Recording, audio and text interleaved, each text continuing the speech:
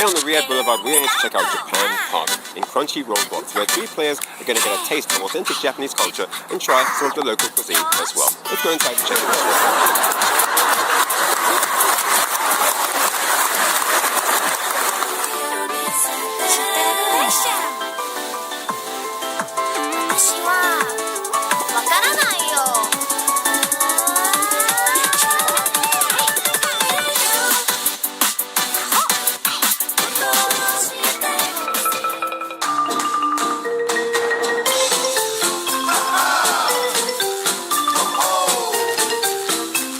Have you ever had Kambo? Yeah, it is. Kambo ramen? I think it is, right? Sounds good. Yeah, I like it, yeah.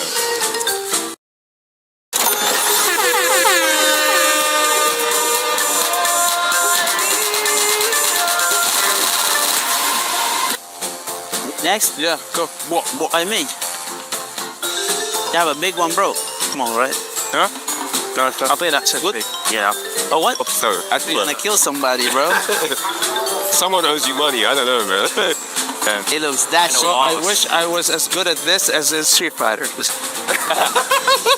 I'm winning everything outside of Street Fighter. I like Street Fighter. Bro, Japan itself. Looks like I'm gonna be the judge to see who looks the best. Latif can come over. Show me your best pose. Best pose.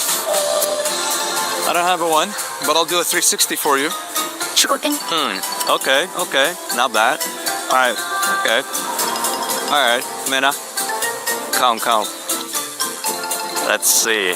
Wow.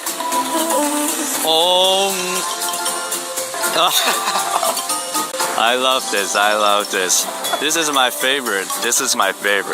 Okay, let's see about this one. Okay. The dance, huh? Oh my god. Oh my god. That's crazy. Okay. I see the point. Looks like my favorite one is Mena. I love this. Gonna be doing this in big tournament one day. Okay.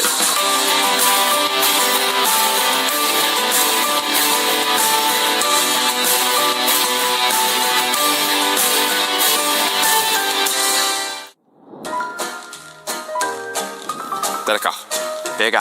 Yeah, 違います。ブランカ。うますぎでしょう。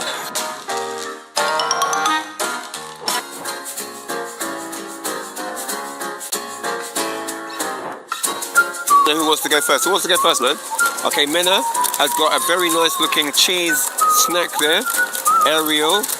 Capital to open, bro. Having trouble with the packaging. Is the wasp going into the nostrils?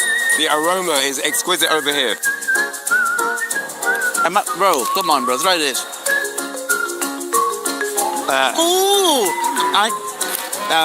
They hit. They're like fluffy pillows. You bite into one and it's got layers in there. It's not just, it's not hollow and there's no filling. You bite into it and there are other crunchy layers inside. These are very, very good. I'll give these a solid 7.5 out of 10. Solid.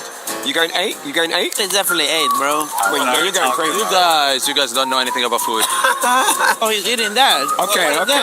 Tell us what you've got in store for us. What snack have you got on display here? Okay. Matcha cookies. Is it just crunchy inside? Is there a soft bit? 3. Yeah. 3. He said 3 out of 10. I don't trust this guy. I don't trust this guy. For the love of this snack, it's got to get better than 3, surely. Let's say 3 out of 10. Latif, come on, man. 4.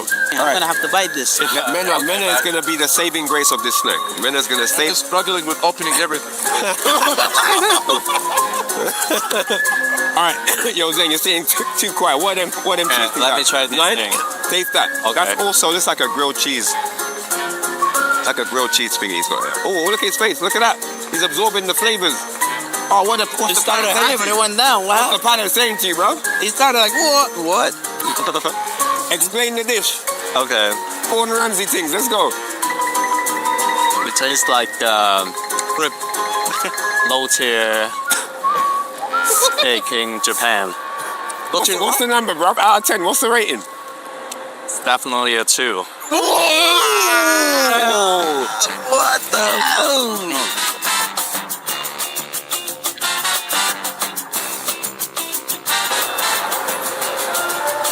That looks cool. That sword. I took a class with katanas. It's so hard to get it in the thing.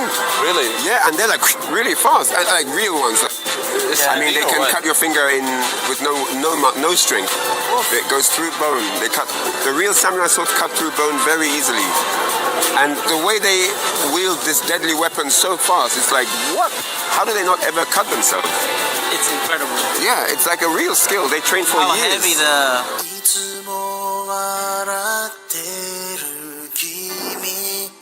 Well, we had a great time here in Japan Park learning all about authentic Japanese culture. It's been a phenomenal ride for everyone involved, and we've had a brilliant memory.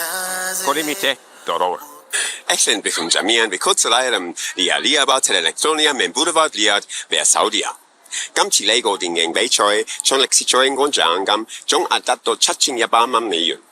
Podczas wytrzymane przygacie całego świata stają do rywalizacji w gestokitare, graf. Esta è una esperienza che può mudare dos jugadores e de suas famílias. Sarà un momento che passano un attimo, lasciandoci dire troncazione per nella storia dei videogiochi? 아니면 모든 노력, 헌신, 인생이 결실을 맺을 수 있을까요? Mi nombre es Ryan Hart y soy aquí por presentar el vestuario en la Esports World Cup, dándoles una ventana en la mente de los jugadores profesionales. この大会で最も支持されているチームたちがクランプアップチャンピオンシップをめぐって戦うことも実現し、hier duellieren alle Spieler auf dem höchsten Niveau im Welt. The world comes together as one for this championship, and champions have come together to celebrate and to do their very, very best at this amazing tournament. Let's stand together as now it's time for the Esports World Cup.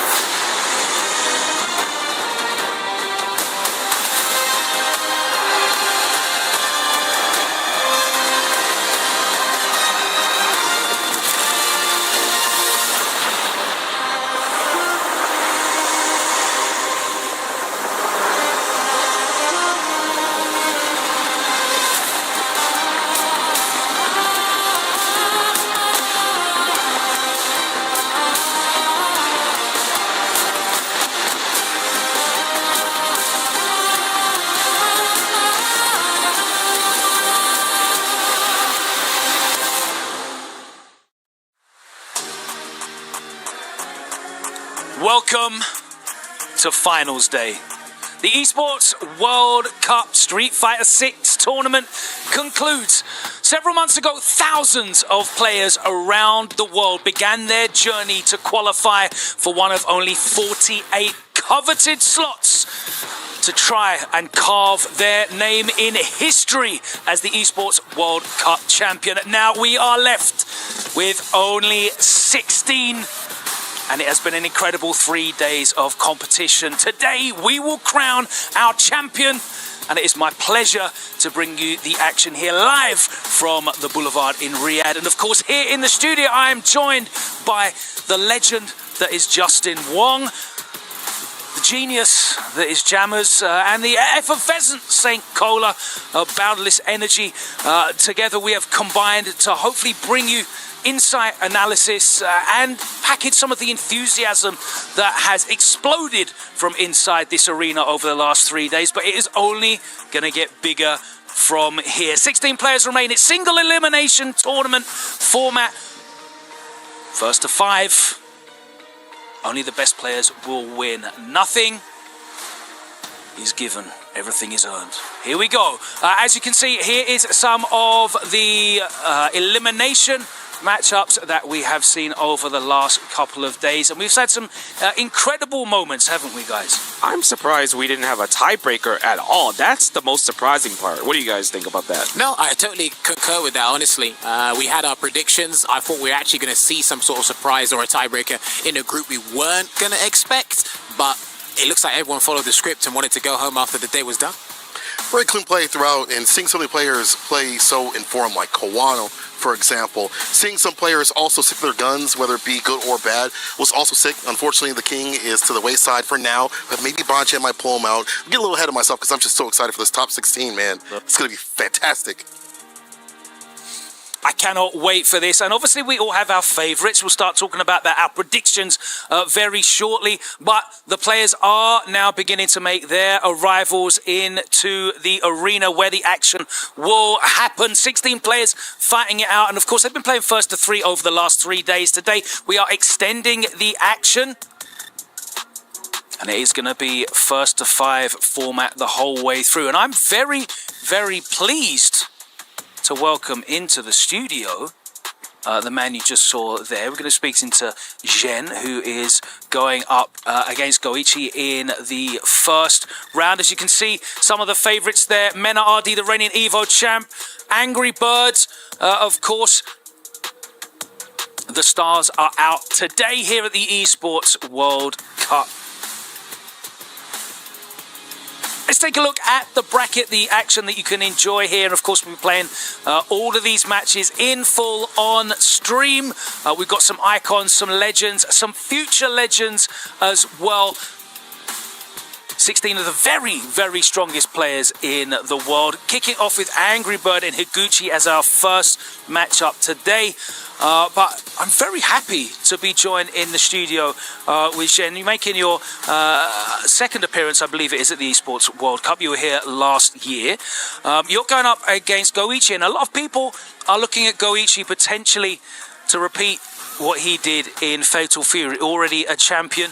But obviously you're going to be looking to end that. Do you have much experience playing against Goichi? It's very difficult to find head-to-head. It's actually my first time playing Goichi, and knowing that he's such a good player in so many games, I'm just really happy to play him, but I'll still like to beat him so that, you know, I can advance to the next stage where it's me against Xiao Hai, so that we're gonna have 1 Chinese players left in this tournament.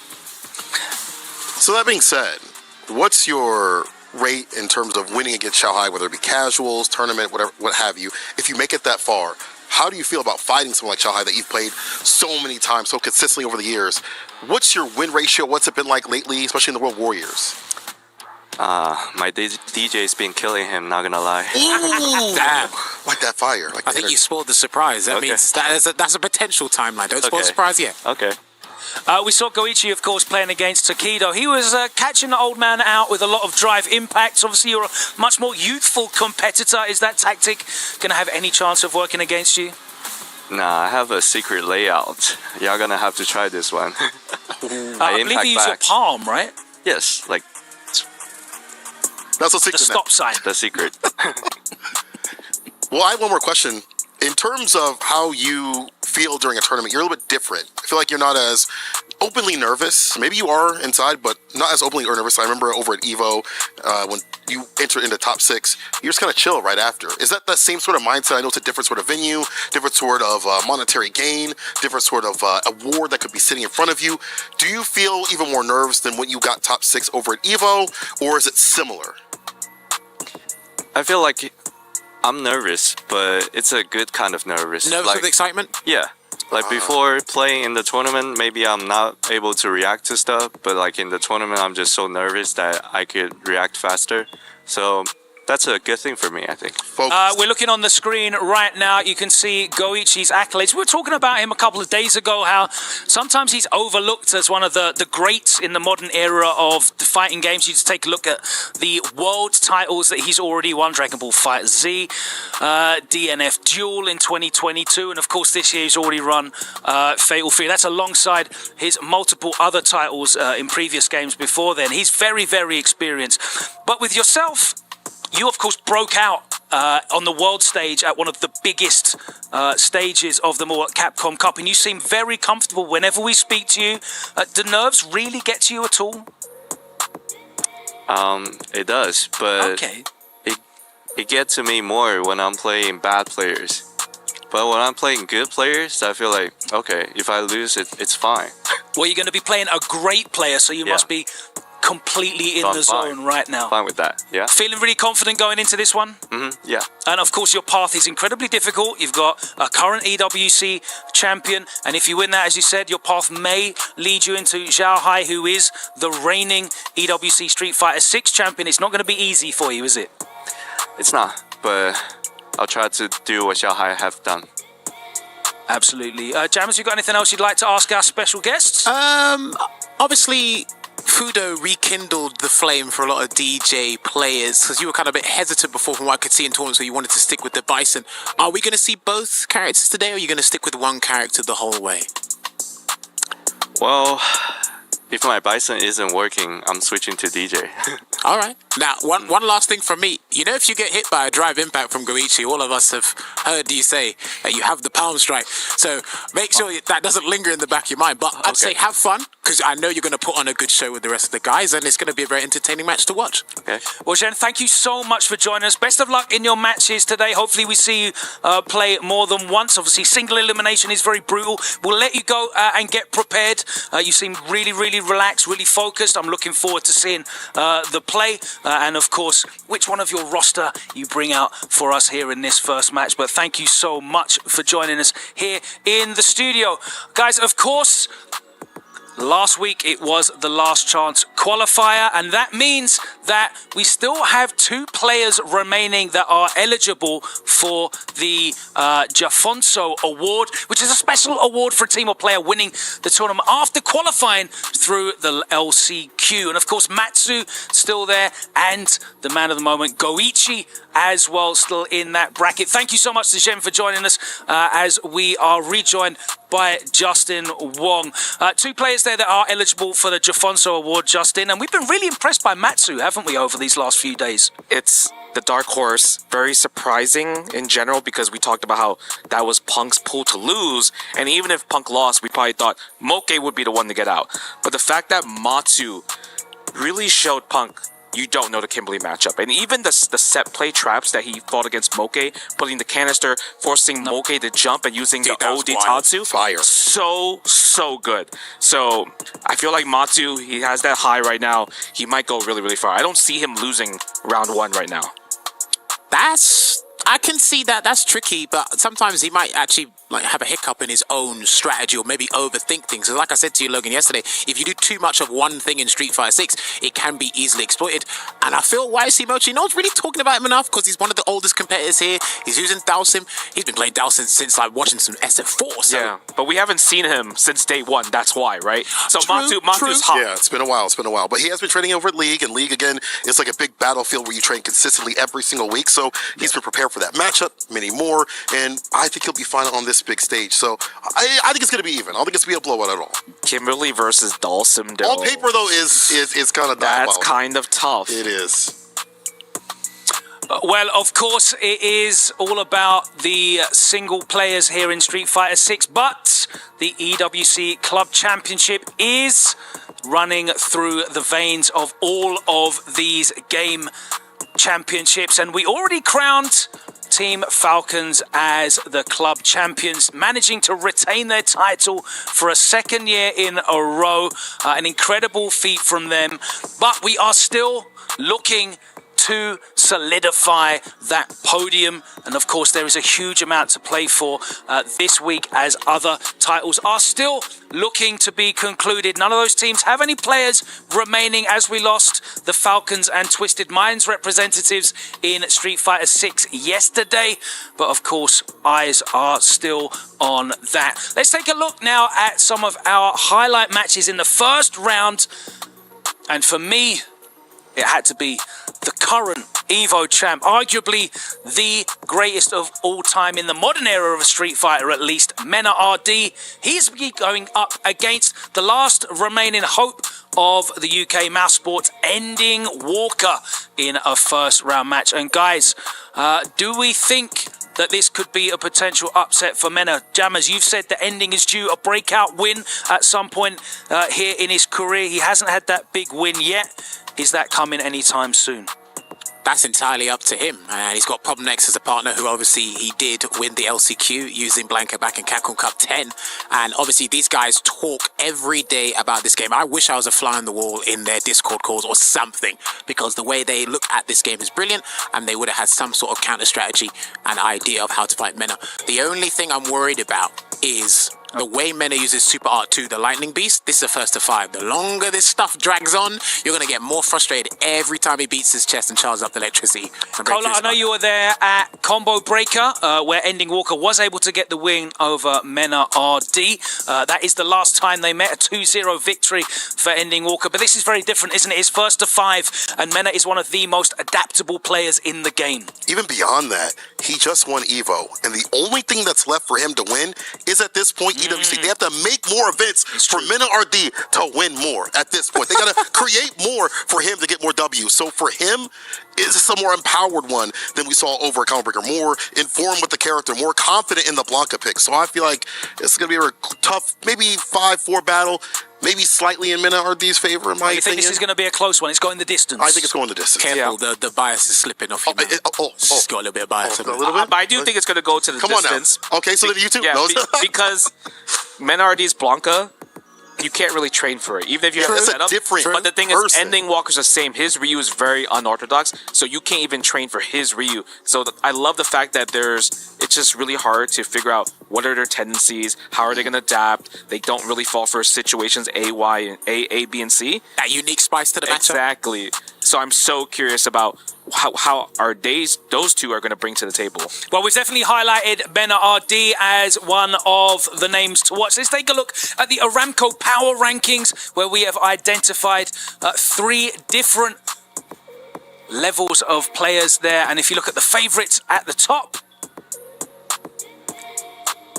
guys, who's responsible for these picks? Let's hold your hands up. That's what I want to know. Kinda crazy. It's okay, Cole. You can tell the camera. Hey, you know, I think Blas is going to win the tournament, though, so that's my personal bias.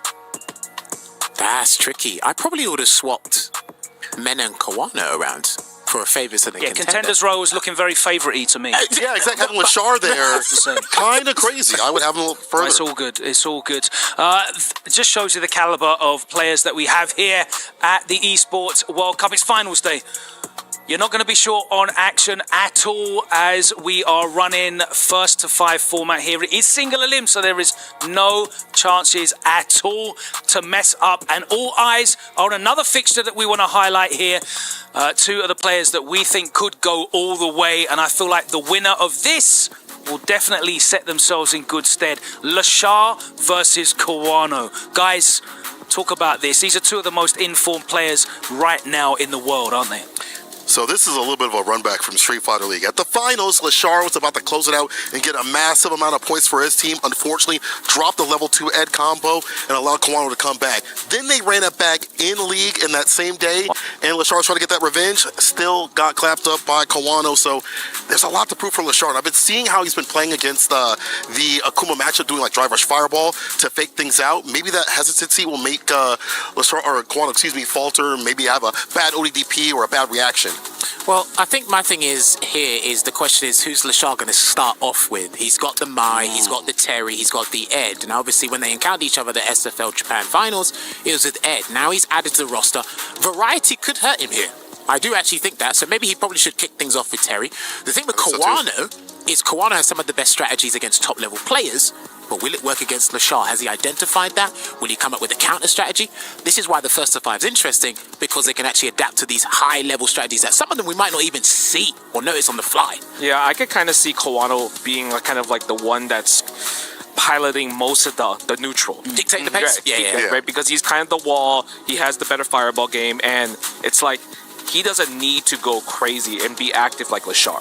So I feel like Lashar has to use more APM compared to Kawano, who could just react to most things. Well, we saw in the Phase 2 round robin stage of the event how Kawano was so effective at completely shutting down Noah the Prodigy, who is very high on the APM. And of course, he shut down Big Bird as well in a 3-1 victory. Big Bird, a very technical player, very strategic player as well, a lot more calm and laid back. So really showing that he is in good stead as well. And of course, when it comes to character picks, he doesn't really have to, dedicate much mind space to which is the best character to use. He's stuck all in with the Akuma, whereas Lashar might have to dance around the character select screen on that 1st to 5 format. It does give that option, doesn't it, Jammers, to try things out? I probably wouldn't. He could. It's a possibility he could exhaust all 3 options, but I can definitely see him just bouncing between Terry and Ed, because I don't want him to overflow his mind with the technicalities. But listen, he's one of the most heavy execution players we have in Street Fighter 6 at the moment. So if there's anyone who has had the game plan, it's him. Proper preparation prevents poor performance. Shout out to Tasty Steve. I like that. Guys, I want to take a look now at the bracket once again, because I'm going to hold you to your picks. I want you guys to predict winners for each of these first rounds. So let's start off with Angry Bird and Hanaguchi. Who we got? Ladies We've got first, 2 minutes to get this in. Then you can go. No messing around. Angry Bird if he picks Ken. Angry Bird for the first one. Angry Bird, no matter who he picks. He invented that matchup. Yeah. Mena RD versus Ending Walker. Most of you said Mena RD in a long set. Jammers, I feel like you might... Ending Walker for me. Yeah, I got Ending Walker A as little bit well. of bias Oh, right okay. there. Yeah. Oh, I'm going to win RD Let's on go, this one. Justin. You're welcome in the UK anytime. Thank you. Zhen and Goichi. Can Zhen stop Goichi's trail to take a second title? I'm going to say Jin on this one. I think that style that he has and the confidence that he has going in will help him out. Jammers? I think that's a close fight for to Zen. I want to put it out the universe. I want Goichi to go to quarterfinals so we can see the next match. Zhao Torimeshi. Zhao Hai. Zhao Hai. Shanghai. Oh, damn. The other Dalsim, YC Mochi against Matsu, has been so impressive. Matsu's going to string him up. Ooh! Be so real. Yeah. Hot Matsu. takes. It's not even the doctor's notes yet. You're in Matsu for me as Matsu well. for me as well. Okay. Blas against Itabashi Zangief. Justin, I know you like Blas a lot. Blas is my favorite to win the tournament, so I have to go with Blas. Blaza as well. Blazoo! We've got Lashar Kawano. We just spoke about that. Who do you like? Lashar. Kawano.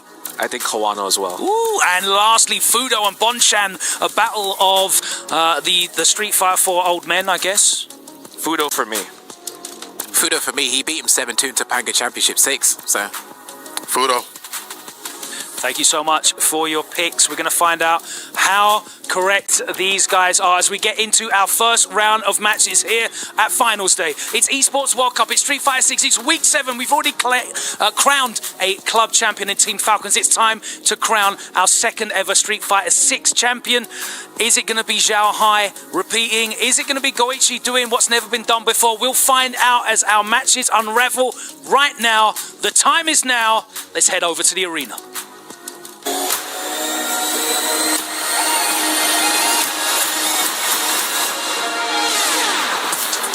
Today is gonna be the bloodiest day of the Street Fighter tournament. We are gonna get a lot of broken hearts. There's killers in every single one of these pools. Punk the God is in trouble. Oh my God. Matsu is celebrating. He will be moving on. No tops. How that was optimal. Sheesh. That was ridiculous. Goichi is not quite in the main event. No way. He dropped it. Oh no. What? No.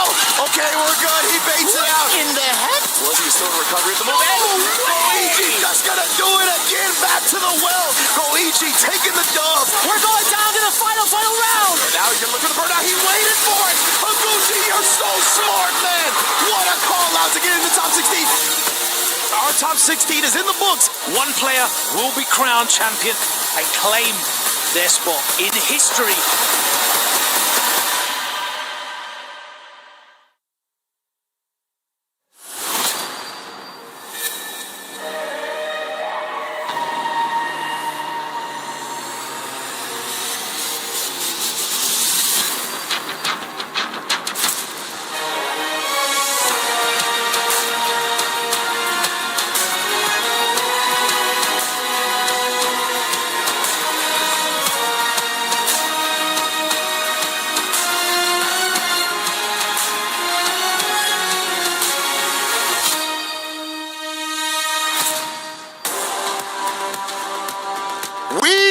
live at the Esports World Cup with Street Fighter 6.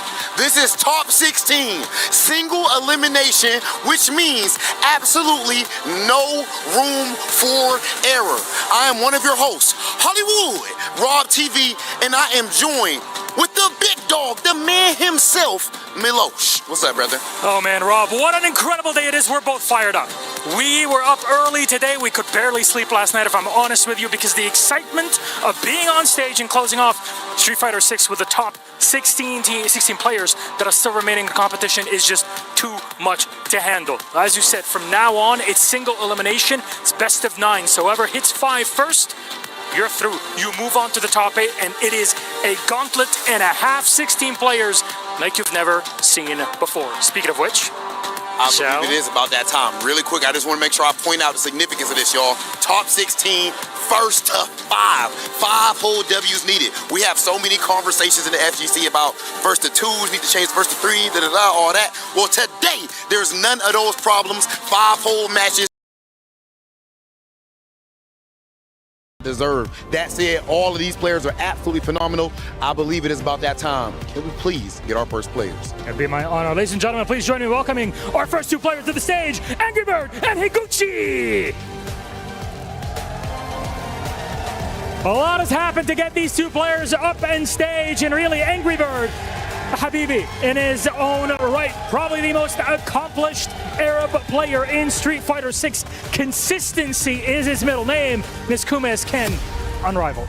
And Higuchi, of course, at this point has been putting in work for years with that guy, smoking people over there in Japan. I still would consider him one of the leaders of the new guard of Japan. And here at this event, he just recently beat Pugeta himself. But make sure you stay right there. Let's send things over to our commentators.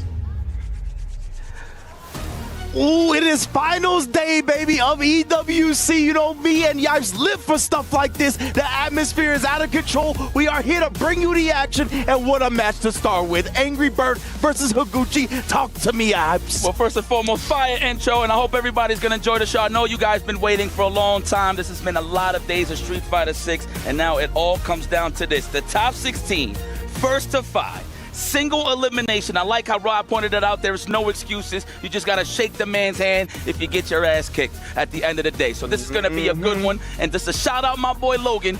Angry Bird did invent the showed over style matchup. He means it. I mean, it's all jokes aside, but this guy is amazing, fantastic. Has been putting in a lot of work. Mr. Consistency himself is here, but he's gonna have to go up against one of the young guns, Momochi's pride and joy, Higuchi. Man, oh man. And the way Higuchi was looking yesterday, right? Throughout this tournament so far, it feels like he's done his homework on some of these matchups that have given him trouble in the past. So I'm very much looking forward to this one because Angry Bird so well versed in this matchup. As you mentioned, right, Shotos versus the Guile. But of course, we heard Justin Wong specify that he wants to see the Ken in this matchup rather than the Akuma. So I think Angry Bird's going to start with the Akuma, right? We'll see how it goes. But I honestly have a lot of confidence in Higuchi. It feels like he's done a lot of work on the matchups to give him trouble, and I'm excited to see how he approaches this one. Trial and error led him to this road right here, so he's going to make it count, absolutely. We're going to see it, though. But just to credit on what Justice said, definitely the Ken Masters, I kind of feel it as well. But that's here nor there. Let's see the story unfold. First of 5, ladies and gentlemen, they're going to get acquainted. This is not a chit-chat. This is a conversation. Here we go. Opening gambit time. Angry Bird versus Higuchi. Let's get it popping. Bars already being dropped. I love it. Let's go. Indeed. And man, I can't wait to see how this plays out. We're going to start it right now. And as you mentioned, first to 5, you got plenty of time to gather intel, adjust from there. Oh, and already Higuchi letting them know I will reversal flash kick. Already setting the tone low on the drive gauge. Angry Bird got to be careful. See, this already messing with his timing a little bit. Canceling with the adamant flame, caught the crouch medium kick. Oh, he's slugging it out. Did he read a walk-up back throw, a reset? Possibly. A lot of the guys do that, including Higuchi. Like the Tatsumaki Seppuku, the evil version. Oh. Throw. Overhead. Not even the flash kick represented Higuchi. Higuchi already showed out twice. A parry he needed to because if he died back, he would have died. Oh, but that time the drive rush cancel burnt him out. There was no escape. He didn't have the level 1 on deck. Okay, here we go. Back and forth. Listen, one rule of thumb of Angry Bird versus this matchup. I spoke to him. He said, Habibi, this matchup is bad for a lot of Shotos. As long as they whiff you have a great chance. So don't whiff, and Guile can win a lot of these matches. But that's against Ken, of course. It's a cool, different story. Big damage, but made out of glass. All right, Bazooka need just to close the distance. Kicks it back and relaxing, holding that lead with Sonic, but we're trying to regain the lead, I should say. Setting up shop here, trying to bait Angry Bird into something. Oh, the dive kick, excuse me, the demon flip was so fast, and then a little backdash, whip punish to overhead. Let's go, Higuchi repping the good old boots and booms. Love that Angry Bird with the charge fireball right there, right? Just out prioritizing. Oh, and then the overhead city. He's got plenty of bar on deck as well. Angry Bird off to the races, just like our couch expected. The beautiful part about having an overhead, right? Guiles naturally want to plant there for the flash kick, and they don't want to get walked down, right? So the dome is exposed. So I like that choice right there from Angry Bird on the offensive side to finish the job. 1-0. Okay, we go to the character select screen. I understand the pressure's serious, man. We get closer and closer to that big win. I mean, obviously it's for the cash, but it's for the pride at the end of the day. Oh, yeah. Everybody wants to be a champion. Exactly right. EWC, one of the world championships in the fighting game community. So, of course, there's a big accolade next to your name if you can accomplish it, along with the big bag, of course. But right now, Angry Bird off to a great start. We'll see if Higuchi can make some adjustments. He was, oh my goodness, I thought he was about to get DI'd to hell and back. Okay, nice, the air. Unhand me. He said, no way. Okay, that's a gift for Angry Bird. Fresh drive gauge off for that tech. Going for the Adamant Flame just to size him up, just to see if he could get the counter poke game going. Give me that back pocket.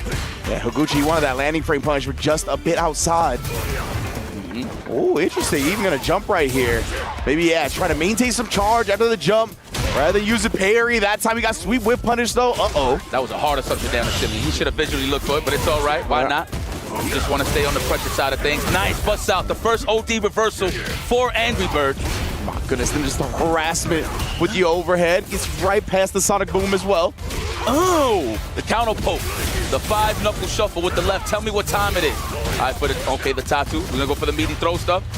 It's not even. Yeah, big block on the empty low from Higuchi right there. Oh, no, but does get opened up here. And Angry Bird, the identification of the routing, bro. OD fireball, got the super to follow up. Another round on the board. There's not many that can hang with Angry Bird in a long set, so Higuchi definitely needs to recognize. He needs to take his sweet old time and not let Angry Bird walk him down. Okay, nice to dive kick to go in there. He always wants to be in that range, like you say, the CQC range. Once he gets it popping with one button into a drive rush, he'll get him that corner carry for sure. Most definitely, Angry Bird, close quarters combat specialist. Higuchi, nice! Oh, the off-hit. I love that too. Rather than using the OD flash kick or anything like that, save your drive meter. Oh no! Oh, for the perfect parry too on top of that. Wise choice, Angry Bird. And you got what you wanted. The shimmy on top of that. My man, your lessons are getting taught right now, but just as I say that, Angry Bird, the one whiffing nothing but air. And he saved some cash on top of that, so not worried in terms of the bar department. We in this. Spending cash, trying to go for the stagger or the throw, either or. Both options got denied by Higuchi's crouching jab. Now he's just kicking back. He's low on the drive gate side. He has to be careful. Yes, indeed, and we're going to just parry it out with the charge fireball, right? Knowing that the Sonic Boom would get eaten. Look at this man buffering right now. You want to throw a Sonic Boom? Don't do it. I got level 2 on deck. Oh, but wait a minute. That was a supreme mental stack there from Angry Bird. Another OD reversal represented the second one of the day for Angry Bird. All right, let's chuck it. Okay, big damage. All right, we got the baby booms. The Rainbow Edition is in. Yes, indeed. Wow, he only went with one. Maybe trying to bait out a drive reversal from Angry Bird, right? But instead, Angry Bird keeping it holstered. Very smart, staying one step ahead. Oh, but yeah, stuck down all the fireball. It did so much damage. This is projectile info, but not fast and not close enough to actually take advantage. And just like that, Higuchi has tied up the set. All right, that didn't work out, but that just clearly shows you how aware Angry Bird is of these scenarios. He was just off the mark just a tad bit, but that's how you know this man is alive and well and awoken. Exactly right. Demon usually invincible, period, in other games, but it's only projectile invul in this game. So Angry Bird definitely looking to snipe with it. That was smart. It was just a little off. Almost try to get the throw. He probably could have got a crouch jab punish after that perfect parry on the Sonic Boom. But the Sonic Boom, of course, you can recover pretty fast depending on the distance that you chuck it. Nice. Caught his legs. Where you going, Higuchi? Shimmy, I smell it. No, not even. Okay. Oh, he tried. A little bit layered right there. That was perfect range, too, for the jab or the crouch is strong, right? So I love it from there from Angry Bird, setting the tone. Oh, frame trap! Where do you think you're going? You think you can take your turn on me, Angry Bird? Off to the races again. It's been a slugfest of a match. My Habibi right there, man. So proud of this guy. Mr. Consistent himself. Holding it down, but this is Higuchi, no slouch. It is one apiece. It was getting a little dramatic here. Oh, nice. Almost. Indeed, that time he got the light kick punish as well, but didn't believe in it. Oh, the sweep. A little bit too close. Now it's going to be punished outright. Oh, and it gets sniping. These demon flips on level 1 and gets the OD extension. That was mad damage. 2 for 2 for Higuchi. Talking about minute details. Wow. Perfect. Right back at you. We're going to just do the combo into the drive impact just to shave it off? No. We're going to go for the straight damage for the corner carry. Yeah, he was a little worried right there, though, to get burnt out. That's why he started pressing buttons. There you go. Fight back. You got to get out of here. No, Angry Bird is definitely not going to give it up. It's a pixel. He's definitely trying to make something happen, but Higuchi with the casual crouching light kick to stop Angry Bird from moving forward. Oh, we going back and forth right now, baby. 1 up in the games and 1 up in the rounds. Nice block, yeah. Let go of that flash kick, for real. Oh, no. That's a good point, right? Higuchi, we saw a lot of flash kick early on in this set, in very much game 1. Hasn't been showing it this time. Angry Bird even trying to bait it out right there. Sneaks on in for the throw with the great walk speed of Akuma. Oh, speaking of which, I'll just wake up and get on ya.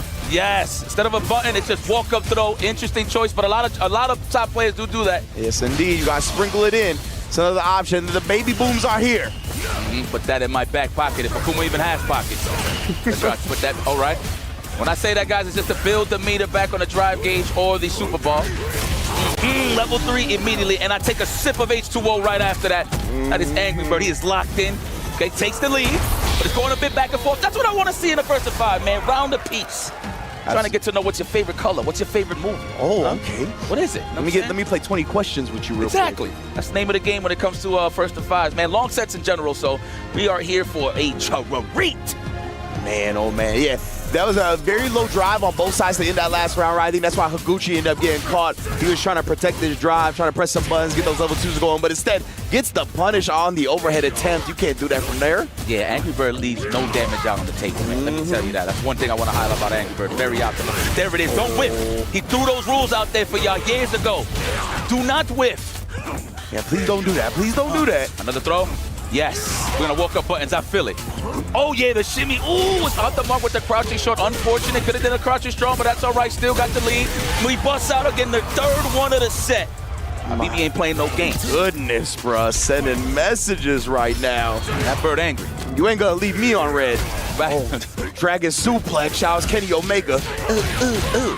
He really be doing that move, huh? Oh, yeah. Oh, yeah. He do all types of moves. Okay, here we go. Nice. Sonic Blade into plasma. He recovered in time. I already knew it. That was a good bait right there. I'm pretty sure he was just looking for pressure, but recovered in time. No punish really there for Higuchi, but it's all right. The back dash on the throw. Are we going to reset back throw? Don't get greedy. Go for straight damage. Corner carry him. Ooh, tell me what time it is with this back fist. Hey, yeah, you can see when the baby booms comes out, too. It also drains a little bit of Angry Bird's drive, and that time Higuchi beats him to the aggression. Check the wristwatch. Oh, nice. Almost in time. Wow, immediate flash kick. I like that. Represented. And he got a slight lead here.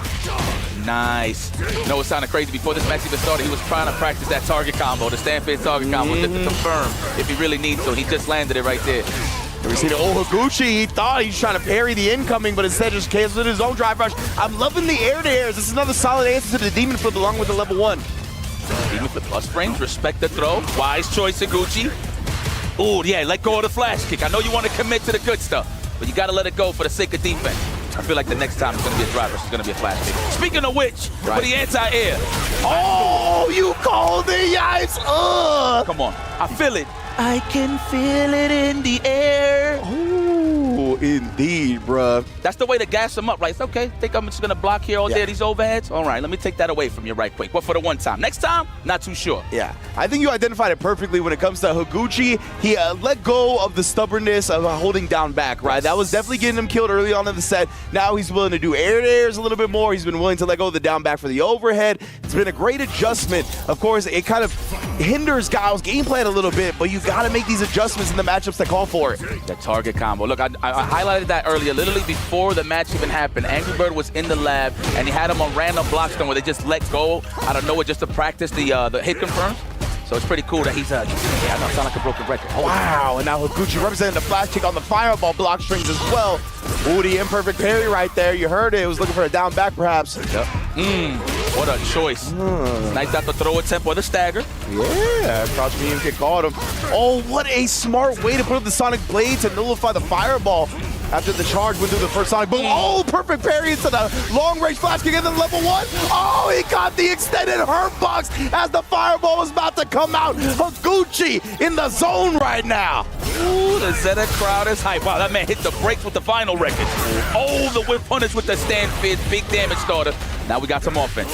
I like that wise choice from Angry Bird, saving his cash on the drive gate. He's going to use it for later for the finish. But what a way to push yourself out of there. The 4th OD reversal of the set.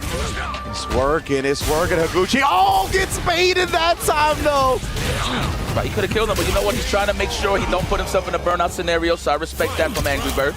It's scary being in burnout against Guile, right? In general, but especially against Guile, character can really bully you with projectiles. Chip, again, nullifying the second hit of the charged fireball with the blade. I love that. Throw him. Wise choice, Higuchi. You get space. That's the reward, right? Even though you get thrown, you get all of that space again. Just to reset and think about it for a second. The anti-air. What a way to size them up. Yeah, perfectly set up space trap from Angry Bird there. Yep, we in stand fierce range right here from Angry Bird. He's waiting for it. Oh, even low forward, even better. Give me that level 3 available. Is he going to use it now? No. Next hit for the kill. Exactly right. One more, and that's going to be a wrap. Higuchi bets on it again. Dang, he went with one hit level 2. Ooh, he playing no games. That was out there. I've never even seen that before. Yeah. First time I seen it, all right. I see you, problem. X in the building. It's my guy, Benjamin. Tell your friends that guy's godlike. Don't be fooled. Oh yeah, most definitely. Obviously going to be here not only to enjoy the matches, but cheer on his good buddy, Ending Walker, in our next match. That's going to be a great one. But it's 3-2 right now, going back and forth. This is exactly what we wanted and what we hoped for. Yeah, man. Just listen, all the chips ahead, man. Don't think about it. Just play the games one round at a time. Oh, straight interrupted the target combo that time. That was impressive from Angry Bird. Let's go. Who's going to cross the finish line first? Ooh, okay. I like that. He's anticipating the Sonic Boom as the counter poke, right? All the big buttons, the stand fierce to the soul bot. Liking these options here. Very sneaky way to switch it up, right? Yeah, man. Now it feels like, ooh, the mental stack of Higuchi might be getting overloaded a little bit that time. Unfortunately for him, just a little bit too far for the follow-up button. Beep, beep. I don't know. I just that sound effect just always goes in my head every time. Shout out to Punk. Wow, the double big once again. So nice, he did it twice. Put a round on the board. Wow, what a choice. Just to see if he's down back and wow, because he's protecting his legs now. Holla. Get in there with the cocoa beads, my friend. Ooh, trying to check the check with the adamant flame. Precisely that time he caught the whip with the level 2. Now the lightning coming out of Angry Bird's eyes right now. There's a light bulb in that man's head. Above his head, I should say. Higuchi, that drive gauge is getting bullied as well. Trying to press some buttons back, but Angry Bird's been so on point with the anti-airs. Oh, that's you can tell he's feeling like that. He got that feeling of suffocation because you see him whiffing a lot on the stand fierce. Exactly. Rule of thumb, what Angry Bird said. Fight in the Shotos, Guile does well. But the #1 rule, do not whiff. That, and he is exposing that from Higuchi in the corner. But credit to Higuchi, the low forward didn't work, so he just wanted something a little more far-reaching right into the drive rush. So it's a bit of a no-S. If it hits, drive rush come out. If not, well, we're fun and city for my man Angry Bird. And of course, Angry Bird signed a reject, right? A Japanese sponsor, so plenty of Japanese fans in the crowd rooting for him as well. Oh, finally. Beat it out, yeah, right? Higuchi finally baits out a reversal. It feels like Angry Bird has been 100% with those before that. Pushing out of there like that. Wise choice of using your resources just to push him out of there for the plus frame. Nice. Try to look like he tried to walk under, probably thinking it was going to be an empty demon flip or the dive kick. Oh, he just snuck right in after the jab, confident that Higuchi wasn't going to press anything after. You can see he didn't do it again. Check that plasma. Take your time. That's another counter hit conversion off the forward fierce. My man is cooking right now. Higuchi got to figure out how to stop Angry Bird from walking him to this corner, man. It seems like Angry Bird is very comfortable here in this corner, let alone Higuchi. Let's see. Sweat. No, the bazooka knee, huh? From the armpit. That's from the heart. Recognizing the space trap to get that space for the stand short conversion. Angry Bird. Yeah, he's on the verge right now of taking his whole set. Remember this single limb, he punishes the target combo again. He builds to the level 3. Angry Bird seals the round 1. He's going to the quarterfinals, 5-2, just like that. Well, I can't say it's no surprise, but we all know how strong Angry Bird is in a long set. I'm pretty sure like a good 80% he can handle in a long set. But hey, listen, this here nor there. Higuchi, we respect your efforts, but you gotta go to the spectator seat. Zeta Division's own Higuchi, exit stage right. Yes, indeed, man. Incredible stuff from Angry Bird. It really felt like after 3-2, Higuchi, a lot of the tricks, a lot of the game plan was thrown out the window. It felt like what he had tried up until that point wasn't working for him, and then he started searching for answers. And when you start needing to search for answers in the middle of the set against Angry Bird, I mean, I think that's all she wrote, bro. Yeah, you know, I feel like if that demon landed, that would have been a 5-0 scenario. That would have took the soul and heart out of him. Yeah, but right. Look, again, this man played the matchup incredibly. No random jumps. If he needed to go airborne, it was the demon flip, so you can have an option with the 5-ball. In the case that Higuchi's walking back, so he always got something to jail Higuchi, right? And then to set the tone just to walk him into the corner. But that is the way of the game when it comes to fighting Guile. Obviously, he gets super optimal when he has all the space in the world, but if you smother him, it's not many options to get out of there. And I really love that you kept highlighting the overhead, right? Taking advantage of the down back against Guile. Usually it's a great harassment tool in general in Street Fighter 6, but especially against the charged character who needs to down back to have access to their main reversal, right? He just constantly pestered him with it. It's just an incredible performance from Angry Bird. So we're going to get an interview with him on stage right now with our lovely host. Take it away, fellas. Yes, gentlemen, Angry Bird victorious against Higuchi. What a game in the top 16. Now, look, a few questions to you, Habibi, here. First, you topped Group A on Wednesday. You've had a couple days to kind of rest up and relax, but there's a lot that's been happening on the stage over those 2 days. What are you doing in the meantime? How are you studying to get ready for today? To be honest, in that time I was playing with my fellow top players. For example, I had Guile. I'll give this win to Kaba. He helped me a lot preparing this matchup. Kaba, Habibi, I love you. Many greetings to Kaba then. There's a lot of training that happens in the backstage. And speaking of which, what's it like playing now best of 9s instead of best of 5s? Because you can get figured out in such a long series. You are right, but me and Big Bud, he's my training partner, we always practice on that matter. We always practice FT5s. So I'm ready for a long set, but what's bad about it is that in a tournament, if the opponent is up 3 games, then it's gonna be on your head that you need to be to come back and win the set. But this time, I prepared myself mentally to play a long set. Doesn't matter the result. I just want to play good. It's very good practice, and you've been playing great. I mean, you top 8 Evo 3 times in a row, and now top 8 at EWC. What does that mean to you as, if you ask me, the best player in MENA? This is my. Before this was EWC, the name of this tournament in SF5 was GET. So that first tournament was in SF5, and I really liked the environment back then, and it's good to be back again and get the top 8 on the big stage.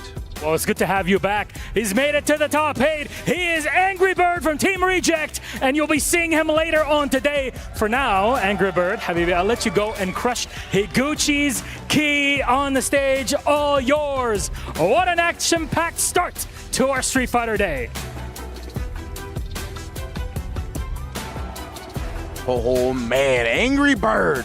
What a performance right there. I love the fact that he says, right, I don't care about the result, win or lose, I just want to play good. It's very fitting that he's got a Japanese sponsor now, because that's a sentiment we've heard from Japanese players for a long time, right, where they focus on playing their best rather than the result that happens. They know that winning is a byproduct of playing well. And that's what I was saying earlier. Just take it one round, one game at a time. Obviously, first to 5. But Angry Bird is always ready, man. Primed and ready. Confidence is key here. And speaking of keys, that wasn't even intentional, right? No, not at all. Not at all. I ain't planned that. The bar is naturally flowing through right now, and it's Higuchi's key. Oh, nah.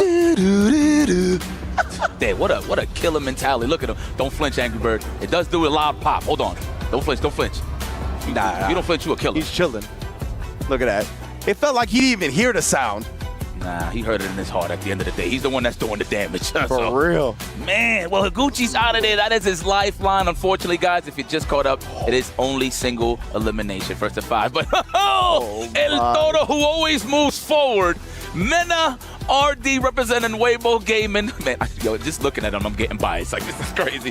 But going up against the future of fighting games, especially the world of Street Fighter, Ending Walker. This is going to be a banger of a set here, Wrench. Absolutely, man. I can't wait to see these two clash.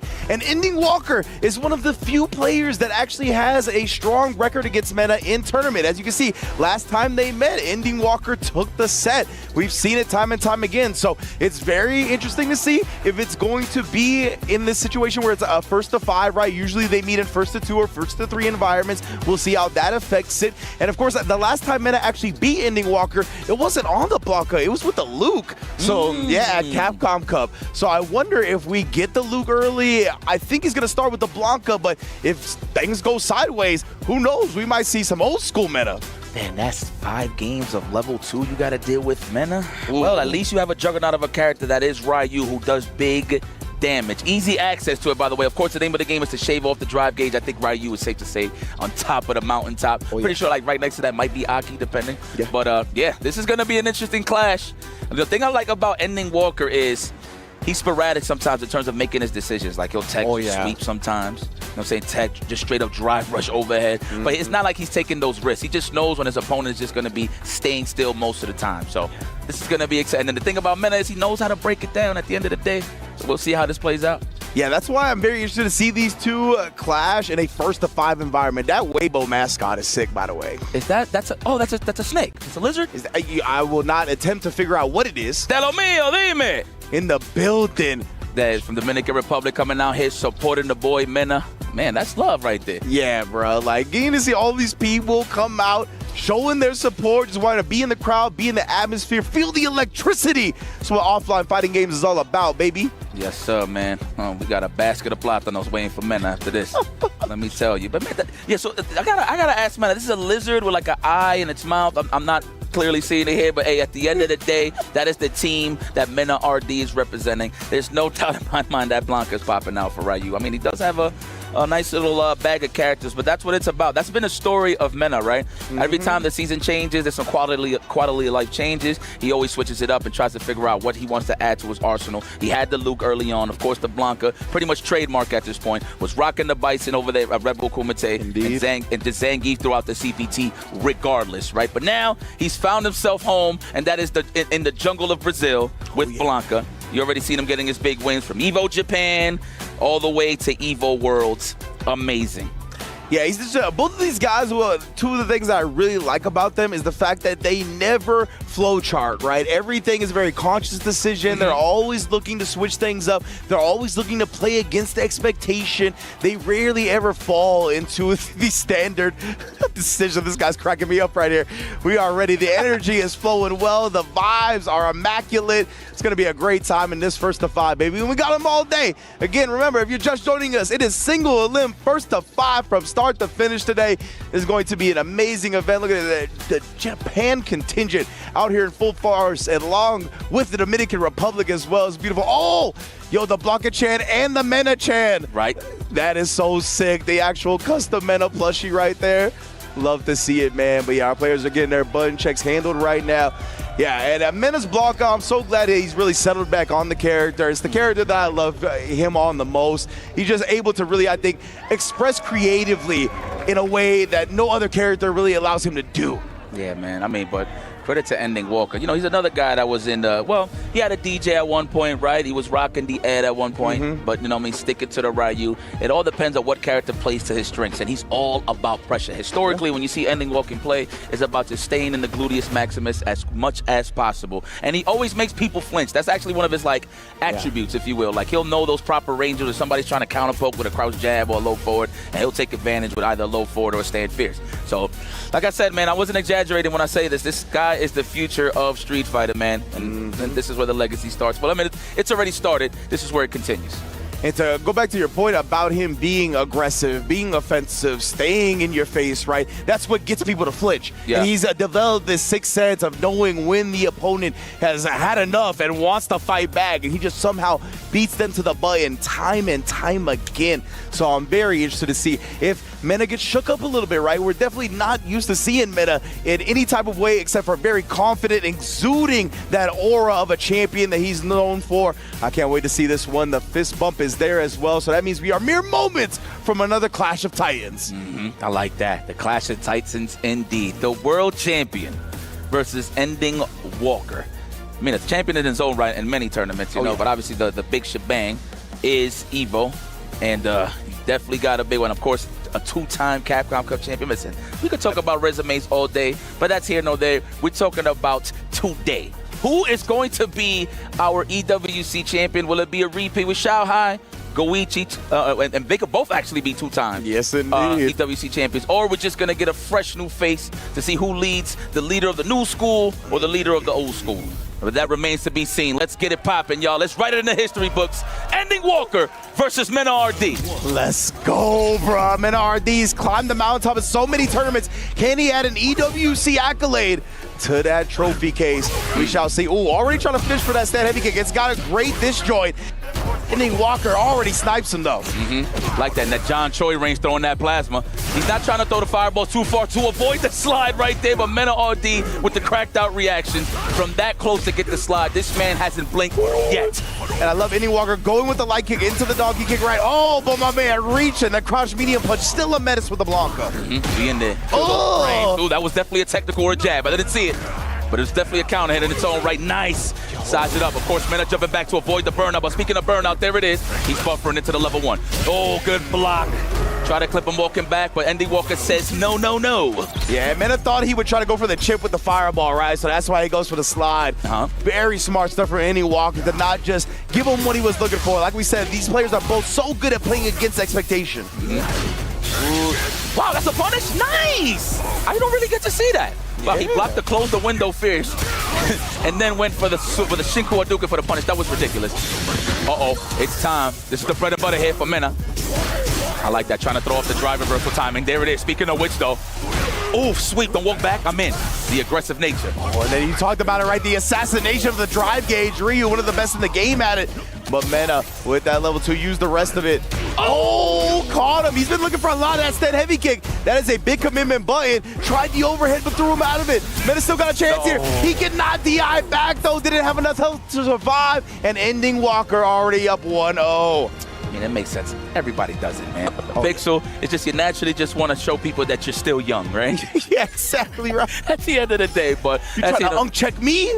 I'm not even 30 yet. That's what I'm saying, which is crazy. Mena's been around for like 10 plus years. He's still in his mid-20s. Same thing that's going to be with Ending Walker, right? He's going to be around for 10 plus years, still in his 20s. Both of these players started out so young, and they're so good already. Catching Ending Walker reaching. Blanca ball, kill some of those frames for the distance. Okay, close the window. Oh my, just outspaced the walk-up jab. Uh-oh, we found it. I like that. The on hit takes his time for the solar plex. Ooh, walk-up stand round, really? The igloo button, it's just looking too good. No Funko Pop yet. I haven't done that yet. Oh, and then look to base something out. Ending Walker ended up reaching. And of course, Mena closing that round out with a throw. As the optimal meter build situation too. He's 1 pixel away from a level 2. Gets it now. And this is when we play the Mena RD game. But I like that. Ending Walker's like, get the hell up away from me, you foul beast. Trying to get in there and get it popping.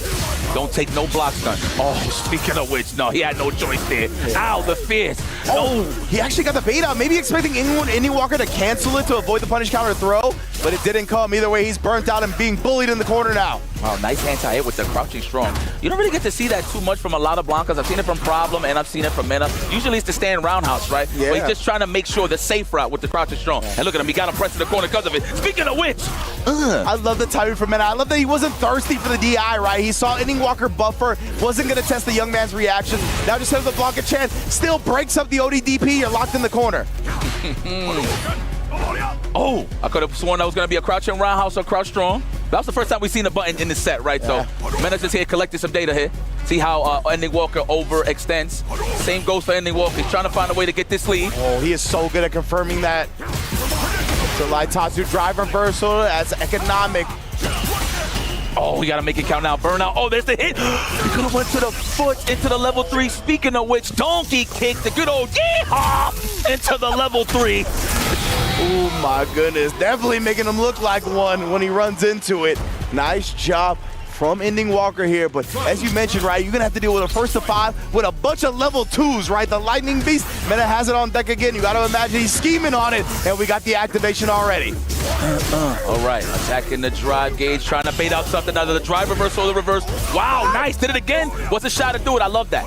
Ending Walker, you can tell he's labbed out some stuff against the Lightning Beast, and even trading with a donkey kick right there. He is looking in control, man. The crouch fierce trade. Oh, he set him up for that one. The future is now. Baits out the parry as well. Ending Walker looking amazing. Oh, Meta RD, how sick can you be? I was looking for my house keys. Nice! I know I dropped them somewhere, looking like Velma picking up her glasses. Right now, we're gonna get the block and chance set up. What's next, fam? Oh, double up on him. Overhead. Not yet. Here it is. No, not yet. Oh, the cross up. Meta. He's gonna be able to kill with the level 1. No! I cannot believe it was so close to probably the most epic comeback I've seen in Street Fighter 6. Yo, that would have been epic, son. Whoa! This is not his time. We might see another one of those. This is a first to 5, but Ending Walker with a commanding 2-0 lead. This is troublesome here for Mena. He's gonna have to step his game up a little bit, switch gears. Oh, nice. Perfect parry on the Hashigeki. You ain't bullying my drive meter. That's mine. I earned it. Give me that. Like that nice little string. Like that string cheese. Ooh, sweet. That is the whiff punish. Close the window, por favor. Okay, we get some frame advantage here. The walk back, the slight walk back to avoid the throw situation here from Mena. Oh, caught the attack with the delayed roundhouse. Scumbag. The hezzy from Ending Walker, right? Just blowing up Mena's defensive timing. Man, oh man, that combo drive, it might have took the wind out of Mena's sails a little bit. He's got to search, he's got to start digging deep because Ending Walker is in complete control right now. Yep, wow. Oh, the punish? Ooh-wee. So you see the Denjin on standby. Yes, sir. Let's blow him up this time, and once again, the Lightning Beast is here. Don't get it twisted. Uh-oh. Close to that burnout. We're going to pop up. Yes, yes. Proper time to drive reverse. How are you going to survive is the question. You got one ball to react. Oh, the chip out. There it is. Yeah, the level 1 with the Denjin, man. Yeah, there's so many ways when that Denjin is charged. And unfortunately for Meta with the DI. Yo, 3-0 lead from Ending Walker to start this. Yo, but you see the gamer lean back, though? You never see Ending's elbows on his knees, bro. He's super relaxed at all times. This guy's a killer, dude. Mena RD found an... Ooh, you know what? This isn't a bad pick, but considering that he plays Problem X a lot, I don't know, but this is a different Bison. At the end of the day. Again, yeah, and that's what's prepared him from the Blanca as well, right? Is Problem X playing the Blanca early on in this game as well. It's such a tough draw for Mena because Ending Walker's main sparring partner, the guy who basically has mentored him at his beginning journey of fighting games, plays both of Mena's main characters. This is how I look at it. If Mena makes this decision, at least he's doing it in a 3-0 scenario, not last game, right? So if he does lose this match, he got a chance to just lock in with Blanca one last time. But obviously he's trying to get the victory right now, so he don't even got to worry about that. The M. Bison, Shadowloo's finest, if he remembers, is back in the building. He's got the little scuffed Shadowloo logo right there. You can see on the tattered hoodie. I have no problem somewhere. It's like, what? You gonna try this, really? Is this guy mad? My accent is terrible, guys. I'm pardon me. Shout out to London, out the UK watching. Shouts to my red coats. We can't flow like y'all. Yeah. In it, they say it so well. Oh, the sweep. Oh, again, the roundhouse, right? Just blowing up Mena's defensive fuzzy timing. So well done. Yeah, it's like a 2-in-1 because it comes out so slow, it's a built-in delay, right? So he'll catch both a button and a delay tech. So let's have a little bit of interesting. Wow, you just knew he was going to go for the multiple jabs? This guy is locked into the matrix. All he's seeing is numbers. That's what I'm saying. Oh, okay, wait a minute. Drive rush, what are we going to go for? The shimmy big damage. Ooh, and Ending Walker complies. He's like, yup, I bit. That was good. Now this is going to be a throw this time? Oh, godlike. And mind you, that was off a block stun for the drive gate, but he got hit. Oh, man. Walking back, though, it's a little bit uncomfortable sometimes. The anti-air with Bison, you saw. And then Walker's able to buy himself some space with that, and then just busting out the drive rush overhead, saying, you got too much respect for me right now. That was great. What a choice. Now, obviously, you're watching your legs naturally because you're trying to avoid the low forward, right? When you see the green, you just don't know what it's going to be. A stand strong, but it was an overhead in that case. Oh, the fierce. Yeah, no counter hit or anything like that, though. I'm surprised though, confirm. Oh, ending Walker, bro. He is covering every single whiff. If you jump, the DP is there.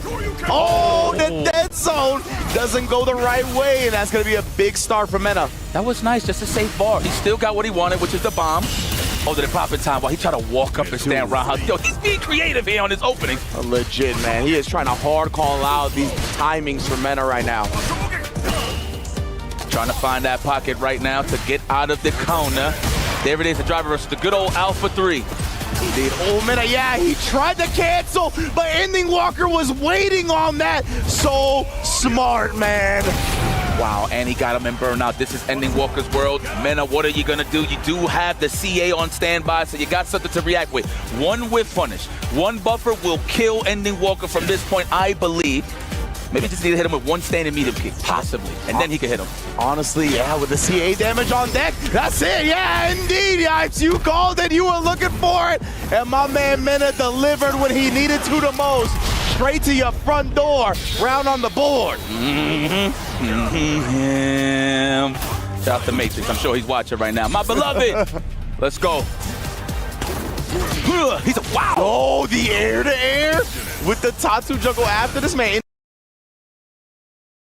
Another confirm. Every time. Yeah. Every time. Yeah. What is that? Bro. That's a throw if I ever seen one.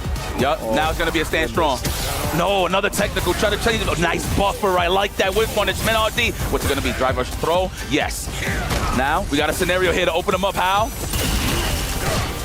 Yeah, just protected his drive meter as well. Parrying as the bomb goes out. The neutral perfect parry to end game 4. Ending Walker. My man, you are cracked right now. I was just about to say that. Can we get a blood test here, please? Legit. That was crazy. Like, did you see the frames? I'm telling you, he's locked into the Matrix, and there you go, right back to the Blanca. Again, at least he did it in a 3-0 situation. Yeah. Now he got a chance to close this out with Blanca. We back to the jungle, baby. Wow, yo, but credit to Ending Walker's a bit cracked out there, bro. That was legit. Check him PC, right? Like, check him PC. That was wild. And remember, guys, the perfect parry change, you got to commit to a direction as well, right? So great stuff from Ending Walker, calling it out in the neutral. How does he just have that timing, man? We've seen that time and time again, whether he's blowing him up with the roundhouse, whether whatever it may be, it just feels like he knows. Like you said, tapped into the Matrix right now. All right, well, this is, you want to talk about steep hills to climb? Man, you don't want to make sure that ATV is stuck on the hill, my friend. Yeah, that boy Mena looking at Everest right now. Oh, yeah, seriously. 4-0 for the obvious. Mouse's own Ending Walker. It's not playing no games. I know Problem X is somewhere with the only cheesy grin. Oh, yeah, you know, he in the crowd right now, ecstatic about the way this set has gone so far. All right, let's go. Ooh, let's walk into the plasma, the purification, the purified plasma. Okay. Trying to get aggressive. I like that. He's not even waiting for whiff punishes anymore. He's taking it. Oh! Is that ever gonna get in? Ending Walker walking up and just blowing up. Mena's timing on the button, checking the drive rush. You ain't going nowhere. Beautiful, sprinkling in that light kick as well to beat Mena to the button. Oh my, the DI! Can Ending Walker be stopped right now? I do not know, fam. Yo, I'm not gonna lie. He's different today. Yeah. I don't know what he did. I don't know if he went to his journal and really opened up to it, but it looked like he had time to really think about this. Ending Walker is just looking unstoppable right now. Man, RD need a chance to live, boy. You are getting washed right now, and I hate to say it, but I just gotta call it how I see it. The solar plexus, he got lucky he didn't need more damage for that one. The throw's gonna get into level 2. Not gonna look for the immediate Lightning Beast activation though. Oh, barely catching the jump right there. Oh my God, everything? What? Nice, that's what we needed, just to get a little bit of momentum. Looking for the reset of the shimmy. That is one of Mena's calling cards right there when it comes to big damage. Yeah. But Ending Walker doesn't bite. Here it is, the Lightning Beast. It's time. Right, let me get it. Right there, the little boo-boo setups. Let's go. Oh no, he just woke up with a stand medium kick. Caught him before he could do anything. Yo, Ending Walker has all the answers. Oh my God, we out of there. Woo! Good driving, my boy. My man took the first exit he saw, not today. And then we get him opened up again. Mena RD not going quietly into the night just yet. Guys, I'm literally standing on my feet right now. I cannot sit down. Yes, indeed. I don't blame you. I don't want to see the 5 donut. I need more games. We're here all day, ladies and gentlemen. Wow, what a catch. Is he going to level 3 now? Yes. All for the drive gauge damage. Mena RD is in trouble. Huge trouble right here. He's still significantly away, a half-meter away from level 2 as well, right? So Mena's gonna have to deal with this. I was gonna say he's gonna bet on the parry to protect the drive gauge. Ending Walker, 5-0 with the perfect to end it. Oh my! You want to talk about blowing the candles on the cake? Well, he ate his cake, and he's walking with it. My goodness, damn, I'm sorry, Telo Mio. I know that was not something we wanted to see, but Ending Walker dominating the EVO Japan, EVO Worlds, two-time Capcom Cup champion. And the resume goes on. That was not an easy W for Ending Walker, but you want to talk about control, keeping your hand on the steering wheel? It is definitely Ending Walker. Bro, I mean, the way he looked in this set, right? If he continues to play like this, he probably just became my favorite for the entire tournament. Like, Ending Walker legitimately locked in beyond belief. And we set this up right, that he's one of the few players that has a strong tournament record against Mena. But even with that, I wouldn't have predicted a 5-0 result. What a performance, man. He's going to have so much confidence, and he's going to have to face Angry Bird in the quarterfinals. What a showing from Ending Walker, man. That was incredible stuff right there. We're going to get an interview with him and our lovely hosts on stage. Take it away, fellas.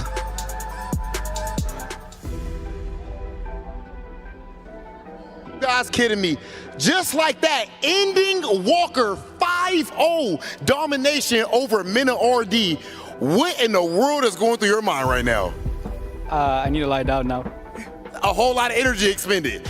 And even after that, we came up here, your hand was actually shaking a little bit. Oh, it actually still is. So you telling me that you're actually nervous? Yeah, it's hard to play on a stage like this without being nervous. But still you were able to hone it in. How confident were you going into that match? And, you know, I'm guessing you must have had a super specific anti-Mena RD strategy? Not really, it was kind of 50-50. It was one of the people I was most uncertain about. So now that you've taken down the EVO Japan and EVO Champ, do you feel like your path gets easier from here, or is it just as tough all throughout? Definitely does not get easier. Well, I tell you what's not gonna be easy is anyone having to deal with the man himself, Ending Walker. 5-0. Ladies and gentlemen, let's hear it for Ending Walker! Crazy. Go ahead and crush your opponent's key. Amazing. Don't crush his key, man. That's crazy. What a reminder that this is not even a double elimination. Mena RD exits stage left. He's going to have to think about it. That is a hard pill to swallow, but hey, that's what comes with the territory at the end of the day. You want to play games? Look, you know what? I like that psychotic laugh from Mena because he's just realizing that this guy is too good right now. Maybe it's one of those situations like, is this guy random? I can't believe he's just figuring me out. Yeah, it's comedy. Right? Man, and that's the thing, though, that you got to really celebrate with Mena RD is that he takes any L's on the chin. He knows it's just part of the process in making him better and better. But this process right here, ain't nothing better about this. Oh, not Mena's key. It's not like this, bro. The plátano's getting mashed. We're getting totones right now. Oh, we getting totones. Yes. My goodness. Look at her. She's like, that was amazing neutral. Amazing. Legit, though, man. Ending Walker, that was an incredible performance. Like the 5-0, the two-time EVO champ, the two-time EVO Japan champ, and the two-time Capcom Cup champ, and the EVO Vegas champ. The list goes on and on. But let's get to our next match. Maybe it's going to be Zhen, as you see, going up against the man who is trying to accomplish something that no other person has done and take an EWC championship in 2 different games. Goichi. What's up with these grand stages that just powers up Goichi, man? Like it's usually the case that once he makes it there, he makes sure he stays there. Yeah. That's like one of the superpowers, the attributes of Goichi. Obviously, he's known for his defense, but in a game like Street Fighter 6, it does force you to make some real executive decisions when it comes to the drive gate side of surviving. So this is going to be interesting. What I'm curious to know is, who is Zen going to come out swinging with? Will it be the DJ or will it be the Bison? I personally want to see the Bison, just for the damage sake, but in terms of controlling and having a reversal to tame a little bit of Chun-Li's shenanigans, I wouldn't mind the DJ, so we'll see what happens. And of course, Goichi with the padded, tried and true, the Chun-Li. That's all he rocks. That's what he means. Straight up. To be honest with you, I haven't seen the mine or anything like that. I mean, obviously you see him on stream. He always tries out the characters when they drop the DLCs, but he goes straight right back to his main squeeze, and that is, of course, Chun-Li. Indeed, right? When he looks to handle business, it's all about the Chun. and that's what I want to see today.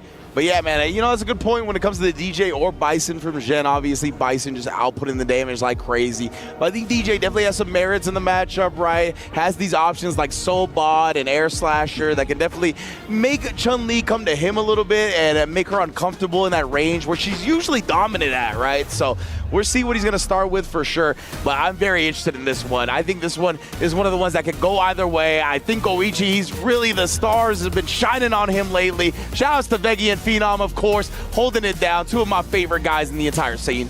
Yeah, big fan. Big fan. Big Both fans. of those guys, by the way. But yeah, this is going to be interesting. And of course, we see a spoiler alert, ladies and gentlemen. It is the Bison going up against the Chun-Li. This is a little bit of lore. You know, obviously, if you know the lore, Bison did something to, you know, her parent. If you know, in terms of the lore. So I kind of like this. It's a little bit of revenge. Bison, do you remember what you did to Chun-Li's father?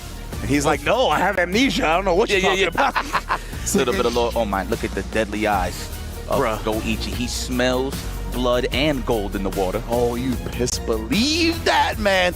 And yeah, I really feel like we got Goichi at full power nowadays, right? Like full-time gamer, no more 9 to 5, splitting the attention or anything like that. This is who he's always been meant to be. And now going up against Gen right here, bro. One of the rising stars. He is a staple of the Street Fighter community now. Of course, bursted onto that scene with that incredible LCQ run in Street Fighter V. And then, of course, has carried his success into Street Fighter 6 as well. And just a friendly reminder, Goichi, he's still up for the Jafonzo Award, bro. He could actually win an extra $50,000 because he qualified via the LCQ. If he wins the main event, that's another 50 bands on top of what he's already going to win. Yo, Goichi, I know you for a while. Let me get like 10, bro. You know what I'm saying? Like, let me get something, kid. You know, I need to pay some rent. You know what I mean? Let me get ahead of the game, homie. Yo, damn, but Goichi's just so decorated. We need to have that conversation. Look, even if he doesn't win this, we need to still have that conversation because look how far he made it. Yeah. Right? So at the end of the day, obviously, just to cement it even more for a lot of people, a lot of the haters out there, this guy's one of the GOATs, bro, whether you like it or not. I don't want to rub salt in the wound, right? But some of the greatest players, we consider some of the best Street Fighter players in the world, did not make it to this stage. Nope. Right? Nope. And Goichi did. On the back of that Chun-Li, on the back of identifying his opponent's weaknesses as well, right? My man, D.I. Tokido, back to the retirement home. Seriously. That was ridiculous yesterday. However, shout outs to our stats people, shout outs to Lazarus and everybody else in the back. We saw in the start of this match that Gen actually hasn't missed one D.I. counter. He's been ready with every single DI with his own. So we shall see if Goichi tries that strat or if he's going to holster to drive impact. You know, that might mean that Zen hates orange, but then again, he's wearing it, so. True. I mean, we'll see. All right, let's kick back and relax. We got to get in that standing medium kick range just for a little bit. Just don't get walked down, right? Wow, already reacting. That is a form of defense when it comes to parry. Just throw that out there. Facts, man. Goichi. Ooh, he even faking out the jab right there and then going low. You can tell Goichi definitely feeling himself. He wanted the air legs right there. Yep. Then it ended up coming out. It would have worked as well as a call out on the throw. Uh-oh. Drive gauge is low. Danger. We're in the caution zone. Ooh, that's back roundhouse if I ever seen it. No, not even. He's trying to see if the drive reversal was going to be on the side of Goichi. The wall jump. We out of there. Gets the cross up. That was so low altitude, too. Goichi, what an escape, man. Using the Kokosho to actually blow up the mine right before it was about to blow him up, and then using the wall jump to escape in the corner, throwing off Gen's anti-air timing. Immaculate stuff already. That's Goichi for you. Go one. That's what the Ichi stand for in his name, for sure. Oh, and then, yes, indeed, the heavy Kickstarter right there. We talk about that is one of the primary big damage anti-airs in the game. The pressure. Forcing it on him. Yo, what happened? Right now, level 2, he's got the one bar afterwards as well, so you know this is a complete wrap. Goichi off to the races, bro. Like you said, what happened? How is already one game over? We wonder, we gonna switch? I feel like give it one more shot. Oh, we're going to switch right now. No game. Wow. At the very least, he's going to go back to the character select, right? Because, yeah, that was so fast in terms of game 1. I feel like you shouldn't just hop back into game 2. Yeah, he's not even going to switch characters. But I am a big fan of him taking a moment, right? Like, bruh, that happened way too quick. I don't think he even was able to gather much intel because of how fast that match went. Yeah, well, it looks like he didn't do a color change. I didn't even notice if he did change it, but regardless, yes, that's the one that reaches. Wow, you know what? I like that he goes for the Psycho Crusher, just considering that you don't get that much of a great Oki off of the jab bomb, right? Yeah. So I love that. The ender, the buffs. Yeah, exactly. Gen, right? Alternating his routing, depending on the patch, of course. Trying to give himself the best Oki. Sorry, I've been standing up this whole time. My bad. I'll stand up with you if you want. No, you're Gucci, bro. You know what it is? Is when you pick Bison, I'm always itching to see what is their approach in terms of their matches in general. So obviously a character that says, oh, no reversal might be a problem. Well, for the old heads at least, but the damage is crazy. Back roundhouse, looking for the counter hit. Oh, you saw the little walk forward. Actually kind of, I think, maybe baited Jen into the button at first as well. That was a cool little nuance from Goichi before the jump. Oh, yes, nice reactions. Okay, that's a throw. No, not even trying to challenge. Respecting the back walk speed, so I get it. Yes, indeed. The Kokokens as well. Goichi has not been afraid to toss him out. Even in burnout here, he's trying to get Jen into that same situation. Back it up a little bit. What an air-to-air. His defense has been so good, and he sees the crusher and shuts it down with level 2. Go test his reactions. We've been known this. Listen. We've been known this. Listen, that Goichi's an 87s baby, okay? All right? Don't be fooled that the reactions has left this man's soul. Nah, okay? The back fist. Drive rush withstand short? No. I feel like you got to throw that out there to mask it, to make it look like you're going to throw for the open-up. That's like a key thing with Bison. Oh, speaking of open-ups. Forward fist. Are we going to spend that cash? Nah, no, not yet. He wants to hold it, right? He wants to eventually maybe get that bar for the third round. Yo, he almost got him with that crouch heavy punch. My man Zen just looks like a last boss. Look at him lean back, chin in the sky, like a casual smirk. I'm not too sure what that is, but he is focused. Going for the burnout already. Do not get thirsty with the OD Cycle Crush. I know you're looking for it. All right, there it is. We're in that range. I like that. Trying to check the check with the moon boots, the scissor kick. The jump, it clears the fireball. Woo, wasn't ready for that one. Goichi, hard assumption there, thinking that Sen was just going to commit to walking back. There's the jump, and that's what Street Fighter's all about. That's what you want to team. Yes, it's sir. people just jumping at you to get that free offense going. Yeah, and Goichi, he's been very Kokoken happy, right? He's been willing to throw a lot of fireballs, so it's only a matter of time before one got jumped in on. But we'll see if he sprinkles it in a little bit less now. Oh, that time, I think he went with a heavy kick anti-air attempt, and it was just way too late. Jen is going to make the most of that. I agree with you there. I think naturally, too, I just feel like it looks like it's going to cross up or something. So they're trying to walk back. Maybe seen the animations wrong. Maybe a devil reverse, right? Yeah. We'll see, though. Scoop. Here we go. That's how we start. Move the wake-up buttons, that counter hit. Good conversion. What's it going to be? Oh, the wake-up low forward. 7 frames. And that's the thing, right? Jen has been letting the mind do a lot of the heavy lifting. He hasn't tried to apply pressure afterwards. He's been backing up, trying to shimmy the opponent. Goichi read that one perfectly.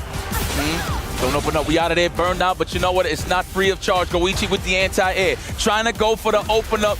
Wow, that's like the 5th time I've seen, no, let me not exaggerate. 3rd time that I see a jump in expose Zen's usage of the standing fierce. Yeah. I feel like he need to slow down a bit when he's walking back and probably exchange into a crouching fist just to assume that Goichi, or just to get ready that Goichi's going to jump. Man, oh man, right there, Goichi. He was staying so aggressive, too, to make sure he didn't get his back pushed to the wall and had that DI danger lurking in the shadows. Let's eliminate those air leg attempts. That's why you've seen Goichi get hit there raw with the stand strong. Oh, but using the corner escape right there and getting a punish counter in the process. What a huge way to turn the tide in this match. Oh, baited out as well. Oh, the right reads. Well, at least it's the first to 5, right? You got to test the waters a little bit. But, man, that was a bad time to test it. Into the level 1 just to say, boss, no, we are trying to efficiently kill Bison, rightfully so. Goichi with a chance to go up 3-0. Yeah, he knew that was going to be heavily scaled at that point. He didn't even want to risk the level 1. He's like, I'll take the level 2. It's no problem. I'll build the meter back. Matchup is a bit annoying for Bison. I'm not even going for it. But 4 rounds. I know Justin Wong is his pom-poms in the air for that anti-air. Wake Up Super did it again, not shying away from that option. That is his only reversal. Yeah, right. You got to represent it. Goichi, oh no, the whip punish again. We talked about how good his reactions are. And now catching the reach. Oh no. Shit, man. Oh, trade? Almost. And then he caught, I was going to say, got the parry, so that's going to be enough damage. It wouldn't have been if it wasn't punish counter, but off to the races we go. And now, are we going to consider the DJ? I think so, for one game. You know, of course, back right? Same scenario with Mena and Andy Walker, right? But you're in a 3-0 scenario. Give it a try. If you lose, go back to the Bison. There you go. Whoa. Oh, I'm about to say. Yeah, you guys can't see, but we got the other program feed right here, and he accidentally went to the Rashid for a second, and we were like, what in the world? We didn't know about that, but he's still hovering over the Bison, and it looks like he's going to lock into it. A little surprised he's not going to try the DJ, but You know, he probably knows something that we aren't thinking about right now when it comes to that matchup, and he's just gonna bison it out. Yeah, so I think what's throwing off Zen's offense, right? Because obviously he wants to go for the throws, but I think he's worried about Goichi's reaction to the air legs to the throws. So that's why he's always committing into the stand strong. I feel like at this moment, if you just want to commit to big damage, off of a drive rush, off of a fierce bomb, just go for the back roundhouse from time to time, just to give a different look and to see what Goichi wants to do. Yeah. See the back roundhouse right there set up for big old plus frames. But man, the Kokoken has been such a great tool of annoyance. Tried the air-to-air hell attack and then tried to jump out of the corner, but Goichi then shimmies him up. Oh my goodness, bro. He cannot be stomped. I said stomped because I've seen Chun-Li do that in the air. My goodness. That's boss, though. We get it. Yeah, for real. Our connections is good out here. Trust. Oh, already buffering, but the whiff punish on the side of Zen. What's it going to be, back roundhouse? I feel like you should represent that for the shimmy. Ow. Ow. Her is planning the mime as well. A little bit of a redux. Oh, he thought he was going to get caught flinching, but no, sir. It looked like Goichi said, my bad. That's ugly. Oh, the overhead's coming, target combo. Overhead, no, not even. Nice and clean, dominant round. But that doesn't count because you got to finish your plate at the end of the day. So let's see if you can close this one out to add a breadstick to your side, my boy. Whoa, that devil's reverse, throwing out Goichi's anti-air. Maybe we need to explore that a little bit more. That time caught him jumping or back dashing. I'll say the jump. Free damage. Goichi's willing to take that. What could have turned into damage is pretty much a safe route here just to take the throw. The air legs, that's what he's been talking about this whole time. Indeed, comes through again in the clutch. Jump, but the perfect parry is there. He went with the light too as well to make sure he got the punish, just wants to plant the bomb, and then caught Goichi inching forward, beat him to the button here. That should be enough damage. Zhen is on the board. He could have killed it at level 2, but that's the level 3, I need to drink some water scenario there. You're right. There you go, yeah. Drink your water. Get that water, Zen.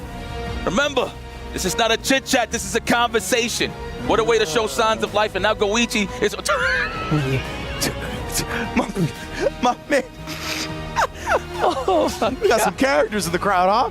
Yo, y'all gotta warn us, man. Oh, my goodness. You know, I'm cool. My man was waiting. He was like, I'm waiting for my crowd shot moment. I'm all about goofy faces, man. Okay, let's run it. All right, back into it. Professional time. 3-1 here. I'm gonna see that one in my nightmares tonight. Yeah, for real. Nice backdash. Calling out the throw attempt Goichi was looking to establish. Getting a little bit of momentum. Zen's looking good. Already trying to whiff stuff. I like that. That's one of my favorites with Bison. Drive, rush, stand short, just wait. You always hit that range for the whiff punish or the snipe out with a hell attack. Throw. There it is. Finally connects a proper stand fierce. Goichi has been getting the better of him with just the random cross-up to punish it. Ooh, I love that. Using the overhead to just throw him off his rhythm a little bit before the DI. Goichi's got the green stuff back, and again the crouch medium kick has been his main staple in this round. Those are the 2 hits that he's gotten. Oh, and then again the air legs calling out the throw. Big reads from Goichi. Wow, man, what a way to turn this around, because that definitely felt like it was going to go Zhen's way. And, you know, obviously part of the blueprint with Bison is the throws. You want to condition them to gather some information, but how are you going to gather information when there's a gal just going in the air and kicking you straight up in the face? This is kind of tough. No, that's a parry and a half. Let me get a little bit of cash there. Oh my goodness, what a starter that is. The damage from Chun-Li on this one, my goodness. Oh, I'm getting mauled. Get out of there. Oh my goodness, trying to make these deals. Don't make deals with Chun-Li, bro. Air to air, shut your life down. 4-1 for Goichi. It's like that? It's like that. You want to tell your kids something down the pipeline, huh? That's what it is. Yeah, you know I just kicked everyone's ass in their favorite games. That's the story that's being told right now. He's setting up the bloodline. He's setting up the lineage. Oh, look at him. Oh, he knows he's 1 game away from top 8. He's feeling it right now. Look at Zen. Look, it's like, yeah, damn, I look good. Oh, no, he's talking to the production. Okay. All right, he's like, yeah, I'm going to think about it here. Oh, this the DJ? Okay, yeah, so I think they're going to go back to the character select to set up our screen real quick. Oh, no, we're going to go into it. Right here, it's going to be DJ. Okay, yeah, we are going to go back real quick just to make sure, you know what I mean, we chill out a little bit, get our graphic going. But you're right, man, it is going to be the DJ. He waited till it was 4-1 to do so, though. It's a little scary. I would have liked to see it at the 3-0 like we saw before, the 3-1, something like that. Now you're locked in. You got to make the full 4-game comeback with the DJ. And I know in the back of Goichi's mind, he's like, you know what? I'm with this instead of the Bison. Yeah, right? I'm with this. Because remember, the plan don't change. You're still going to have to try to throw. So now it's all about how you want to delay your buttons to clip them from holding up. And there it is, already. Yeah, what a drive rush check from Goichi. Didn't try that time, right? It was a little bit closer, a little bit more difficult to. Oh, wow, that throw attempt. He actually walked forward enough to dodge the air legs. Interesting. Dude, are we going to see the prophecy? You know, obviously it's a little too early, but if anybody don't know, it is Xiaohai versus Torameshi next. But hold on, let's not even talk about that. Focus on this. Oh, block stun. Yeah, loving the air slashers as well to counter Goichi. Maybe doing a reversal level 1. The stunner step right there, my goodness. Wrist breakers, as IFC Yipes likes to say. Yes, 100%. I love the Jamaican prison pressure in the corner. I'm loving it. The air legs again, though, man. Goichi, he's like, if I'm going to hard call out the throw, I'm doing it this way every single time. Get back and relax. Espacio, yes! 7 frames for you. We got all the time in the world to punish the stand roundhouse, let me tell you. Okay, no empty jump throw. I feel like next time that is going to be Goichi's option when he does get that scenario. And again, bro, shutting down the raw drive rush. He's not letting him do nothing. Oh, looks like he might have tried or trying to respect the reversal. Oh, and the punish counter throw damage. Goichi now on set point to get to the top 8. Goichi got a smirk on his face. Look at him. He's like, oh! Overhead! How much we were gonna spin right now? Nothing. Holding on to those 3 bars for the kill combo. Like that string up and then respect. Yeah, respect DJ Space. I see what you're doing there, Goichi. Oh, had to let go because he's close to the burnout. But speaking of which, he looked like he tried to go for the air legs again, so he got exposed. That was a good snipe out there from Zen with the roundhouse. Yeah, great identification, guys. That's exactly what Goichi was looking for. Burns him out as well. Went into the level 3 quick enough to ensure that he didn't build the drive meter back. Tried to strike a deal with him with a jab on the walk-up. Oh my, that's so about harassment, but you try to DI me? You saw what I did yesterday. I'm ready for these. I'm an 80s baby, damn it. Let's go. Get in there.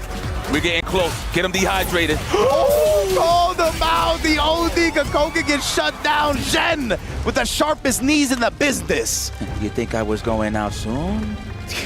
Nah, Zen be talking. Man, cool. He a calm killer. He is, bro. Let's go. Wow, all right. Goichi's like, all right, listen, I just lost the game. He's up. He got another one. Stay calm, stay cool. I got this. I still got time to make adjustments. 4-2 for the obvious. Goichi is still in a commanding lead. However, though, Zen is trying to find his footing in the match.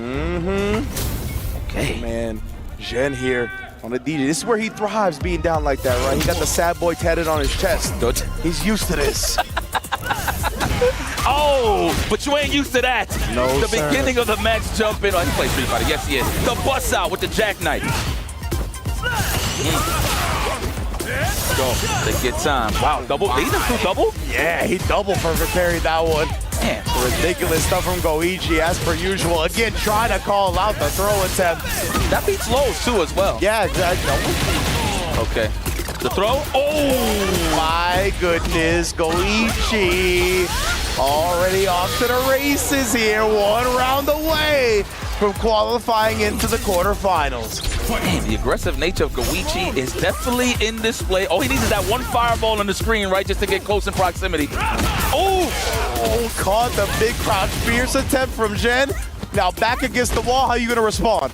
Oh, he wanted to actually just cancel Serenity stance low.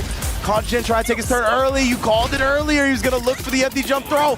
One more, you're a strike throw away from death now. And Goichi with the perfect exclamation point makes it in the top 8. Goichi? Are you kidding me? Like, your resume, listen, you could get hired anywhere in the world, but your resume is getting better and better. How? Welcome to the top 8 at EWC for Street Fighter 6. Oh my sweet child of mine, this guy is ridiculous. I think production showed Mrs. Xiaohai with a concerned look on her face, knowing that that matchup is lingering in the shadows, right? Our next one's going to be Xiaohai and Torameshi, and if Xiaohai manages to get past them, it is going to be the rematch of the Fatal Fury Grand Finals at EWC. I know she's thinking, man, not this guy again. For real, bruh. But let's talk about it, though. Of course, Zen rocking with the Bison early on. He was trying to get success early on. It looked like he was a little slow on the wheel in terms of getting it going, but Goichi was just getting his maul on. That's one of those characters where you have to be a perfectionist when it comes to space. Bison don't got no projectiles or nothing like that, so he has to really hold it down with the limbs. Obviously, Standing Fierce was getting sniped out the whole time, okay? So, well, at the end of the day, he went to the DJ, and he was getting a good footing with that one as well, but again, Goichi, strong as ever. Yeah, man, I really would have liked to see the DJ a little bit earlier, put a W on the board. I think it's got some merits in the matchup that Bison doesn't, but of course, Zhen's main squeeze is the Bison, right? It's the character he's most comfortable playing, but right there, Goichi just looped him down with the throws, confident that Zhen was gonna hold that. So perfect. But now let's get to the stage with Goichi and our host for a quick interview. What an incredible performance. Goichi, the multi-game legend, moves on to the top 8. I have a little chat here to set things up. Now, first of all, Goichi, you took the long road to get to the top 8 through LCQs, through the lower bracket. How do you keep that energy up? It's a lot of games to play. 大会始めてから遠回りで LCQ から上がってきて大会長い方法でここまで来てどうやって体力を残せたんですか体の体調はどうでしょうかもう体調はバッチリでもうしっかり2週間前からいるっていうことで時差の調整も完璧ですし、しっかり寝たんで全然元気です。He said that his body's condition has recovered. He's been here for 2 weeks before EWC, so there's no jet lag or anything like that. He's slept well, he's eaten well, and he is very, very ready for battle. I mean, you've been here. Of course, you've won a title earlier on in EWC on week 1 this year. Does that add more pressure to you to compete and perform in Street Fighter? すでにもう EWC2025 年もタイトル取ってて優勝しててチャンピオンで来ててで今の勝利でトップ8になってて自分のプレッシャー上がったりするんですかそうですねまず LCQ でちょっと抜けれるかっていうプレッシャーがあってでプール抜けれるかっていうプレッシャーがあってで今DFM のポイントが僕が取った1000ポイントあってそれが1人だけやったらなくなっちゃうんですよ。それが自分でポイント取れたんで今結構解放された気持ちです。はい。So he said that his fears came in during the LCQ, if he would be able to get through the LCQ, if he'd be able to get through the lower bracket, if he'd be able to get those valuable points for the club championships for his team, and only getting points in 1 game would not allow him to get further. But now that he's got points in 2 games, he's very, very happy about this achievement for the team. I mean, it's a great day. The performance through LCQs was also incredible, and for you to get here, it's a big challenge. But speaking of another one, I guess Chun-Li usually played as a more defensive character, but you were super aggressive with the Chun-Li playing against Zhen here on the other side. How did you come up with that, and why are you playing in this fashion? 基本的にチュンリーっていうキャラは大体守りスタイルが人気っていうところでなんでガンガン攻めに行ったんですかっていうところ。そうですね。結構自分的にはディフェンシブにはやったつもりだったんですけれども相手のベガーっていうキャラクターがどうしてもそのまま殴り合わないといけないんで結構待ったふりをして攻めるっていう風にちょっとしました。So he said that, yes, traditionally he would rather have played a defensive style. That's what he's accustomed to, especially with that character. That's part of why he picked the character. But, his opponent was in Bison or Vega, if you will, and he knew it was going to be a cluster of... He knew that they were going to battle in the middle of the screen, right? He knew he's going to have to get in there and get his hands dirty. So he wanted to pretend he was waiting while rushing him down, and that's why he got the W like that. It was some great baits that we got to see here. Goichi, one more time, ladies and gentlemen, moving on to the top 8. An incredible performance from Goichi. Thank you so much. I'll let you go and crush your opponent's key on the crusher. Thank you. 2 legends here on the stage. With Ryan, thank you for the translation. All yours. Oh my goodness. Now, first and foremost, shout out to Goichi. What a way to say I was just reeling him in, pretty much hitting Zen with the rope-a-dope. Yeah. Just to get him to get comfortable for the throw so he could get the air legs. I see you get pretty smart there, my boy. Yeah. Then the random low forward, not going to say random, but the calculated 7th-ring low forward to catch him from moving the counter opponent back, which is very genius. But at the end of the day, man, Goichi is ready to crush another key. Now, my highlight here is what face is he going to make when he crushes the key? That's what I'm saying, right? One of the most expressive players in the business. You saw through the set right there with a big sigh of relief after the victory as well.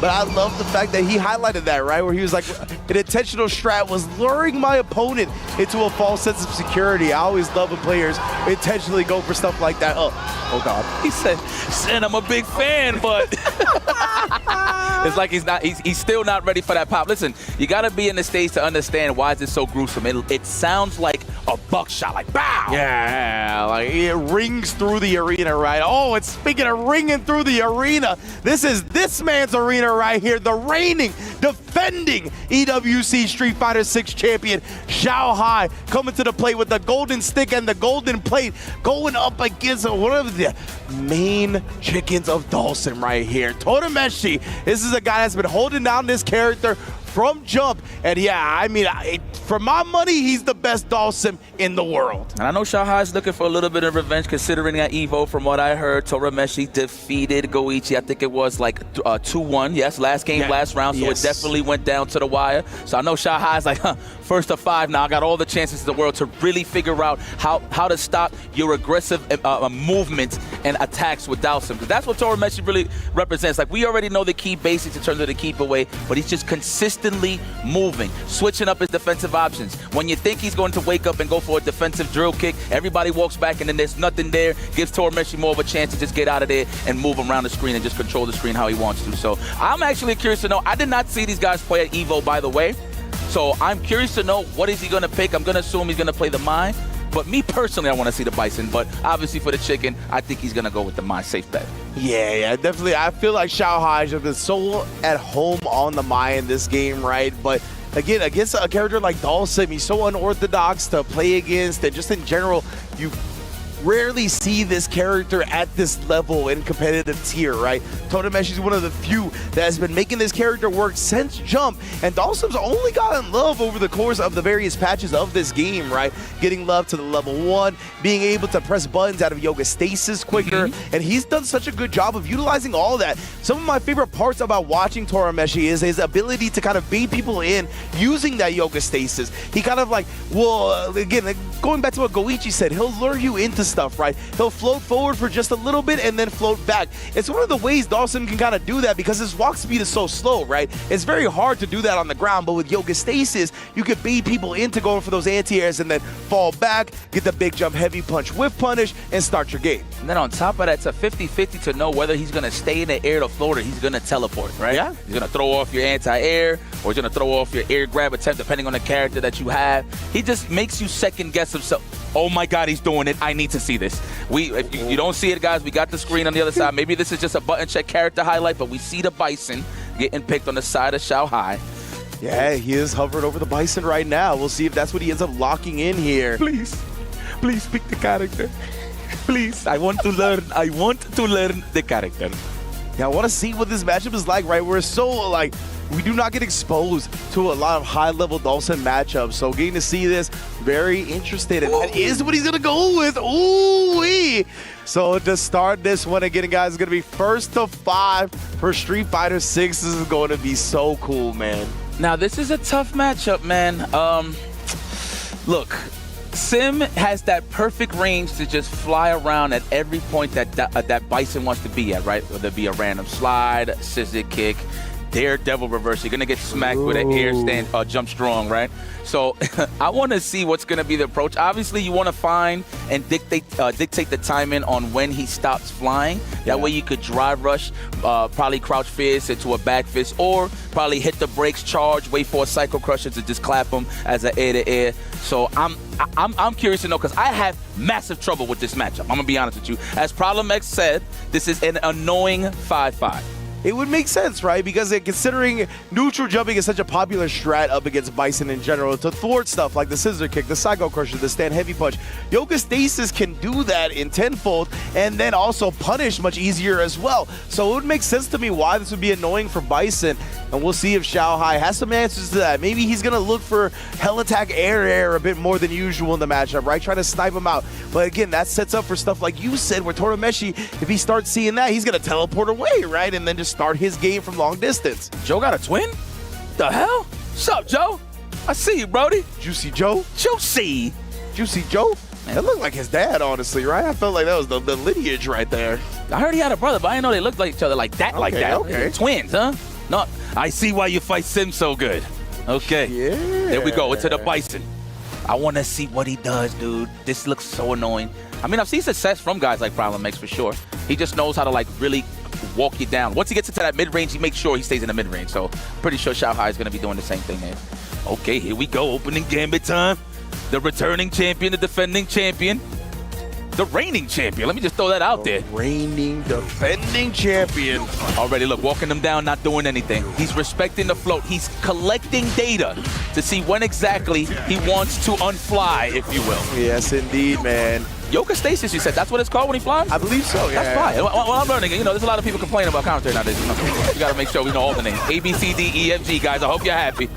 All right, the throw. Scoop. Oh, I hit my cough button on that one. Woo! It's all good, you know. Complain for no reason. Love it. Oh, all right. Yeah, you already. The throw. Flip the tables? No. He tried to. He tried to take him by the ankles. And again, Tormeshi, look at this, man. The teleport, he's trying to chase him down with the air-to-air. This is exactly what we set up. That level 1 is one of the best level 1s in the game as well. The jump strong. That covers double reverse jump and then perfectly on a pixel situation. It's safe to say if Xiaohai gets washed right here, he's going to switch immediately. Let's not play no games. Right? Like, yeah.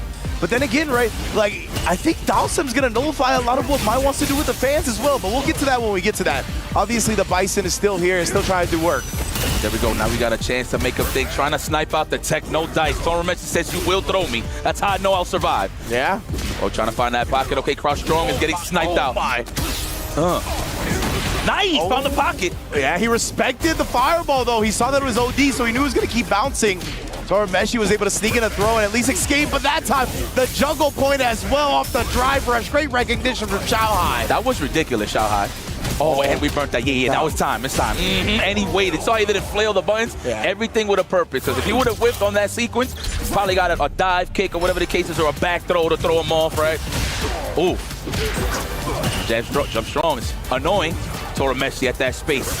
He's in that range. Oh, the jump and just the regular back jump into the jump medium punch as well. Just, yeah, annoying Xiaohai trying to approach him. Oh, that could have been a crouch fierce right there, but that is what Tormeshi's trying to avoid, right? Yeah. That's how you see the teleport.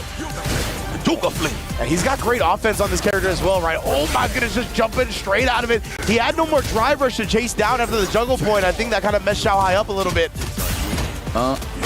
Whoa. You gotta be careful of chip out as well at this point. Oh, he actually just gets the teleport mix-up. No chip necessary. Already 1-0 for Tormeshi. We're gonna go down. We're gonna go to the south side to select character, or we're gonna try it again. It is a first to 5, so I wouldn't blame Xiaohai to try it again. Don't get discouraged yet. Okay, there it is. All right, yeah. Okay. Oh man. All right, but you know what? I like the little pickoffs right there. You saw like he just improvised with the drive rush stand jab, got the combo, just because he's trying to anticipate the unfloat right from Dalsim. So he's trying to he's getting the momentum. He's trying to get the reads on Tormeshi once again. I gotta use that. Oh man, yeah, just waking up with a button though. Tormeshi's done such a good job of switching up between stasis, regular jump, and now applying pressure in the corner here, bullying down the drive gauge. Oh my, oh the punish, tagged him up with a little two-piece. Tormeshi! Wow. Look at that, man. Every time Xiaohai's trying to chase him down, he's just been able to thwart it. This time, finally, we find an open up. Man, that dirty noodle right here from Tormeshi. The background, I don't know if it's death, but it's gonna hurt. Okay, into the shadow rise. Right back to the bomb setup. He's gonna chip him out. Throw him. We're gonna wait. Nice no, even job. Better. Yes, indeed. What a way to get that done, Xiaohai. Let's go. Oh my God, you're making me nervous, girl. For real. Good job, Xiaohai, staying crouched right there, right? He stands up and blocks that. He gets chipped out. Yep. Super smart. And had the bomb on him, too, so there was options. I feel like the bomb wasn't going to do much, so super was definitely the answer. I didn't even know he had a ball. Yeah, and then going with the level 1 right there as well, knowing that the cinematic was going to dodge the fall of the bomb itself. Walk him down. Do not let him go to the air. That's the whole point. Hard read maybe there on a Yoga Flame or whatever. They can maybe a big button on that jump in. He's just trying to keep him steady. Xiaohai is on the prowl. Space traps. Nice, found the pocket. Oh my! That would have been godlike. Bro, perfect parrying the fireball from the rafters. Not easy whatsoever. He's checking every single teleport, by the way. Oh my God. Yep, punishment. Yes, he's indeed. Xiaohai, he put his apron on in this match. Cooked up some Dalsim real fast. 1-up. Just like that. Man, they synchronized with the H2O. I see y'all. Yeah, I know. It's getting serious out here. I'll take a sip myself. My goodness, yeah, me too. bro. Actually, yeah, me too. Hold on. Pardon the pause, guys. Hold on. Pause for the cause, as I believe you like to say. Yeah. Yeah, man, we gotta stay hydrated out here. These are intense matches. for everybody, the viewers, the players, us on the commentary, and what a whip punish on the long limb. Man, thank you, Capcom, for actually giving them a sweep. Wow. Right? He actually got one. Yeah, not just a slide anymore. Nope. Nice anti-air. Okay, wow, what a bait. I wonder if he was just trying to read a drive rush. That's why you seen the jab from that range, possibly. Oh, and then the Bomaye, the knee to the dome piece. Oh my goodness, frame kills while it goes off. Oh, scoop, try to parry, no. At least he avoids the bomb, but he gets scooped again. Try to test his luck with a double parry. Yes, he did. No. The champ is here. He already taking the lead here, but it's still 1-1 nonetheless. Nice. Every time. Yo, bro, yeah. And I love the fact he always recognized the juggle point off the drive rush normal, right? Even if it's not a forced knockdown snipe, it stasis, but yo, perfect parry after the bomb goes off. Caught Xiao Hai trying to parry right back as well. Perfectly burns him out with the fireball. That was a pure parry, by the way.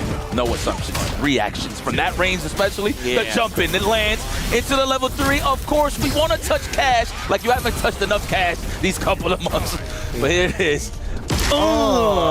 Back in the green, that government bailout. Shout out Logan Sama. Yeah. That's that bar. Is that that? That's Logan's. Yeah, that's Logan's bars right there. Shout out Logan, bro. Good, that's store. Oh, we out of there. Nice. I like how Xiao Hai's being evasive. It shows Torimeshi activity is going on with the offense. Spaced out. You trying to reach with that crouch media punch. A little bit of a yoga drill for you instead. Man, we're going back and forth here. That's what we love to see. Oh, and again, trying to anticipate Torimeshi falling a little bit earlier, right? There's the air instead. Look like that beat out the strong, too. Okay. Average just set the tone. Torimeshi got the space again. Wow, what's the punish from that long? Yep, the crouch strong. Not even gonna say it's surprised that it reached, but it wasn't looking good from my angle. Oh. Caught him trying to do stuff after, maybe throw second. Either way, it's gonna be tough for Torimeshi. The bomb is on him again. We'll just take the throws. Oh man, one more time. Okay, Torimeshi, I know you care for your life bar, but you don't want to see this too much. That could have been another throw there. But I know Xiao Hai is. Wow! My goodness, jumping and avoiding the drive reversal. Xiao Hai with a bounce back, bruh, to a lead. Yo, you know what I like from Torimeshi? Okay, Xiao Hai won that, but he's starting to figure out Xiao Hai's counter poke patterns. He hit him with the three in the key, right? The three jabs, and then, you know, a lot of people like to counter poke from that range, and then he reacted and then counter poked that with a drill kick. So that's something you can start off with in terms of trying to open up. Wow, speaking of open up. And Xiao Hai, yeah, he baited him into a little bit, right? He didn't immediately jump at round start. He walked forward first to invite Torimeshi to press the button, and then jumped in on it. Very smart stuff, and yeah, you are bleeding up against this Bison. Oh, one nurse. Ooh, good recognition, Torimeshi, and teleports out the corner. Very nice. Now, okay, shimmy. Them got those? Let me see. Get your molar. Oh, wow. What a call out. You thought I was going to reach with a throw? No. Crouch fierce to shut down the float stuff. Well, again, guys, these dudes did play at Evo, so I'm pretty sure Xiao Hai had a lot of time to think about this. Yeah, man. Oh, and the jump again on the long limbs. Xiao Hai right now, he might be the one that's honing in on the rhythm of Torimeshi. Lucky for Torimeshi. Oh, no. My. And you see the timing awareness from Xiao Hai as well. Quick little crouch medium punch. Bomb explosion, setting up the victory. We got a 3-1 lead. And on top of that, we are closer and closer to the prophecy match. Yes, indeed. If Xiao Hai wins this, he will be going up against, well, I would say his rival on this stage right now. That is, of course, Goichi. For people that don't know, he did beat Xiao Hai for the chip for Fatal Fury. So this is only going to get even more epic. That is, of course, if he closes out this set. And you jump scared me for a second right there. You were lulling me. It's like a ghost story, and then bow. I was like, all right then, Xiao Hai. Definitely, you know, he'd be seeing ghosts of Goichi at night. He wants that revenge, and he's inching closer to being able to get it. And right now, he is dancing on this Dawson. Xiao Hai is ridiculous. Are you kidding me? When I thought you dropped this character to commit to mine, but look at this, the tree! Yo, yes, off for the stand strong. Did Torimeshi teleport at the perfect time to dodge the explosion? That was ridiculous. Even though it didn't do anything, that was still really cool. And then again, Xiao Hai shutting down the attempt at avoiding the punish counter throw with a drive rush out of the parry.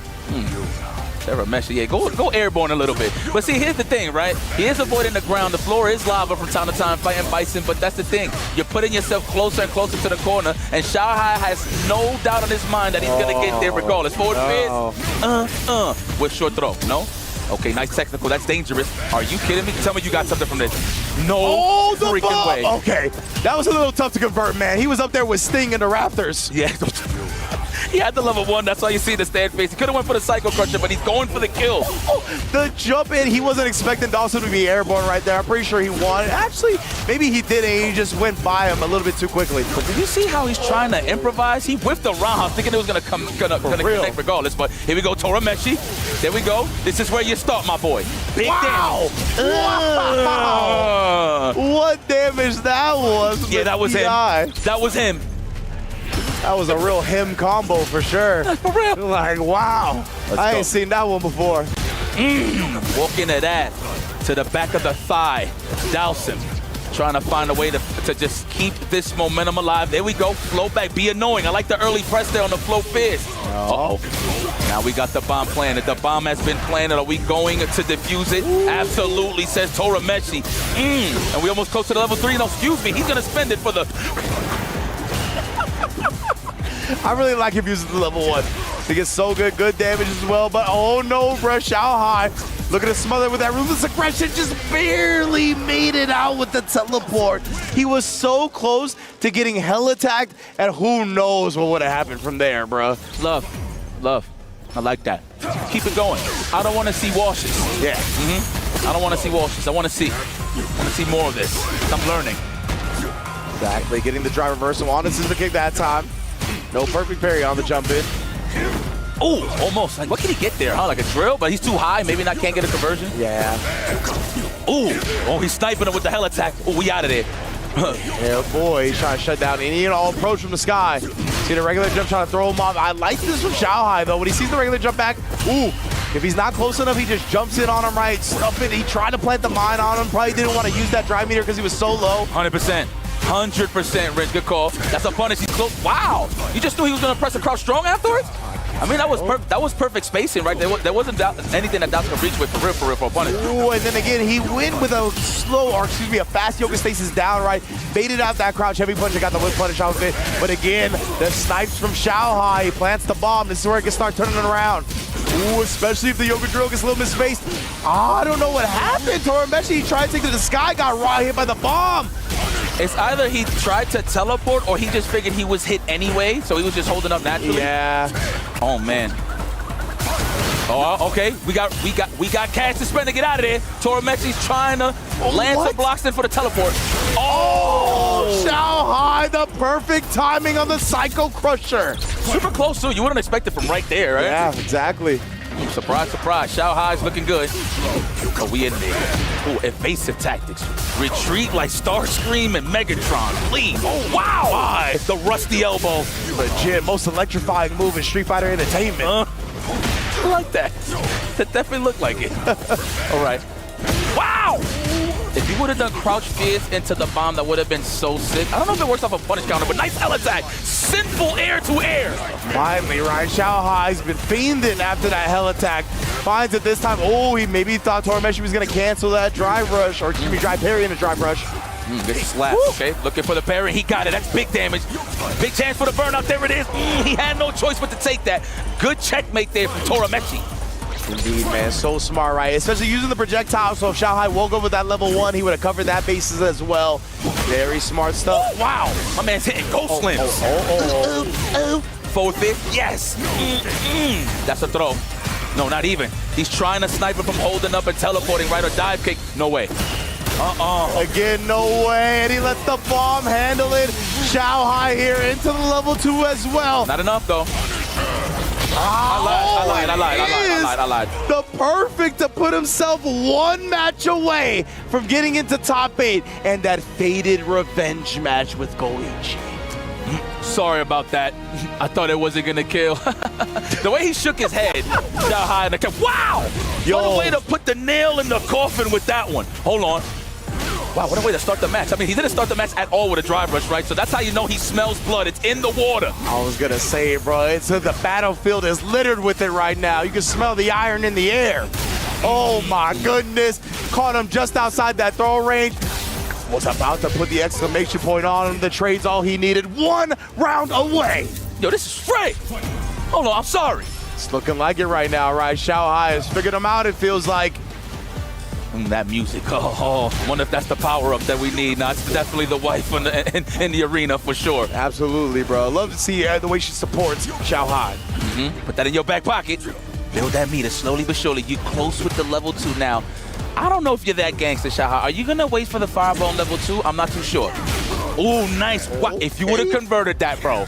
But I like that. He used the drive rush just to push the dishes to put Torameshi into the corner. Uh-oh, it's getting messy for Torameshi. How the hell you gonna get out of here? We tried. He wanted to wiggle out. You cannot escape, my friend. Level 3 here is gonna put this man on life support. And you know Xiao Hai looking to pull the plug ASAP. What's gonna be the kill here? The kill shot. Looking for the shimmy. Oh, this is where we can start. What you got? The throw. Okay, what you got? You got a couple of hits and you got the CA, so you got a chance here. Torameshi, what the hell attack? Met Torameshi mid-air, and Xiao Hai completes the prophecy. You already know what we're gonna get up next, but before we even stress that, congratulations to Torameshi for making it this far. He went through a hell of a couple of days to even get to this point. So appreciate this man's Dowsim, and there's no doubt in my mind that we're gonna see him down the pipeline in many events to come. Absolutely. Torameshi, a staple of SFL Japan, right? I hope he gets to get more opportunities to travel for international competition because he's a player I always enjoy watching quite a bit. Glad to see him on this big stage of EWC. Fell just a bit short this time, of course, but I think he put a lot of people on notice that were unaware of him beforehand. Dude, so I want to highlight. So remember I was saying it's kind of difficult for Bison to get in there because some of those options do get shut off from Sim. But let me tell you something. The patience that Xiao Hai displayed this whole time, phenomenal. You barely even got to see a stand fierce. He wasn't even trying to give it away. Sometimes you can react to it, slide, or dive kick it if you see it from certain ranges. But he didn't even let that go. It was all focused on walking them down and becoming the wall. And Xiao Hai displayed that perfectly. Wow, I am so impressed. I cannot wait to go back to the lab and jack this strap. Yeah, he didn't let a single teleport get by him without comboing off of it, right? He's like, I know I get forced knockdown off of this. And just in general, every time he drive rushed him, he knew the juggle was there. And now I can't wait to hear from the reigning defending champion. Let's go. And just like that, the returning EWC champion makes some noise for Xiao Hai! Hey, man, that was absolutely insane. So coming into this event, of course, you already won it last year, and then you ended up getting the hardest pull out of everyone. You had the bracket of death. What did you think when you saw that bracket, and how did you make it out? Excited, yes, but I have to face it, yes. So whoever, I have to win, yeah.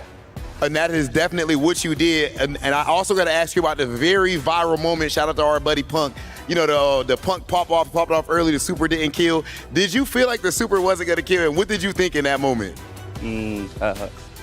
就是好兄弟胖当时提早开香槟的那一刻，就想问你，当时是觉得自己也是同样死了吗？然后包括你后面的感受是怎么样的？我想说一句是，这里的耳机很好。就这么多观众啊，他们的欢呼声我都听不到。当我听到胖叫的太大声，就这样都能听得到，他也太吵了。这样，但是然后这样去赢，真的太爽了。One thing I gotta say is the earphones that we're wearing on stage, the noise cancelling effect is way too good. When you guys are cheering, I can't hear a thing over there. But when Punk yelled on stage, I could hear him. That was how loud he was. And guess what? And in that moment, when I managed to win off that, it was the best feeling in the world. Okay, instant classic moment. Last thing I gotta ask you about, this next match is officially you versus Goichi. He took your last EWC title away just a few weeks ago. So is this Goichi matchup a little bit different, a little personal? 那下一场你即将再次对战Goichi。那几周前他刚刚就是成功的从你手下拿走了一个冠军。就想问你，那这次你再次面对Goichi这个复仇赛，是否有一定的恩怨在里面呢？我好想复仇，因为我差点就成为历史第一个就是2个项目在EWC夺冠的人。他夺走了我的冠军，所以我要好好复仇一下。 Absolutely. I am out for blood and I am out for vengeance against Goichi because he took away the potential title for getting a championship in 2 different titles for me, and I absolutely want to get back at him for that. Wow, my man Xiao Hai talking spicy and backing it up. Xiao Hai, please go ahead and crush Torameshi's key. Congratulations.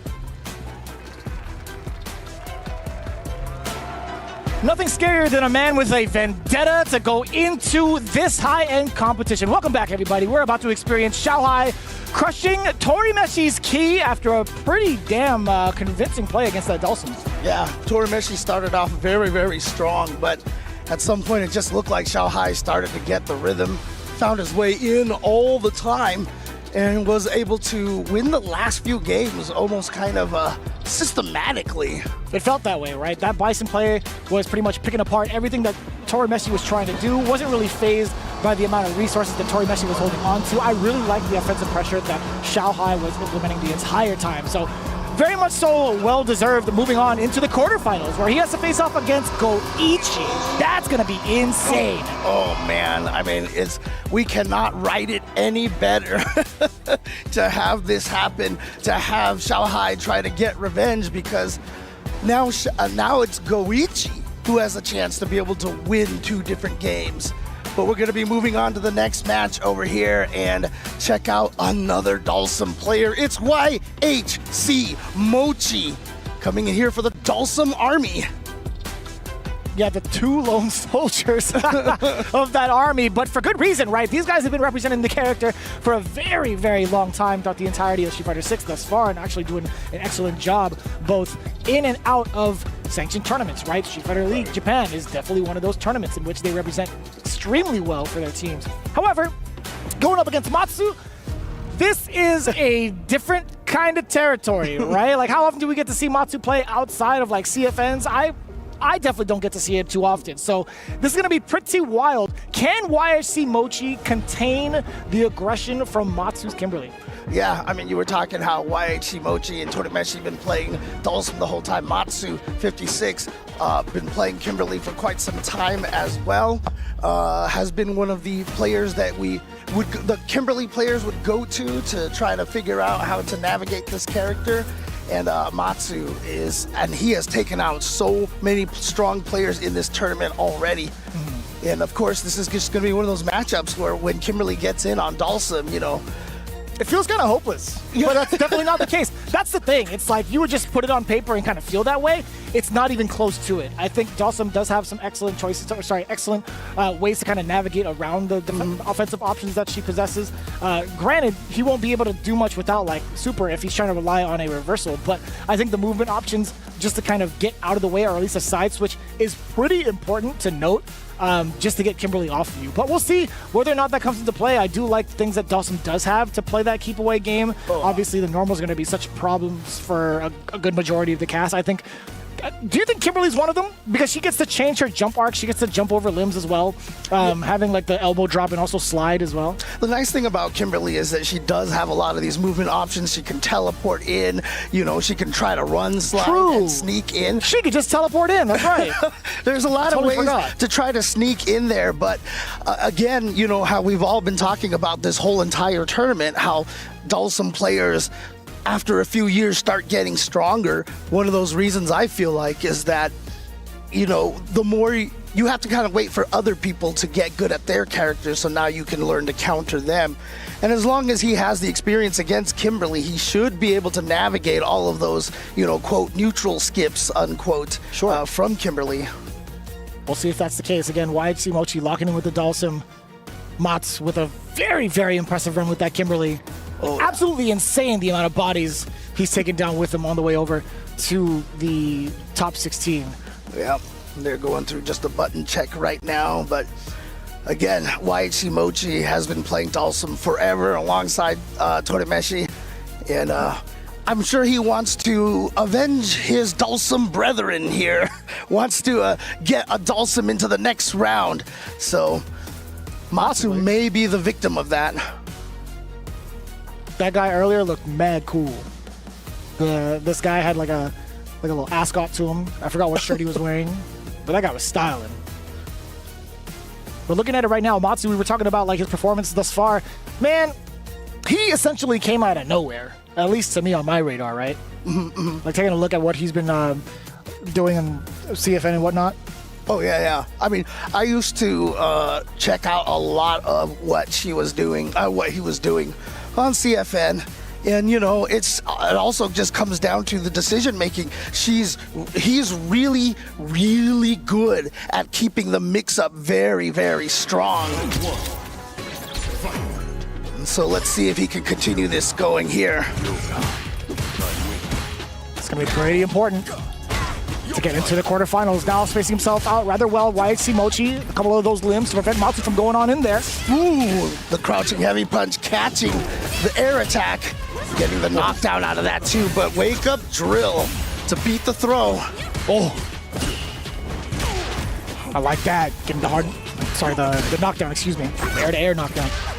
Yeah, and just avoiding the Heeson kick like that with the teleport. Gonna wake up with the super, but YHC Mochi has not committed to anything yet. Oof. Looking about with the level 1. Pretty good start for YHC Mochi. Dalsum doing so much damage these days. Has a lot of very, very strong combos if he gets the right starter. And you can see this right now. Matsu, actually I was about to say, Matsu having a little bit of trouble getting in, but then just counter pokes the stand medium punch. Excellent block against the overhead. That second can. Not going to be causing too much damage. Yes, sir. We do get the perfect parry for the side switch. Mochi going for the float. Ooh, yeah. The patience. Just baiting out the crouching heavy punch. Getting the whiff punish. And now checking the run stop as well. The fake meaty gets the throw and the burnout. And here we go. Oh. More than enough damage. YHC Mochi is playing Matsu like a fiddle. In this corner, he's had nothing but control. Giving Matsu a lot of false senses of security, right? There was multiple times where he tried to anti-air the yoga float, got punished severely for it, started to slowly lose some of that drive gauge too, which caused that situation in the first place. Yeah, I mean, one of the hardest things about that crouching heavy punch for Kimberly is very, very little horizontal range. So unless Dalsum is literally right above your head or sticks a limb above your head, it's really hard to hit him. We'll see if that's going to be the case. Floating on in there. I like that too. Just staying airborne mostly, just in case like something wild comes out. Jesus. Drive rush right into the roundhouse. Again. Oh, yeah. And trying to sneak in with the run slide. But the scary thing about Dalsum is he can just stay in the air by floating a long time. Again, see that crouching heavy punch, not quite having the horizontal range to snipe Dalsum out of the air. And YHC Mochi doing a great job again with this zoning. I'm loving the activity coming in from YHC Mochi, the amount of control too. Just understanding when and what limbs to place. And yeah, he's getting all of his mix-ups as well on the offense whenever he's had the opportunity. Finds the slide there, finds the meaty button. It's looking rather disastrous for Matsu. A whole different shade of the Kimberly that we saw in previous performances, right? Yeah, absolutely. Again, the players that Matsu fought before, he was able to go for a lot of crazy shenanigans, you know, would use the Heeson kick, random OD teleports in. But again, the way that Dalsum floats like this, it kind of takes away a lot of Kimberly's entry options. Right. It's kind of wild to note, again, Matsu was the one that qualified in from Group B, taking down both Punk and Moke. So seeing this kind of difference right now in favor of YHC Mochi is kind of stunning.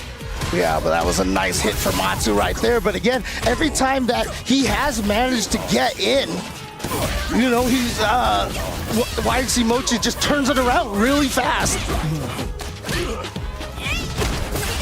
So we just haven't been able to see a lot of the momentum coming from Matsu here. But here we go, finally an opportunity, has the two cans. And yeah, that is considered success with the drive impact out of nowhere. And okay, Matsu getting one on the board here. I like him willing to go to the DI. Builds up the double cans as well. Wants to make sure that if he does get the knockdown in the corner, he could make the most of it with the double can setup. Oh my god, caught him mid-air. Vagabond into level 3. This is an excellent start for Matsu. Game number 3 definitely in his favor. He does have a round on the board as well. This buff, can he make the most of it? Delay on the crouching heavy punch, so unorthodox. Yeah, good timing on that. And here we go. There's the double can setup. Oh, but Waichimochi gets the throw. Yeah, and that's everything too. We talk about how much defense you have to have as a Dawson player, being able to get out of certain situations either via movement or predicting what your opponent's going to do. Waichimochi, though, on a sliver of life, he can't DI back. Hence why Mats choosing for that strategy, working out tenfold. All right, so this is a good sign for Matsu here, taking the game and stopping the bleeding here. I mean, frighteningly enough, with as strong as all these players have been, we haven't seen anything like go down to 5-4. You know, it's been, I wouldn't say like completely lopsided, but it's always been like 5-3, 5-2, and even a 5-0 exactly. Yeah, dude, the ending Walker Mina RD, I cannot believe that actually happened. Oof. Oh, here we go. Yep, plus frames on that heavy kick. Just using that and stealing turns, but a nice teleport for Waichimochi to get out of there. Ooh. Not even an attempt to go in with an air normal from the second Mats, by the way. Those are like, what, 2 back-to-back empty jumps? 3, possibly? Don't recall. Yeah, you see they're trying to avoid the anti-airs with that elbow. Oh my god! Does find the torso cleaver. That's huge. Oh, but drills out of there. And gets out of the corner with the teleport again. Oh. All right, burned out right now. Matsu has to find a way in, and now we're back to classic Street Fighter. Oh my god! I don't know anything classic about that one, I'll tell you what. My man ran straight at Dawson mid-air. Got him with a flip kick. Oh, nice parry to not get drive impact right there, but he's just gonna do it again. Why not? Why not, right? Exactly. So far, you've gone for it, and you haven't been counter-DI'd, right? It's just been like a parry right there, so might as well go for it again. Yes, sir. I like that. Maximum unk check. Oh, man. Oh my god, he's just whiffing. You know what the crazy thing is? Mats just stood there and watched. Yeah. That's some psycho behavior. No pun intended as a Kimberly player. Oh, man. Yeah, he just stood there and watched. That's the 2 throw whiffs in a row, and he's like, yep. This dude's a freak of nature, man. Now. My man was literally just watching these 2 cans, watching these throws whiffs. He's like, yeah, whiff another one. Right in front of me. So there we go. Tying it up 2-2 now. What a beast. Oh, trade, but that actually was a trade combo for Waichimochi because he had the extra hits done from the drive rush. As you can see here now, Waichimochi trying to be maybe a little bit more aggressive, is feeling like the zoning hasn't been working as well. Matsu's been finding his way in, so he's going for the throw loop. Jesus. All from the initial Yoga Noogie as a punish counter to set him up for the down forward throws multiple times over. I like that. I like that a lot. Roundhouse punish counter. Yeah, pretty important start. Baited out that crouching heavy punch again with that distance. Right. Yes, and see right there, the DRCs from Waichimochi trying to stay closer to Kimberly. Oh. Yeah, there it is. Who could blame him for doing it again? Like, who could honestly blame him for doing it again? Waichimochi standing on his staying on guard this time. Oh, yeah. Trying to snipe with the Bushinkak right there. Not gonna find the hit, and now the tables have turned. Waichimochi reclaims the lead 3-2 over Matsu. It's so scary every time I see Matsu go airborne and Waichimochi not really respond with any sort of anti-air. I think he's maybe focusing on the elbow, perhaps, and maybe just reluctant to do an anti-air. Well, the Tatsu's gonna find its mark over here. It's gonna get the hit with the stand heavy kick. So finally gonna lead to a big combo. Does he go for the double can setup? Yes! Oh no, he just caught him in the middle timing right there, in between the bombs. Can definitely happen if you're not throwing them the instant they get up. Oh my god, spend the rest of it. Whether it's via normals, via super, as long as it kills. Matsu being able to build up a second bar, bringing it with him into the rest of the set. Oh, yeah. Wow, what a tech. What a tech right there from Matsu. Couldn't get in through the drive rush, so immediately tried through the air and then through the slide, and YHC Mochi read all three of those. Back to back to back. Now, what do you do as YHC Mochi, right? Like, he's been trying to close out this game, close out this round, I should say. You just kind of keep on the pedal? Yeah, I mean, so far it looks like he's doing exactly what he needs to do with this round here. Oh, nice, a perfect parry in between the lights. Gonna punish that and is gonna allow Matsu to get in here again. The drive impact. And I love that just because he countered it one time doesn't mean you have to take that out of your offensive arsenal. And he's gonna get the burnout as well. And that was so expensive because YHC Mochi responded with crouching medium punch, drive rush cancel, and got smoked with the DI. Yeah. Oh, he got the hit. And now back to this zoning over here. So Matsu does have to find a way in, but just runs right in to the standing medium punch. What a good call out right there from YHC Mochi.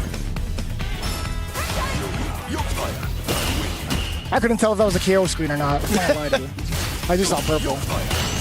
Oh. Already down pretty significantly in regards to the drive gauge. Matsu. I was gonna say, like, what was he gonna use to kind of get on in there, right? The drive rush, definitely the answer. And that heavy kick does have that diagonal reach that her crouching heavy punch doesn't have. Obviously, just a lot longer startup. Too far away for the run slide. Oh, no. Oh, and avoids the torso cleaver just barely. And now Matsu has to find a way back in, but at least has the drive gauge back. Oh, my God. What a way to stop. The down back fierce. Yeah, the big stop sign, not being able to teleport. Yeah, YHC Mochi read that perfect parry. And now is gonna get a big hit here. Got the level 3. And this should be able to do it here for YHC Mochi, which will give him a 4-2 lead. Damn. A substantial lead going into the rest of this set. He's gonna need as many W's as possible because honestly, quite frankly, it's hard to see a Dawson do it. I would love to see YHC Mochi progress, being able to represent himself as a player the way that he does from every single version of Street Fighter where he's picked Dawson. Yeah, and again, it's just great to see because we are seeing character experts all over the place. I know I mentioned that before, but we're watching a Kimberly versus Dawson here in the top 16 of Esports World Cup. You're damn right. We did have a handful of different Kimberlys, though, in comparison to Dawson. True.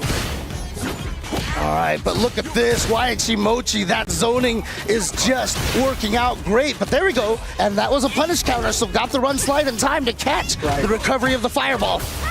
Oh, no! It was the air reset hit. The dreaded air reset hit. Now that I think about it, were there more Dawson players than Luke players? I think so, Isn't that actually, weird? yeah. Kind of funny. Match point for YHC Mochi, a little bit of side tidbit.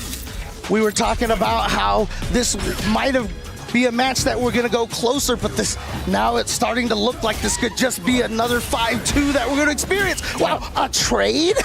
The standing heavy kick. Catching Kimberly out of that. Very odd. It's like the very last few frames while she was starting to stand up. Look at the activity coming in from YHC Mochi, and Matsu actually able to thread past it.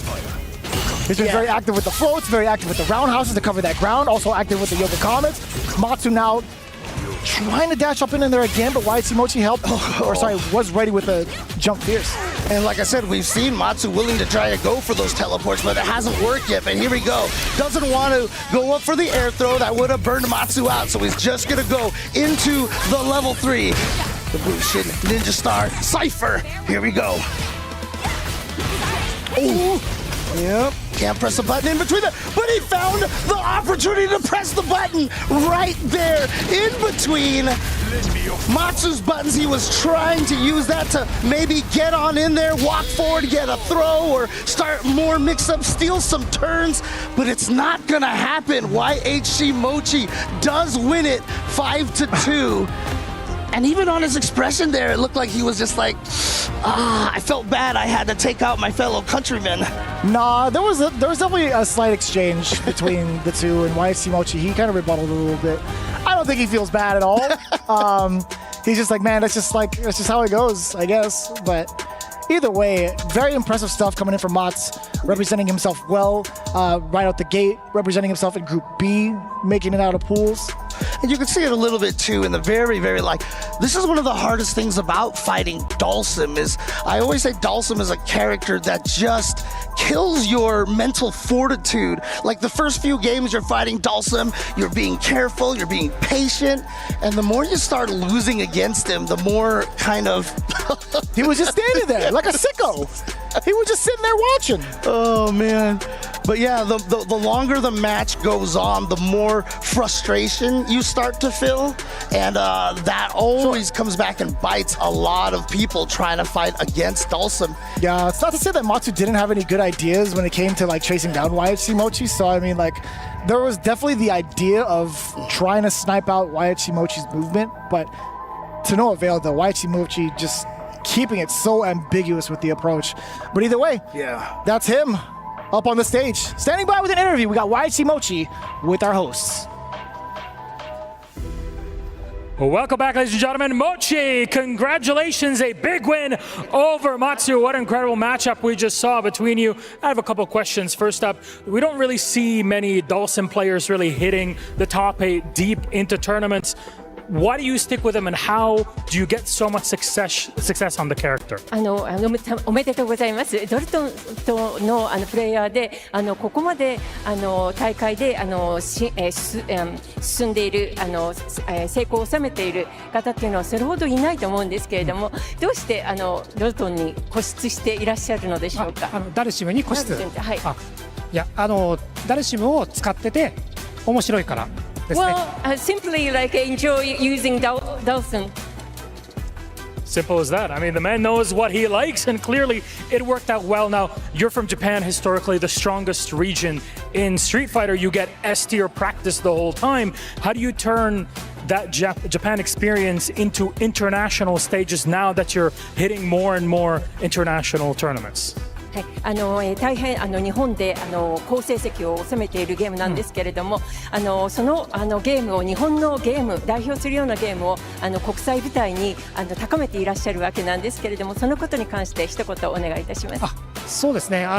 最近はストリートファイター6がとても流行していて、みんな世界中のみんなが楽しめて、こういういい時代になったなと思って、自分も一緒に楽しくプレイできて嬉しいです。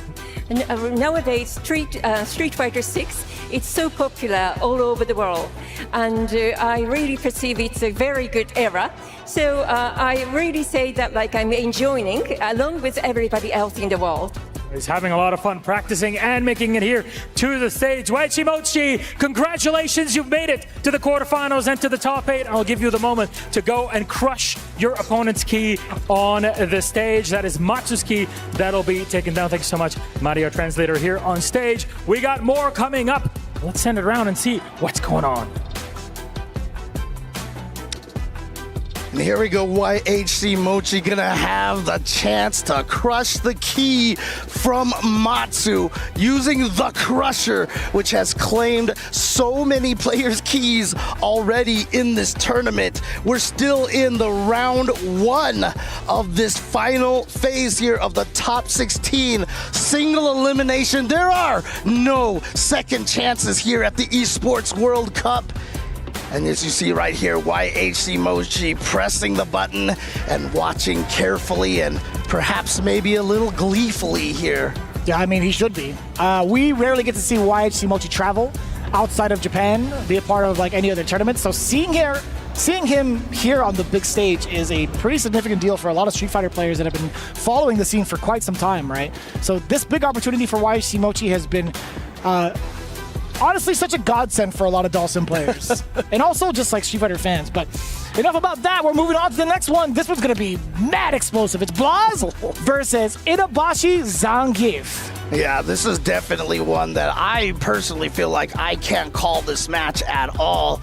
I just feel like Blaz, I mean, he has a Zangief as well. He plays a little Zangief every once in a while. I remember seeing footage of him fighting Daigo, I think, in like a casual room with the Zangief. again, I know a lot of these, the Chilean kids, I guess we can call them, have the ability to use a lot of different characters here. But he's obviously going to stick with what he knows against Itabashi. But Itabashi, again, I mean, the veteran, there's very few things that can shake a person who's basically seen it all in tournaments. And so I'm really curious to see how, if he can handle, one of the primary youth players here that we are getting to show up on the scene. And so, also, I kind of think we might not even get the main, right? I think Blaz, he's also kind of shown off some of his matches against Zangief Balado with different characters, right? There was definitely one with Kimberly. I've definitely seen one with Jamie a multitude of different times from the World Warrior events that he's done. The very first World Warrior, actually, he was flexing that Jamie. Yeah. So I'm not too sure if he's going to stick with the Ryu going into a matchup against Itabashi Zangief. I mean, it's highly possible, but just to let you guys know, Blaz, he might just switch it up. And you know what? I mean, Itabashi, obviously, he's been playing a lot of Zangief, but he does have that Marisa as well. His Marisa are so sick. It's scary. So yeah, there's a possibility that neither of these players go with their main. So I'm curious to see. Maybe they'll do a blind pick or something like that, but most likely they're just going to jump right into it here. Yeah, that's a good call. Because Itabashi Zangief, if you saw him during phase number 1, he dismantled NL, and NL was looking mad clean too, from every event leading into EWC. As soon as Itabashi Zangief picked that Marisa, it was lights out. So we haven't seen Itabashi play since then. Yeah, exactly. All the players who qualified on the first day just got to rest and do a lot of research and play and practice. Tricky because they don't know who they're going to go up against for quite some time. But, being able to play against all of the other players here, especially some of the guys who have stuck around after the LCQ from last week, sticking it out over here, helping some of their friends practice certain matchups as well. Yeah. You always love to see the kind of, hyperbolic time chamber situation when you have a lot of the players in the same area like this. I wonder who Itabashi Zangief was able to practice up against while here for the Ryu matchup specifically. I mean, there's a ton of Japanese players here just hanging out, just in general to support their fellow players. But I remember seeing a couple of tweets where they all had that suite level room, just all grinding out games. I don't recall if there was a Ryu player in there. Yeah, but having something like that is it's so key. I mean, even Street Fighter League feels that way too, when all the players get together and just play for a couple of weeks and then they come out so much stronger. And he does decide to go with the Marisa. Good. Gonna be a very explosive run. Blaz getting himself rather close to the corner.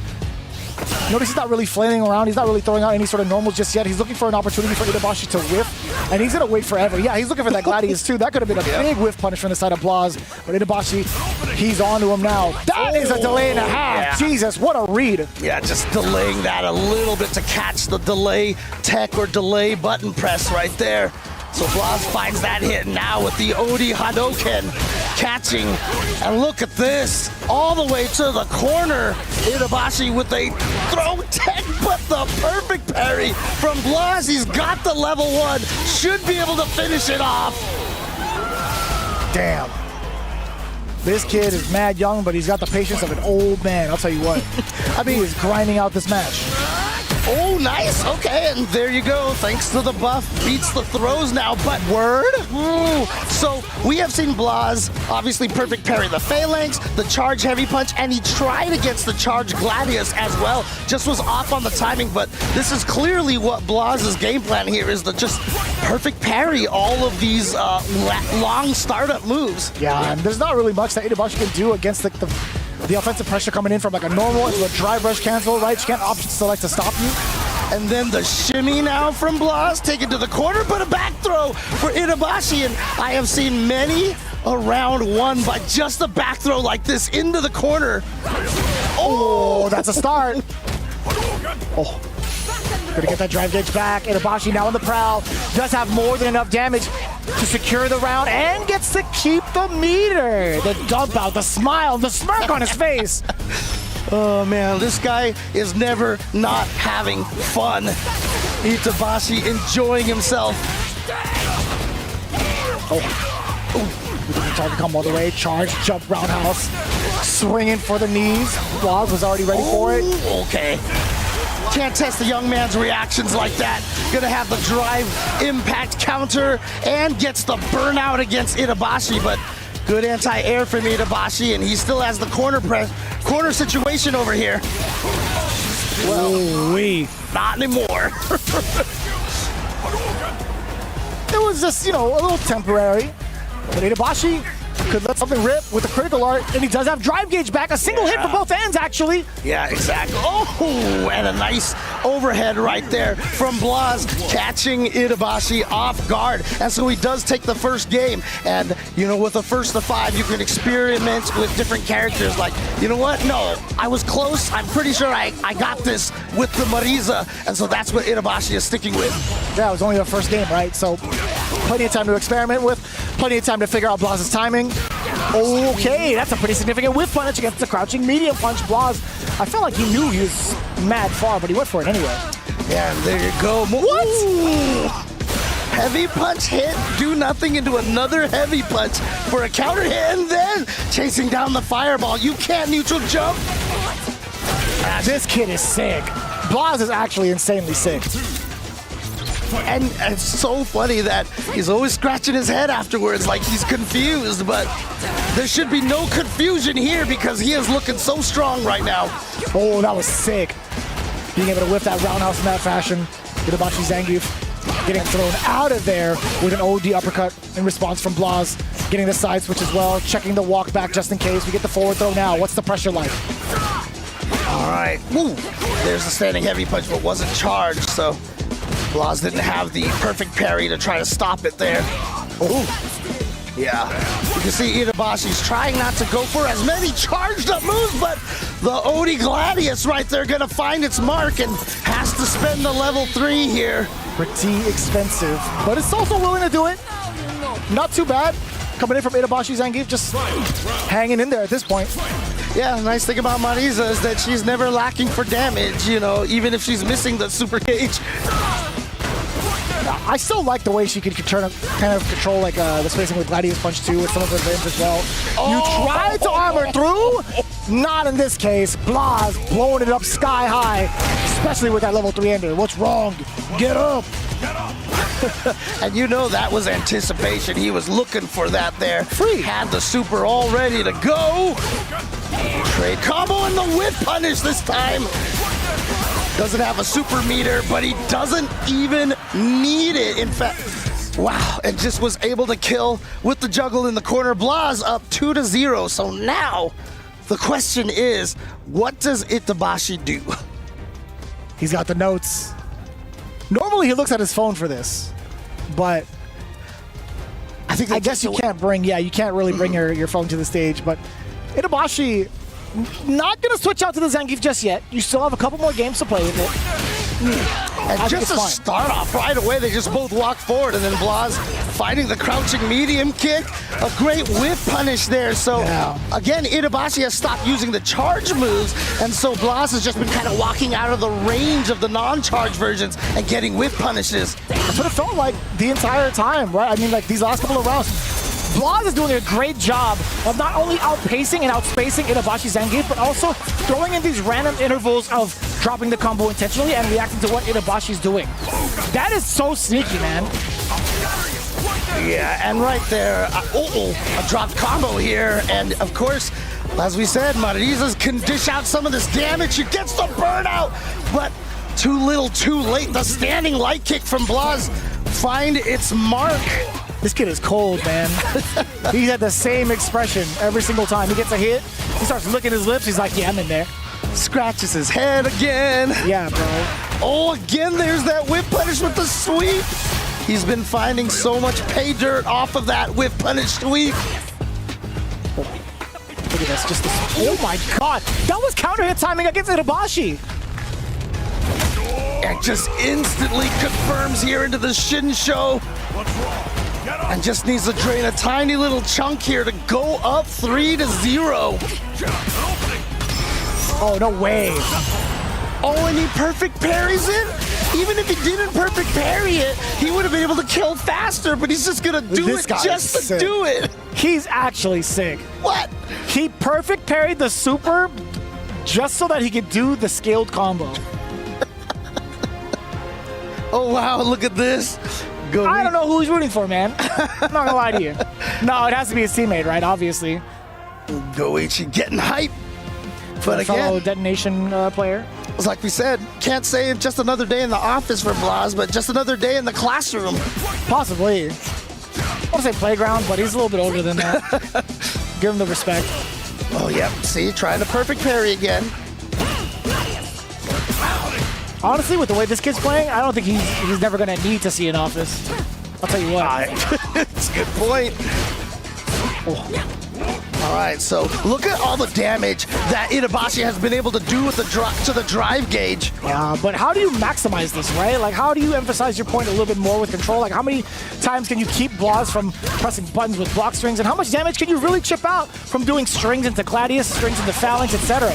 And again, the whiff punish right now from Blas. His neutral has just been absolutely impenetrable for Itabashi. Itabashi has not been able to sneak through there. He can get those occasional hits like that, but they don't lead to big sequences, although this one certainly is. He's got the level 2.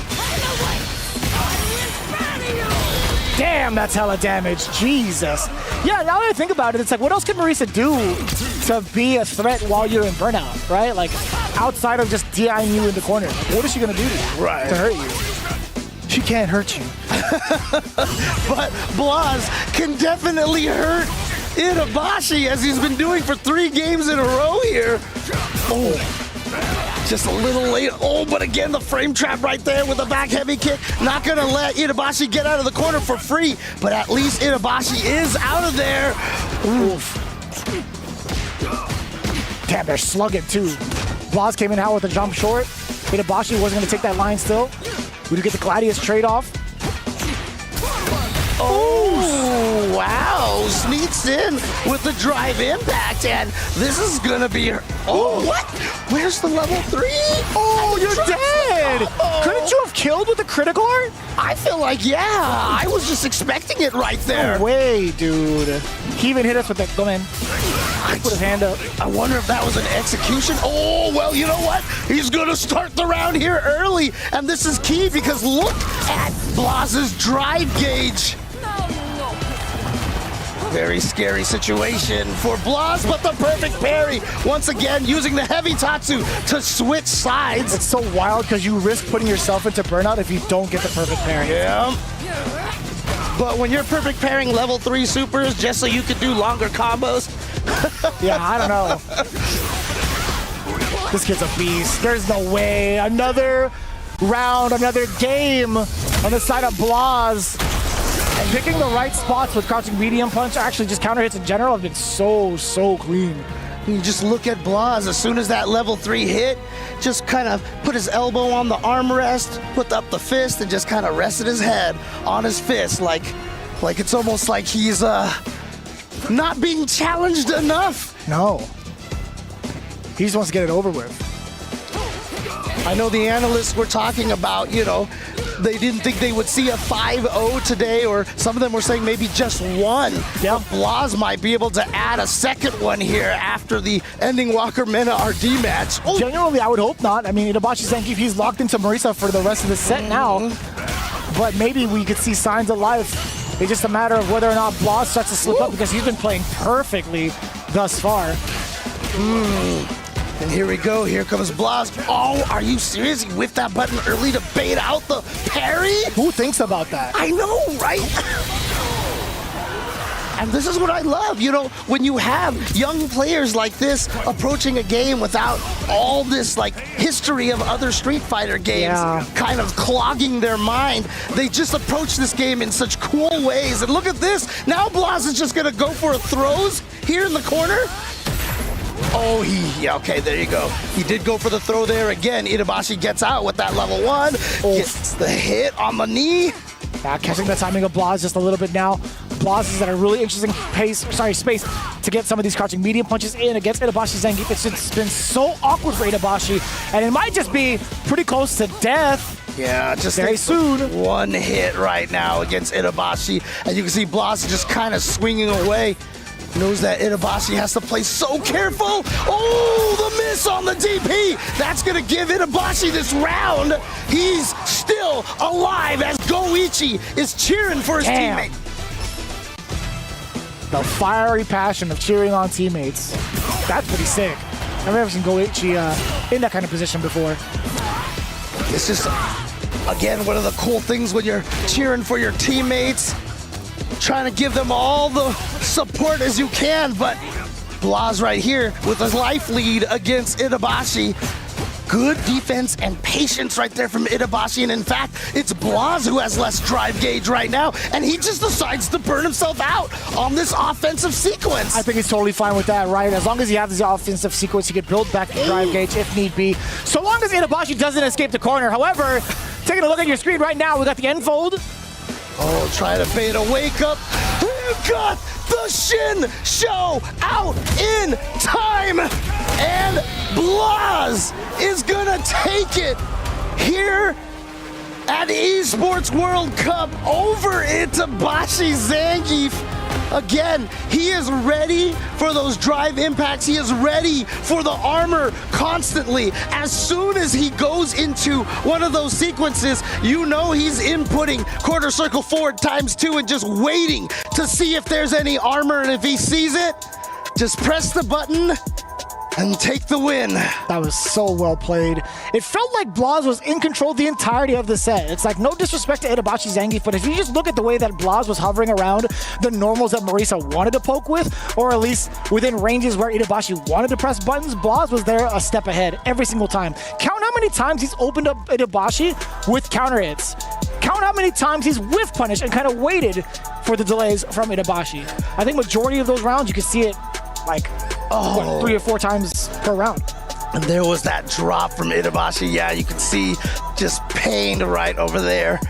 But yeah, really honestly, Blas, first perfect pairing a lot of stuff, and then switching to the whiff punishing right there, adjusting before Itabashi could adjust. And let's take it over to Blas.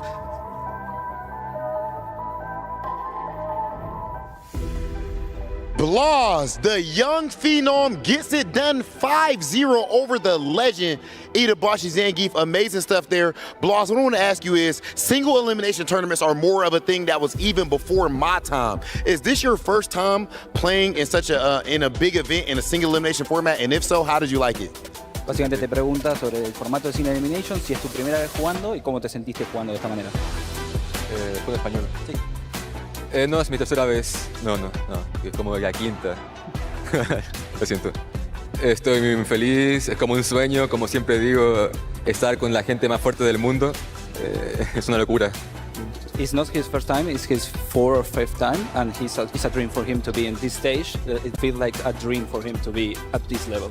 Okay, and when it comes to you on big stages, of course, we saw you at Capcom Cup last year. You get 2nd place at Capcom Cup at such a young age. How has life changed for you from then until now? Básicamente te pregunta cómo cambió tu vida desde entonces, desde ese segundo puesto en el torneo de Capcom en Japón. Tengo que hacer clases online, puedo viajar todo el año. Antes iba al colegio. No puedo ver a mi familia. Eso. Estoy muy feliz, obviamente. Okay, he feels super happy, but at the same time, his life changed dramatically. Basically, he had to kind of drop college or prioritize his professional career to train and to get even better each time. So his life is flipped since then, so amazing. Extremely well-deserved, and at this point, Blas, you are officially in top 8 of EWC. One more time for Blas! Blas, you could go ahead and crush your opponent's key. Oh no, you could, bro. Blas. Oh, man, let me hang it, y'all. God dang. He was about to leave Rob hanging. He's like, you know what? You did it to me first. This guy is a class act, though. Seeing the fact that he's able to continue on pursuing his passion in Street Fighter. Honestly, it's a smart call because you see how well he performed over at Capcom Cup? Like, why not keep going with it? And the crazy thing about it is that so many players were trying to let us know. Oh, dude, look at this laugh from Blas over there, yeah, man. That's the drop, yeah. Oh, man. But so many players from Chile were trying to warn us about this player. Not necessarily warn us, but tell us that we all had to be prepared for this Wunderkind, basically, coming out of Chile. And he has definitely lived up to all of the hype that the Chilean FGC has been, saying about him. Truly, like there's something about the way that he plays against a lot of the veterans here, right? It's not even like thinking outside the box. He's just recreating the shapes himself. You know what I'm saying? Oh, yeah. It's just a different look, and it's so refreshing. But this is a match that I know everybody who looked at the bracket was just anticipating. It is going to be Lashar versus Kawano. Clearly two of the strongest players from the Asia region.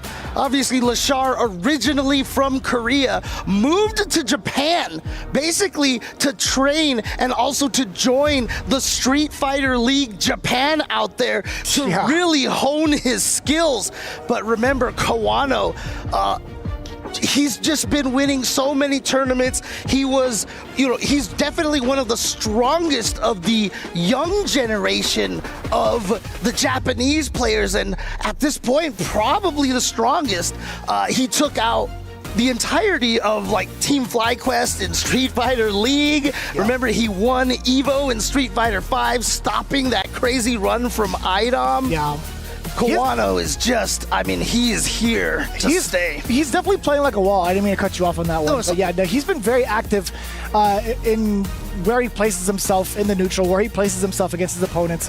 And it's rather annoying in regards to how we've seen the other players react. I enjoy it, obviously. But I'd imagine in the hot seat of the other player, it's man, how do I get past the activity that Kawano's been throwing out, right? It's it's been very difficult to track. Akuma's walk speed is mad impressive. Standing light kick to kind of outpoke his opponents, and also crouching medium punch, the Shoto special. It's such an excellent counter-poking tool. However, this kind of flips the script when you have someone like Ed, who has the normals to kind of contest, and he's also going to check walkbacks pretty significantly, and also has a fireball to him. This might just be a little something that would challenge Kawano the most thus far at EWC, because every other game that Kawano's played, in my opinion, has felt like a wash. Yeah, he has been playing out of his mind in this tournament so far. But again, Lashar is a different breed. A lot of players, after playing him a bunch, talked about him like this guy has the craziest reads. He is absolutely insane. And this year, it is starting to come to fruition. He won Combo Breaker. He won CEO. Back to back, dude. Back to back. And that is not something that I can think many players have done ever. Not in a while, I would imagine.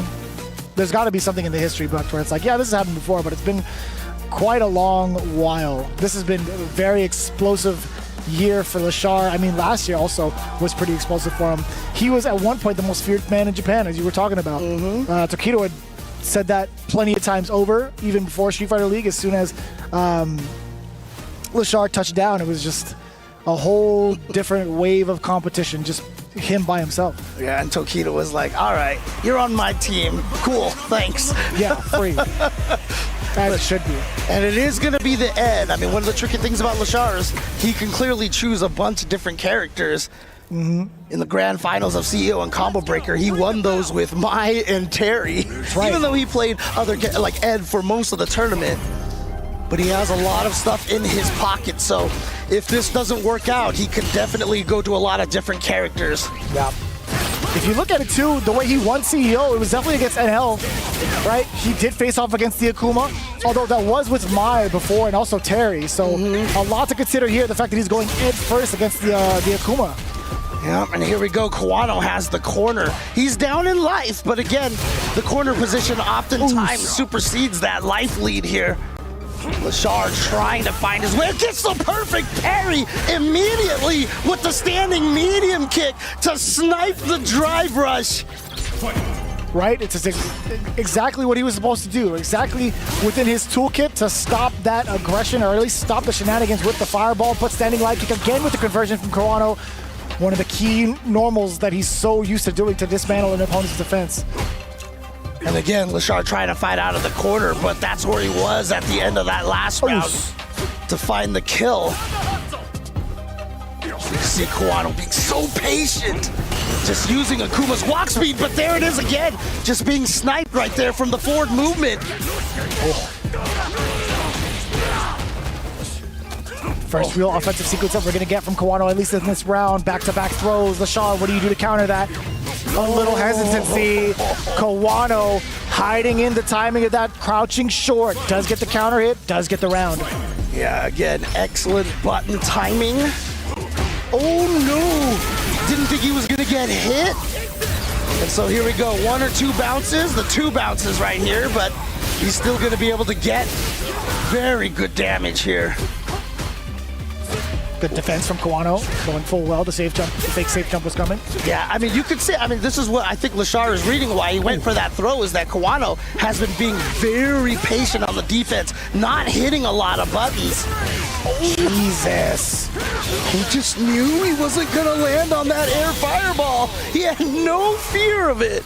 Yeah, I mean, if he does land on it, he's gonna press that button anyway, right? Like whether it happens or not. So him covering his ground, pretty smart. Lashar, game 1. Yeah, a pseudo option select, as it were. Oof. Wow. And finding once again Kawano's forward movement here. Every time Kawano has tried to get in, that's going to be a safe jump. Oh, okay, goes for the throw, and Lashar just landed and blocked. Yeah, I mean, Lashar's going to have a guess, right? He's going to be -2 in that situation. Or just negative in general. If I'm not going to be precise enough, I feel like off that safe jump. And here we go. Kawano now with a good corner situation, goes for the 2 throws, and here's a 3rd one now. Does he go for 1 more? He does, but Lashar has the tech. Oh, that was 2. Oh, if he gets a big fierce, it might be lights out. Yeah. Kawano's burnout, that could have been a big whiff punish. No way. Right past the spark and the ignition. My man Lashar gets a hole in his chest instead.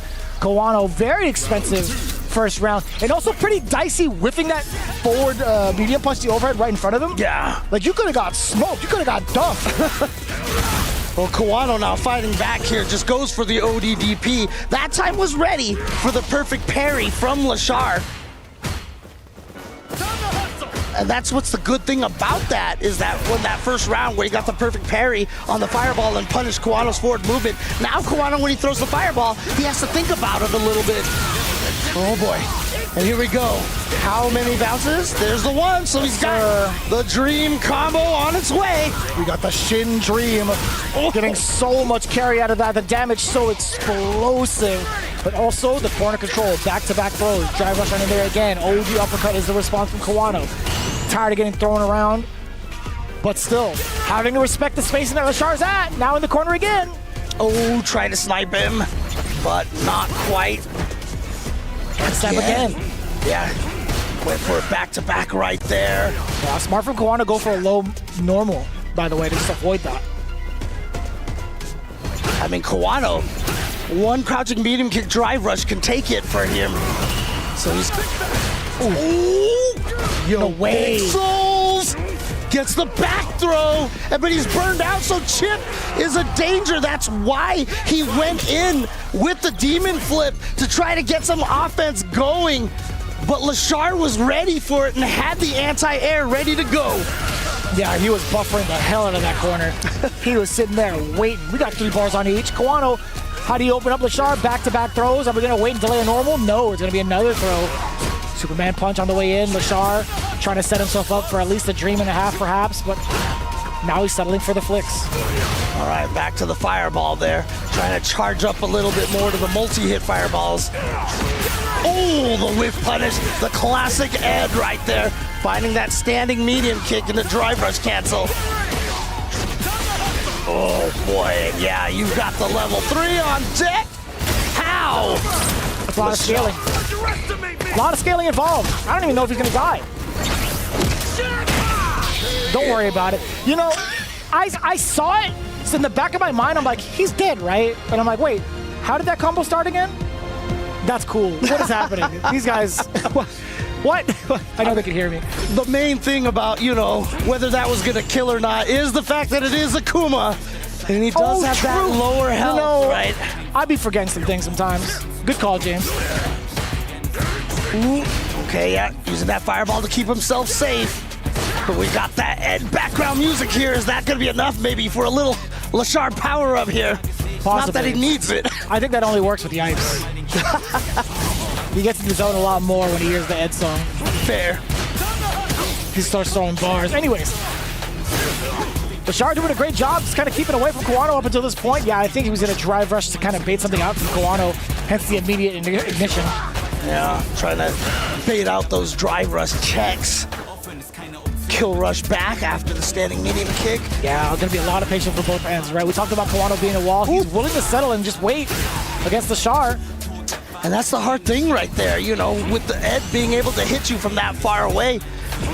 It's hard to take advantage of a lot of the the nice normals that Akuma has, just like that. He just walked into it, by the way. Yeah. I don't know what that was. He just blatantly walked into a normal. Because obviously with Akuma, forward medium kick, forward heavy punch are good moves to fish with, but Ed just outranges all of those, and you do have to walk into a danger zone to try to land those normals with Akuma. 13 seconds on the clock. Single hit from both ends. Lashard now has the lead. He couldn't let a level 2 rip. It's going to be OD Fireball. And the flick again. He's playing Kawano's game against him. He is running down the clock and forcing some big airs. It's like I said, every big attempt from Kawano to move forward has gotten checked so badly. Lashard is on his game on the defense, and then the wake-up DP finding its mark, and the level 3! That was godlike. That was actually pretty godlike. Bro! Oh, man. And now just one little bit of tiny hit right here. He's just trying to trade with the fireball at this point with that standing medium kick. Fireball still coming out from Kawano or so. We thought getting clipped again. Walking forward. He has just been running into these limbs from Lashard. Granted, in that particular moment, can't blame him. Clock was winding down. Didn't have a lot of life to him. But in the previous rounds, he was holding his ground pretty well. Like, he was just hanging out, throwing some fireballs. He still had the life lead, and then all of a sudden, he walked up mad far into a normal. Wow, so Lashard here, definitely with a dominating start here versus Kawano. We were talking about this, right? Kawano had been kind of taking out opponents with ease almost, Obviously, none of these matches are easy, but Kawano has been, looking so strong, and Lashard absolutely making him look almost pedestrian here. I think Lashard does that with a lot of people. Yeah. To be quite honest with you. There's a reason why all the top players were talking about him. Oh, okay. That's the second time we've seen Kawano land that crouching light kick meaty, a little bit of a staggered timing. Yeah. Kawano now trying to keep that control, right? Doesn't want to let Lashard out of the corner. Gonna let the fireball do the talking majority of the time, but Lashard, if he catches the right timing, he could get Kawano to flinch, but he was ready for it. Drive, impact, right back at you. Okay. All right, I see you, Kawano. Let's go. See if we can get that in there using the air fireball to change his jump arc a little bit to sneak in there against Lashard. Oh, tried to kill rush forward right there, but Kawano met him with his own fireball. And now the check from Kawano, and that's going to get him the corner position here. Sweet. Oh, here we go. Are we going all the way to the other side of the screen? Yep. Shin, dream. Hell of damage too. I have a dream. What do you do with Kawano as you're sitting on 3 bars in the corner? He still has one more shot. One more sequence. Yo, what the world was that? Heck? How did that still cross up? He walked forward. Right, he walked forward. I don't know what happened. Did he try to cross-cut? Yeah, because obviously, like you're saying, if you walk forward, it should just change you to blocking as soon as you get to the other side. Right, but he also got counter hit too, so I'd imagine. Oh, okay. Yeah, he must have tried something and it just didn't work out. And here we go, Kawano can't go down 4-0 at this point. You gotta see if you can get this game, get this round. Yeah, he honestly could have tried to do crosscut DP in the super. True. Just mistimed it. That would have been pretty significant. Lashar, man, he is just super active. Look at that, right? Just outside the flicker space. Like, you can't even do anything about that as Kawano. Maybe throw a fireball again, but I think Lashar is ready for that. Running into the OD uppercut again. All right, now you see Lashar being a little bit aggressive right there. Drive rushing in. Oh, yep. And look at how much drive gauge Kawano lost from holding those buttons, and now he's burned out. Oh,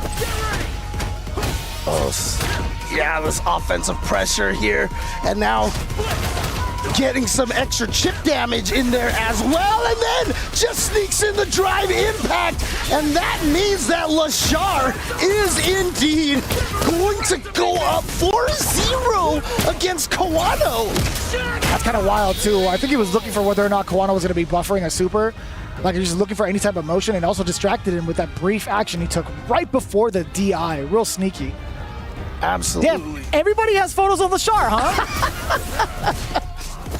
Where's my photo of Lashar? I have a whole folder on my phone. I don't know what your problem is, Jeremy. You know, maybe I'm just not cool enough. All right.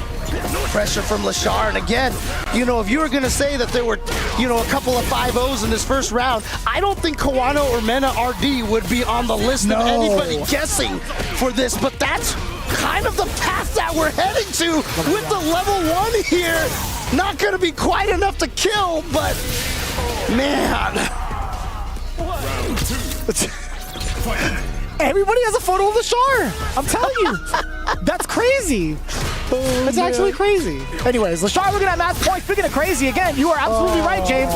Kawano falling victim 5-0 was not on my bingo card for EWC, but I'll tell you what, we're getting rather close to it unless Kawano could shake things up. Now, offensively, it is going to be his turn. He does check the jump against Lashar with the fireball trap and the spacing he was at. Oh, boy. But man, past the fireball he goes. Lashar, ever so calculated with that OD uppercut.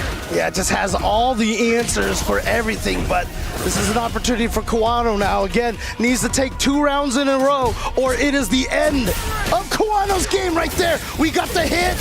He's not going to go into any super combos just yet, but the throw. Oh, single touch. OD fireball from Kawano. Again, the perfect pairing against the fireball has robbed Kawano of any sort of aggression at all. And you saw right there, Kawano was just so desperate to find a way in. The fireball into drive rush or any of that just wasn't working because Lashar was so consistent on those perfect parries. And so right at the very end, Kawano kind of with the desperation with the demon flip, and yet somehow Lashar was expecting that too. He's ready, dude. You talking about the wall that Kawano's been putting up these last couple of days. Lashar was pretty much the exact same, but reinforced steel. Like, honestly, his wall style was actually much more effective against Kawano. I've never really seen Kawano kind of run into some of these normals as much as he did, or at least panic and go into like demon raids like that, or like misplacing fireballs. It's been really interesting to see. Yeah, again, this is just not a matchup that you would have ever expected to go 5-0. Again, we all know how strong Lashar is as a player, but even that, like 5-0 over Kawano, Evo champion Kawano? Man. Nobody would have thought that, but Lashar, man, something different in the water when it comes to his preparation, the way that he's got himself into the Combo Breaker champion, like as a Combo Breaker champion, as CEO champion, he's looking rather different. We got our interview with Lashar standing by with our hosts. Let's take a look. And now on to the top 16, it's Lashar! Congratulations and thank you for coming in with us on the interview and doing it in Japanese also, out of your usual Korean. Now, question, you've won CEO Combo Breaker back-to-back, top 8 at EVO, and now top 8 as well at EWC. how are you so consistent in 2025? おめでとうございます。本日は韓国の代表する選手でいらっしゃいますけれども、日本語で通訳させていただきます。最も安定したストリートファイヤーのプレイヤー、そして CEO でもあり、そしてコンボブレーカー、連勝を収めていらっしゃる EBO ではトップ8、そして今この地 EW で戦っているわけですけれども、なぜ2025年はなぜこれほど安定しているんでしょうか。いややっぱ日本に住んで僕の日本のリゼクトチーム時戸さんとか梅原さんとか小戸さんのアドバイスとか本当にいろんな日本の選手のおかげでそういう結果が出たと思いますね。ありがとうございます。I would say that I'm only thankful to my Japanese teammates. Since I've lived in Japan, all my teammates in Japan have been so supportive, such as Tokido-san. 時戸さん、梅原さん、小戸さん、それ以外も練習一緒にやってくれた選手たちとか、プレイヤーたち。Thank you very much for all the players that I just mentioned and all the other players who played with me. Thank you. The stable condition is only the result of their support. There's a lot of work to get through into Street Fighter League and compete in Japan and practice as well. Now look, speaking of practice, Street Fighter 6 specifically, is seen as a quite aggressive game by many people, but yet somehow you're able to control the pace of the game consistently. Do you just think you see the game differently compared to normal people, and how in that way? はい、ストリートファイターというゲームはある特定の人の目にはかなり過激なゲームに映ることもあるかと思うんですけれども、常にすごく落ち着いてコントロールして気持ちを制御されて戦ってらっしゃるように見えます。ということはラシャー選手の目にはストリートファイターが他のなんか違った形で映っているのでしょうか。それとも何かどのようなご意見がお持ちでしょうか。やっぱ練習やるとき大会とこのゲームはオンラインとは全然違うから練習のときちょっとオフラインみたいな動きで練習してます。はい。So when you practice, this game is very different when you play online or offline or in the tournament. So I try to play it offline as if I play in the tournament. Well, it's a lot of work. You've been doing great at tournaments. But ladies and gentlemen, one more time for your top 8 player now, it's Lashar! We'll give you all the space to go and crush your opponent's key. It awaits you on the crusher. All yours. Thank you so much for doing the interview, even in Japanese, not even as normal tongue. What's going on? That's insane.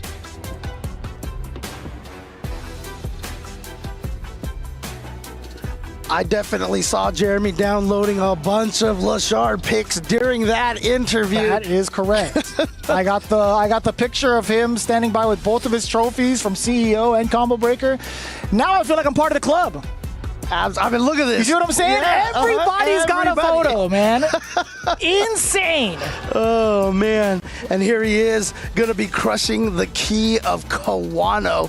And again, obviously we're going to be losing a lot of strong players, but going down in an 0-5 fashion is definitely not what we are going to expect. But that means that we are down to one last match here in the first round of this top 6. I love how he has to inspect it. He's like, did I crush it all the way? Is that all right? Yeah, he's still going for it. Yeah, the final matchup, as you had just mentioned, Fudo versus Bonchan. This is going to be so sick. It's going to be such a coin flip as to who's going to move on from this match. And seriously, if you take the number of times these guys have fought each other during their entire FGC career, I mean, that is just going to span, dozens and dozens of matches, both of them really kind of entering the Street Fighter world during the Street Fighter 4 days. Yeah. You know, Fudo coming over from Virtua Fighter, Bonchan coming over from Mahjong. That's correct. Yeah, I mean, like Bonchan definitely got recruited by Daigo. I think that story has been told a bunch of times over, where Daigo was like, you know what, you make very impressive like intellectual reads against your opponents. Why don't you try fighting games? And it has paid off in spades for Bonchan. Now an Evo champion during Street Fighter 5 period, and doing a lot of wonderful things alongside Red Bull, for example, touring a bunch of Japan to show how you can play games as a career, esports kind of things to different regions of the country that normally would not have the exposure to the Japanese esports. Yeah, I mean, taking a look at what he's been doing across like the span of the community in general, like even outside of Japan, has been very, very impressive, right? Fudo, in terms of how impressive he's been lately, he's been starting to evolve his gameplay with the characters that he's been rocking with, right? We've seen him perform over at Blink Respawn. We've seen him perform over at Topanga Championship 6. A pretty significant deal to note, right? He's been rocking with the DJ, he's been rocking with the Ed. He actually faced off against Bonchan during Topanga and actually took a pretty sizable win record against him. Prior to that, though, I'd imagine he was kind of looking forward to the run back against Bonchan, because Bonchan was the one that bested him over at Combo Breaker this year. So a lot of back and forth, as you had mentioned, throughout the entire course of their career, but definitely within this year as well. They've played a good amount of sets.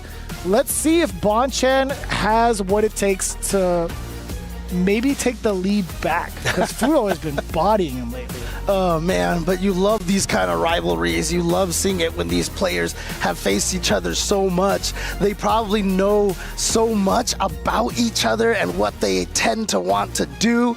And so, you know, when you know you're going up against somebody that you've played this much, you really gotta try to throw out like different looks at him and try to, you know, use slightly different strategies and such. So, you know, again, you cannot find two of the Japanese players with more accolades than these two combined together right now. So here it is. It's going to be Fudo versus Bonchan. Let's go!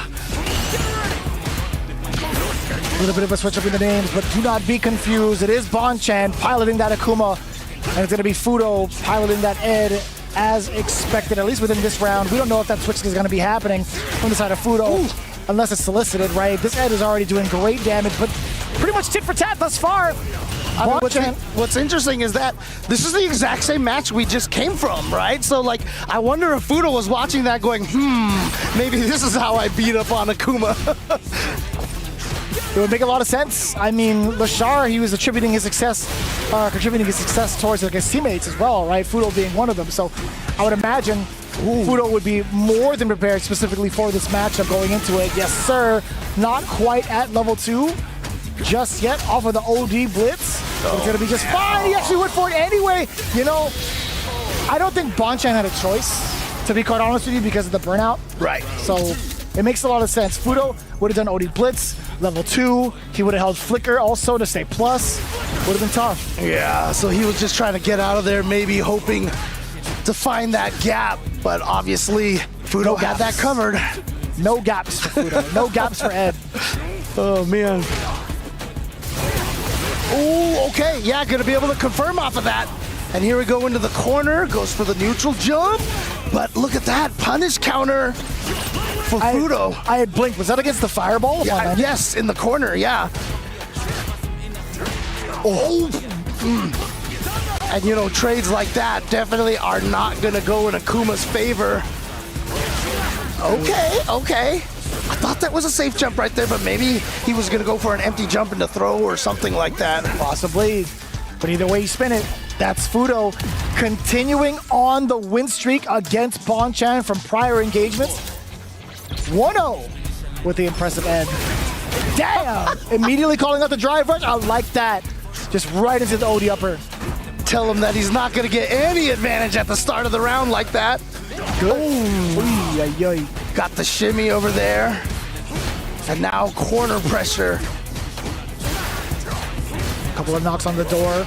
Going into the fireball as well spaced temporarily now. Bonchan actually getting exposed too quickly on, jump out of there. Yeah, a little bit of damage to snipe on the way back. Fudo successfully fights himself out of the corner.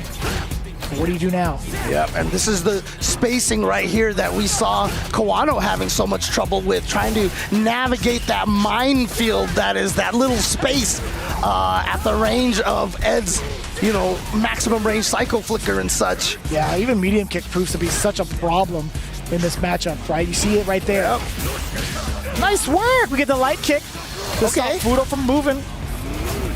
Gonna get some decent chunk of damage here, and now also the drive gauge at a point where Fudo might be scared to try to do anything crazy here, but he punish counters the demon flip dive kick and basically takes that round, a very well fought round for Bonchan, but resulting in again a loss. And Bonchan knew it was a risk too. If you saw the player cam, his facial expression was like, all right, you got me. Like, I knew I wasn't supposed to do that. I just wanted to see if you were ready for it. Bonchan knew. Yeah, so far, demon raids from the Akuma players against Ed have not been working out. But here we go. This is working out for Bonchan right now. This corner pressure. Oh, and you get yourself from the back against the corner. You get the double bounce. Look at the carry, and look at Akuma bleeding. Dear Lord Almighty. Everything on Akuma just looks that much more painful with that 9,000 health. Drive rush under to punish the jumping air fireball. He's Fudo. so sick, man. What is Tokido happening? doing? What is he doing? Dude, he's literally the background character in a Street Fighter stage, looping his animations. That's what it feels like. If we ever get like an EWC background stage in Street Fighter 6, Tokido better be doing that exact same animation. Oh, okay. Meets the drive rush with the OD fireball, and here we go. Big opportunity here, but Bonchan very low on drive gauge, can't really spend too much. And you see him jump back now.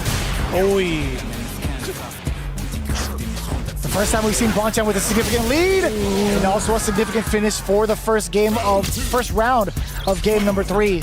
I like the pacing being set by Bonchan thus far.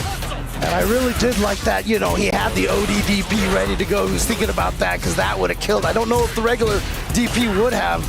Right. Oh no, trying to steal the turn. Yeah, this is such a big punish for Fudo, but also the positional advantage that he gets. Oh, and the burnout now, yeah. You can see it again. Bonchan's trying to find a way out. Oh, and he's gonna find a way out, at least here with the level 1, but he's still burned out.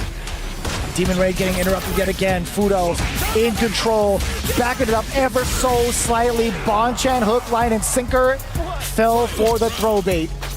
I mean, going into EVO, everybody was talking about Fudo and Lashar as the two hottest streaks going in there. And so far, we're seeing both of these players perform so well here on this EWC stage. Oh, he drive rushed the active frames. Couldn't slip past that stand medium kick. Oh, no way. Fudo. A single touch needed. Baits it out again. Doesn't even need to spend the level 3. That's got to be 3 games straight for Fudo-san. Please don't tell us we're going to get another 5-0 here. I hope not. I personally just want to see this matchup develop. Absolutely. Honestly, I enjoy watching this matchup in particular because of how strong they've been kind of showing up in the meta, like how often they've been showing up in the meta and how strong they've been in general. So I want to see a difference now between like the Lashar match versus Kawano into Bonchan versus Fudo, right? I want to see it go down to the wire. Right. And obviously, in Japan, I feel like Japan has a lot of the, if we count Lashar as Japan, because that's where he's living right now, definitely has some of the strongest Eds and Akumas. A lot of people counted Ed out after he was nerfed in that patch, but so weird for people to dismiss it like that. Damn, hella damage spending the rest of the drive gauge. I like that. Let's go. Bonchan finding some blood right here. Signs of life. Yep. The OS gets the DP off of the drive rush cancel. Damn, you still went for the fireball? That was mad far from Fudo. And it's just like, I can't even attack with fireballs from that range. Ed's still just gonna get through that? Very tough to deal with. And just the raw drive rush and a light punch from Fudo's gonna get him out of the corner. Here we go. The double bounce. Still gonna get the full corner carry, along with hella damage. 1 bar to Fudo's name, and now even closer to that win. Yeah, oh, okay, gets the hit, and what's good is that it builds the space here, but look at these, now it's Fudo's turn to perfect parry these projectiles all day, and then the Psycho Flicker. I like the stance. He stanced up. Let's stance. Oh my, that was awkward. I thought there would be enough time to do Stand Fierce or something. Right. Oh, well, speaking of Stand Fierce, right there, the whip punish from Bonchan, and he is going to go right into the level 3. The car accident that just happened on Ed's face. Hope he had some insurance right there. Probably Got not. the counter hit. Yeah, putrid. Okay, not gonna go for the back throw. Actually just goes for the little bit of damage, and now gets the punish counter on the throw. There's that 2,040 damage right there. You know, I don't mind that, right? I don't mind that back throw. If Fudo manages to get control and sneak in a Stand Fierce, you're gonna hit a dream. Right. So That's I don't. true. Yeah, That's true. I don't mind Bonchan going back to mid-screen. Yeah, a lot of the times, I mean, that could be one of those things when you. That's one of the things that makes Ed so scary, right? You want to get people into the corner, but if you get Ed in the corner, you're setting yourself up to die. Yeah, you really are too. And you know, a lot of the Ed players are gonna have that combo down, so it's a hard decision to make. But Bonchan able to clear it. 1 game on the board, by the way.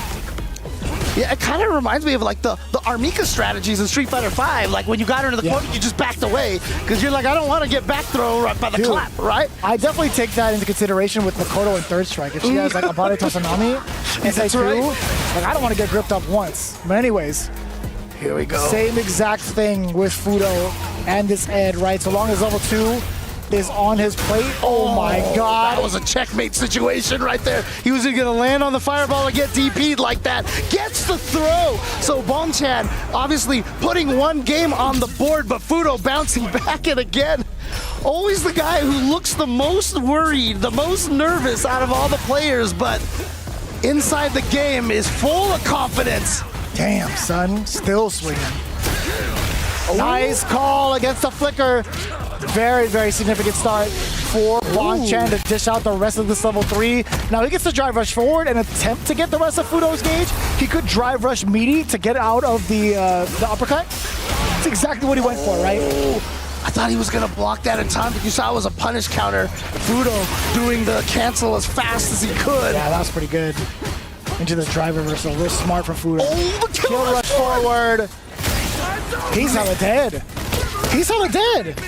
You get that great jump read right there, and Fudo, if he'd kill rush back, he probably would have just he would have eaten that jump attack. That's right. But instead, forward on the other side, and I didn't see if it was a counter hit or if it was a punish counter. I'm not too sure. But that standing medium kick from Fudo was able to take it after that landing. Yeah. That was a little bit awkward too. I thought there was going to be time for Fudo to press the button. Yeah. Upon arrival of Bonchan with that demon raid. Ouch. Standing fierce to the face right there. And again, no demon flips for you. And now back to this neutral zone. Damn. I mean, between Fudo and Lashar right now. Damn. They are making this look like a terrible matchup for Akuma. It's starting to feel that way. I think a lot of players might be convinced. I love those plushes, by the way. I gotta pick some up in Japan when I go. I mean, if Fudo can take this 4-1. And here, okay, tech right there from Bonchan. Always a scary thing because of those shimmies right there. Right. Oh, Fudo's been walking around too. 1 more hit actually does it for Fudo. Yeah. He could build it up off of the drive gauge cancels.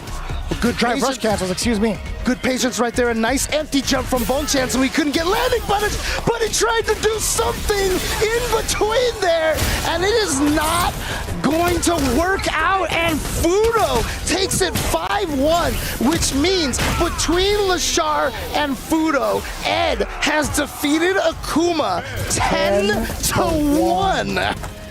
That's crazy. 10-1? That's wild. His wife bawling. I don't know. Like I was just reading the sign. But damn, man. What an impressive bout from both of the Ed players. As a report, what is that? Somebody out there has got to be able to turn that into an animated GIF, green screen kind of thing, dude. Because he's definitely copying like one of the NPCs that exists in the game. For sure. I just can't remember which one. But man, what a bout between these two. Unfortunately, we say goodbye to Bonchan. Maybe that'll kind of rekindle his passion towards the king going forward. Maybe he'll have a lot of time to kind of think about his character choices going forward. But with Fudo, he's got to consider what character he wants to use going up against Lashar now. So that is going to be something we could all really look forward to within the next matchup in the quarterfinals. And there's also this kind of like weird meta, because if you start picking the king right now, and if, you know, maybe he gets buffed a little bit, right? So maybe you're anticipating that. It's a weird way to look at it, but it might be a thing for him. But we're going to go over to Fudo with Rob TV. And just like that, the legend himself, Fudo, is able to get it done with a 5-1 victory. Before we get into the interview, ladies and gentlemen, make some noise for Fudo! Fudo, I have been watching you for a very long time. Street Fighter 4, we're watching your Fei Long. Street Fighter 5, we're seeing the Ormika, and now Ed. Your characters are nothing alike. What goes into picking your main character? はい、おめでとうございます。フード選手のことは私はもうずっと注目させていただいておりました。ストリートファイター4ではフェイロング、ストリートファイター5ではアールミカ、そして6では6ではエド使用していらっしゃるわけですけれども、なぜこのようにキャラ変更をよくされるのでしょうか。全然違うキャラクターですよね。そうですね。キャラ変更したくないんですけど、キャラクターが弱くなっちゃうんで、キャラ変更しちゃってる感じです。Well, I don't wish to change characters. However, the characters get weaker and weaker, so I have no choice but to change characters, actually. Okay, my man is a tier enthusiast. That's the word we're going to use for this one, chat. We got to make sure we keep it a little bit PG. Now, outside of that, I also wanted to ask you about, let me make sure I'm not mistaken, because I don't know I'll give you a specific question. It was, what was it again, Marty? I want to make sure I don't switch because of translation. Yes, okay, recently, my apologies, guys. So recently, we've seen a huge level up for you as far as skill-wise. We've seen you in Topanga League, you win. Blink Respawn, you win. What changed? Was it your training regimen, the way your approach to the game? Why have you gotten so much stronger this season? 最近大変フーガ選手の活躍が目覚ましいものがあるんですけれども、トパンガでもそしてブリンクでも優勝を収めて勝利を収めてらっしゃるんですけれども、何か練習の方法を変えたとか戦略を変えたとか、何か対策を変えてらっしゃるのでしょうか。そうですね。リジェクトに入って、リジェクトのメンバーとかと対戦をすごいするようになったんですよ。次あとレシャーとかと本当によく対戦してて、そういうのが結果に出たのかなと思うんですけど、次がよく対戦してる相手なんですごい怖いなと思います。So since I joined Reject, I have been playing lots of practice matches, and last year as well, that who played earlier. And yes, I think that my good result is the result of practicing and playing with lots of teammates. And but I will be competing against who I'm really, really familiar with. So I'm frightened, to be honest with you. Sometimes things come straight back to the power of friendship. Fudo, congratulations. You are officially in top 8 of the Esports World Cup. Please go ahead and crush your opponent's key.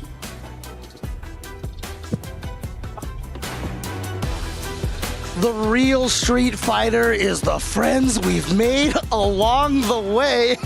Facts. I mean, honestly, that's true. How many of us have met our best friends in the scene and, you know, people that you would trust with your lives, you know? And, and look, I'm so glad they slowed it down for us just so we can get extra footage of Tokido doing the damnedest things. Honestly, it's kind of wild. But no, I agree with you. Yeah, no, I mean, again, you know, another thing to add too is I've really liked it the way, I mean, Tokido has always been this way, but you know, throughout the past couple of decades, the transition from the Japanese players from being kind of stoic and quiet and now just kind of, you know, goofing off and showing their personality. Yeah. Daigo streams are hilarious. That guy is just goofing off all the time. I mean, Fudo grabbed the maracas over at Blink Respawn and did like, from Blink Respawn and did actually the dancing too. But man, there you go. There you have it, man. It sets us up for our quarterfinals. Hey, guess what? We got so much more Street Fighter to go through. You guys do not want to miss it when we come back. We got more eliminations as we step closer to crowning our EWC champion.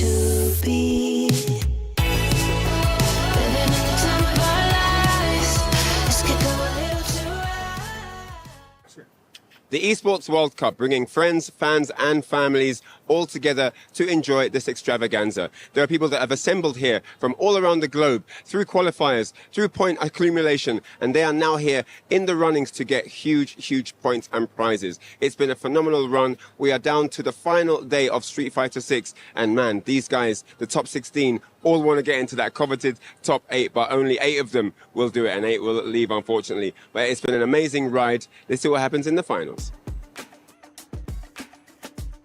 The first round is complete, and then there were 8. Some shocking results in the first round of the elimination playoffs, and we have lost 8 players as 8 move on to the quarterfinal stage.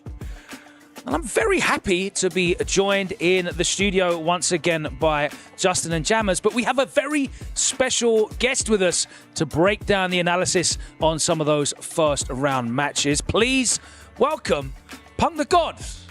Hello. How y'all doing? Thank you so much for joining us. How you been enjoying the action today? Obviously, I know you would prefer to be taking part in it, but you showed us yesterday that you're happy to be in the crowd, popping off as well. Yeah, wherever I'm at here at EWC, I'm very happy, whether it's in the crowd cheering for nephew, whether it's here with y'all lovely gentlemen.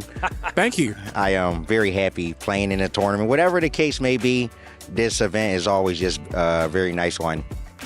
Absolutely. They take great care of us all, don't they? It's a wonderful time.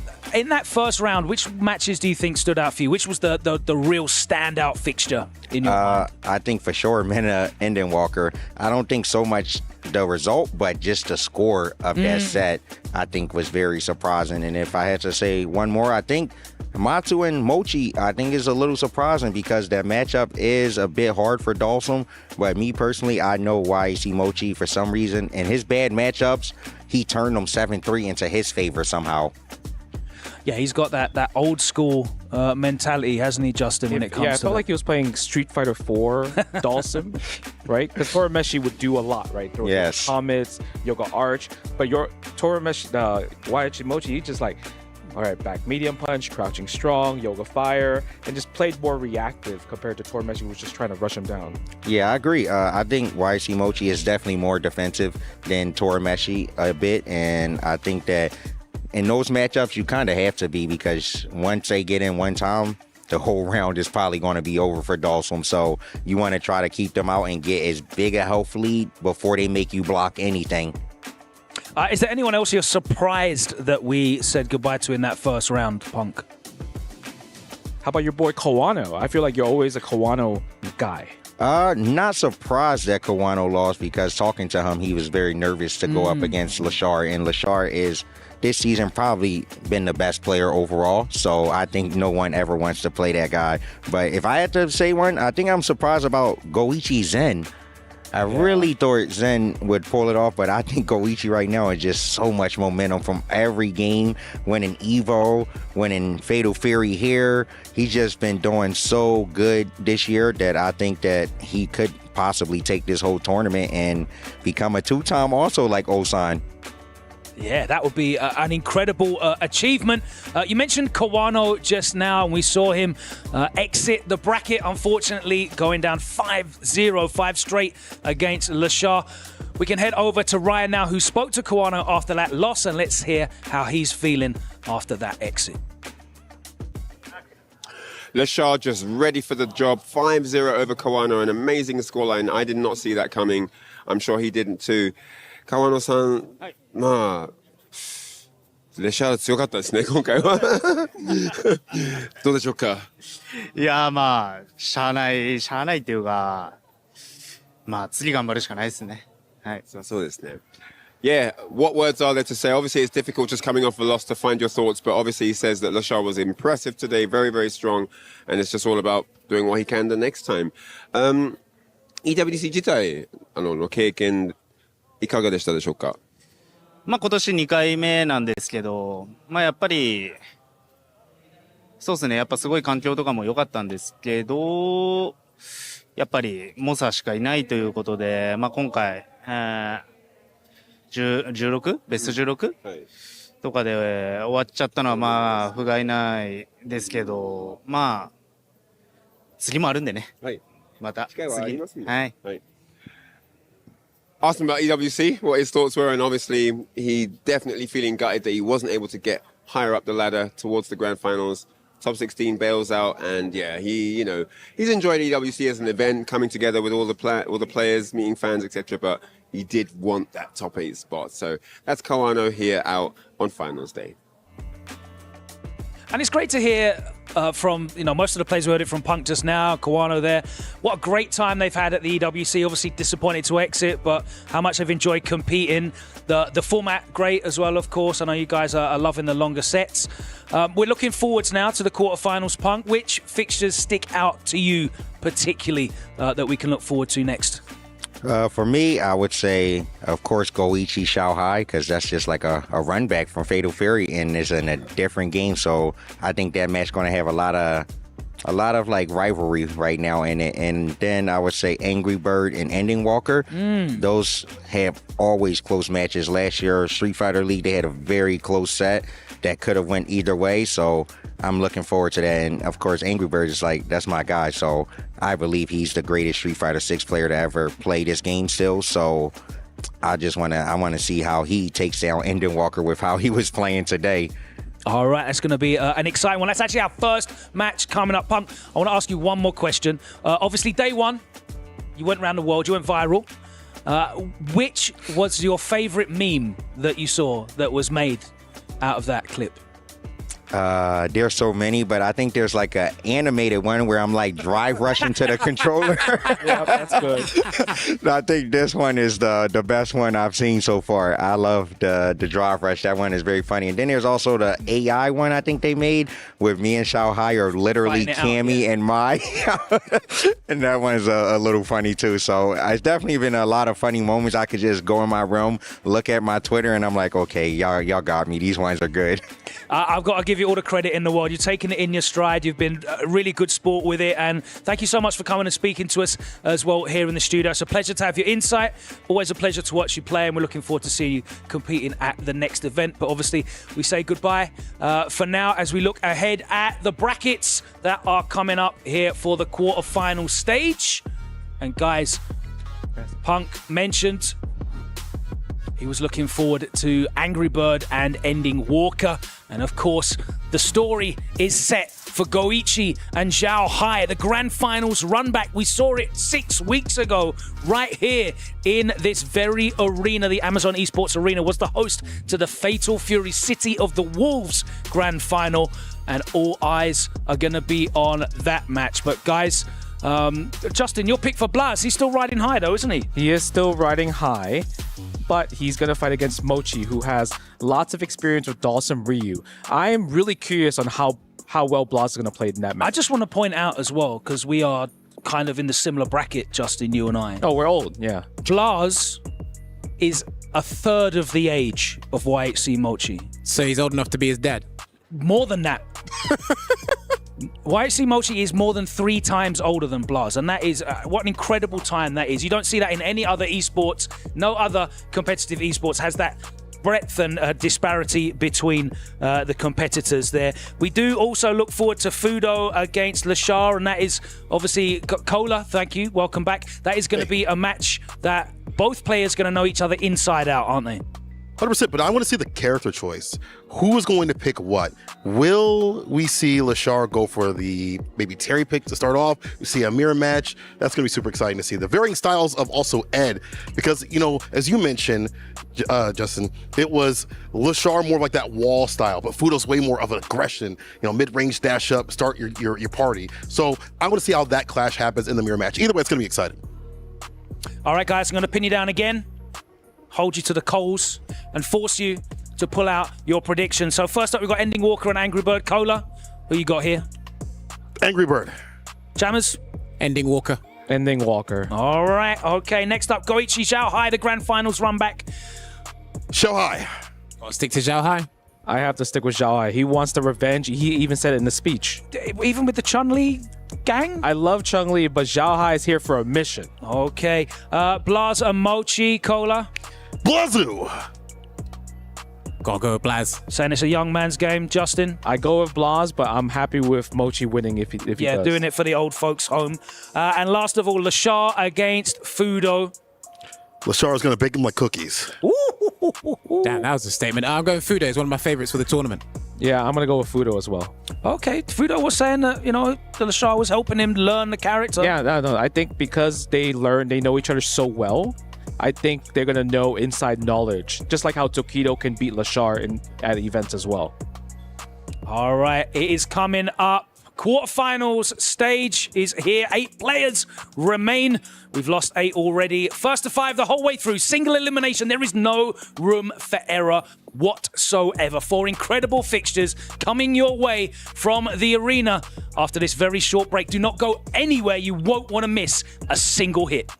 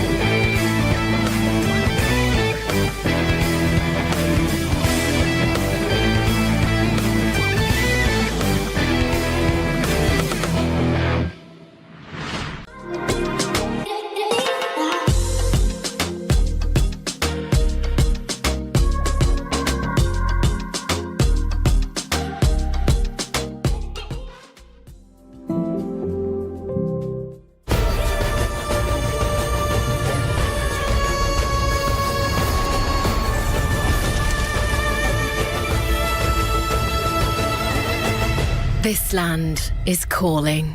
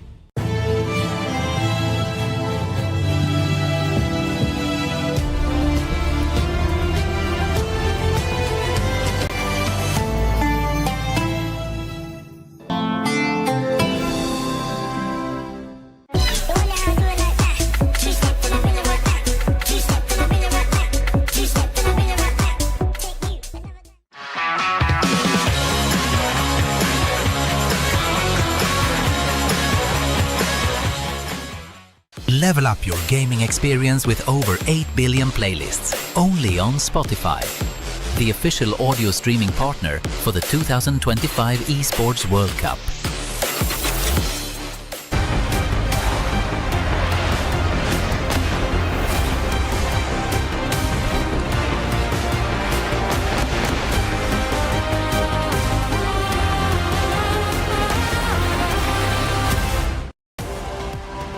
Welcome back, ladies and gentlemen, to the Amazon Esports Arena here at the Esports World Cup. And at this moment, we have crossed a line. The Rubicon has been crossed indeed. We are in the top 8, and it is a straight line to the grand finals of Street Fighter 6. Do not be confused by the fact that we ran top 16 today. Yes, it's phenomenal that some of these players qualify for top 16, but y'all know what time it is, baby. This the FGC. Top 8 is where the best of the best collide. This is where it's all on the line, and it is about that time. We have already lost so many phenomenal players. My boy Mina RD, one of the greats, Itabashi, Jin, Kawano, and the list goes on.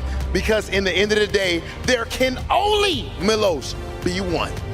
And indeed, there can only be one, but you only need 2 to get our game started. So let's introduce our players. Our first quarterfinal, please. Riyadh, join me in welcoming Street Fighter 6 EVO champion, Angry Bird! one of the most accomplished Arab Habibis in Street Fighter. He's carried the region's torch alongside practice partner Big Bird. He took the EWC Street Fighter 6 stage by storm, topping Group A after defeating the one and only Noah the Prodigy. Well, they say practice makes perfect, but for him, a best of 9 is just another warm-up. Well, I'll tell you what, this matchup right here will be anything but a warm-up, because this next player is at the definition of a prodigy. Put your hands together for Ending Walker! In 2022, this young man entered his first offline event and he got third immediately at Versus Fighting. In his next event, he won Ultimate Fighting Arena. Since then, nothing has slowed down. Understand this, ladies and gentlemen, some players are just born different, and this is a prime example. We are witnessing a genius, we are witnessing a prodigy at work. It's incredible. The Prodigy Killer and the Prodigy on the other side. Very much looking forward to it. Though we have a tradition here. Gentlemen, please join us at the front of the stage for some final words before we kick it off. Rob, would you like to do the honors? Yeah, Ending Walker. Oh, no, I know you know you playing. Get close. Come on, pull up. You know what time it is, baby. I'm John. The crowd going crazy. It's single elimination. What do you have to say headed into this match?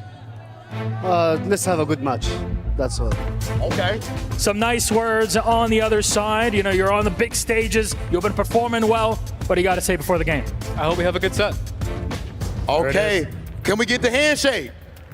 I like the respect. Listen, you guys can go ahead, get yourself situated for your match. Ladies and gentlemen, I hope that you are situated at home. We don't need trash talk when the gameplay is this immaculate. It is about that time. Angry Bird versus Ending Walker. Let's go. I already know these very respective and stoic individuals are gonna get me going crazy, baby. It's Ringe and James Chen for the top 8 of EWC to kick us off. I can't wait to see these two battle it out. Yeah, and I gotta say, man, the respect that these two have for each other is very admirable. And also, I just love how nonchalant Ending Walker looks. You saw him walking out on the stage with hands in pockets. Like he's just like he just walked over to his friend's house down the street. You know what I mean? Yeah, exactly, man. Ending Walker here. Always been like that. It feels like he's kind of grown up under the spotlight at this point because he was making waves at such a young age. And, you know, on the other side, Angry Bird, usually so stoic, so cool, so calm. It was cool to see that the crowd pop actually got him to smile a little bit, right? That was actually cool to just see some emotion, knowing that he's in the home region and he's trying to take home an EWC championship. Yeah, absolutely. That was such a one of those like, oh, look at him affected by the crowd, you know, kind of moments right there for sure. And you know, unfortunately, all that respect, all that good mood is gonna go out the window as soon as we get round 1 fight, because these two are fighting for that Esports World Cup championship. And you know what? These players are in each other's way.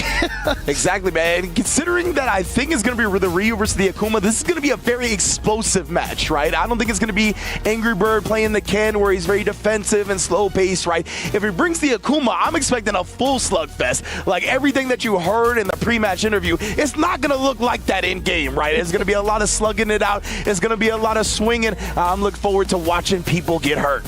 Yeah, we've got the lore match potentially coming up here. Ryu versus Akuma. Yeah, that's true. That's facts right there. Yeah, the Shotokan battles are going to be in full effect here as well. Angry Bird and Ending Walker, man, is going to be a hell of a match. You heard Punk talk about on the couch. They had a really close set at SFL last year. Before that, they were competing at Capcom Cup 10, where Angry Bird defeated Ending Walker 2-1. But that was a very different time, right? That was still when Ending Walker was experimenting with his characters. I think he was playing the DJ at the time, Angry Bird on the Ken. So now we got the remix, right? It's most likely going to be Akuma versus Ryu. This is a whole different ball game. And of course, that was the first to 2, and we got first to 5. 5 single elimination time. Yeah, I remember that match at Street Fighter League. It was so good. It was one of the highlights of SFL EU for sure. But here we go.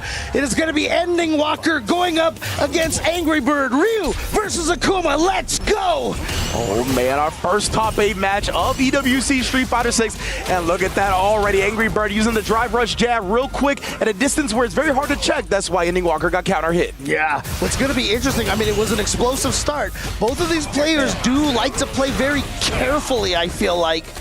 And now Angry Bird already in the corner here, gonna set up the throws. Oh my goodness, that's twice. What are we gonna do? Third time, Ending Walker, you will die to another one. Tried to bait it out, and that's definitely dead with the punish counter on the parry attempt. Yeah, he definitely figured that after the 3 throws, he was gonna go for a meaty, went for the parry, but instead gets tossed. Oh, look at this, Angry Bird does not want to give Ending Walker the opportunity to get any momentum going. Indeed, here, Ending Walker trying to prevent Angry Bird from getting too high, but look at that, the solar plexus reaction and the perfect parry. Angry Bird is kind of locked in right now, but speaking of which, Ending Walker with the backdash and walked all the way up in his business, showing him he has no fear. Yeah, and after that drive rush cancel, they're just catching Angry Bird. You can see Angry Bird with very little health now. Yes, indeed, and nice. Oh, but he's gonna try to slide with the level 1 and catches him. Well done from Ending Walker. He's so ready with that level 1 to counter fireballs. Absolutely, that someone called it, I saw a rail gun right there from Ryu. Always scary to deal with, but again, that DP from Angry Bird. You can see how much he's trying to maintain this corner position. Yeah, I believe Angry Bird representing the DPOS on the drive rush cancels right. Ending Walker's trying to go for the overhead. He's not keeping it tight, a true string, so we'll get exposed. But oh my goodness, the Fierce got exposed that time by the solar plexus. That solar plexus finding its mark so much. Oh, Ending Walker shuts down the first demon flip, and just like that, it looked like he was gonna get away from him, only to run 2 straight rounds very quickly to take the first game. I've been seeing rumblings from people saying that the demon flip is actually bad from the Akuma down players, but in the last few matches, all the demon flips have been getting blown up. Oh, and then again, checking right there. And I like that after the Fierce, the jab is one of the few things that can actually prevent you from going forward like that. You can bait out the DPOS after the Fierce, but not the jab. Yeah, and you saw the bait with the fireball right there, purposely making it width to get somebody to try to drive parry it so you can throw them for the punish counter. And right there, Angry Bird already roaring back here. That was a quick round. Obviously, this crowd very much favoring him. Oh, he tried again. Ending Walker to whip it. He did, but he was not prepared for a whip punish in his own right, so Ending Walker striking first blood. Yeah, just checking that drive rush and DPing the demon flip again. The patience to wait to get to the other side on the DP. The jab whip punish and still in range for the crouch medium kick. The backdash right before the demon flip landed, Ending Walker's spatial awareness. Like I said, from the beginning, right, 5-0ing meta, he has looked so locked in. Yeah, and again, Ending Walker's one of those players. I just love the way he approaches this game. Feels so different. Oh my goodness. God. Knowing Angry Bird is relying on the fireballs, right? Using the OD to prioritize. This time, though, gets baited with the chop from the demon flip. Oh, man. Violent Fierce to take it to the corner. Level 2 as well. Keep Ending Walker real low on the drive and the health. And he's going to be able to get the juggle over here as well. Sets up. But look at this. Wake up buttons from Ending Walker. Get a harassment right there. Try to bait out a throw attempt, but Ending Walker stays nice, calm, cool, collected. Wanted the overhead. He would have built the level 3 and won the game. Angry Bird read it perfectly. He knew he had the time to wake up jab. That's right. And again, we are in the quarterfinals right now. Angry Bird versus Ending Walker. None of the matches in the first round went more than 5-2. Ending Walker, he tried to DP that demon flip, but Angry Bird was far enough away with the OD fireball to actually defeat it. What great spacing. That time, though, beats him to the button with the drive rush jab. Right, and there we go. Gets the fireball through there, trying to get some offense off that. Got the counter poke, and now the shimmy here. Wow, Angry Bird not confident, or maybe he just wants to save the meter. Either way, gets the throw at the end. Because I think he could have gone into another drive rush. Maybe he would have had spin level 1. And just thinking about the optimization for the meter in the long term. Ooh, and there you go, the confirm off of Ending Walker walking into the heavy punch. completes the target combo. Really good stuff. And then the OD actually beat Ending Walker to the punch right there. You saw the OD fireball start out from Ending as well. Oh, the DP as well. You are not getting anywhere out of the corner. And one more again. Not quite finished just yet. Let's see if Ending Walker's got a crazy comeback in him. I don't think so. Angry Bird with the reactions. The level 2, man. We've seen Akuma shut down a lot of the projectile warfare coming out from the opposition with that level 2. Kusanagi likes what he sees. Absolutely. I love seeing all the players in the audience watching over here. Angry Bird taking the lead 2-1 over against Ending Walker. Yeah, again, nice job right there. Ending Walker trying to throw him in the back after the safe jump, perfect parry. But Angry Bird ready with the tech. Oh, and then after the trade, just going forward with the forward fierce. Oh, and the back throw now. So Ending Walker has his corner position. Nice use of that OD air fireball to kind of build some space. Oh, and again, what a block from Angry Bird right there. Knowing Ending Walker wants that overhead, beats him to the button again. You gotta watch those toes. Oh, not quite enough to kill just yet. Angry Bird needs to find one tiny hit, but again, Ending Walker with the anti-air ready to go. Oh my, assassinating the drive gauge, but Angry Bird just gonna chip him out. He tried to jump away. It wasn't gonna happen. What great recognition as he sees Tokido got that Angry Bird animation on the phone. Reaction with a perfect parry on the Adamant Flame.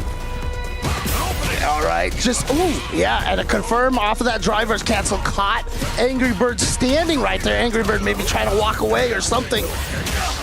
Oh, going at him right now. Adamant Flame leaving him standing right there. Again, the DPs have been timed perfectly. But right there, unfortunately, the throw was a little misspaced. Waking up with it. Shin Shoryuken. And against the Kuma, that is going to put him at just pixels. Indeed, here tried the parry attempt right there. Ending Walker recognizing the blue stuff, says you're in the wrong neighborhood. I got the red bandana on. And again, you know, whenever you bait out those parries like that, you know, they do extend their throw hurt box as well. So very easy to get those punish in there if you're ready for it. Oh, he's been so good at waiting late enough to get the crosscut DP on those, but finally, Angry Bird finds the dead zone and follows it up with a bait on the OD DP, and with the Kuma, the damage is gonna come in hot and heavy. Yeah, there's no reason for Angry Bird to hold on to this meter, get all this damage here, and now one small hit to be able to go 3-1 against Ending Walker. There it is, the Adamant Flame. And that means that Angry Bird is adamantly getting to the 3-1 victory. Yeah, and Angry Bird, he used the OD fireball right there. Oh my goodness, again there to bait out the DP, but he used it at the end of the last round as well to cover the wake up level 1 from Ending Walker. Gets the overhead as the pressure continues. Looks like he messed up a little bit there, but nonetheless. Yeah, still has the corner position right now. Oh my goodness, bro. I said it's gonna be a slugfest if they pick these two characters. Yeah. Oh yeah, punished. He didn't cancel it anything. Was a little too close. Oh my goodness. Hard call outs from both sides right now. Both players waking up with buttons, trying to call each other's fuzzy timings. And what do you know? Angry Bird strikes again with another round on the board. Yeah, these guys are swinging here. I mean, it is basically like almost no time where we see them not pressing buttons. Indeed here, Demon Flip, he tried to do a shallow one right there, the chop to bait out a anti-air or a wake up from Ending Walker. Didn't bite though, but nonetheless, oh, Angry Bird has done such a good job controlling the corner. You saw Ending Walker, even after landing a Hashogeki, delaying his next button a little bit. Angry, oh, a little bit short that time, getting punished for it. The fierce, it just connected, and whether he was buffering it or confirmed it, either way, that's going to be a 4-1 lead for Angry Bird. This is wild. And remember, Angry Bird said during Street Fighter League Europe that he doesn't like 2 out of 3s, but if you give him 3 out of 5 or here 5 out of 9, it is very, very hard to defeat him. He went perfect in Street Fighter League, got 200 points for his team by himself. Exactly, man. It was a testament to how locked in he's been. You heard Punk say it right. He's still, the greatest Street Fighter 6 player in his eyes. Obviously winning the first Evo for the game, and right now he is making it work up against Ending Walker. He even delayed the dive kick to beat the stand medium punch attempt. He is rolling. Okay, I like the wake up button from Ending Walker, but I think he might have tried a delayed attack after the drive rush to catch, Angry Bird doing a delay tech or something. Gets close enough, right, to get the DP on the OD fireball attempt, and now staying in his grill. My goodness, the damage on that. And you saw that too. That time Ending Walker did do the drive rush cancel, but he pressed the button a little bit earlier than the end of last round, and it caught Angry Bird. Once again, open him up a little bit. Angry Bird going back to the well of the DP though, and he's got Demon on deck. Oh my goodness, a little bit too far. He tried a better punish, right, because he's in burnout, so he knows it's not like -10 like it usually is. The DP is there though to shut down the air approach once more. That was so like 10 steps ahead right there. Overhead harassment, caught Andy Walker probably moving forward as we saw the standing.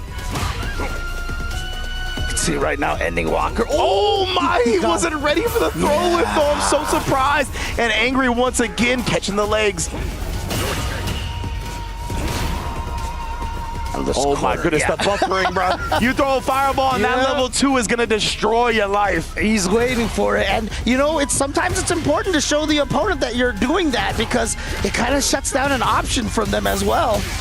Right there, He's crouching, so he went for the heavy kick. Yeah, I'm a little surprised Angry Bird hasn't been representing the ODDP OS, but of course he is low on drive, right? So he probably didn't want to do that. Ending Walker goes with a drive rush, crouch, medium kick, and he's gonna close it out off that one. Well done, right? He had been looking for a lot of overhead, and just in general, when you see the drive rush, you want to hold back a little bit, gets clipped low. It was a big investment, but well worth because it was gonna be a kill combo. Nice recognition from EW. That's right. And he wants to be the Ending Walker champ, the EWC for EWC. But Angry Bird has that 4-2 lead. There's that DPOS. But from Ending Walker, I'm not sure what that was from Angry Bird. I have to imagine it's supposed to be a fireball. This ended up coming out as a DP. Oh my goodness, saw that the dive kick hit high, right? So it wasn't gonna be a real combo afterwards, but Angry Bird was still gonna be able to take his turn. Ending Walker tried to challenge it, but baited out perfectly. The overhead reset. Angry Bird knew the win condition. So smart right there to put himself on set point. Yeah, Ending Walker gotta be a little frustrated with that one. And again, this is single elimination. There are no seconds. That only works if your opponent is good. The perfect parry. He tried to check after the adamant flame counter. Oh my goodness. And look at the drive gauge for Ending Walker. He burns himself out. And he's got the level 2. That's gonna do it. Angry Bird is gonna send Ending Walker out of the tournament 5-2. Impressive showing once again. Angry Bird back-to-back sets, putting his opponents away at 5-2. Incredible way to get into the semifinals. Top 4 berth for Angry Bird, and if he wins that next one, he will be in the grand finals position to take home EWC. But again, just amazing stuff from Angry Bird throughout. Ending Walker played good as well, but man, this dude on the Akuma, he is ruthless aggression incarnate. Yeah, and remember that Ending Walker just 5-0'd Mena, and then Angry Bird just coming back and 5-2ing Ending Walker. So these players, I mean, you can see that the level that they're playing and just dominating the opponents. Again, we haven't had anything go more than 5-2 here in this top 16 so far. Yeah, exactly. It has been the most games that somebody has gotten against the player that has won is that 5-2. My goodness, bro. And yeah, look at Angry Bird just picked his buttons so well, made the most of it because we know the Akuma damage is ridiculous. Represented the level 2 as counter to a fireball, represented the beautiful adamant flame to counter the drive rush check. Just everything when it comes to Akuma, the boxes were ticked, right? And we see this at the end to close them out. Angry Bird, the crowd loves it. Let's hear from Angry Bird and our host with an interview coming up right now. Ladies and gentlemen, the Bird himself, the Angry Bird, victorious and on to the semifinals. An incredible performance that you just had against Ending Walker. A few questions to you here. Not only do you have a Japanese audience that's cheering for you, obviously from Team Reject, but you also have an Arab audience that's cheering for you as well. Does that impact you during your match? To be honest, it makes me want to do my best for everybody who's cheering for me. But I'm too locked in the match that I just want to keep my head just in the match. I mean, clearly we can see that with how you've dominated in this matchup. And I mean, Ending Walker so far had only lost one game through the entire tournament. How do you prepare? Because it's very short turnaround between your previous top 16 game into this best of 9. I just think he had some couple of unfortunate drops, and I capitalized all of them.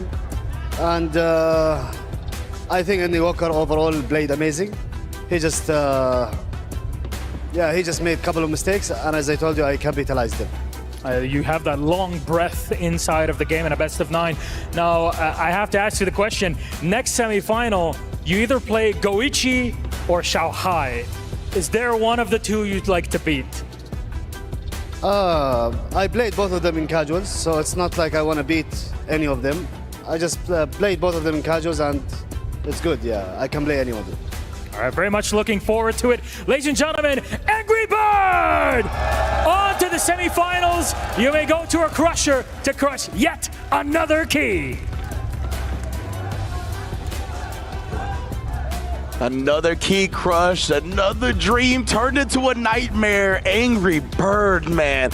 What a showing so far. 10-4 as an overall set count, as you mentioned, James. We haven't gotten more than a 5-2. Angry Bird put both of his opponents away. Tokido even showing off who he was rooting for, obviously. Team Reject Boys and all that. Yeah, I love seeing Tokido having so much fun out there in the crowd. But speaking of the crowd, I just love seeing the entire, Middle Eastern community cheering for Angry Bird. He said that he just kind of funnels them out while he's in the match. But as you mentioned early on, we did see him crack that smile when they cheered for him when he came out on the stage. And again, such a wholesome moment here at EWC. Yeah, exactly. And he even acknowledged them in the interview right there, right? He said, hearing the crowd, it makes me want to do my best for everybody cheering for me as well. Angry Bird just has the mentality of a champion, right?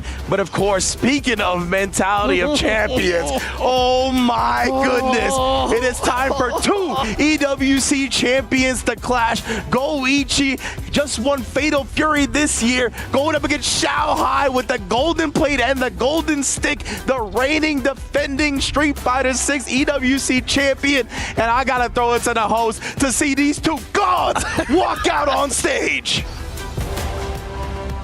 And now we have one half of our semi-final set. It's crazy. It does not feel like it was going to go this fast, but when the matches are this fire, then of course it seems like all of this was only one day. But I will tell you what, this next match, in my opinion, literally ups the ante because the story is that insane. It is the Clash of the Titans. 2 champions here at EWC, champions at multiple games in their own right.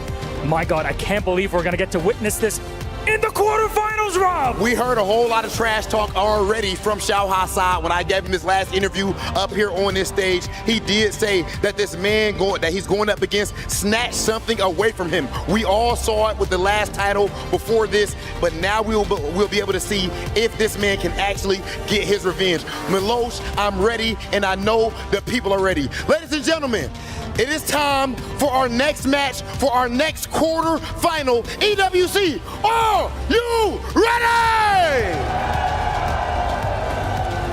Ladies and gentlemen, the Clash of the Titans is about to begin.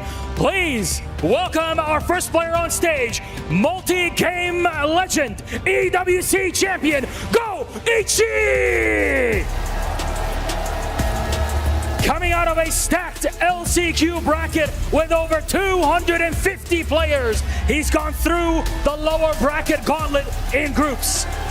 No task is too tough for a man with 2 decades of pedigree. He's already won gold here at EWC this year, and the faces he makes on stage, it looks like he's gunning for a whole lot more. Goichi, a legend in every sense of the word. We have seen him take down his opponent before, but that was in another title. Can he do it right here and right now? Somebody has something to say about that, and that is your reigning EWC champion, Shanghai! This man has defied the odds ever since he was a little boy back in China. This is last year's EWC champion. We saw him give a legendary interview where at the end, he let it be known that today he proved himself. But yet and still, his journey is not done as he seeks to prove himself yet again. Shanghai, Goichi, please meet us center stage for our face-off. I think we start that way. Come on. Get closer, This is a family affair that we need to fix here. Xiaohai, you said this was personal. This man robbed you of something. What do you have to say for him before the game? I need to come back. I need to get. That's mine. He said it's his. This trophy's his. He wants it back. Goichi, any words going into the match? I don't lose. He knows it. He's faced it. He's felt that sting before. Do we got the handshake? Okay, enough said then. Gentlemen, please take your seats. This is absolutely insane. Xiaohai letting it be known that it's his, and Goichi letting it be known that he does not lose. Crazy. Ladies and gentlemen, we are about to witness history in our quarterfinals. Our legends are ready. We are ready. I hope you are as well. Goichi versus Xiaohai begins now. Goichi has already robbed Xiaohai of the opportunity to become a winner of 2 different games at Esports World Cup. And now Xiaohai has the opportunity to return that exact same favor. This has so much story going behind this match. I don't even know what to expect. Oh man, I can't wait. I'm expecting 2 of the greatest fighting game players of all time to put it all on the line here, right? Goichi, so much momentum. Xiaohai as well. We are including the Fatal Fury sets in the last time they met, by the way. That was the 5-3 result where Goichi was able to take home the golden plate for himself. And as James mentioned, this is the revenge match. I'm so excited to see this one. What Goichi say after Evo? He said, I'm just too strong. And again here he says, I don't lose. Incredible confidence exuding from this man. Xiaohai on the other hand, of course, we all know a legendary player in his own right. I just am a little concerned. I hope he doesn't get too caught up in the lust for vengeance. I mean, look, when we're walking through the halls here in this arena, there is a giant poster of Xiaohai and a quote from him from last year. So for sure he wants to see if he can maybe double up the posters in the hallways over here. But as you mentioned, Goichi, never one to back down from a challenge. Remember when Dragon Ball FighterZ first came out, he directly called out Sonic Fox, which initiated one of the greatest rivalries in the FGC. And I think we have another one of those great rivalries brewing here between Goichi and Xiaohai. He's always had the mentality of a warrior, right? He wants to face the strongest opponents. He knows that it's only going to make him better in the long run. Win or lose, it doesn't matter. I'm looking to play my best and grow from it. That is the mentality that Goichi possesses. Xiaohai as well, right? Since a young child has been an incredible fighting game player and has crafted a career of accolades, of championships that he's added to his trophy case. As we've talked about, the reigning defending champion here for Street Fighter 6, looking to go back to back. He's made an incredible run so far. Whose key's gonna get crushed, James? Oh man. Oh man. Oh god, this one. Okay, all right. Here we go. And it's gonna be the Chun-Li versus Bison. This one is gonna be a barn burner for sure. And Goichi going in right away, and then that little stagger pressure from the Serenity Stream. Exactly, and just peppering on the Kokogans nice and early. Xiaohai is going to Bison. We obviously know he has the Mai in the back pocket as well. We'll see if that ends up coming out. Oh, Goichi has been going for that a lot, right? He fakes the drive rush jab and then goes low, catches a lot of people not actually blocking, crouching. But right now, Xiaohai's the one doing the catching. Yeah, but he has burned himself out. But as long as he stays on offense, it's not a problem here. Oh, beautiful stuff. Great cancel to the Psycho Crusher. Gave Goichi just a bit of time to realize that he couldn't go nowhere. And again, the little hezzy on the jab catches Goichi's timings perfectly. Yeah, I wonder if, obviously this is the character he used against Torameshi earlier and actually won pretty solidly. I wonder if he's just kind of feeling it with the M. Bison and riding that momentum into this match. Oh, again, yeah, this was one of the characters he won EWC with last year, right? Of course, mine not available at the time. Right now, we got the legs. That's another thing Goichi's been doing so successfully at EWC, calling out the throws with the air legs, and now a whip punish. You cannot whip on a man with this type of reaction. Oh, and just going for the lows right there, and he has all that meter, and you know what? Spend all of it. Yeah, showing respect to the defending champion, right? Even with a big life lead right like that, if I'm in burnout, I'm not going to risk you playing again in this round. Man, yeah. These two going up against each other here, like I said, there's going to be a lot of, I feel like, almost kind of like trash talk ability between these two players, whoever gets to win this one.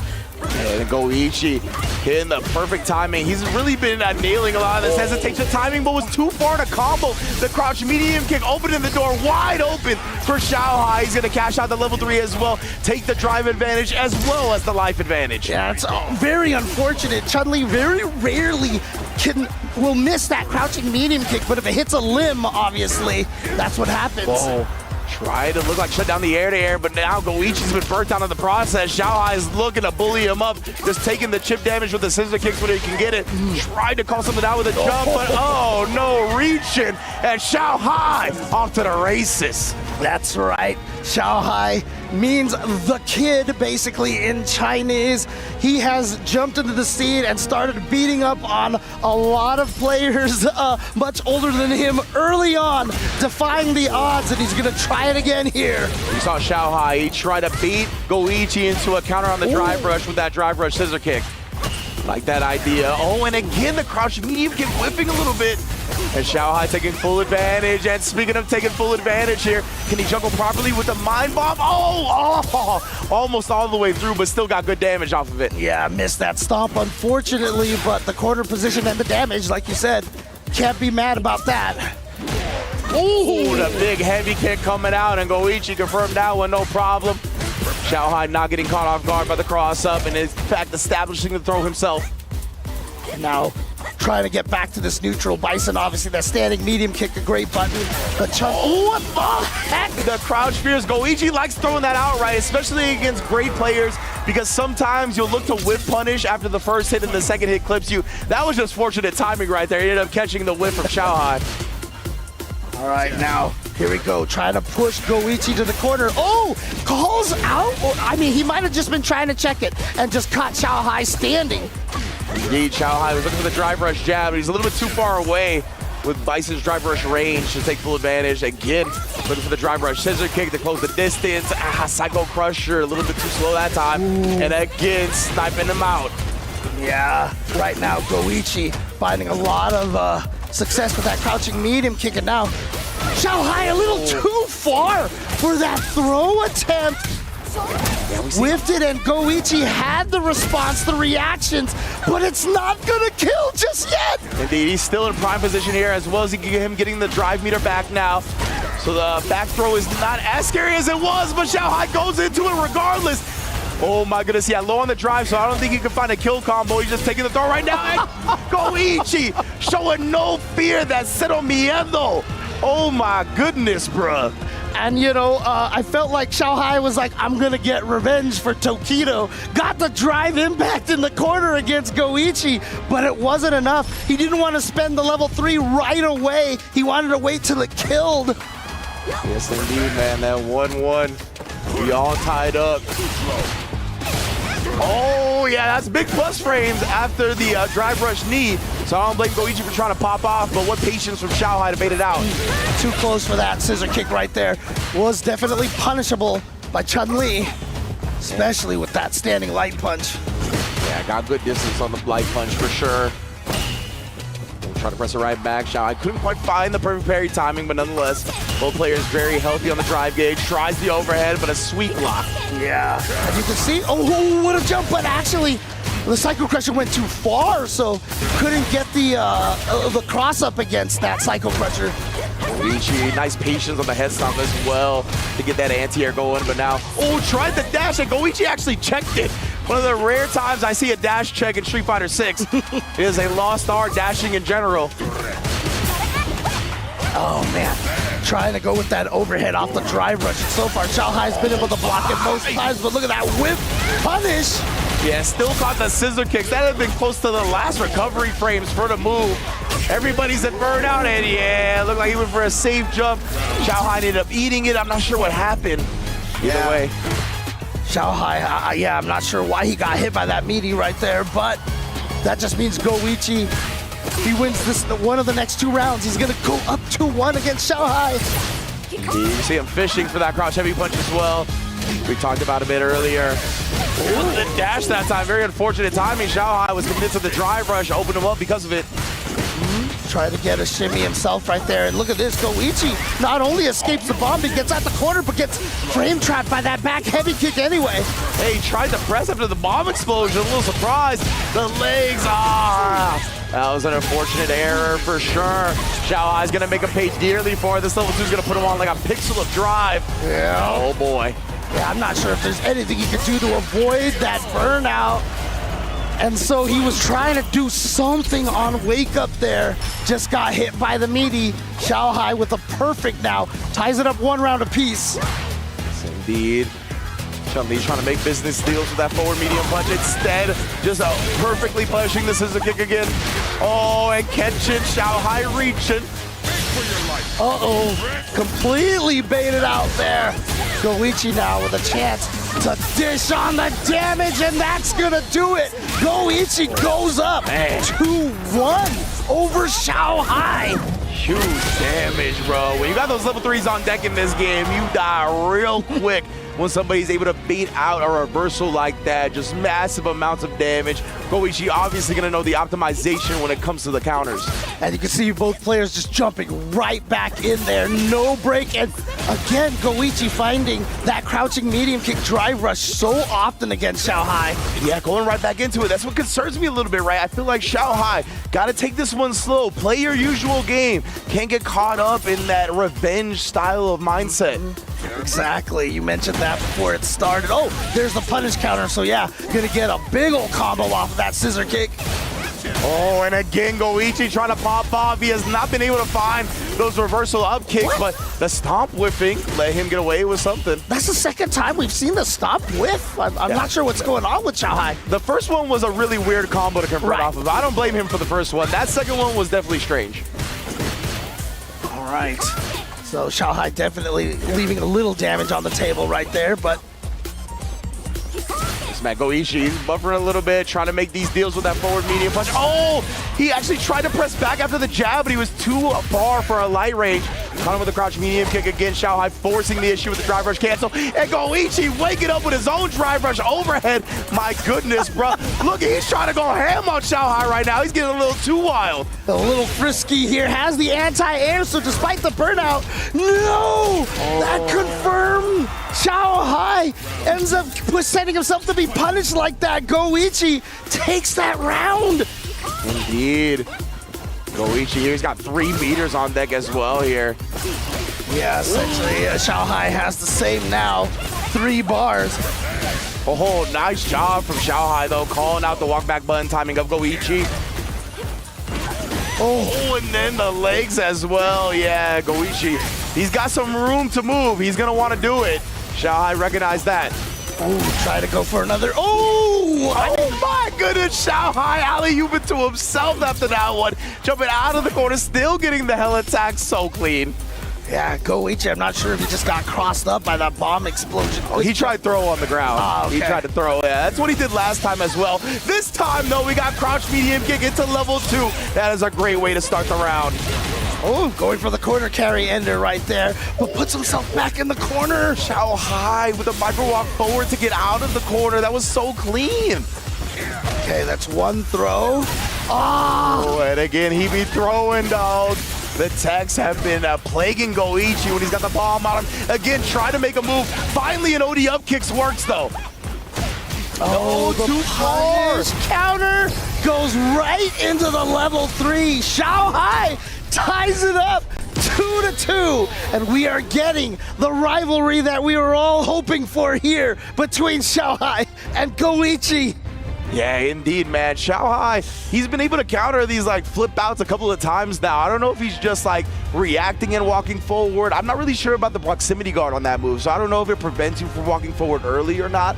But nonetheless, like, he's been able to outspace that just a bit and has punished Goichi multiple times on landing. So, man, it is so close already. I'm loving the way this is started. I just hope it keeps going neck and neck. Yeah, we want to see a final game here. We want to see a game 9 between these two rivals. And Xiaohai, once again, playing on that golden Evo stick.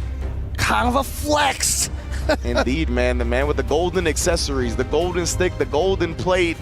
This man is already ready. Of course, we are taking a little quick break here, but I think we're about to jump back into the action. 2-2 between these fellas. Again, two gods of the fighting game community have been world champions in many a game. They're looking to add another trophy to their case. Yeah, really, honestly, two of the players on that short list of FGC GOAT. Nice job from Xiaohai, showing the backdash and then getting the punish. And again, Goichi's been taking a whole lot. And Xiaohai has recognized this and is making him pay for it. Yeah, he's been able to block a lot of the OD Tensho kicks. He's been able to get the shimmies. Yeah, and again, coming out with the air legs. Yeah, we haven't seen that represented too much in this set, but Goichi has been a popular strat for him throughout EWC. And that time, Xiaohai finally blocks that crouching medium kick into drive rush cancel. Ooh. And I think he was trying to bait out that crouching medium kick with that light scissor kick. Oh no, got caught just committing to the mud right there as Goichi jumped. Now it's gonna allow him to get out of the corner a little bit, get back into the green. Trying to make a deal right, buffering that drive rush cancel behind it as well. Oh, he wanted the crouch fierce. The medium kick picked its spot only for the Goichi's own medium kick to get him right back in. Yep, and now Goichi actually backs off because look at his drive gauge right now. He wants to build some of that gauge back so he has more tools to fight Xiaohai. Xiaohai's been trying so many of the... Oh, the jump back fadeaway. The Mamba jump roundhouse, catching Goichi, walking him down. That was like Dwight Howard dunk distance right there from a dunk contest from way far away. And right now, Goichi, man, he did not like the way that last round ended. Off to the, just a pure aggression in this one. Oh, back throw, a little bit of a defensive throw. Oh, that's the classic. You drive rush in, you're planning to go for the tick throw right away. Unfortunately, the opponent gets hit, and so their hit stun is much longer, the throw whiffs. Oh, and then again now applying this pressure. Goichi had low on this drive, right? So he's backing up a little bit. You see even the backdash, and he tried to check the drive rush that time, but Xiaohai just beat him to the butt on the jab. And now again, just applying so much pressure. He was gonna get burnt out either way, so Goichi recognizing that, and drive reversing him off, does check the drive rush this time. Yeah, went with his own. Oh no! He was gonna commit to that towards medium punch. Xiaohai gonna spend the meter here. Not only is this gonna put Goichi at death's door, but also give him all that drive gauge back. Oh, he just goes into the DI immediately, showing no respect for the godlike reactions of Goichi. Even with CA on deck, that would have been a loss if he responded to it. The confidence from Xiaohai. That's crazy, because again, when you're fighting a player like Goichi, you know how solid his defense is. He is a player that made the devs have to question whether they have to make the offense stronger in a game because Goichi was blocking everything. But Goichi did not have the drive impact counter this time. Very surprising, right? I think Goichi was even expecting Xiaohai to mask the DI a little bit more, instead of just going outright with it. And again, outspacing a lot of those button presses back that Xiaohai is looking for, whether it's light or mediums, but no! That is not what he was looking for sure. And back to trying to get Goichi in the corner, and again, same thing, like you said. Woo! Baited out the up kicks perfectly, Xiaohai. Looking like the genius that we know he is. Oh yeah, the plus frames into the stomp to bait out the throw. And we know we've highlighted it, right? Goichi has been taking quite a bit. Ooh, the forward medium punch check this time. All right, Goichi now starting this round off. But look at this, the beautiful button timing from Xiaohai. Goichi trying to steal maybe a little bit extra forward distance. Oh, this time you see he's willing to press buttons after the mine explosion. happened earlier as well. Got him counter hit, but oh my! Xiaohai whip punishing the forward medial punch. Not easy to do at all. Xiaohai showing his reactions now. Both of these players definitely known for their reactions. Oh, and Xiaohai's gonna spin the OD. Got the connection, and he's gonna cash out into level 3 here. Goichi. Oh, barely alive on both life and drive. Wakes up with a level 3, and Xiaohai played it cool, calm, collected. One game away from completing that revenge from Fatal Fury. That's right. These guys met up in grand finals earlier, even in this EWC for Fatal Fury City of the Wolves. This is not a grand finals here, but that's not going to change how much both of these players want to take this and how much weight is on this match. Yeah, man, now Goichi back against the wall, right? This is sometimes where we see fighting game players truly get unleashed, though. No safety net, no second chances. You have to win or get your key crushed. That's right. So Goichi down 2 to 4 right now. Has to take 3 games straight and is gonna have to do it with the Chun-Li. Indeed, that is his tried and true. Oh, all right, picking him out a little bit. We saw the Serenity stance, so just go back into the same medium punch. Xiaohai maybe backdashing or jumping either way. Oh, didn't have the up kicks perhaps to catch the jump over, and now he's trapped in the corner. Ooh, right before the mine exploded. Yep, using that fear of the mine explosion to get the throw. And look at this, the staggered timing, and then again, the drive impact. Goichi is definitely a little lost right now. He has not been able to find a read on Xiaohai's offensive choices. That puts the kid on set point. And you saw that look of determination on Xiaohai's face. Once he's settled down, he's looked like a completely different beast. Goichi has not been able to find a foothold, though. Does catch Xiaohai trying to escape that time. Goichi right now putting the "I don't lose" quote to the test. Try to do something and the OD stomp is gonna hit. Yeah, he might have been just trying to walk under and he couldn't quite make it in time. He got clipped for it. Still has the life lead here, though. Oh, back to back with it. Caught the startup of the fierce from Xiaohai. He swung directly into the business deal of Chun-Li. Like I said, bro, she Jerry West with it. You cannot shake her hand. All right, here we go. This is the kind of moment that defines champions right here. Can Goichi take this to another game? Well, both players started off very slow, right? They know the gravity of the situation. The crouch fears couldn't quite get the anti-air that he was looking for. That's a heartbreaker. But yo, the elbow stuffs the air to air. Goichi trying to maintain this corner control, though, only to get sniped out. Yeah, he tried to go for the shimmy, and Xiaohai had the read with the crouch medium kick to greet him, and now again, using those mines to land multiple throws. Oh my goodness, Xiaohai is just gonna keep piling on the throws here.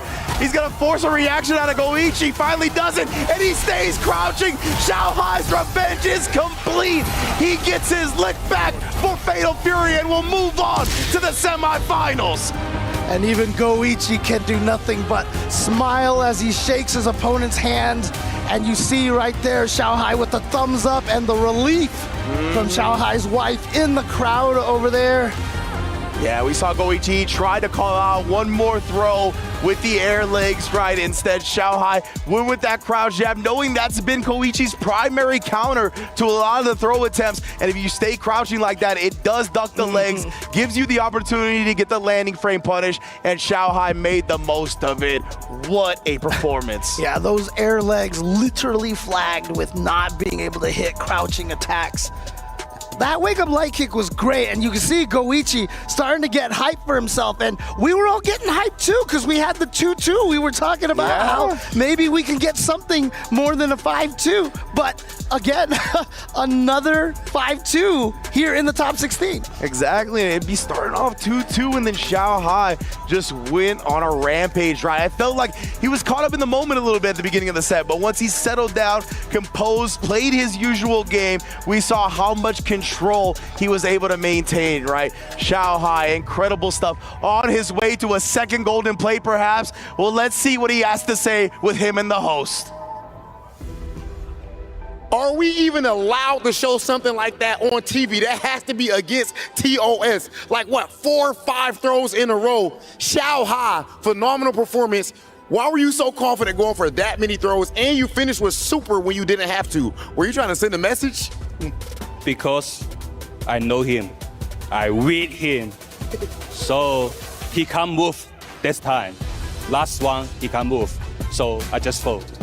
Okay, got that read, got that download. So now you've officially avenged your Fatal Fury loss going up against Goichi. How does revenge taste right now? How does it feel getting your revenge against him?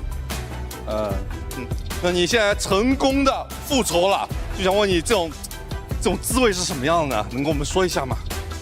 其实还好吧，应该也在我的预料之中啊。然后，但是我没想到，就是二郎打到这个成绩，我想着街霸可能没有那么大的愿望，但现在都来到4强了，我感觉计划有变。计划有变。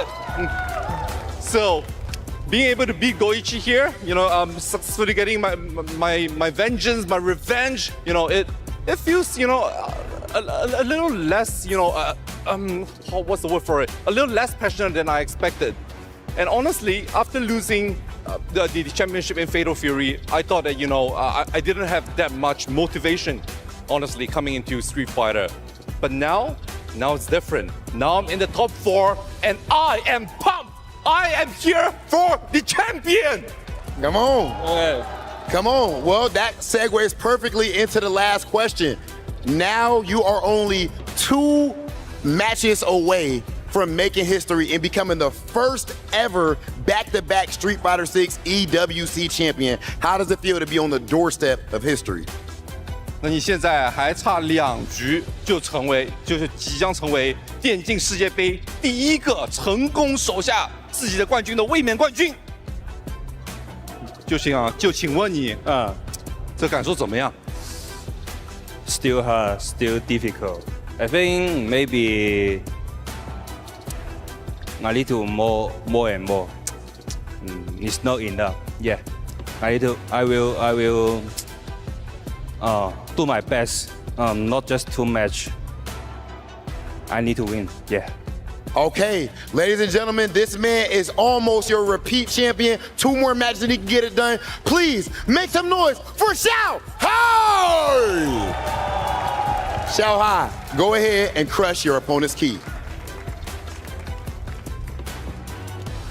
Can we give some respect to the translator there? I love his energy. I love his emotion, you know, trying to, you know, get a hype right there. That's fantastic. I love it.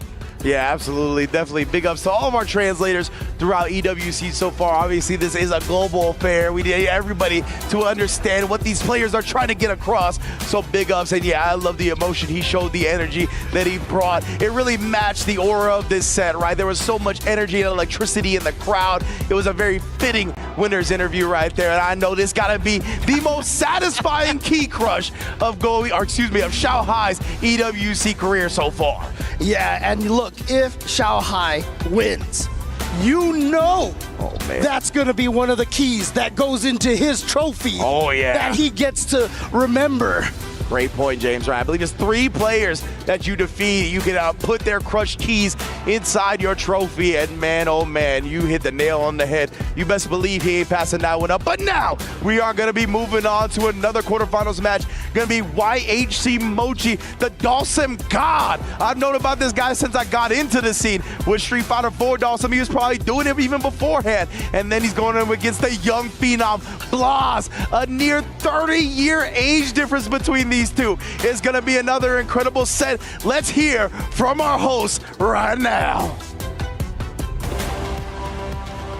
Easily one of the most important and exciting matches of this tournament up to this point. Shanghai, last year's champion, was able to get it done, but we still have to see who else is going to fill out the rest of this bracket. Revenge stays sweet when it gets you closer to the grand final, and actually we're going to inch ourselves a bit closer ourselves. Our next quarterfinal, our third one, with our two next players. Let's welcome them to the stage. The Chilean prodigy, Blas! The 15-year-old has blown the minds of viewers, fans, and opponents all alike ever since Street Fighter 6 launched. Despite his age, he's been on multiple main stages, including Combo Breaker, finishing at top 6. He takes the stage once again with the world eagerly watching his rise with bated breath. And this is one of the beautiful things about the world of Street Fighter. We have young beasts like Blas, and then we also have OGs who actually paved the way, like the man I'm about to bring out next. Put your hands together for YHC Mochi! Now this man's run has been phenomenal.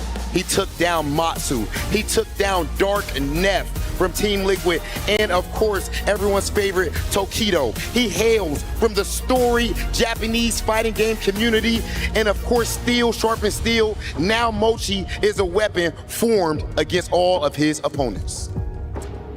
Two opponents in, I guess, different leagues, but also in a league of their own, in their own way. Gentlemen, please, may you join us at the center of the stage. Mochi, Blas, please. Come on in. Come on in. Oh, Mochi, yeah, come on. Pull up, brother. Come on in. We're going to have a lot of fun before we get into this. Okay, this a little bit closer. Come on, come on, come on. Yeah, this how we get down. All right. Blas, do you have any words? Look at the big smile. Do you have any words before our match? I don't know English, bro. Okay, I'll be your anger translator. Blas said he's godlike, he's young, he's too fast, and he might hit you with 60 check DIs. Oof, checks, 60 of them in one game. All right, Mochi, what do you have to say to this young man who's challenged you on stage? Young what? Oh, I'll be your anger translator. Sit down, young blood. He's taking you out. Oh my goodness. Can't believe he said that. These two are talking crazy. Can we get the handshake, please? Can we get the handshake? Okay, even after, go ahead, you guys can go ahead and get to your match. Even after all of that trash talk and all of this bad blood, they still gave us the handshake, but somebody has to go home. It is time for YHC Mochi versus Blas. My goodness, the vitriol of that pregame interview. I don't know if we've ever seen such toxicity between two opponents before, and now they're gonna duke it out. Blas versus YHC Mochi. I'm so excited about this one specifically. Oh, don't put the misty eye reactions up for the 44-year-old, bro. Come on. We don't gotta do that to him like that. But regardless, I'm very excited for this one just because Blas, very aggressive, very in your face, right? And YHC Mochi is old school. He likes to play the Dhalsim patient. He's not too interested in those high APM Dhalsims that we see from like Toremeshi and Mr. Crimson. He is down to sit back and chill and just try to prevent you from getting in on him. So I want to see if Blas can overcome that wall that he's going to put up. I'm a little angry here because that trash talk from them, you have to respect your elders here. They got a 15-year-old going up against a 44-year-old. You can't talk to a 44-year-old like that. Come on. Man, that's how he gets down, man. That's how we're getting down. But big ups, of course, to Rob and Milosh being very entertaining hosts. And they've been incredible hosts all week, right, as we wind down EWC. I can't believe we're getting closer and closer. One of our semifinals matches already set between Angry Bird and Shanghai, and now we begin to see the other one form. Whoever wins this match will take on the winner of our last one, Lashar and Fudo. But indeed, man, yeah, it is bangers upon bangers all the way through. I imagine we're getting the Dhalsim. And right now, I wonder if Blas is going to bring the Ryu. I imagine that's what it's been, right? That's been the character that he's been putting bodies in bags with. So I can't imagine it's something else. Yeah, and you know, historically speaking, Dhalsim has always been a very good anti-Shoto character, being able to slide under fireballs, and obviously now in 5 and 6 with the crazy air mobility, can float over fireballs and all that such. So, yeah, I'm wondering, you know, if Blas has a lot of anti-Dhalsim practice.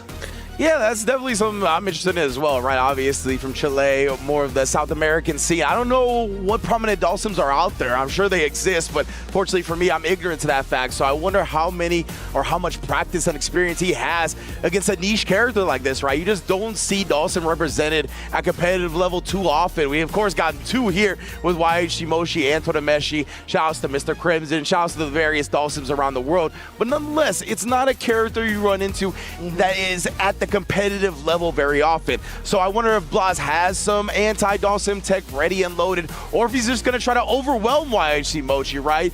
Go with the old age-old adage of best defense is a good offense type thing. Exactly. And, you know, obviously Ryu now having that Hashogeki pressure, which he didn't really have access to in some of the previous Street Fighter games, is going to come very much into play. We saw Blaz use that to great effectiveness at Capcom Cup.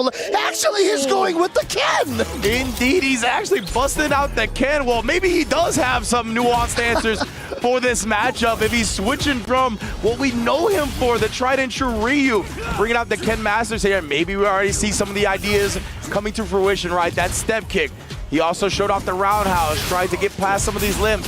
Maybe it's the fact that OD fireball leaves him standing. Oh, and getting right under the fireball to get Dhalsim in the corner here. Yeah, so, oh my, duck in the roundhouse, and you cannot test this man's reactions. Yeah, you can kind of see what one of the things that Blaz is going to take advantage of here is the aggression and the offense that Ken is capable of here. I really want to give a shout out to Justin as well. Oh my goodness, sorry. But I wanted to give a shout out to Justin as well. Really identifying the fact that Mochi plays a more old school Dhalsim style, right? Highlighted that on the couch segment. Yeah, and let's see if that's going to work, because like you said, it's an old school Dhalsim against one of the most new school players here, approaching these games, thinking about them differently than a lot of other players. I love Mochi. Ooh, with a back-to-back as well. I love them springing it on that level 1 and, of course, challenging the drive rush immediately. Blaz with a super kick party off the drive rush as well. Yeah, and you can see right here, gonna have to try to find his opportunity to teleport to the other side, get out of here. And so that's why I feel like that's kind of nice that Blaz backed off a little bit. Obviously, he was trying to build some meter back, but also doesn't want to let YH Mochi get out of the corner. Yeah, man. And Blaz, tried to catch the landing, but not in time. And Mochi again gonna spin the level 1. This time it's gonna kill. Spin hot fire for real. Blaz looking absolutely nonplussed about this. He's just like, okay. Yeah, Blaz got 3 bars now, right? He hasn't tried to represent the Dragon Lash or anything like that. Trying to pick his spots carefully. Oh, wow. Goodness. With punishing the down back heavy punch. That was crazy. Our hitbox, hurtbox interaction there. Oh, he doesn't actually confirm until level 3. I thought he might have because of the drive meter. But he wants to save it till now. Yes, indeed. Get some of that drive meter back here. A nice significant life lead as well. And more importantly, Dhalsim's in the corner. No screen space to work with. And you also see that, you know, with Blaz kind of harassing with the Jinrai kick, obviously Dhalsim can't ODDP in between the first kick and the follow-up, so. Oh, the perfect parry, and then he used the run DP to avoid it, and then parried and backdash this kid. He has such high processing speed, it is ridiculous. Wow, and again, you know, we are reaching that generation of players whose fathers play Street Fighter and have been encouraging and playing Street Fighter with their sons. Blaz is no exception to that. Yeah, absolutely. Blaz, a second-generation fighting game player. Love seeing the scene grow and having that new element sprinkled into it. Oh my goodness, the high 10 to the dome. Again, this is a situation where Mochi's trying to find a way out of this corner. Does build a little bit of space here. A little bit for now. Oh my, he actually got the perfect parry off, but then tried to parry again, maybe thinking it was something else. A little strange, but nonetheless. Oh yeah, that's perfect anti-air right there. Lots of time for that. And the whip punish on the stand heavy kick. I think the stronger version of the Yoga Flame are multiple hits, right? So he probably tried to get the double perfect parry, but now the DP on the Yoga Stasis does burn him out with the jump heavy punch this time. Oh, it's bully time. It's bully time. You get feel comfortable sliding a little bit.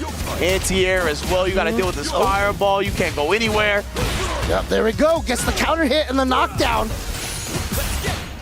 Indeed, and then forcing the issue once again here. Willing to spin this drive meter. Oh my goodness. Pressing the buttons. Mochi not scared. But the check from Blas again. And that was just so calm. And just like, no, it just seemed like it was gonna hit no matter what. Calling out the YHC Mochi drive rush. Great reactions to it. A little surprised he was doing it from that range with the Dawson, honestly. Oh, tried the OD Dragon Lash chase down as he landed, but Mochi was just floating away. Using the step to get in, but was a little too far, so YHC Mochi's gonna get that standing heavy kick punish and the burnout as a result. And that big roundhouse dodge on the line kick right there. That was missed to the low Jinrai after he just fell into it. Yeah, no way YHC Mochi was gonna get an anti-air off of that jump in. Oh my! Dances around the DP. YHC Mochi lighting up the floor. Yeah, with the punish counter on the way down, definitely gonna be able to combo into the kill. But Blas coming right back in there at the start of the round. Yes, indeed, man. Not scared of nothing. He knows, right? Cutting off the screen space of Dawson is one of the keys to defeating this character. Of course, he doesn't do it recklessly, though. Oh, he recognized that they were both OD, right? So he's going to nullify. He could get in there without worrying about the fireball dropping down. Yeah, but again, the tail of the tape really has been Mochi trying to fight his way out of this corner as Blas puts him right back in there, but good anti-air from Mochi. Yeah, Blas is going to be very active with the buttons right now, right? Because he didn't want to get burnt out. So he was like, I'd rather press these buttons, see if I get hit, that's fine. I just don't want to get burnt out by blocking. You saw right there. Mochi, okay, not gonna spend the meter just yet. I thought maybe he wanted to get his drive gauge back, but instead, it's gonna be Mochi who takes it and puts one on the board against Blas.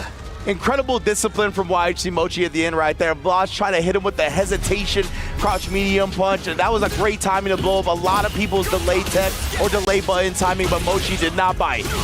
Yeah, spending a lot of meter right there. Drive rushing the crouching medium kick canceled. Try to go for the back throw to switch sides, but again, another great crouching medium punch with punish from Blas. It's been ridiculous what he's been showing off. Oh, actually got the combo off the punish counter drill right there. Not often you get it. Oh, the DI counter right back at you. Blas was ready.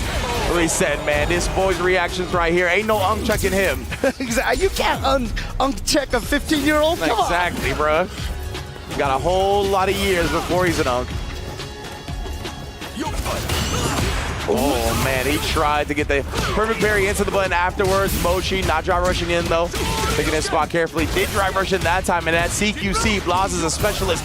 Interrupts the heavy Jinrai right there. Good recognition. Yeah. And now checking the drive rushes. But again, we're back in this corner here.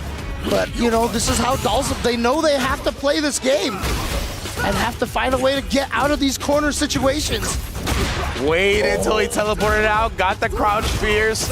Great patience from Blas right there. Oh my, the hezzies from Mochi. He finally cracked, but not for too much. And now Mochi gets in there with a drill, actually gets a side switch, and is gonna spend the level 3 here. This will be critical art. It's not gonna be quite enough though. Yeah, critical art damage here. It's gonna put Blas very low. I don't know, will this Blas have some type of wild gambit? He jumps over. I'm so scared for Mochi, honestly. You saw the run, yeah, he was going for the run just in case the fireball came out. He's gonna DP through it into level 3, and that would have been game. And now both of these players trying to get this round to get the 2-1 lead. Stuck in the fireball interference, and oh my goodness, the counter pull. Couldn't get the sweep follow-up, though. He just wanted the knockdown. So a bit too late. Yeah, it was so far away. He felt like he had to run a little further. So it was a little too slow on that sweep. Oh, the punish counter. Standing heavy kick. And again, tried to get a little bit of a delay timing right there, but nonetheless has found YHC Mochi. Opened him up, and he's taking a full force with it. Burned out and mad damage. Oh, yeah, that was the second time Blas had tried that crouching heavy punch with that slightly delayed timing. The first time Mochi just blocked it, but that time definitely was trying something. And Blas is going to take that 2-1 lead. Well, these fellas go directly back into it, man. No thinking, no taking some time as a character select screen. They want to fight it out. Oh, Slight walk-up jab right there, catching Mochi's attempt. Blaz is chilling right now, being this low on drive, right? You see him dancing in and out, and what a backdash to get the whip punish. Avoids the proximity guard with that backdash, so smart. Yeah.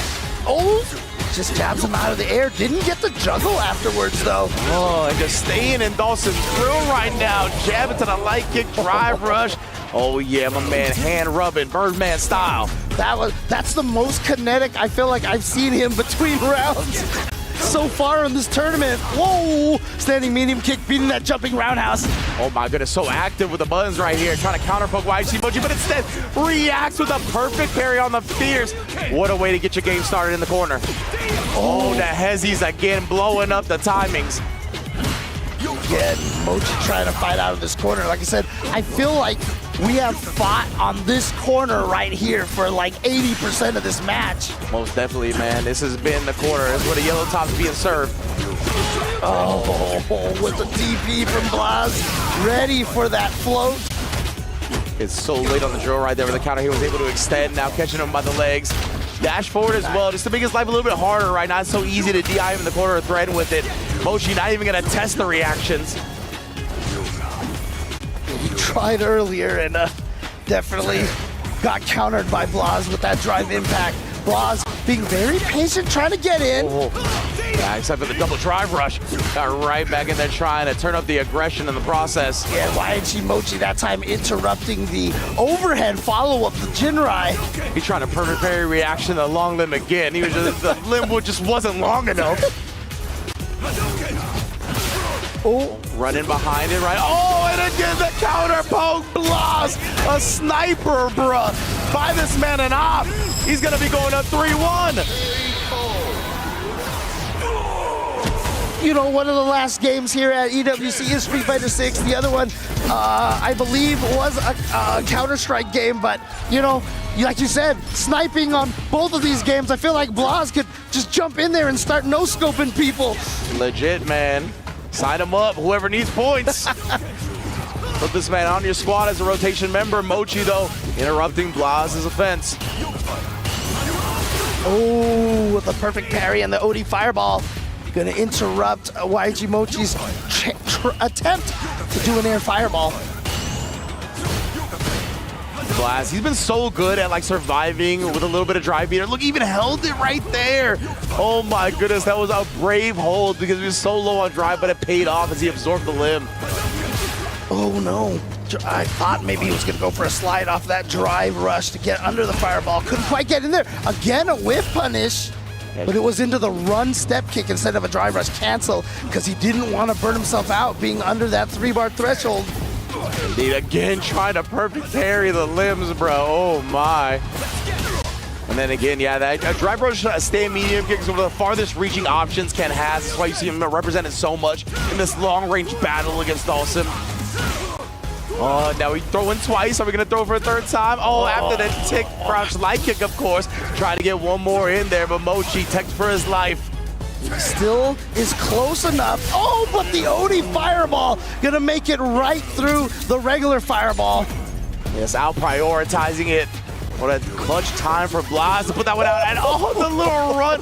It's a stop DP, right? That wasn't even run DP. That was run stop DP. What measurement, what calculation. Oh no, gets tossed backwards into the corner here. So now Mochi has a lot of space to move back. But that's all right for Blaz right now, right? Because he's so low on drive. He's like, go ahead and move back a little bit. Man, what are you kidding me? Counter poking with the crouch medium punches, beating him to the button on fireballs. And now the next whiff punish, I mean, I'm sure he'll just drive rush cancel because he'll probably just get the kill out of that. A perfect parry. Ooh, just a little too slow for that sweep to connect. Yeah, I like the idea. It's real awkward to find the proper punish in a situation like that. Kicks him out of the air and the force knockdown recognition into the level 2. Blaz, oh my. Can this kid be stopped? Shibu Jinrai Kak. Right there. Tokido throwing his head back with a hearty laugh there. Indeed, man. He's like, you know, I'm older too. I hate to see it happen to you, Mochi, but I can't help but laugh. It's crazy too, because Mochi's been so consistent with his anti-airs, you know. His defense has been solid, but Blas always just finds a way in at one point.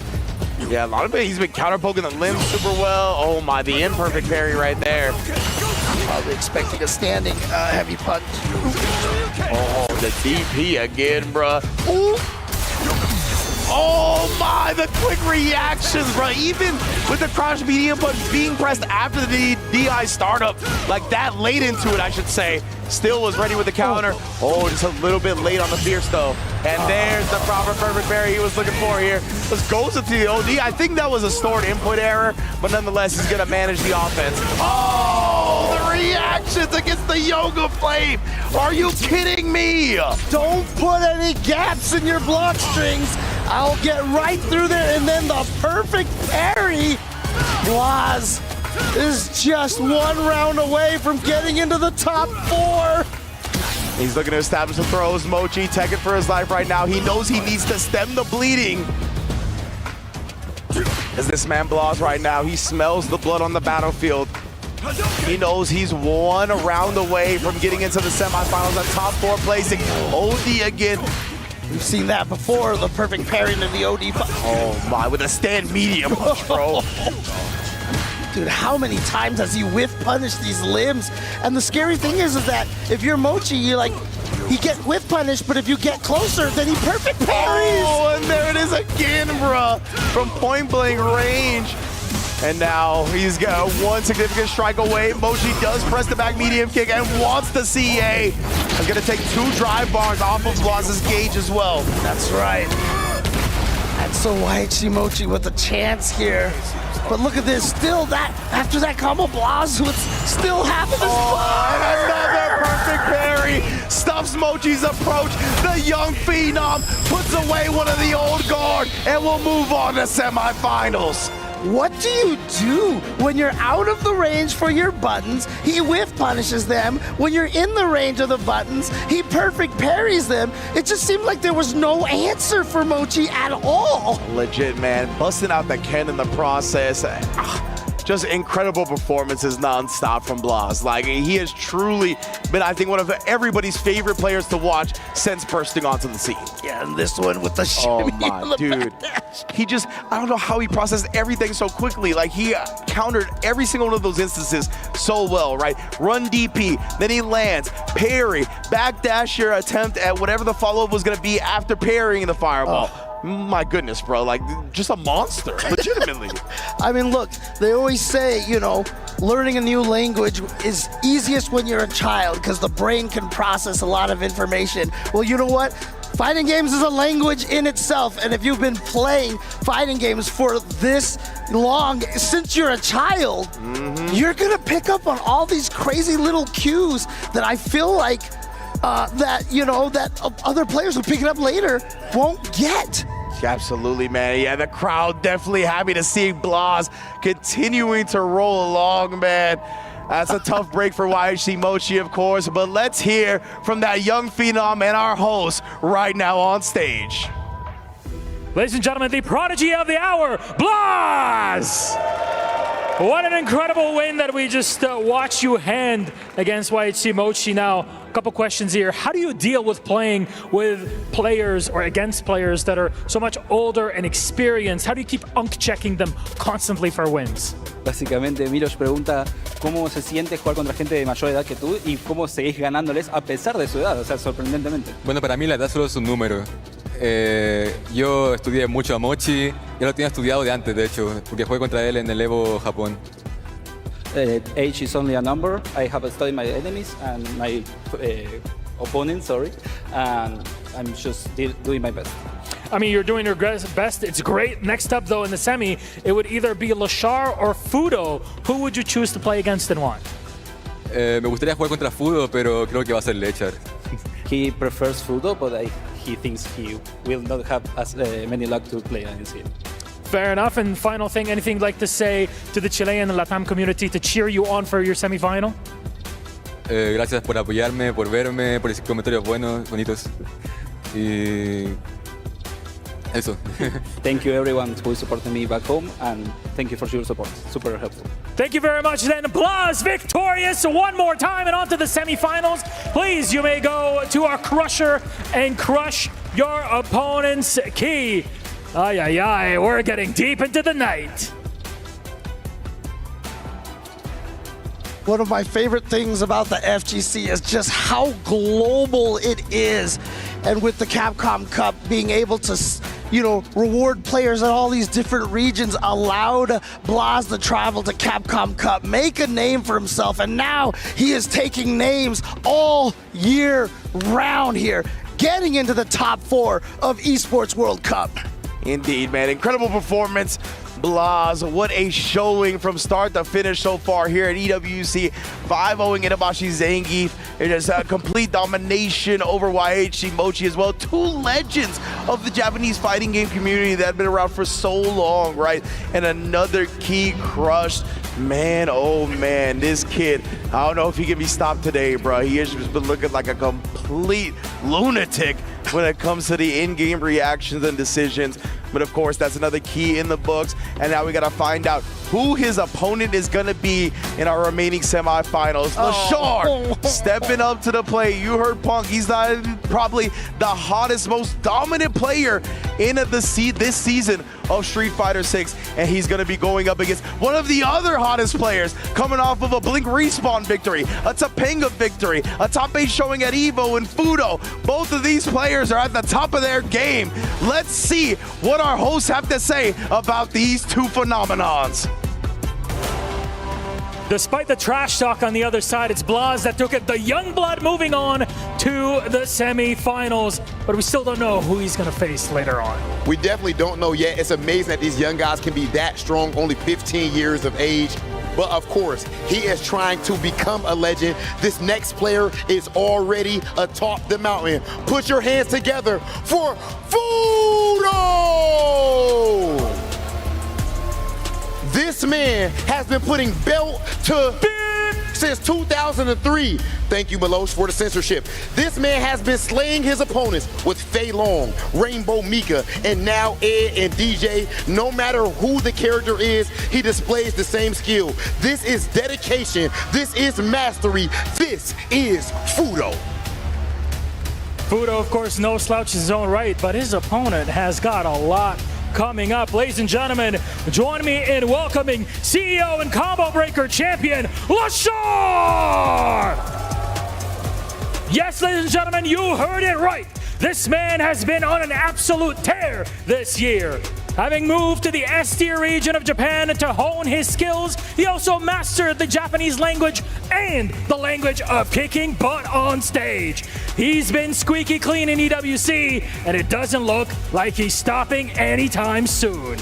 Okay, well, it's about that time. LaShar, Fudo, please meet us center stage for our final face-off. Someone has to go. Okay. I'll try this one time. Fudo, do you have anything to say to your opponent? Okay. Anything to say back? You're my Japanese expert. Gentlemen, please. You guys can go ahead and take your seats. I definitely am a Japanese expert, and what they were just saying right there was crazy. I can't believe we even allowed to show that. I should have been bleeping that one. I'm not gonna lie to you. Come on, so actually, in this match, I'm gonna put you on the spot. Do you have LaShar or Fudo, Milosh? I'm looking out for LaShar. I need him to win one more set of gold. Okay, it's definitely a possibility. Can he keep it going? We are about to find out. Life is not fair. I'm not giving you guys a pick. It is about that time for LaShar versus Fudo. Let's send things over to our commentators. Jeez. My goodness, we're gonna have to put the parental advisory sticker on the stream after that exchange. But of course, these two guys have plenty of respect for each other, obviously very familiar with each other.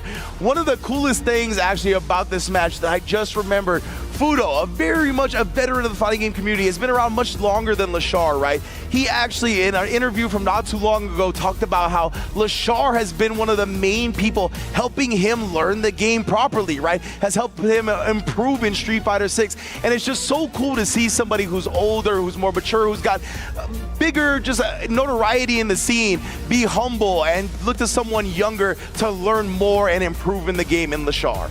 Yeah, and the interesting thing about it is that Fudo, back in the Virtua Fighter days, there was always these gods of Virtua Fighter, and most of the time when they trained somebody new, the person that they trained couldn't ever beat the person who trained them because, you know, they crafted them essentially. Fudo was one of the only ones that eventually started surpassing the master. And so I wonder if he can do the same thing here against Lashar. That may be the case, right? This is the time to do it, if there's going to be any time to do it. First of 5 single elimination here in the quarterfinals. Our last quarterfinals match of the event as well. After this, we have been narrowed it down to top 4. Again, if you're just joining us in one half of semifinals, it will be Angry Bird versus Xiao Hai. In the other half of semifinals, it will be Blas versus the winner of this match right here. It's going to be exciting to see. You heard Cola talk a little bit about it on the couch. He's excited to see what they pick, right? Could be an Ed mirror. It could be DJ versus Terry. It could be DJ versus Ed. It could be Ed versus DJ. All kinds of possibilities here between these two. Let's see what weapons of choice they bring to the battlefield. Yeah, and again, being able to have mastery over multiple characters. You know, Fudo was a long-time DJ player until Ed came out. And I remember when he first switched to Ed, I was like, why? Because, like, obviously DJ is so strong and everything. And then, again, a lot of the players in Japan were able to show us just how strong Ed is. And since then, Ed has just been a constant in these tournaments at the end of tournaments.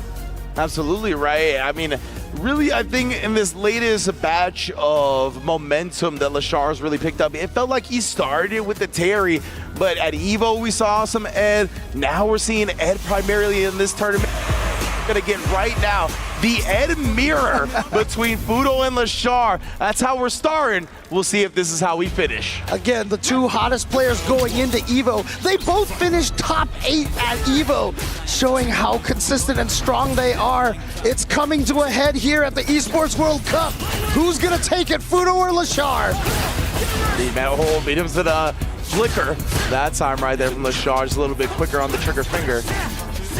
And obviously, mirror matches make things always awkward because if you're in range to land your standing medium kick, they're in range to land theirs too. So no distance advantages here between these two. Oh yeah, and Fudo trying to call it the fireball right there, but Lashar only showed him the startup, didn't complete it, and then went with another DI as well to try to keep Fudo very low on the drive. That punish counter is going to contribute to that as well. So Lashar here off to a rocking start. Gonna throw the perfect parry with the light punch on the drive rush to bait out that perfect parry, to bait out the drive parry. Beautiful stuff from Lashar right there, faking him out. But Fudo off in the races and then stuffs Lashar's wake up button attempt. That's why we gotta bust out with some invincibility. Yep, and you see them holding the psycho flickers, always having the kill rush options to try to build that space. Indeed, man. Drive rush, crouch light kick, respected. Oh, actually tagged him with the jump medium kick and the whip punish. Lashar gonna make it all the way count here, right? Fudo's gonna be on about a pixel of drive gauge afterwards. Lashar's trying to really take control of this match. Yeah, let's see how this mind game works here. Oh, the parry, okay. So that actually saves him from the burnout. Oh, right there, he was hoping that Lashar would press a faster button. Oh, and after the tech right there, the drive rush in, catches the forward fierce attempt, and then again the longer range crouch light kick. He just committed the drive rush behind it. Figured he might as well force the decision there as he had Fudo back against the ropes. Well, they're going right back into it. They're not waiting at all. Yeah, Fudo not contemplating a character switch, right? Not even looking to avoid the mirror as of yet. Ooh. Oh, the crouch heavy kick this time coming through as one of the buttons that Ed lives off of. And gets the forward throw here. But now backing off a little bit and actually just switched to offense all of a sudden. But good defense from Fudo right there, not to get caught by that. Man sets the fireball out, just drive rushing behind it as well. Both players here not being too overzealous in this round. Just as I say that though, the forward Pierce gets clipped and the backdash actually gets chased down by the ODDP. But getting the drive rush check with that crouching light kick and then the combo. Right now, Lashar. Ooh, try to raw drive rush in. I'm a little surprised by that. See them both swinging away above their heads. Covers jumps as well. But we haven't seen any whiff punishes on those yet. Indeed. And Lashar continues to try to show him the fireball. Oh, and then Fudo catches him inching forward right there with the stay medium kick. That's what's so hard about this matchup and playing against Ed in general, right? Gotta respect the range on that one. Of course, he wanted the back throw into the corner. Fudo didn't let him have it, and that's gonna be a clean punish. Like that from Lashar, right? It was going to be a tall task. He canceled at level 2 to still get that round. Might as well save the meter and surrender it. Yeah, but that was, you know, a nice little round closer because if he hit it, it could have won the round off of that completely. So he just went for the OD flicker. I'm sorry, the OD blitz. Indeed. Right now, the crouch heavy kick as well from Fudo coming in hot. That's what we talked about from both of these players. Are going to be looking for that a lot. Pretty confirmable blend if I'm not mistaken. Oh, Lashar, he was holding on to that drive fairy and then lets the DP loose afterwards. He's burnt down, but he's got plenty of meter to defend himself. See if Fudo gets a little bit too predictable. He's not, though. It's looking like he's not too thirsty until that jump happened. Yeah, and really, oh wait, never mind. I was just about to say, Fudo really hadn't had a chance to take advantage of that burnout, but gets the hit over here, and Fudo, is he gonna tie this up 1-1? Oh yes, indeed. And that's the thing with Fudo, right? That's one of his primary strats on this character as well. He loves doing drive rush into flicker, right? To counter the check attempts on the drive rush. So it opened up Lashar there. And that's gonna be especially good against someone with great reactions like Lashar, right? He's trained himself to stuff a lot of those drive rush attempts, and that flicker puts the E-brake on and then punishes you heavily for trying it.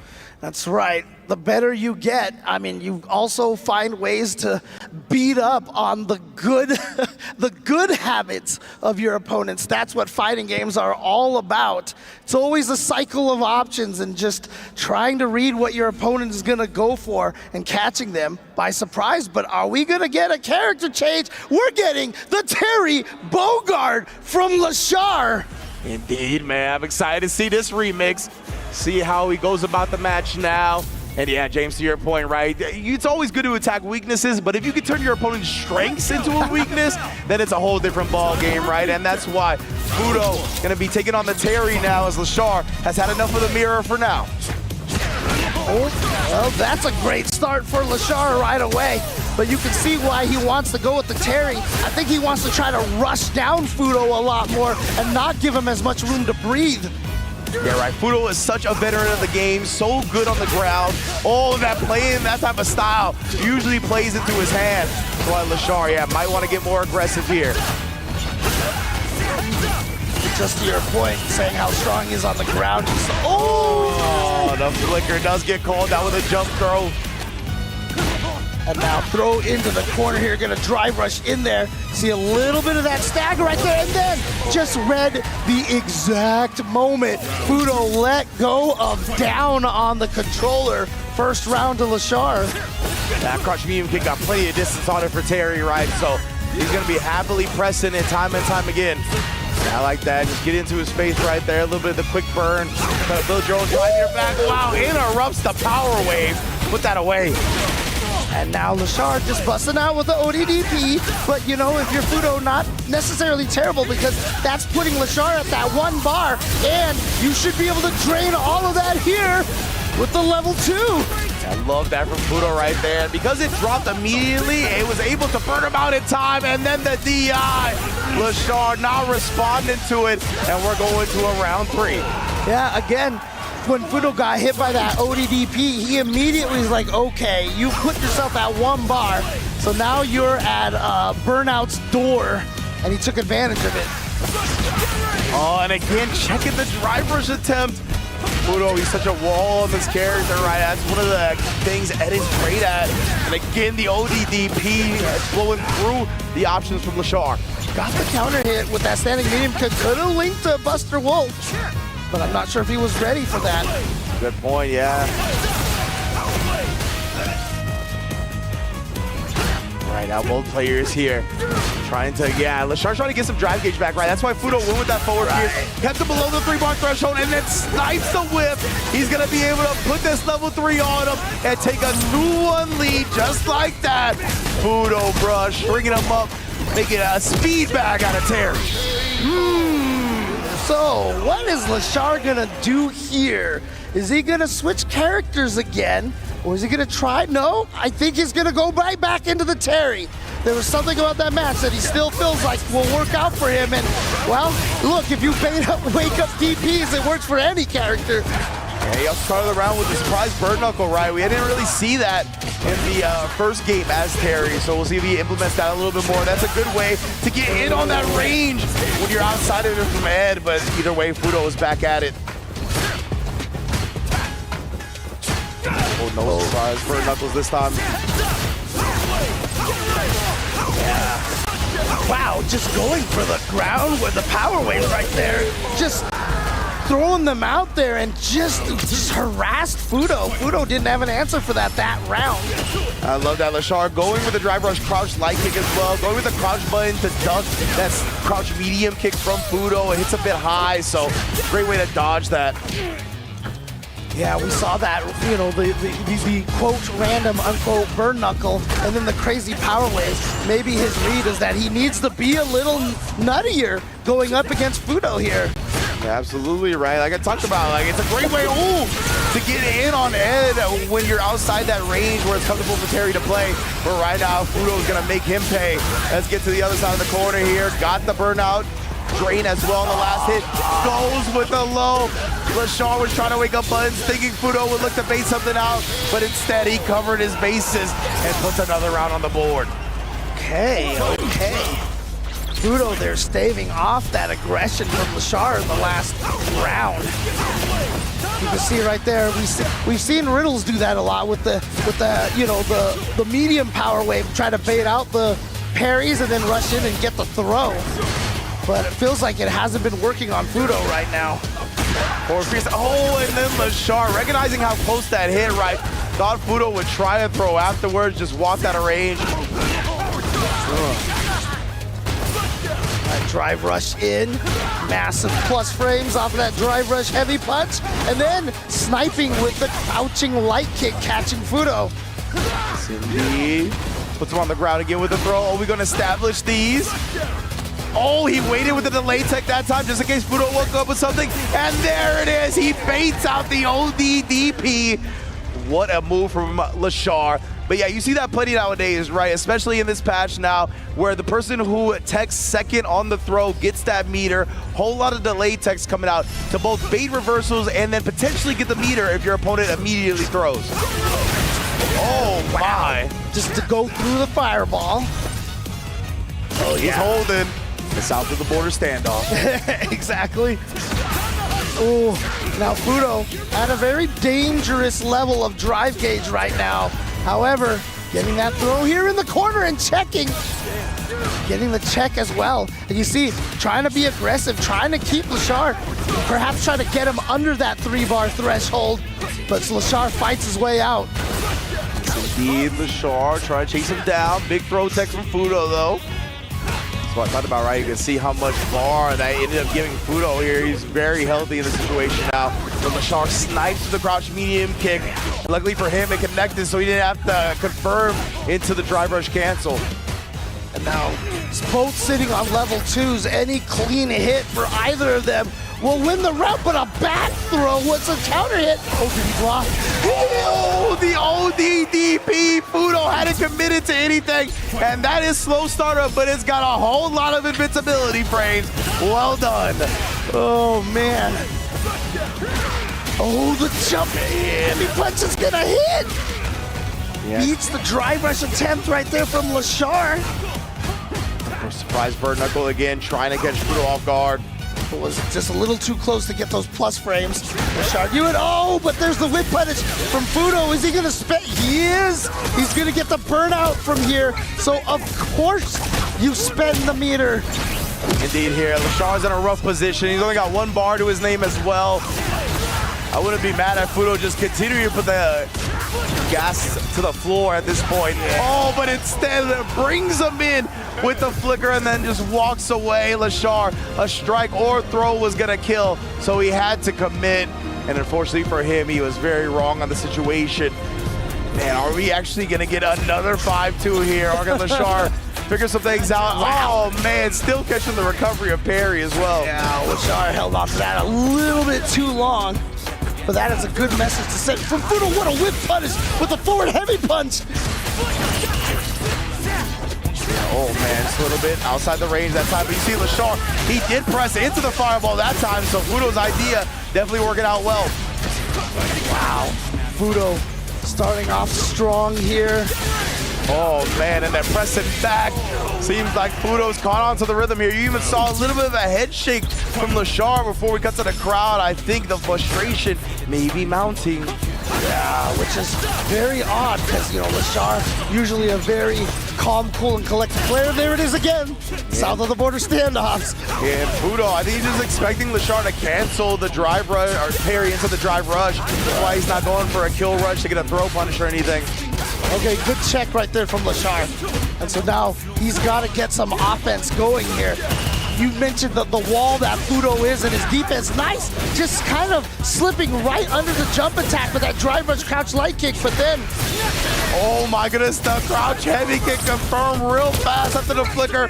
Fudo here, he's going to be so healthy on drive while Lashard is hurting for any resource besides super meter. Yeah, it's a terrifying situation. Oh my, and once again, just lures Lashard into teching. Fudo a 4-2 here, one game away from getting into semifinals. It's like I said, Fudo, just such a strong fighting game background, the pedigree of players he's trained with, one of the only players who's able to defeat his master. Oh my, the overhead though, caught Fudo. Just pressing buttons, saw the counter hit, and then beats him on the forward fierce attempt. Baits it out as well. He does the quick burn, leaves him standing. And wow, Lashard, 19-second round. That's a good round for Lashard right there. Getting the reads on Fudo, and there it is again. That neutral skip burn knuckle, hoping that your opponent just walks into it. Indeed, or spaced properly right, he could get the plus frames on it as well. True. Oh my, the big whip punish on the crouch heavy kick. Power dunk. Oh no, you just ate that standing heavy punch? And now we're going coast to coast. Indeed, looking strong with it, great damage. And now we're on the other side of the corner, establishes one throw, establishes two. What are we gonna do from here? Just tried to blow up Lashard, taking right there. We're with the normal this time. Oh, nice. Got in there and gets the back throw, but it did cause him. He had to burn himself out to do it too close for the burn knuckle. And you see how landing that dream combo just changes the complete outlook of a round so quickly. Indeed here, Fudo 1 round away from getting into semifinals. Lashard starting to look for some haymakers with that heavy kick.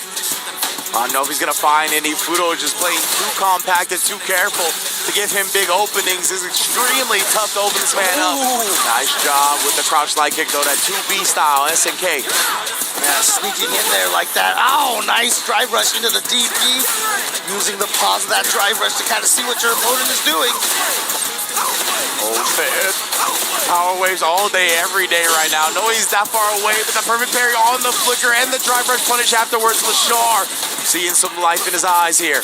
Yeah, but again, remember we mentioned, the more you push Ed into the corner, the more dangerous it can be. He sets him up greatly for the dream combo. Here it is. My goodness, actually low crushed that one. I wasn't sure. Maybe he wasn't expecting to actually clip that because I don't think that's airborne. It was just a fortunate situation where the crouch medium kick was already in recovery. Perfect parry again. Lashard gives us our first 4-3, potential 5-3 of the entire EWC. Power Geyser from Lashard right here. does finally get a game 3 on the board. This Terry, slowly but surely, I felt like in that game he definitely had a lot more reads on what Fudo was doing in a lot of those key moments, like Oki and, you know, the plus frame situations. Oh, baits it out again right there. He was looking for a reversal, but he'll take the parry as well. Oh man, it looked like he tried to stay medium kick, but couldn't quite get it in time. Fudo was able to beat to the button.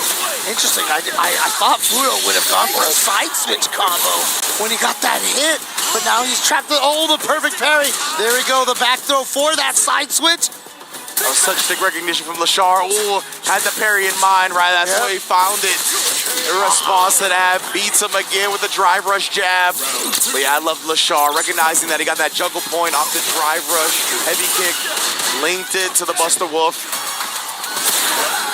Oh man, these options from that range, right? The bird knuckle, surprise. And now is gonna land the drive rush heavy punch as well. Fudo's trapped in the corner, and now Lashar finds another hit. Next hit wins for Lashar. Oh, but instead Fudo finds another dream.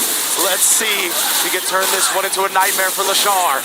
Hasn't been able to get the Shin Dream yet, but it doesn't matter because look at the corner carry, the damage, the check, but didn't get the confirm off of that standing light punch. Indeed, here we set up Shabo. Tried to bait something out. He wanted the big dub, right? He wants to kill Lashar now, and he might be able to do it. No, the level 2 actually built another one I didn't realize.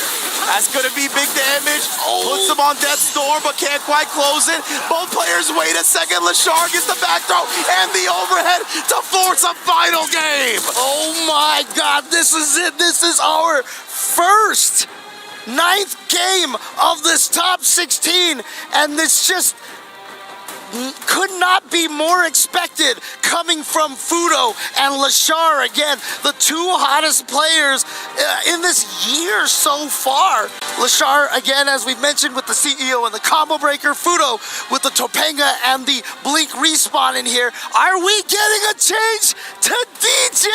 Oh my goodness, Fudo betting on the best of one DJ here, trying to throw Lashar off, show him a different look. He's like, you just played 8 games against my head. Let's see if you can weather this storm of DJ for one last round. That's right. Yeah, definitely gonna try to play a little bit more of that projectile game with DJ. But that light power wave being a nuisance going under those projectiles. Oh man, it looked like Fudo. Sorry for the air slasher. That might have been a feint though. Up kicks as soon as he sees the drive rush pressure come out. Yeah, flash kicks are almost kind of like the original modern. Very easy to react to things. Just press up and kicks. That time though, Lashar again snipes out the range. That crouch medium kick is potent. Oh, the Hezzy's right there trying to catch him, but great recognition on when his turn was over. Fudo, drive rushing. Oh, the double perfect parry from Lashar. My goodness, man, you might have to add him to the royal bloodline. Shout out to Cockadoo. Oh, and again, the crouch medium kick catches the whip punish. A little bit too far on the crouch spears, and Lashar has brought it back. Potential 3-game comeback to take this set. Oh my goodness, he tried the funky slice on the whip punish, the crouch medium kick, and then baits out the up kicks. This is a huge start. Lashar, is he gonna dump the meter? Let's see, not holding on to it. He knows the next hit is going to kill. Especially if he can keep his enough drive gauge to use for that power geyser, but Fudo's gonna take care of that drive gauge right here, right now. That's gonna be burnt out here. Lashar, of course, still got 3 bars to his name, and he's gonna spin 1 on the Buster Wolf. Trying to maintain this advantage, not trying to let Fudo get back to mid-screen. We get there anyway. Big throw tech as well. Gives him a nice chunk of burnout meter back as well. Perfect parries from Fudo. Oh, he's gonna get the counter hit. Just goes for the medium so bad. Was able to block in time. Funky slicer. Finds it that time, leaves him standing as well. Lashar here, throw text for his life, sends out the OD power wave afterwards, trying to bully up with crack shoot. Fudo gets his drive meter back, immediately sends it with the OD air slasher. My goodness, bruh. Anybody's game here, Lashar. SCA on deck as well. Snaps it, he finds it. Lashar completes the 3-game comeback and gives himself a berth into the semifinals. Lashar and Fudo giving us one for the books here. Clearly, both of them such equal levels of skill and reads and talent here. But it is Lashar who's going to take it in game number 9. The vibes are immaculate in the building right here. We're watching some amazing Street Fighter at EWC. And yeah, this started as an Ed mirror. We wondered if it was going to finish as one, and it most definitely did not, right? Lashar was the first one to pivot onto the Terry really quick, actually, after it went up 1-1. He had the Terry by game 3, and he still went down to a 4-2, I believe. And the fact that Lashar kept the faith, right? He knew that Terry was going to be the one to get the job done. Fudo tried to get him with that best-of-1 DJ at the end, but Lashar too composed and too knowledgeable, honestly, when it comes to this game.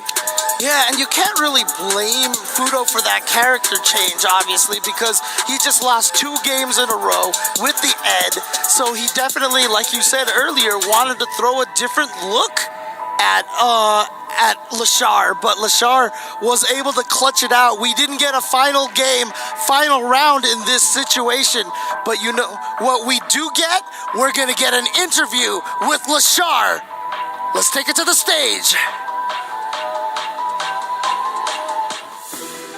Against all odds, Lashar gets it done coming back from 2-4. Lashar, don't you ever do something like that to one of my I can't even smack him with this paper because his plot armor is just too strong.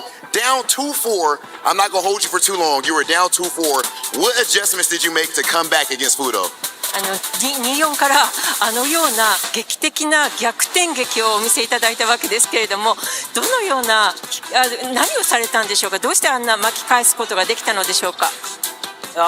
なんか普段その日本で不動産と一緒に練習して、今回はなんか結構負けてますけど、そのプレーをじゃなくて結構やってないプレーをしたらいけるかなと思ってやりました。Well, I often actually play against Fudo-san in Japan, and I was learning his, skills and strategies, and I just did something that, we don't do, and I just happened to think that, it may work out, and it really worked out. This is the definition of save it for nationals. It is official. Lashar kicks the door down and walks into the top 4 of EWC for Street Fighter 6. Lashar, go ahead and crush your opponent's key. Go. And a well-earned key crush it is. Grooving into the semifinals is Lashar. What a way to go about it, too. Down 4-2. Dug deep into the bag and was able to bring those 3 games straight. What composure from Lashar. Very young man as well, right? Early 20s, fighting game career, just really getting started. And he has the composure and calmness of a veteran. It's just been amazing to watch this guy blossom, and I can't wait to watch him for many years to come. And you know what? His next opponent is Blas. And remember, Blas defeated Lashar at Capcom Cup. Lashar was one of the victims of Blas during his incredible run. I'm sure Lashar is looking forward to try to get revenge against the phenom that is Blas from Chile. But of course, on the other side of the winner's side, we're going to have Angry Bird and Shanghai going up against each other. Yes. Oh my, this top 4 is going to be electric. Oh man, incredible stuff. Thank you all for joining us. That's going to be it for me and James. Please enjoy the rest of the show. EWC champion will be crowned.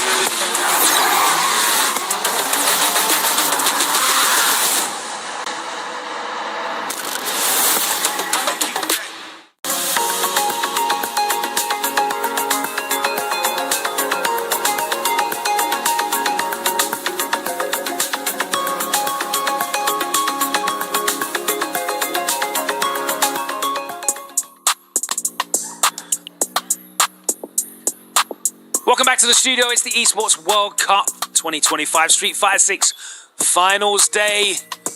And now, only 4 remain. 4 incredible matches that we will go through with our expert studio analysis desk.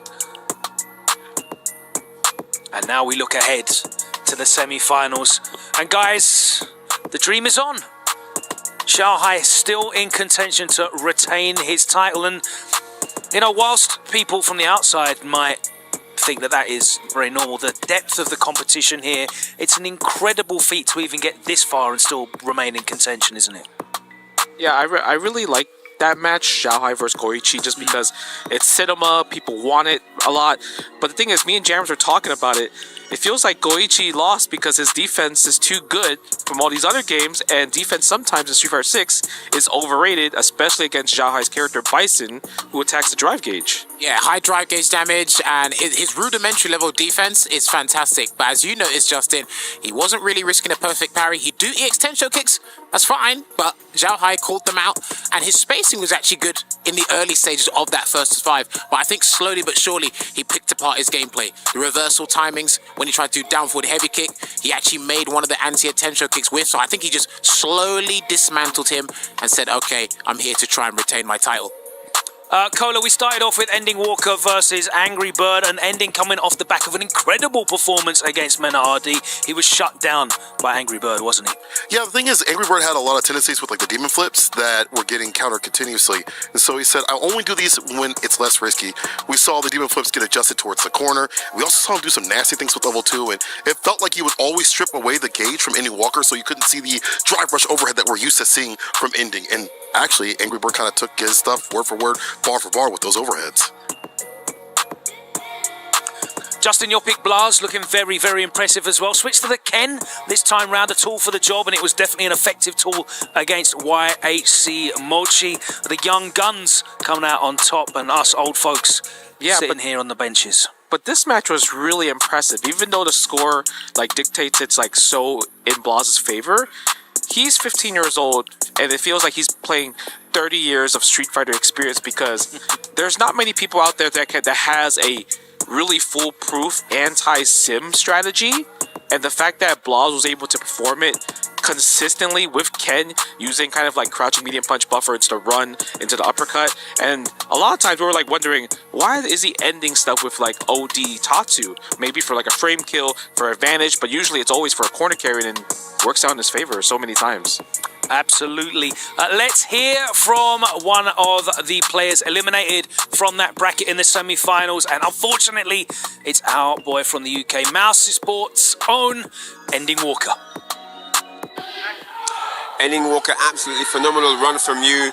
Edge of the seat matches all the time. That run against, all the way up to this point, but that match against Mena, really, really, really impressive. Everyone here was blown away. I could tell by their reaction.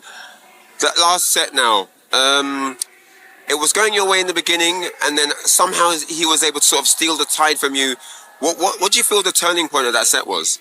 I think he introduced a lot of very strong mini games in the neutral, which like correctly. So like EX Demon Flip, EX Firewall, Drive Rush, Adamant Flame, things like this. And it made me hesitant on certain things, and then he introduced the DP early. I started baiting too much, so things like this he had good conditioning. Now, you're obviously a very technical player. You know your details, everything like that. Looking back at it, you've only had a few moments to reflect, but is there something you would have done differently? In the match, I maybe pressed a little bit too much on wake up, and in neutral I should have committed a bit more. Outside of that, he played good. There's not really much I can quite definitively say. Yeah, that is the case. Sometimes the guy just played really good. This case being one of them. Thank you so much, Ending Walker. Always a pleasure. Sick Ryu. Great stuff from you, man. Look forward to watching you play next time. So yeah, that's it here on the interview floor. We'll see you later.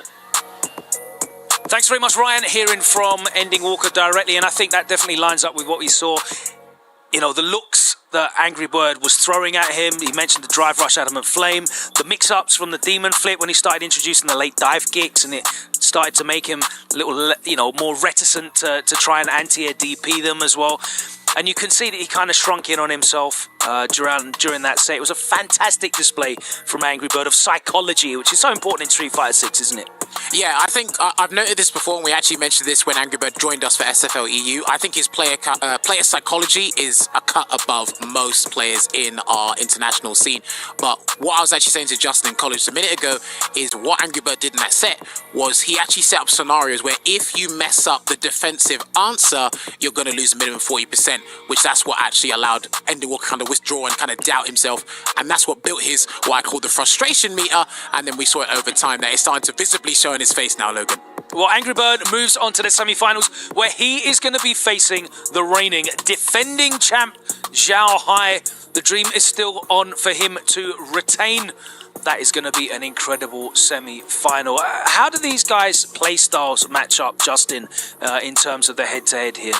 I think like Jammer said, the player psychology of Angry Bird, I'm sure he's going to understand how Zhao Hai plays. Zhao Hai is another person that has really fast reactions. So I'm curious to see if he's going to use a similar strategy that he used on Ending Walker to Zhao Hai. But Zhao Hai is so adaptive and also so calm, because even if when you look at the comeback that he made against Punk, he was ready for the drive reversal, he was ready for the anti-air, so I don't even think the demon flips are going to really be a problem in this match. It might be a back and forth, it could be a 5-4 to be honest. I think the scary thing about Street Fighter 6 is you can almost play on people's reactions if you kind of predict what those reactions are going to be. There's so many options, especially in a character like Akuma, that can bait out those reactions and make them be the wrong decision at that time.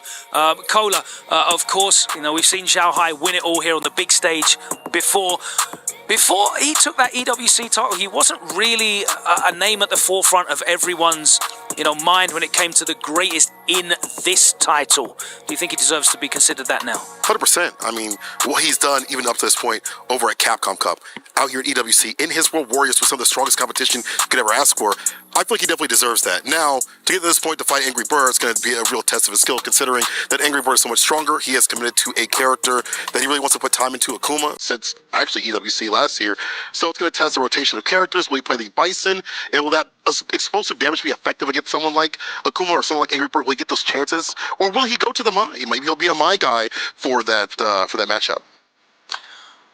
Our second semi-final sees the young gun Blas, who has been so impressive. He's going to be going up against Lashar, who I think Ringe mentioned as a young talent. Well, he's got 11 years on Blas, only 15 years old.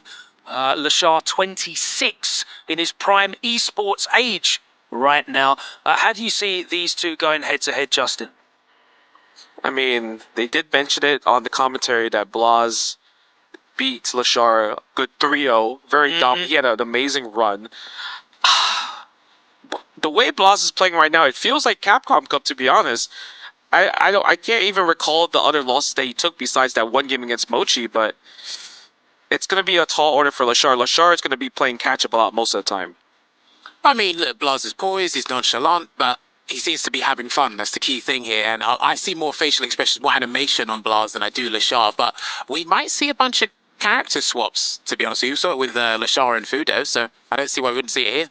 All right, it's time now to head over to the Amazon Esports Arena. Semi-finals are locked and loaded. 4 players remain. We must crown our Esports World Cup Street Fighter 6 champion after this short break. See you there.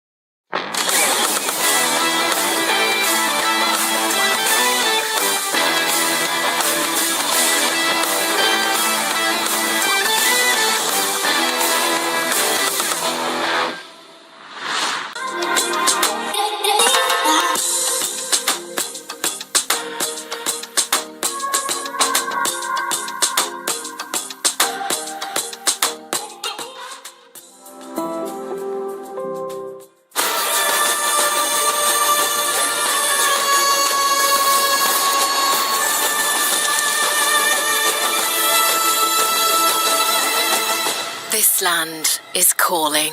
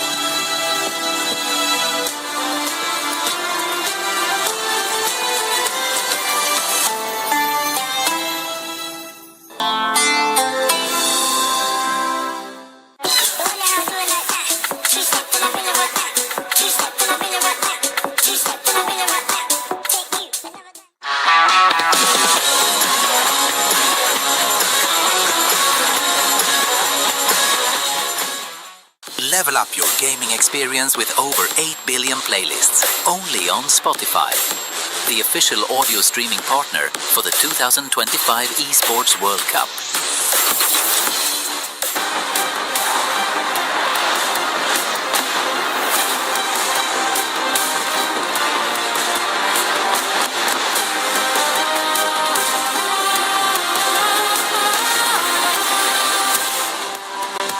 We are live with the semifinals for Street Fighter 6. To get to these players, they had to scratch, they had to claw, and they had to roll with the punches. And with 44 players down and only 4 remaining from the semifinals onward, I tell you, there could be no dodging. These players have been through hell and back to get to this point, but the journey is far from over. The fight rages on. And in these 2 seats, only the greats can sit down and play for gold. You thought the stakes were high, they're about to get a whole lot higher. And that is exactly why this is a moment in time, a moment in history that will not be forgotten. Ladies and gentlemen, there is no time like showtime! Coming to the stage, fighting out of the Middle East, none other than Angry Bird!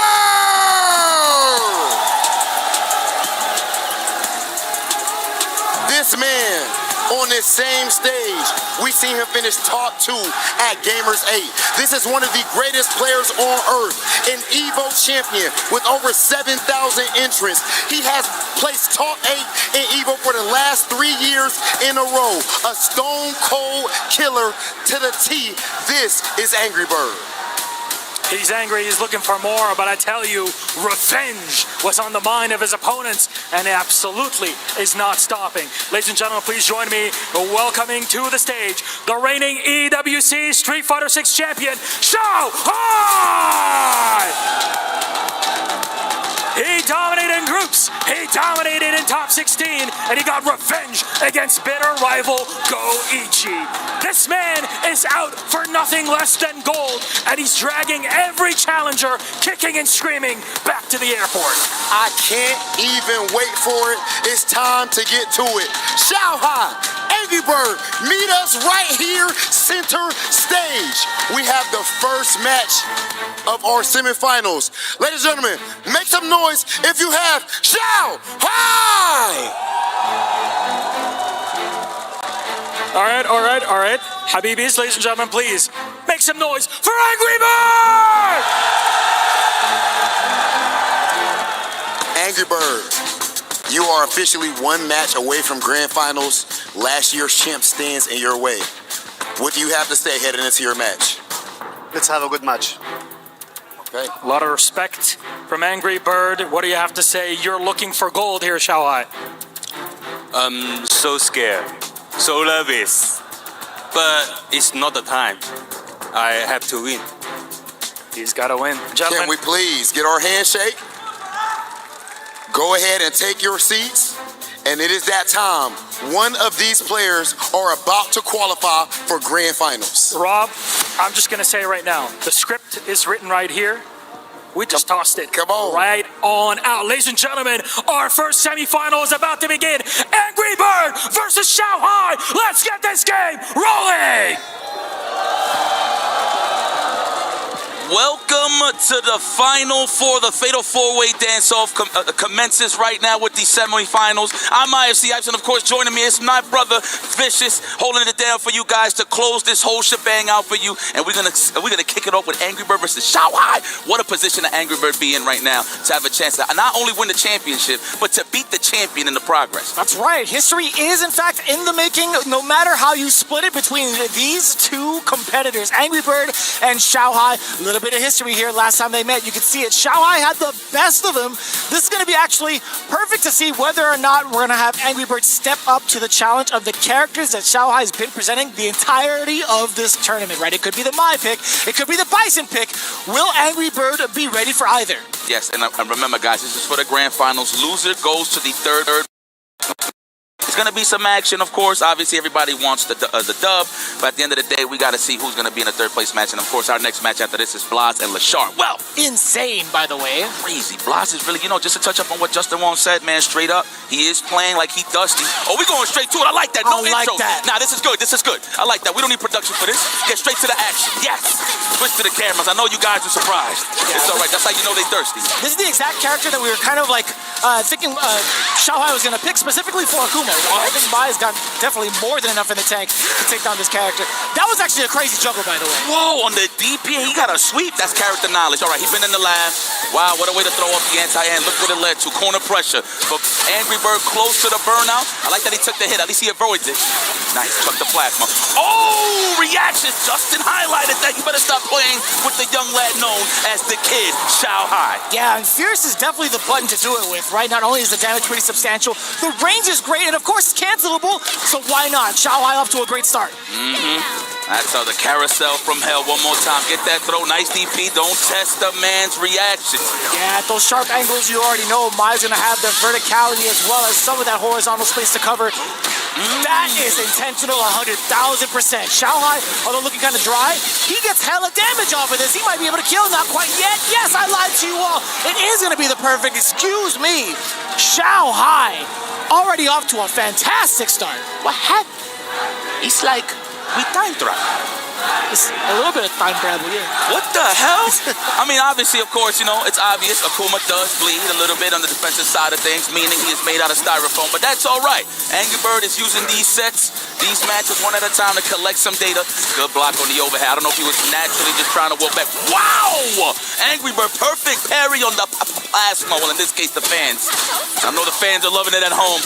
You know how to find something to rhyme. Most definitely.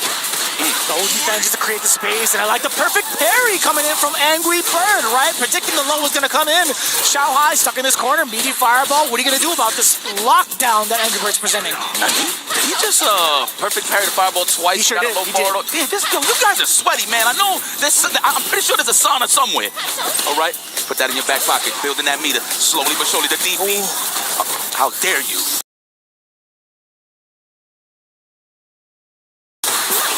Trying to jump out of my corner.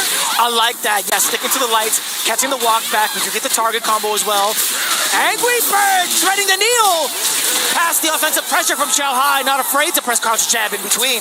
I like that he ain't even shaking about that first game, man. That's how you know he's a professional. That is my Habibi right there. Voila, this guy is going to do amazing. I promise you that. All right. Wallahi not carry, for sure. That's a fact. That is pure skill. That's what that means? I don't know, but that was No. that sounded good, though. Two different things. Gotcha. All right.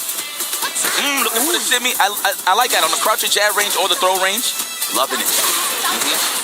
Like that close proximity plasma, the fans. Oh, just for that. Okay, that's why you're staying in that range, my boy. I see you. Ooh, the meaty overhead. That was mad meaty. Are you kidding me? And we get to re-up. Kageru no Mai for the 5. That was ridiculous. Into the demon. Was that backdash demon? Yes. That was backdash demon. And it covers Zacha too in the case that Shanghai actually pressed the button and would have caught it, right? He did. He actually threw out standing medium punch. Oh, the burnout. No, not yet. There it is. He just tried to avoid it. It's all right. Wow, right back at you, says my Habibi Angry Bird. Woo, Middle East is out here. He's used to the heat. He's used to the tension. This guy's a professional. He ain't here to pop off. He's here to play some good-ass Street Fighter 6. That is a fact. One apiece, breadstick or pop. Good. We don't want 5-0s here. I'll tell you what, especially in this stage of the game, Angry Bird now being able to start off against Xiaohai. Xiaohai trying to get some counter pokes in, but no, walks up into nothing. Instead, it's going to be a fat punish counter. That's kind of hard to test against Akuma, considering his walk speed is bananas. I know that's the counter pick approach from Xiaohai sometimes. He'll just wake up, walk up forward, and throw. So great spacing there from Angry Bird. Woo, the trade combo, we was ready. Damn! Background house trade. Oh, that's a throw. That looked like a low. I like that. He ducked first and then he went for the throw. That was sneaky. Stay down. Could do it again if you wanted to. Xiaohai gonna back away a little bit.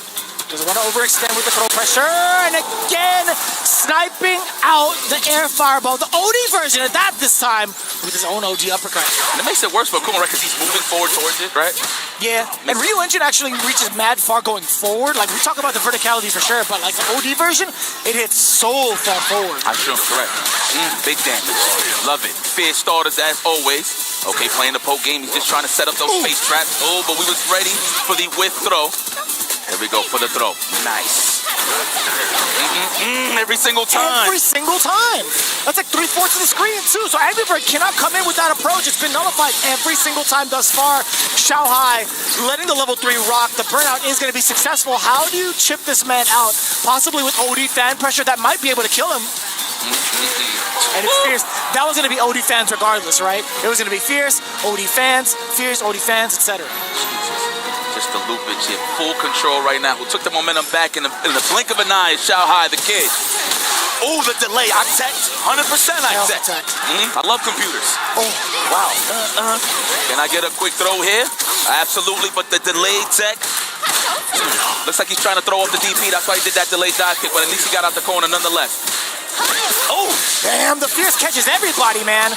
No matter what stage, no matter who it is, Mai's Fierce will catch so many people off guard because of the speed and the range. The big 9. Big 9 frame stand fierce. Yes. Let's go. Watch it. Caught you walking back. I know you're worried about the overhead. I'm not going to lie to you. I hate that it's 9 frames. That's crazy to me. It's all good. It's mad far. Yeah. All right, I'll give you that. -3 on block. Not bad.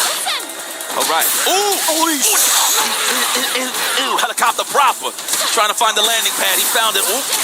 As long as we don't get back thrown, you all right. But you about to get looked at. We're going to get crouching fierce pressure. No, we're going for the shimmy. How good in the mind. We get the power up as well. It's going to be that much more dangerous. Yeah, extra damage on that uppercut as well. No way, you pressed the button? No, he was banking on the technical. Didn't work out this time. Xiaohai's running away with this. 3-1 for the obvious. The kid, the reigning champion. Looks like he's poised to make another run for the finals, man. That's crazy, man. But this is my Habibi right here, Angry Bird. If anybody could adapt, it's him. He's a superhero out here in the Middle East. Put that in your back pocket for the meter game. Love it. Yes. Oh, yeah, I like that. Xiaohai not being able to get an enhanced fan. That fireball was everything for Angry Bird, at least in this moment right now. Xiaohai, his defense has been impenetrable thus far with some fans to back it out. Yeah, Angry Bird's forced to retreat because of that single fan. Yeah, I mean, he could kind of take the risk considering if he doesn't want to clash with the fireballs, he could jab it, but who wants to take that risk and just get clipped off, right? So I like to keep it solid with the plasma to just disintegrate those fans. Ooh. No proximity, but again, it's human error, I'd like to say. Yeah. Beast thing, a couple times over for the corner carry behind it. Back, roundhouse, Angry Bird just settling a little bit. Big trade-off into the overhead. Sometimes you blink, and then you get clipped. That's Xiaohai with the overhead. I wonder what Angry Bird is thinking, man. Will he lock in with Akuma in the case that he does lose this match? It's far from over, of course. 3-1, he could definitely make that stretch back. Ooh, the stand fierce didn't confirm it to the target combo, unfortunately. It's so hard to keep Xiaohai sitting still, right? Like, Mai's walk speed actually isn't too far off from being a nuisance. But this is going to be mad damage, actually. I'll get to that point later. This damage is so substantial. I don't think he's going to kill him. Nah, but it's going to put him in a sticky situation and mad real estate on the side of Xiaohai. He can just walk back and play the stand fierce game. He got no bar, though, so he's playing it careful. He knows that he's almost close for the drive gate, so he's going to be patient. Angry Bird on the prowl, but it's just not enough. Now, you got to think about it for a second. We're going to go to character select screen, get the breather. Or we're going to spin. No, we're going straight to it. We're going right into it. I like that. Stay hot. Potentially last game. He knows what he got to do in terms of the game plan. It's just how you going to keep Xiao Hai still. Counter poke. I like that just for the space trap scenario. Damn, they're swinging. They're not even trying to get out of each other's ranges yet. They're not even playing quick yet. Well, excuse me, I spoke too soon. There it is. It was eventually going to happen. They were swinging for about, 18 seconds. Yep. Lord have mercy, not like this. That is a healthy Xiao Hai. Angry Bird is going to have to make some executive decisions here on defense. The DP, as always, he got those on standby. The man reacts to short hops. How is he so ready? It's not even just reacting with the uppercut. He's anticipating Angry Bird's decision-making by just backing off a little bit, right? The pressure, right? And he's wailing on the drive gate, so sooner or later he's going to be dehydrated, right? So that's great stuff from Xiao Hai. I'm not kidding, dude. That must look like slow jump-ins to him. I agree with you. I definitely agree with you. You know the game he comes from, guys. No stranger to danger. The stand medium punch. Hey, Fred. Yeah, man. With the way he's fighting it out right now against Angry Bird, there's no way you could say, Xiao Hai had, a lucky pathing from last year at EWC or anything involving a fluke, because he's playing out of his mind right now. I love the aggression just to keep the pressure alive so the drive gauge start gaining some mileage. Here we go. I'm telling you, he's trying to confirm it to the target combo or a drive rush. He was ready. He knew there wasn't no real block stun there. He could have even done a jab even. True. Oh my God, he does have a demon. He's gonna do a nice DP. He could have went to the level 3 just to close it out while the wake up forward throw here from Xiao Hai. No. Oh no. You can do fierce in a super. He did drive rush into the super. Ladies and gentlemen, Xiao Hai yet again in grand finals. Oh my God, did you call it? I didn't. No, I thought he was gonna get, somewhere maybe in between, but he's here again, ladies and gentlemen. He's trying to cement himself into greatness yet again as champion. He's one more step away from doing it. I look at it like this, Vicious. The fact, it's just destiny. We saw the mishap from Punk, not to bring out old wounds, but it looked like he just deserves to be here. So it's a deity out there. I don't know what it is that the universe is talking, but Xiao Hai has just been on a burner ever since. Yep. I mean, sure, I've seen him come to the top 16, but actually with a chance to go back to the grand finals, this guy's phenomenal. When it comes to the words EWC, the letters, excuse me, and you put Xiao Hai's name next to it, that means he is a grand finalist no matter what, right? 2 years in a row in the grand final. Xiao Hai, you are a monster, my friend, but obviously back to the match. I feel like Angry Bird just couldn't get his pacing, man. I feel like he could have tried the Ken at least one time just to see if he can actually get something going, with the longer low forward, probably just more with the Dragon Lance side of things, maybe some Jinrai, make Xiao Hai think about it a little bit, but again, Xiao Hai, dude, he just had the game plan on Smash. The anti-air has just been solid. No, you're absolutely right in regards to calling out how Xiao Hai controlled the match majority of the time against Angry Bird. And also, you're thinking about the damage output that Mai does have against a character like Akuma. I wouldn't have minded the Ken pick just based off of that. But either way, Xiao Hai looking absolutely dominant, 5-1. Let's take a look at what he has to say after that match. Ladies and gentlemen, it's confirmed destiny about to be made. Xiao Hai in the grand final! What a moment now, Xiao Hai. You've been in this spot last year and you won EWC. You've been in this spot a few weeks ago and you made it but couldn't close it out. Now that you're here one more time on the final week of the Esports World Cup, how are you feeling heading into the final? 小孩就是冠军，或者说总决赛这个舞台，你可能已经挺习惯的了。就是去年你已经走到这个舞台上了，但是几周前，你当时同样走到总决赛这个舞台上，但却是失利了。然后这次你又成功的走到了这个舞台上，想问你有什么感受？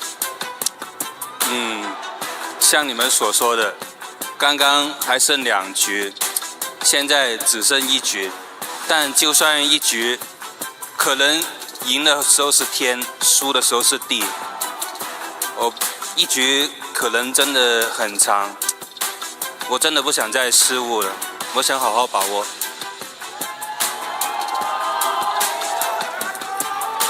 In my last interview, I was 2 series away from the championship, and now I'm just 1 final series away.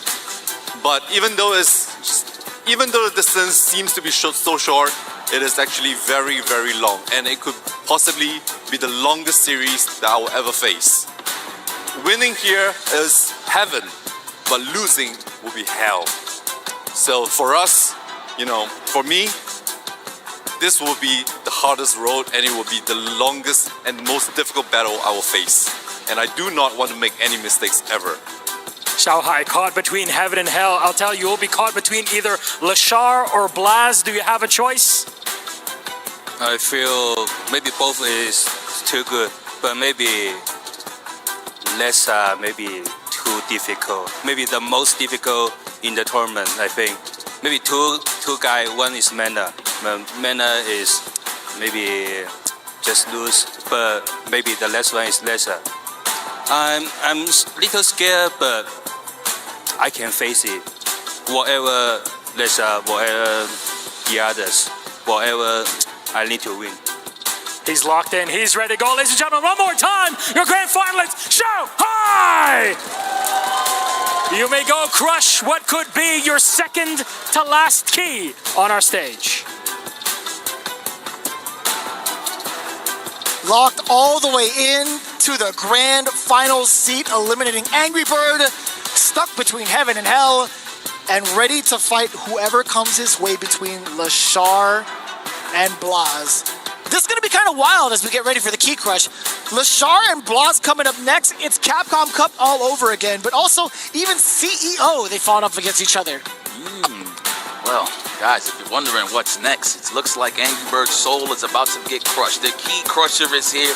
This is not what I wanted for my Habibi, but this takes nothing away. And mind you, Angry Bird is still here to play regardless.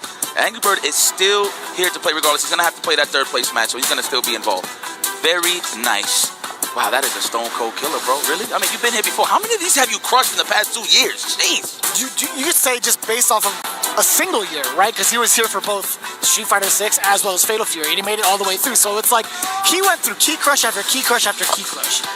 Man, I ain't gonna lie. If I will grab all of those pieces of the keys and I'll make a toilet. I'm dead serious. A combination of all the keys in a toilet because I'm just pooping on the competition. Blaz going up against Lashar. This is going to be a banger of a match. We already know what time it is. As you mentioned, that you said at CEO and Capcom Cup. That's right. Yeah. Each other, okay.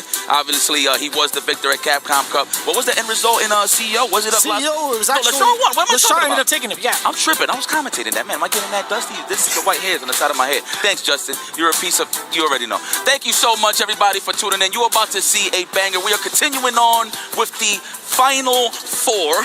Going to the other side of things. We're going to Blaz and Lashar. Let's go to the stage to see the players come in and get ready to compete. Ladies and gentlemen, one of our two grand finalists has been locked in, and that is the defending EWC champion, Xiaohai. Rob, we're just living in his world. It's unbelievable. You know, I'm going to keep it a buck. Some people last year thought that Xiaohai might have actually ended up getting that on a little bit of a whim. They know, oh, he's godlike, but it's not like he was necessarily the guy that people were expecting, and he came back to prove it again. Last year he said he proved himself. Well, I don't even know what we're calling it this time around. Well, he said he's caught between heaven and hell. I tell you, he's caught between one of our two next competitors. So let's welcome them to the stage. First up, it's Lashar! Fighting out of South Korea, it's DRX's own Lashar, with a record that would make any Street Fighter player blush. His 2025 has been on the up, and maybe the third up that he's looking for. Third gold here at the Esports World Cup. So close to glory, and yet so far away. But his opponent has been absolutely on fire in his young career, and especially in this tournament. Put your hands together for the pride of Chile, Blaz! This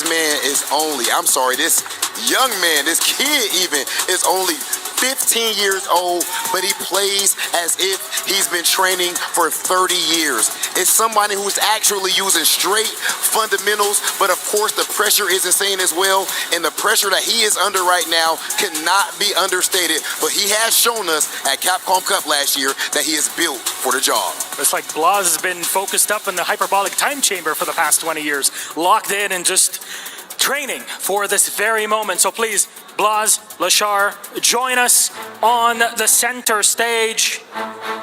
Okay. We got some words. We do know, a little bit closer. Come on.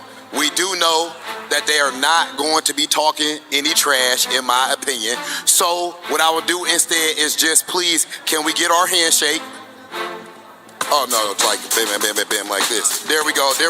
Straight respect. Ladies and gentlemen, this player right here to my right-hand side, they consider him the golden finger. He is the most consistent player on earth right now. If we're talking pure skill, no one is better. But the game is not played on paper. This player to my left-hand side, Blas, 15 years old, already grand finals of Capcom Cup. Only one makes it to the end. Blas, Lashar, please go and take your seats.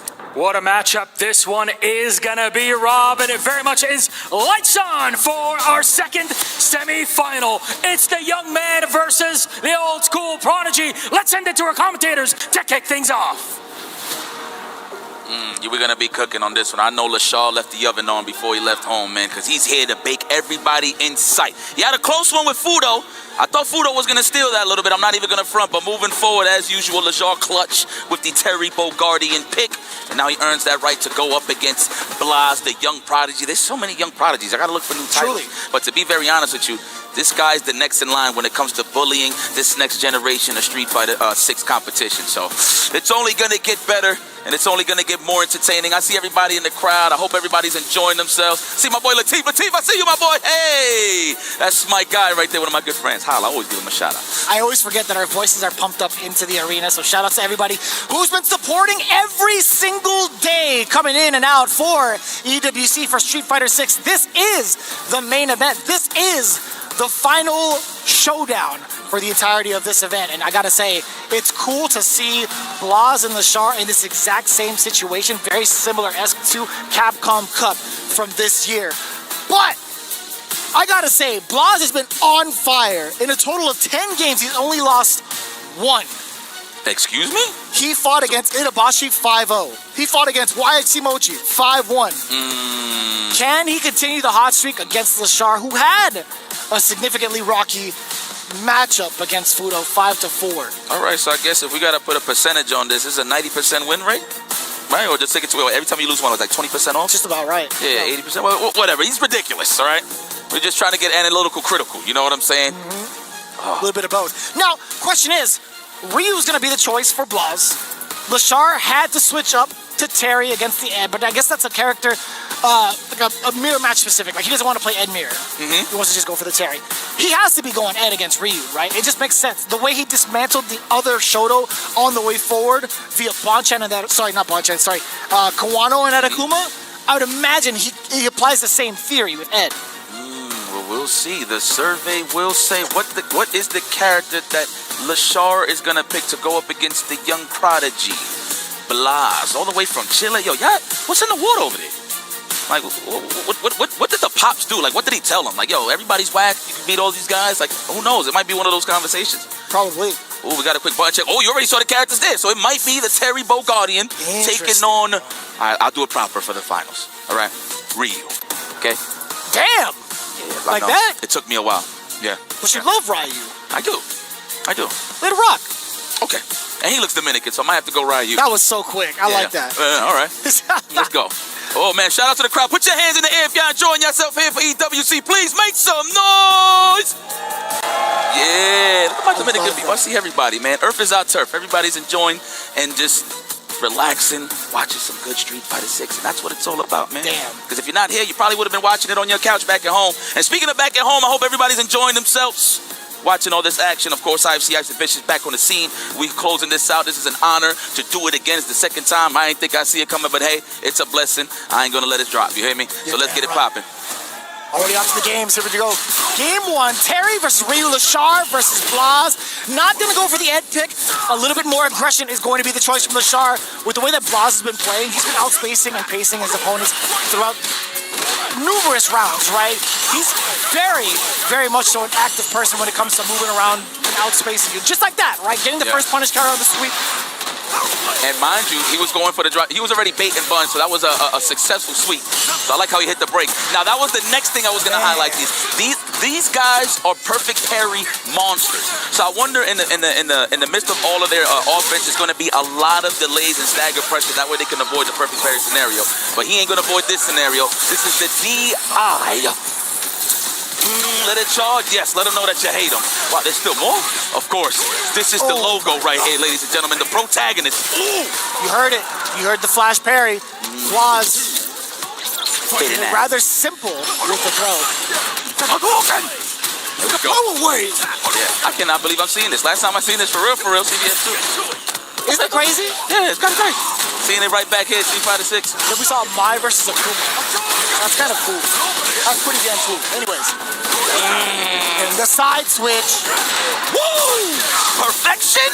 Kurt Hennings, is that you? Throw the towel in the air. Perry, come on now. He gonna kick you in the mouth? No, he's gonna punch your gut. What you eat today, Ryu? Basta Lobo. Oh, stand fierce for the plus range. Respect me.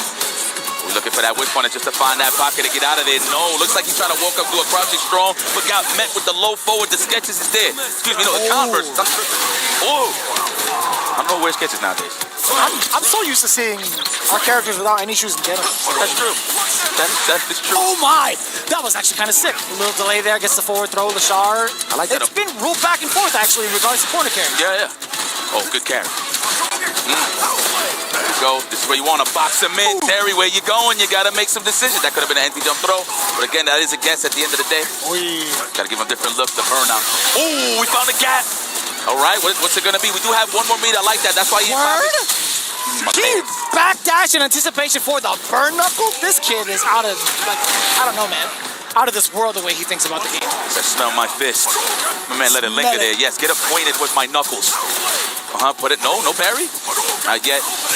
Oh! The spacing, the trap with the fireball. Fire. I wonder if he would have been able to kind of like come in with a normal that shifts the hurt box in the air to stuff out the Tatsu. It's true. Oh, just to press a button right now. That's a button. Botones. Es botones. Me gustas le botones. Oh, watch your legs. No conversion into the target combo. You gotta watch it. Damn, a little tap dance too? I didn't know what to reach that for. Pecking at the toe jam, I see. That's just trying to get a little bit of information of how much Blas wants to walk back, right? That's right, yeah. I mean, that's what he's been kind of doing, right? Like hovering around the ranges and giving you a false sense of security to press a button and test. Chase down. Uh-oh. Nothing but purified plasma. You like water? Hold on, I'm going to give you some more right now. Hold on, stay right there. Ooh, what a way to steal it. Lashar, of course, already assuming that it was going to be a combo. That's why that throw was so successful there for Blas. Let's go. The rising tackle. Push your way out of there, young man. Remember, the stove is on. Spend it all. Yes, that's definitely enough. Is it meterless? Absolutely not. Yes, it is. Damn, the rising tackle at the very end. I honestly thought there was going to be like a power gazer. Maybe like a level 1 in general. Busto Lobos? Yeah, man, he had options. Telling you, man, even the hippos are entertained. You see him going, ow. Yeah. They like my man in the middle? Yeah. They like it. Every time. Ooh, chuck the plasma on that good carpet. Good carpet, don't burn up. That is the good carpet, actually. Ooh, nice. Oh, he's doing stand roundhouse. That would have been gangster. I don't know if you try to anticipate the forward jump, possibly. I think so. That makes a lot of sense, too. Grab rush on in, double knuckle, triple knuckle. At least the overhead does get blocked. A little dry, actually. And he spans it for the drive impact, only to get perfect parry. And how is he so ready? Not going to spend the level 3 just yet. But you know what? Lashar not going to be slacking. We want out. Remember, this is a 2-player game. We're trying to showcase our skills, right? What a way to get out of there. They've both been burned out. No. With patience come big damage. And Lashar sniped that out from a mile away. Good stuff. Adds a breadstick to the board. Damn. With big patience come big damage. I like that. I'm going to write a book one day. Watch. Y'all gonna like it. I'll read it. Especially the haters. I'll learn to read it just because it's your book. Thank you. I'm gonna write it in Spanish. Damn it. Okay, we at that space. We at that range. The midi. You got that midi? Let me see. The John Choi's. Plenty of those. And that's the thing, right? You can switch it from the fireball to the Hoshigeki to just keep them in check, right? Keep it in the middle ground. ground. That as a fake fireball. That's still a John Choi, right? Yeah. I agree with that. Let's go. Throw him. He saw that coming. The Dominican known as Ryu. Excuse me. Yeah, Ryu. Yeah, I'll take it. We'll take both. Chacletas in action right here. I like the pushback. So much damage to the drive gauge off of that back roundhouse, by the way. Bumpering something. We going for the crack shoot or the knuckle? Word? How did that hit? Holding on to his hat. Nice. The cross command. It was that meaty to throw. You had that much time to recover. Hello. Get in there. Trade. Big enough. And when that exchange was definitely Lashar. You saw that Blas was still trying to challenge pressure buttons. Good stuff. Yeah, it was like back-to-back counter hits. The trade initially happened, then another counter hit. So Lashar keeping it rather clean after some of these engagements. Ooh. Like that nice little 25 a quarter. Nice good old George Washington. Right there. Take your shoes off, Terry. You're on the good carpet. Okay. Power wave to get off. Going for the burnout. That is genius. Good one for the level 3, but he's saving it. That is confidence from the young lad. A throw. Is it a raw overhead? Oh, they can't punish it. He's trying to jump out. I see. That makes sense, yeah. While you're in burnout, it's only going to be, what, -2, right? So Flaw is actually scraping through to the next round. He's got 3 bars to himself, too. The forward throw. That's going to hurt. How did you type that in so fast? How much words per minute you can type on that keyboard? I don't know, but he's a professional. Sheesh. He'd be writing full paragraphs in about a second. Go. Do it right now. Yeah, seriously. Man, that's a lot of dexterity. What he's rocking on, it's pretty weird, but it's cool at the same time. Oh, get over here. Let me talk to you. Let me establish this offense, says Lashar. Blas is trying to find that pocket. He was close for the whip punish there. Ooh, the logo. Trying to mix. Drive rush forward with the crouching medium punch. Trying to tack on a little bit of a tick throw.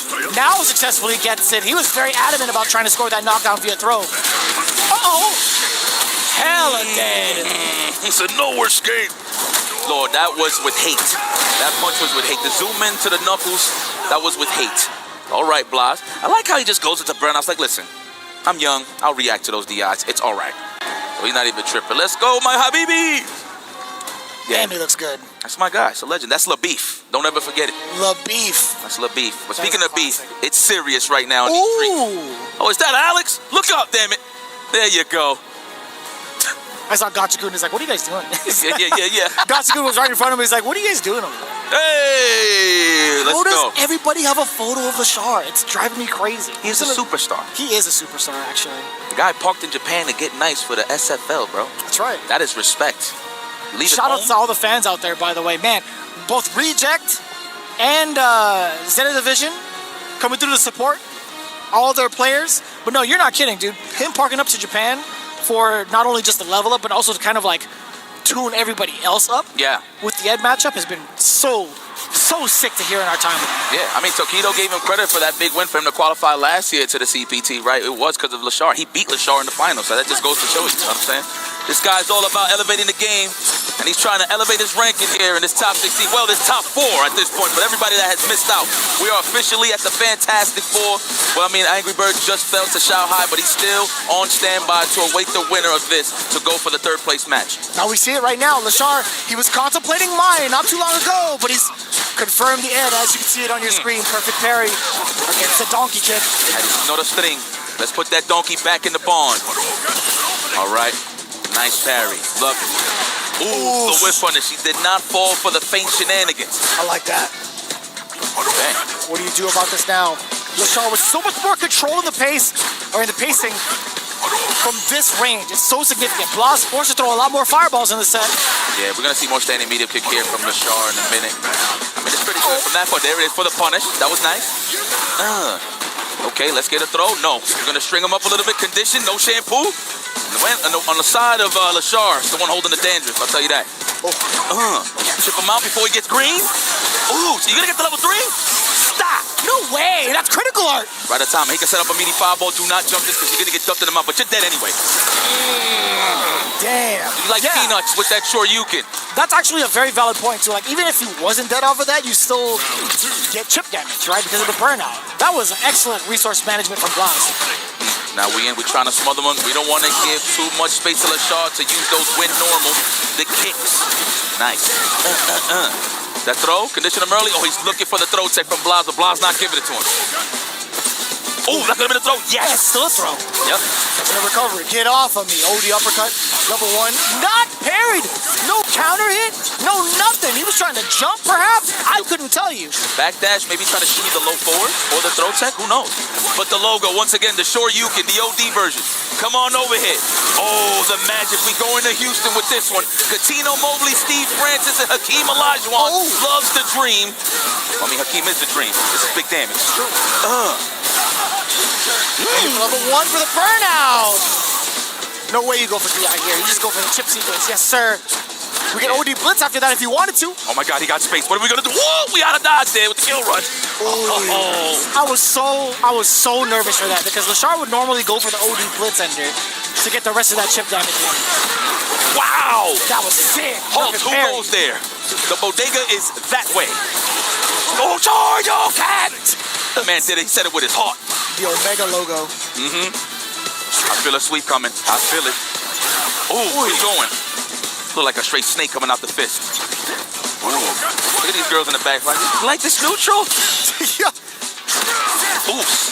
Oh, that's going to be a pretty significant punish. In the corner. Yeah, you got to pay the fees. Yes. And still the back throw. A whole different story, a whole different pacing now from Lashar. Tying it up pretty, I want to say, pretty convincingly in those last couple of rounds. Right back into it. 2 games apiece. I love it. They're not taking no time to think about it. That's what I'm talking about. Get in there. Get the hippo in the back. Good. Get in there. Now, right now in the back, they like, banana way. And they're not doing no capoeira. Yeah. No capoeira. The first time you ever said that, I'm like, I can't believe you know what that is. Yes, man. Only the strong. Shout out to Chris Mason. One of our favorite movies. Right. Yeah. Ooh, stand fierce all day. Nothing but the knuckles of 5. Show you mean business. You ain't like those early losses, huh? Said, remember me, kid, in Orlando, where it's humid. Ooh, tight. Game of chicken there. I like that. Dash him twice. Knocking on the door a little bit. Wise has not really been able to get like pretty significant start, or at least like the same type of momentum he was playing from the previous games when it was against the Terry. But this is the first time we actually see corner control, temporarily though. I just love that Block is just trying to stay in that range where he suffocates Lashar, so he don't even got space for Psycho Flickers. The uncharged ones, that is. Oh, no way! Hit him. Let it go. Get that Denjin, no? Oh, okay. I figured he'll throw like a jab 5 and then go for a Denjin just to keep it ready. That makes a lot of sense to do it. Okay. He got a meter to play with, so it's all right. That's why he's not scared to bait on the parry, but no dice on the punish. Oh, don't get back thrown. That's why he took back. Like that. That is a classic button. Yeah, that was good stuff. I know. How is he so ready with the pose? Hey, man. So close in tax, by the way. Both looking to get that third game. 2 bars on the side of Lashar. Blas very active with the fireballs and trying to encroach on that space. One big opener though from Lashar. If Blas overextends, he might eat a duff. Oh, that could be it. That's what it is right there. The Fierce was coming in a mile away. Good call, my boy. And we're going all the way to the side on the right side. And look at all of this drive gauge just coming back. We're going to get a safe jump and we're going to spend cash. No safe jump all day. What's the meta hit? What's the Yomi, I should say?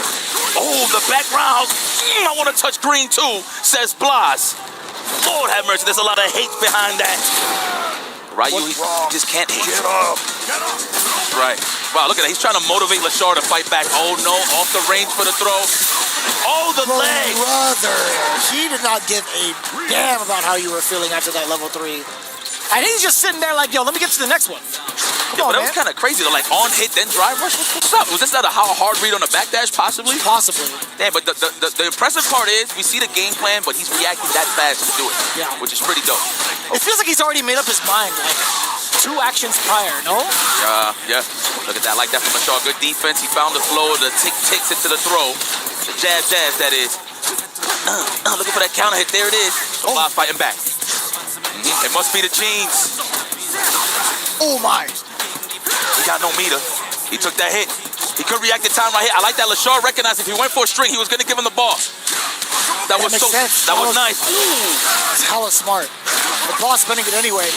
Yeah, Lashar was actually going to take his, or trying to take his turn rather quickly. Hence why the counter hit even happened. As soon as he saw 0 on the bar, he's like, you know what, I haven't pressed the button soon so I can get this DI happening. Correct. Said I'm drinking some aquafina. Let's go. Yeah, don't worry. Don't worry. Oh, the safest of jumps. Oh, the sweep. And he's in the corner, so it's more potent there on the offense. Stop. Oh, come here. I thought it was going to be a okay, but he's low on the drive gauge. I understand. Yeah, can't really drive rush into anything at this point, right? From Blas. Maybe a DI, or sorry, a drive reversal to kind of get Lashar off him and reset at least the spacing, but not going to be quite it yet, actually. He's been so passive, right? He's just waiting to get to that 3-bar threshold. Yep. There it is. Oh, Mr. Stan Jab for the connection. It's okay. He got enough ball, and he put himself in burnout. You know what? I like that. Now he's going to get that space where he can actually get some flicker action here. He's going to call his bluff. Is he going to feint the flicker, backdash, get up on us? Let's see what happens here. Or it's just stand fierce pressure nonetheless. Let's see. No, even better. Level 3, we got it. You're not going to do it. Oh, my! I thought that was going to be, that was the scenario I was looking for. Imagine if he baited that. Imagine if he went in for a meaty, like a light meaty. He would have avoided that uppercut the whole way through. Yeah. Agreed, my friend. Let's go. That standing medium kick, boy. Man, it's so much damage to the drive gauge already, right? If you already noticed, like the theme here, like Blas is so reluctant to go in if he does not have enough drive meter behind him. He'll do drive rush raw if he thinks you're far enough, but man, he's paying off a lot of this drive gauge, and it's in the benefit of Lashar. We're gonna get this burnout real soon. Oh, no parry, it's out of the option. No, he actually got a little bit of the drive gauge back. He can parry. Oh my God, is it a perfection though? I feel like he's gonna be clutch. Oh, he tried to right there to double. He tried to double it and maybe a level 3 afterwards. Wow, the wake up throw, try to get the back throw, couldn't take Lashar. Oh, come here. Woo, we got it. Oh, it's a reset. Oh my God. What? Raw damage? There's no way he's dead. He's laughing, yo. He is laughing at him. Oh my God, unscaled. My guy Blas, as soon as the overhead clipped him, he was laughing, bro. That is evil. Oh my God. I like that. Lord. Wow, on a drive rush punish on the stand, medium kick. Really? My man said, I can't believe you got hit with that. He said, hold these whole 18 frames to think about this whiff punish. Love it. Okay, we have to. Yeah. Pressure bust pipes. I understand. The pipe burst. Standing medium kick again. He's trying to get it. And I like that. Lashar, sometimes he just whiffs it just to whiff it. Obviously, it's -5, but from far, you can't really get anything on it. No.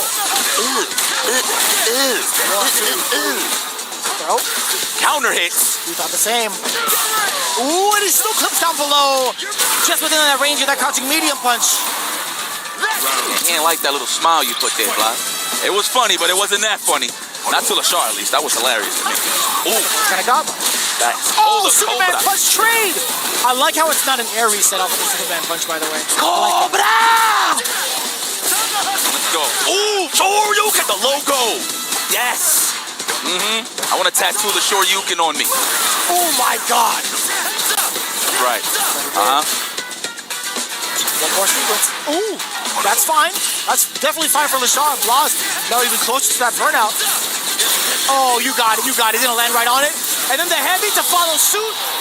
Brilliant. Absolutely brilliant. Wow. You say you like throwing fireballs? I got you one. Expedited. Wow. That was a visa to a loss. That was pretty sick, bro. Yeah. He hit the spark at the right time. Yep. He recognized it. He's like, I have to let this level 2, this heavy version rock. Win normal, standing medium kick. What is he throwing out there? It's actual win, I think. The perfect parry. Nice check. Oh, you're talking about Ed? Yeah, the standing medium kick. Yeah, it's just that fast of a punch, I guess. I gave you that animation. Yeah, that makes sense. Okay. Oh, and he calls you a loser. I like that. Loser. Keep it in the mid-range, okay? He has to. He's just waiting slowly but surely. I'm pretty sure. Wow. Oh, free damage. I figured Lashar was just going to set that up to get space and then start walking forward. That way he could build the gauge a little faster. Wow, he just stood there, stayed in position to chuck some plasma. That's what we do. Dude, he was building mad meter off of that, by the way. To get himself out of burnout. Damn. String, Geppetto. Yes. He's taking so much bar away from Lashar. Are we waiting for the drive impact? I don't think LaShaw's just gonna let you have it like that. Whip Punish City is what he's gonna give you. You better close that window. I feel like a little draft here. Ooh, perfect parry against the spark. Wow. LaShaw, you are cracked out. Can I get a blood test? Sheesh. Oh my. Over the tray. See, that's what I don't get. They're so good, even in the midst of getting hit. Oh, speaking of getting hit. That was critical art, by the way. Yeah, you think you would be dead with a black and white. All right. Oh, DP. Overhead. Oh, we waiting for it. Wow, just to walk up stand fierce to catch up the tech or the crouch is short. Wow, he Yeah. Mad smart. He's like, I see. Game plan initiated. And that would have been fine just for him, too, because he's still within range for a tech throw. Or a tick throw, excuse me. Oh, no, great start for Blas. The cross up into the throw like that tick throw shenanigans. That is classic. You know this kid is young? That was looking real ST-like. I don't know, man. Put that in your back Apparently pocket. he's 15. Apparently. Perfection parry. And I like how as soon as LaShaw recognizing perfect parry, he just chilled, right? The flicker. Ooh. Yeah, you are able to do that. You kind of treat it like Guile Sonic Blade, right? Exact same concept. Back. Oh, the overhead landed. He got all the bar in the world. This should be enough. No, not yet. Oh, no, he can't punish it, though. Oh, my God. And Blas advances to the grand finale. Chili's own is in the building.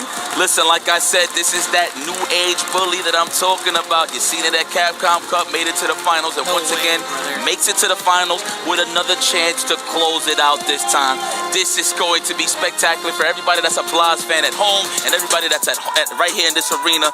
This is theater. If you're not a Blas fan, you gotta get yourself checked because this guy's playing out of his mind. You know how many people have thought of LaShar as like the favorite to win it? Like this was a very convincing W coming in from the side of Blas. Like not to take away from LaShar, obviously, but man, Blas could be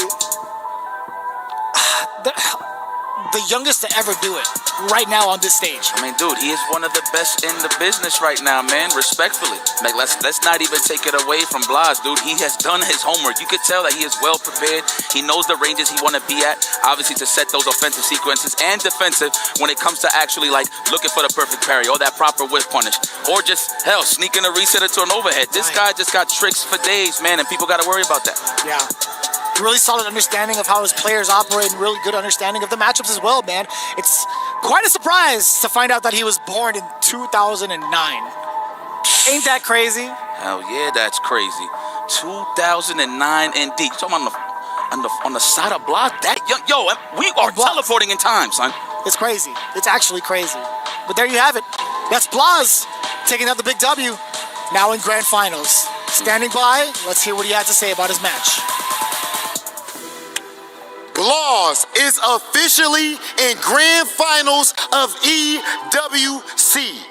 Blas, the first thing I gotta ask you, you always up there on stage laughing, and even right now, it seems like everything's a big joke, you're just having fun. Why are you always laughing while your opponent is nervous?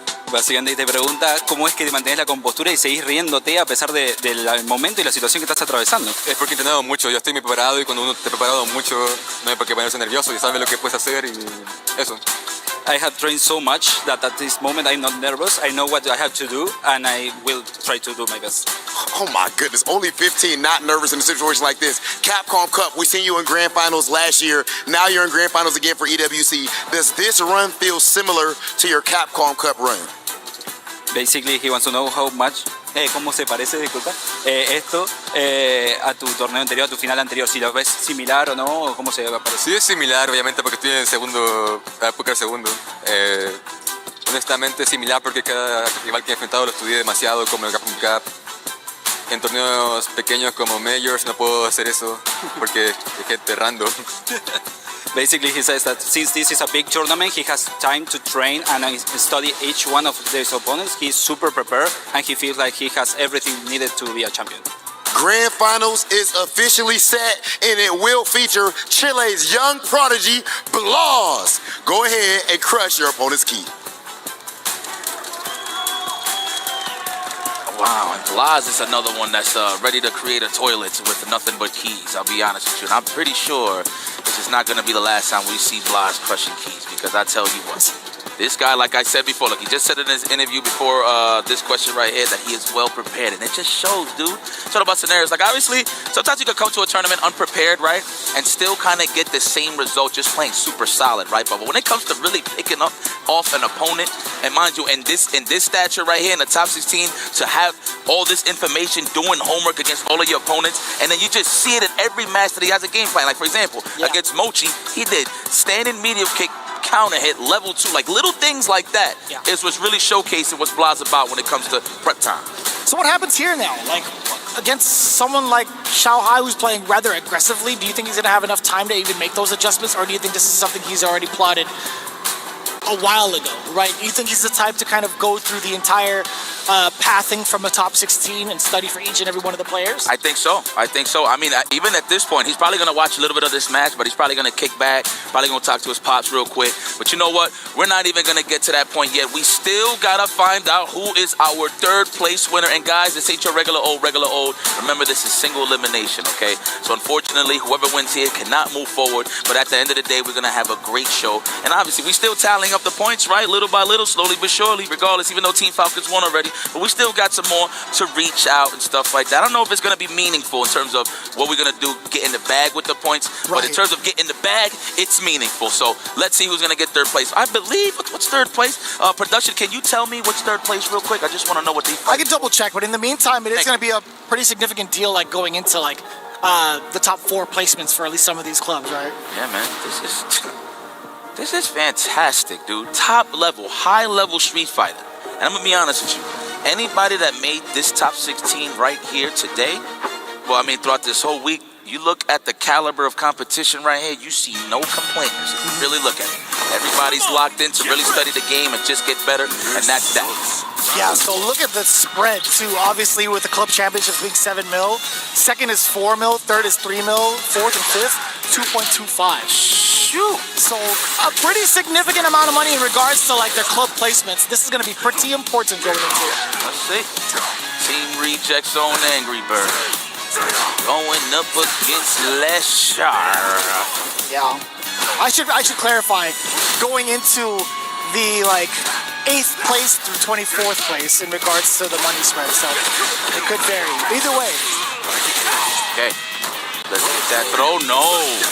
I hope Angry Bird didn't lose some steam. I mean, he was watching for a bit. He opening him up. Can you imagine? This is like a sneak peek if this was the grand finals, right? If you really look at it, right? So let's see what we do here. Is that you, Leon Kennedy? No, that's Terry Bogard. That's crazy. Would have fooled me. Yeah, seriously. Damn. Yeah, okay. Oh, trying to bait out the parry. Angry Bird did not fall for it. We already saw LaShaw Thirsty trying to get some damage in on the bait on the parry. A little bit too sharp of an angle. Can't get the rising tackle. Angry Bird draining a ton of life and also causing the burnout. Blocking the overhead. Successful. Damn. That's target combo city. He's looking for it. Ooh, the deep. Hey. Scoop. Hit him on the cage. Ooh. Yes. I like that. Go. Had to see it coming. Do you think, I mean, spending the critical art there would have been like a significant difference for Lashar? Because he had full bar, right? True. He made sure he finished the job. What? Okay. Why did that fireball move in that way? I know, huh? It's kind of weird. I thought we were going to get like a full juggle. Man, he's been doing triple shorts all day. We really trying to catch people walking back or to see to fill out how they like counter poking right in between the strings. So I see what you're doing, Lashar. Conditioning well.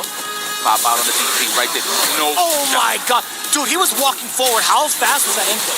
Dude, he was already ahead of the game knowing that Lashar was thirsty for the burnout. Oh, he tried to check. That's why you see the counter hit. Unfortunate hit for Angry Bird.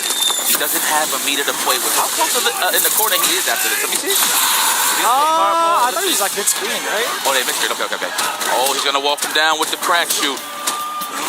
Oh, delayed. At least he got 1 meter. Is he going to react in time? No, he's going to go for the chip out. He ain't even going to play no game. That's so smart. So smart, too, to start it off with the power wave. Okay. There it is. First blood hit for Lashar. Throw it for me, please. Crash you for the space out. Okay. There's not much he can invite there, right? So I like that from Angry. Just went for the standing media pick just to fill it out. Good block on the overhead. That makes a lot of sense too, right? Now he's measuring out a lot with the medium kicks and also throwing out the roundhouses depending on whether or not it's hit or blocked. So, Yup. Here we go. What's the counter hit? Looking for it. There it is. He's trying to get that into the power charge. I see you, LaShaw. You're buffering. But Tatsumaki to the corner, the classic. Oh. Waiting for a jump in. Sizing him up with the stand fist and the walk back. Are we going to see it? LaShaw going to give it to him? No, he tried a DP right there, but it looks like he buzzed. this back throw is everything and still out of the corner. Not too much damage taken, but Angry Bird can't take any more. He's in critical. Into a level 2, I would. As you should, yeah, get that wall bounce. And that's a burnout just in case. Maybe I'm lying. Maybe I'm lying. My mistake. You good? But that's what we thought it would lead to. I mean, that's usually the case, right? You're good. Wow, that combo? Nice. I like how the immediate reaction was, oh, wow, it hit. Sweet. Overhead. Bottom break. Bottom one. If y'all are moviegoers, y'all know what I'm talking about every time I say that. All right. Rick, don't hit back, man. Oi! You know, I'm gonna give this, obviously, Street Fighter 6 can be oppressive, right, in certain scenarios, especially in Burnout, but I'm gonna be honest, defense has been pretty solid across the board. Yeah. It's mainly setting up those sequences for whiff punishes that has been very strong on the offense. Damn, speaking of strong, standing strong. Are you serious? Ow! That is a lot of damage. +1, hold that real quick. I don't know if that was meaty. Get in there. That is a chandelier. I don't mind that risk being taken from the side of Angry Bird, really. Yeah. I think that's like his second one represented, so why not? Sneaky. You know who I feel like their OD reversals was pretty unblockable? Kawano. Nobody blocked his DC. No, he was letting him rip off from the hip, dude. He's caught like what? Almost like 80% of them. Yeah, seriously. Ooh, look unblockable. Okay. Looking for that counter hit, no dice. Now Angry Bird got Lashar in the corner. We boxed him in. I like that triple short, man. Just to fill out the counter situation here from Angry Bird. Trying to get the perfect parry. It's Lashar. Yeah, most characters don't even get like 4 lights from that proximity, right? Exactly. Long legs. The gazelle. Wow.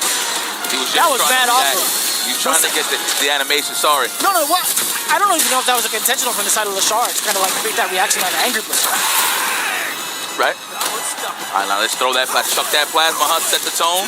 That looks annoying. Angry Bird looks like he's trying to dash up and do something. I thought it was going to be the level 2, obviously, for the power wave, but he went for the demon. There ain't no fair ones no more in this generation. That's right, Jump Terry. Wow, are you kidding me?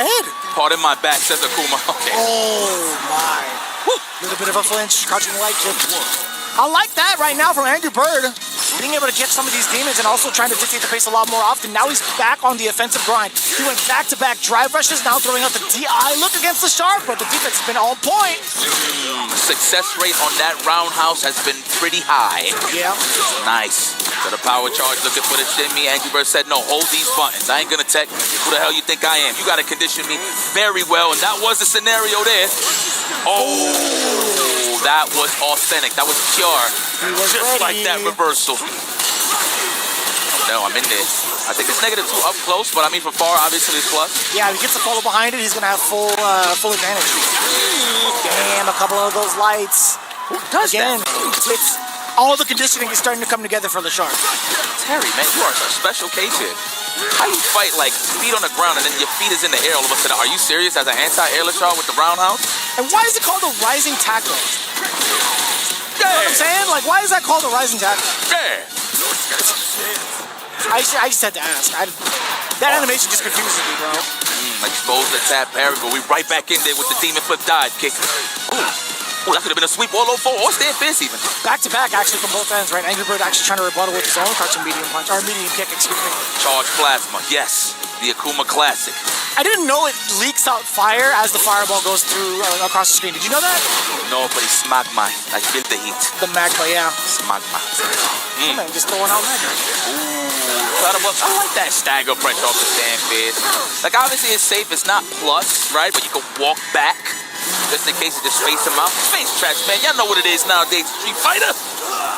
Yo, I ain't gonna lie. I thought it was a lump on his head. Just saying. I thought like somebody hit him with like an Acme hammer or something. I don't know. But it is what it is. I wouldn't be able to tell the difference, honestly. Oh Oh, yeah, throw city. Looking for the counter hit. There it is. What a way to string them up. I like that sequencing too. All off with the plus frames. Angry Bird could do it again. This time forward throw. What's the meaty like? No, he's backing away. Very precautious of what Lashard wants to do upon wake up, right? He's still pretty healthy. He's got plenty of green, or at least up until this point. Rush cancel, forcing the burnout upon himself. The DI. Pushing Angry Bird away just a little bit. No big punish counter. Not too bad against Lashard, though. Yeah, he wasn't sure. He walked up, but he wasn't sure. And it was punish counter, so I like that Angry Bird is keeping it safe. Very risk averse, right? Ooh. He said big toe drive rush. Love it. Okay, Angry Bird. Yo, his snipes on walk backs is ridiculous. He'll get there just to get the snipes. More often than not, yeah. But that's pretty good, too. Like, even though he had a hit, he was within range of a low-medium kick to cancel into Tatsu or whatever. He would much rather just let it rock off the hit alone instead of be wrong on the dent or the spacing, right? Yeah, one thing I do want to credit Angry Bird, he's been throwing off a lot of anti-airs due to the fact that he always switches like different options with the demon flip.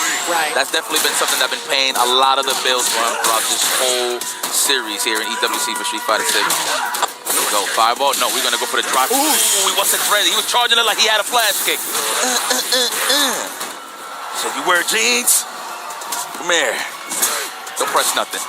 What, Akuma just hates jeans now? Yeah, you know, he's the guy in the cave.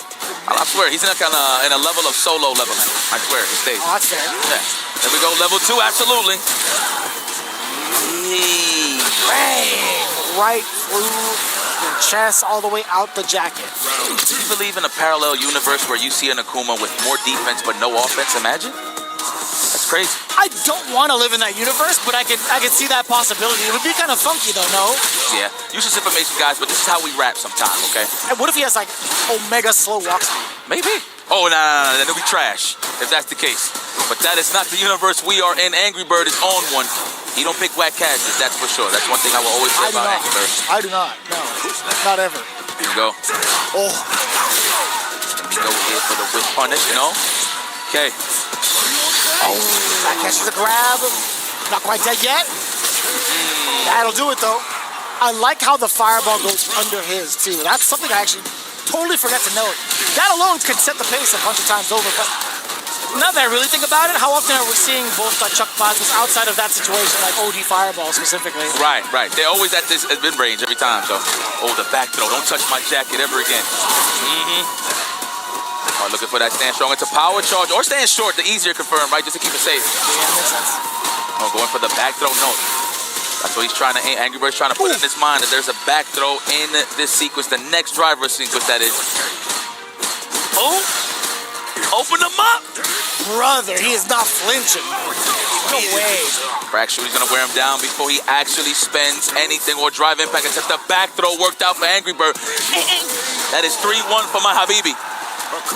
There we go. That's a sequence we haven't seen from him at all in a hot minute from these last couple of games. Most of these throws have only just been like one, back away, meaty, back away again. It's the first time we've seen back-to-back throws in a long time from Angry Bird. Yeah, usually it's always a little shimmy, right? The jab range. Think about it for a second. That's Akuma. Oh, he smelled blood in the water. Angry Bird just running with it. Damn, did it right after that previous round, too, going into throw loops yet again. Oh, we get a big pickup back roundhouse. You love to see the flex. Ow. It's about to clear Lashard's name. Do it again. Give me a throw. No. Look at that, the stagger pressure right here. Lashard. He looked like he's just a deer in headlights. He don't know what to do against Angry Bird's speed, walking forward and back. He's like, he doesn't have any footing in terms of what Angry Bird can actually throw out there. That's going to be a whiff, right? Angry Bird is making every button count in this neutral. Now he's introducing the frame trap with the back roundhouse, right? That's going to be a little bit more difficult for Lashard to, I guess, work around. Yeah, absolutely. Level 3, that's what I would have done. Okay, anybody that takes a sip of water knows that they're dead. Their last name ain't Woodley. My goodness. Car crash. I'm a Habibi. He said, I want the bag. I want the bag. As he should, dude. 30 to 60 days. I want the bag. If you know, you know. You hella know. Ooh, you gotta know at this point. The crouching strong. I like the stagger. Got the counter hit. Try to press a button, maybe? Just a challenge. Maybe the stagger, the delay even. All right, that's throw Loop City. Can I get another one? Ooh, damn, what a backdash. Terry was just holding his hair. He got a wig. Oh, true. That's right. He still retains the animation, even if it's the other outfit. Yep. That's funny. You got a wig, man. Woo, Tatsumaki. Go short. Go Tatsumaki, I should say. All right, Perry. Nice and easy. If you would have dive kicked, that would have been so genius. I would have figured you did that on purpose. I don't even know if that hits though. Like even the light dive kick, but either way. Oh, it takes a little while to come out, huh? Yeah. Okay. Oh my God! Medium confirmed. That was sick. Damn, the Bossa Lobo actually killed. Yup. And he's made out of glass, so why not? Top of that, the Segaya school. I mean, guys, look, this is unfortunate that we have two of the greatest players on earth today out of this tournament just fighting for the third place match so they can leave with their head held up high. Yeah, man, this is a 30K money match, by the way. Love it. Difference between 75 and 45. And what fourth game? Let me see. Yeah, fourth is 45. Oh, 45, excuse me. No, you're good. Okay. Nice. That's a nice little chunk of change to think about it. Okay, there you go. Bashard's back in form here. Man, is he the best Terry? I mean, he got the results for it, but I'm a big fan of Riddle's Terry, man. I don't know. Well, I mean, are we counting it from the sense of like a character specialist, like a Terry main only? Oh, yeah, no, you're right. That's all Riddle's plays. You know what? I'll give it to him. Like that. I'm not even trying to be a hater. I'm just a big fan. Shout out to Riddles. I'm very proud of you, my boy. I don't know where you at. I'm very proud of you that you made it that far, brother. Now, here we go. Speaking of far. Oh, my God. You get the big throw bait against the Habibi Angry Bird. Keep it going, check, standing jab. Damn! Rather aggressive as Lashar. Now he really wants to take it down right. Ready. Okay. I like how Angry Bird just looked into the crowd like, this guy's crazy, huh? Okay. Multiple rising tackles. I will say this though, just for a little lore, Angry Bird was one of the first guys that said Lashar is cracked out. Before his name was like really out there, he was one of the first guys to really promote that this guy was ridiculous. So I can believe that. It's kind of cool to see these guys actually play each other on the stage. So I know he's showing them massive respect. It's gonna be a throw. All right, respecting the jab. Ooh, slight walk back for the crouching medium punch, quick turn for the knockdown. Damn! Right on the button. I don't know what he said, but that's what he said. Something of ruin. Okay. I'll never figure it out. You know Even level 3, I keep thinking he says, don't waste my pearls. I'm like, what does that mean? Roller to the case, he got a schnoz. He smells blood. Oh! A quick 55. Oh, not even. I didn't even notice that she had the level 3. Pardon me. Look at the damage. And the burnout. Everyone's only got a level 1. Oh my God. The Baker's man.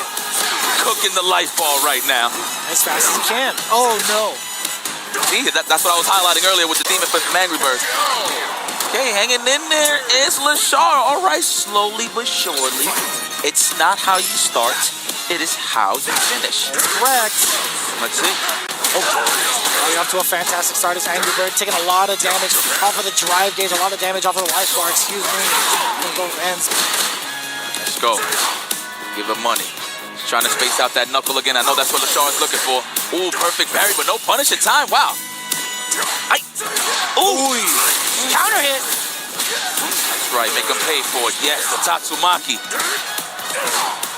Right, the space trap is in play. The chase down from Lashar. Back throw, come over here. My spine needs to breathe a little bit. Ooh, this is huge. Plenty of damage incoming. He made sure. Flames of ruin. I see. Probably, question mark. Okay. Well, looks like Akuma's a big fan of the Matrix. All right. You know. Talking about numbers. Let's not explain it. All right. No explanation necessary, honestly. That's why you're my bro. Love you, man. You're a great guy. You're a great guy. Oh, follow the wave. He got hit raw. That was counter hit. Uh-oh. Drive rush? No, not yet. He loves touching grass, Lashar. That's why he ain't spend that drive rush, so I love it. Perfect parry. That could have been a check. I like how Angry Bird hit the brakes. He realized that he perfect parried the fireball. Lashar's name, by the way. Oh, that was sneaky. On hit over the open. Counter it again. Angry Bird tried to check the drive rush. You might be dead after this. No, you're going to be hella dead. Not even might be. He could have done a level 2, right? But he's trying to make sure. Could have done a level 2 and hold on to a ball, but hey. I think Lashar is just thinking about that right now. I could have kept the ball, but hey, it is what it is. It's neutral super strong. He don't need no balls. Obviously, to finish the job, yes. But in terms of control and taming, what Angry Bird is trying to bring to the table, I feel like he got this under control right now. Yeah, it's just safer to just land that level 3, right? Being able to go into the next round is just super important for Lashar, as Angry Bird is at match point after all. He told the Hado to go. Oh, there it is. Throw. Trying to kill those frames. Conditioning Angry Bird to tech, and he got what he wanted. Level 1, absolutely. Damn, man, we got 4-4 just like that. I like it. I like it. Staying alive, by the way, with that level 3. Excellent decision to spend that meter, gaining that first bar right away. There we go. Oh, the charge. Oh, no, he did the one that dissipates after. Okay, a little bit. All right. Pardon me. For that counter, here's Lashar. The quadruple crotch is short, even though it was just 2. I just like making it dramatic. Damn, that's a whiff punish and a half. Standing medium punch, clobbering. Angry Bird's attempt at a normal. The uppercut, get off of me. I like how Angry Bird just seen the screen shake and he had to bust out. He did not want to respect those plus frames. Doesn't need to if he has bar. But how much longer does he have this bar for, right? Oh! He was ready? Stop! Can I get that throw? Absolutely. Oh, the defensive just to get a little cash on the drive gauge. You sneaky! Oh, too much. Probably banking on a delayed tech there, right? Looked like it was, to be honest. I think so, too. Okay. So difficult to even try to catch some of these fireballs as well. Lashar and Angry Bird now facing Burnout. Meaty fireball, that's all she wrote. Great confirm, by the way, catching that low from the side of Angry Bird into the Adamant Fist. Now looking at match point again. Okay, like how I was looking to the crowd, I'm pretty sure Big Bird is saying, you're paying for dinner tonight. Okay, that stands strong. Ooh, let me get that big damage. Was looking for the plus frames, but hell, he gets a combo. That's better. That's better. Trying to roll back, look for the shimmy, but he called it out with the crouch strong. This man, Lashar's a genius. Angry Bird in trouble. He's up around. Of course, Lashar's trying to go for the tie, and it looks like that's going to be the scenario here. Okay, Angry Bird fighting back. He's going to react to the drive impact. Okay, try to bait that out for the big punish. Maybe an Adamant Flame was incoming. I like that. That did whiff. What's crazy about that is he didn't go for DI right off the rip. He didn't want to force Angry Bird to spend his own meter. He was building his own bar for the next round, right? Okay. Just going for that sequence over and over and over. He's already at 2 bars. Going to be pretty significant if he gets one fat hit into a driver's cancel into level 3. Oh, speaking of fat hits, there it is. That's the first one. Next hit wins here for Lashar. Any combo here is going to lead, possibly, the technical actually helped. He got bar from the tech. No way. That was mad disrespectful. Put it all out on the line and woke up with the power geyser. Am I saying that right? Yeah. Good stuff there. And a hug from both of these veterans of the game, seasoned vets, that is. 2 of the best to ever do it in Street Fighter 6. Angry Bird, I love you, my brother, but it's time for you to set your weapon straight, put it to the side. Your march is over, my friend. Kick back and relax with your boys. You did a great job. What a call out, too, to let that level 2 rock in that exact moment against Angry Bird. Just wake up with the highest risk you could think of. Granted, he had some pretty decent life going into that final round. But it's still, man, like, how do you know that Angry Bird was going to come up to your grill like that? You know, we're a game where a lot of people complain that 50-50s is pretty tough. You know, they got a reason to complain. But to be honest with you, this is what separates the boys from the men, man. To be real, like, they accept what's going on in face value, and they just play the game at the highest level possible, man. Credit to these guys. These guys had an amazing run throughout the whole tournament. Remember, guys, that was a 3rd place match. Unfortunately, this first to 5 portion of the tournament in top 16, it is single elimination. So that means both of these guys are going to kick back and rest. Yeah. Despite not getting into the grand final seed, I'm sure 3rd is still just as good. We're going to find out how Lashar feels about this W, standing by with our hosts. Ladies and gentlemen, with an impressive 3rd place finish, it's Lashar! Lashar, an incredible run. Of course, 3rd place is probably not what you were looking for, but still impressive given the caliber of players that we have here at EWC. What do you feel you've learned so far from your experience over the past week here? この EWC においてもう大活躍をされているわけですけれども、この何週間の間でどのようなことをご自分は学ばれたと思われますか？まず嬉しいですね。嬉しいらしい。すみません。正直意味がちょっとわかんない。そう、ここでどんなことを学んだ？感じました。どんなことを、新しいことを、どういうことを自分で身につけましたか？やっぱ大会で緊張とか、やっぱお客さんがいっぱいいるから、緊張して、それでもプレイはちょっと良かったと思うんですけど、いい思い出になりました。Well, of course, I got nervous in front of lots of audiences in the big tournament like this, but I learned how to deal with it, and it has become a very good memory. Very good. We had great memories with you here on stage. Anything you'd like to say to your fans in South Korea and Japan? 私たちも本当に良い思い出がラシャー選手のご活躍を見てになりました。こちらのファンの方たちに何か、韓国のファン、そして世界中のファンの方に一言ありますか？はい、これからストリートファイターリーグジェペンが始まるので、本当にここまで来たのは時戸さん、梅原さん、風土さん、明さん、鳥目さん、本当にみんな頑張って今回こそ優勝しようと思います。頑張ります。ありがとうございます。Well, yes, the big skipping the names. It's coming up. So yes, thanks to all the players that I just mentioned. We would like to make it to the end, and we would like to put our efforts together to win the final. It was an incredible performance that we got from you here. Please, one more time for Lashar! Congratulations on the third place finish. I'll let you go. Rest up, relax, because, ladies and gentlemen, you see this trophy right here? It's time for the big fight. Our grand final of the Esports World Cup Street Fighter 6 coming after this break.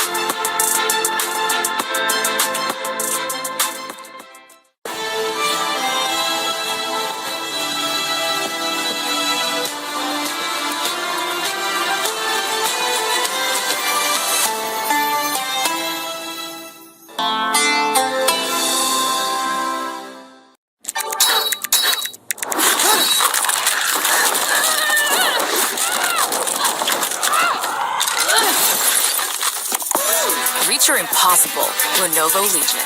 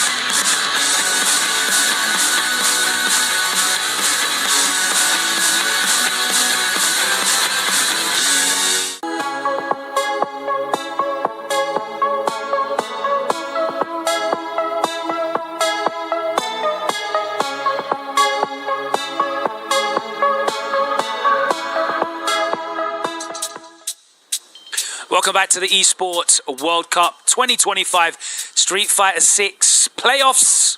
And we are locked in for the grand final. And the dream is on.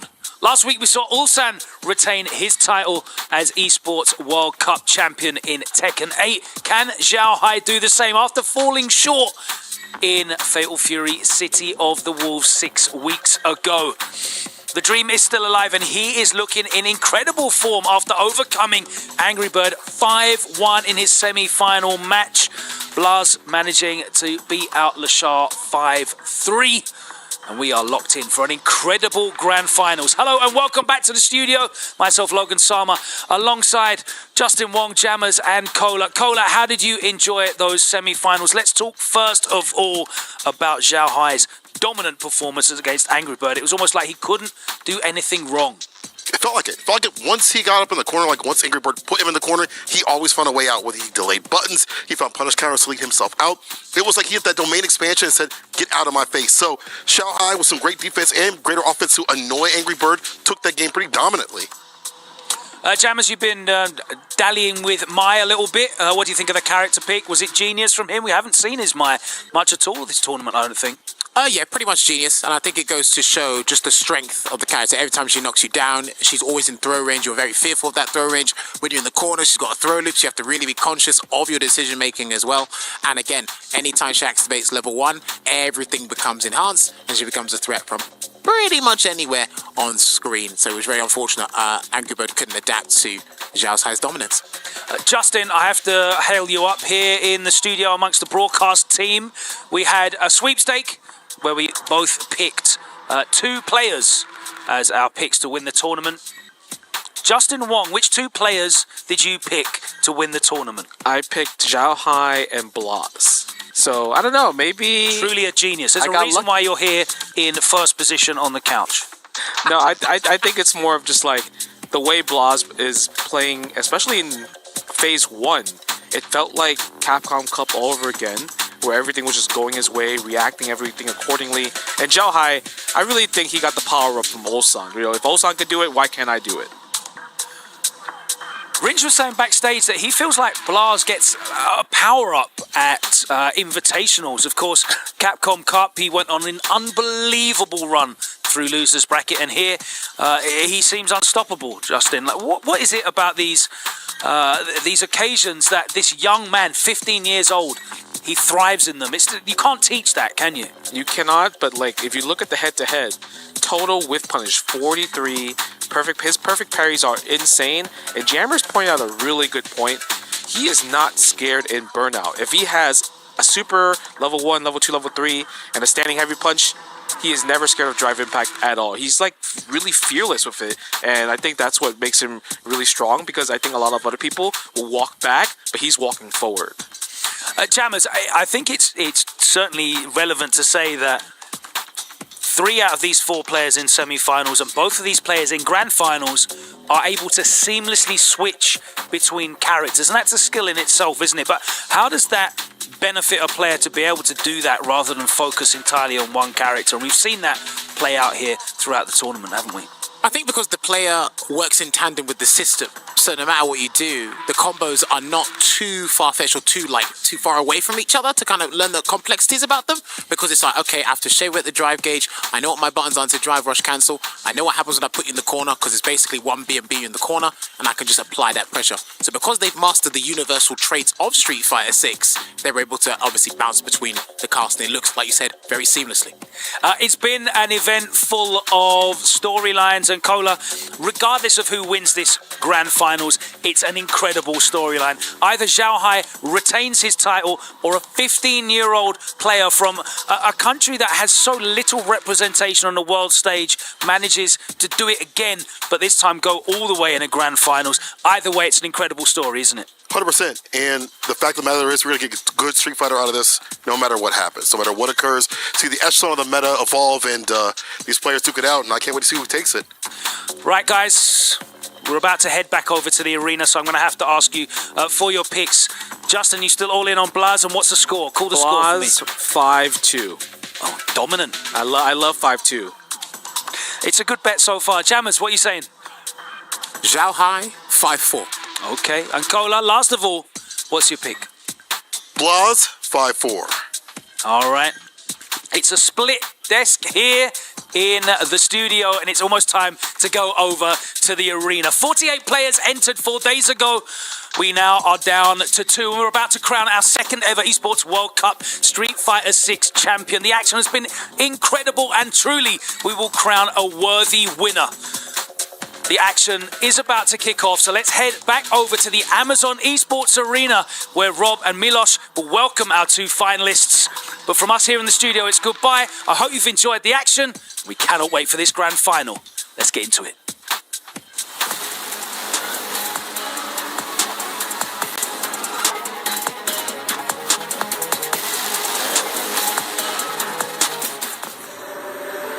Usually it's all about pride, but with everything at stake here, it can change somebody's life for sure.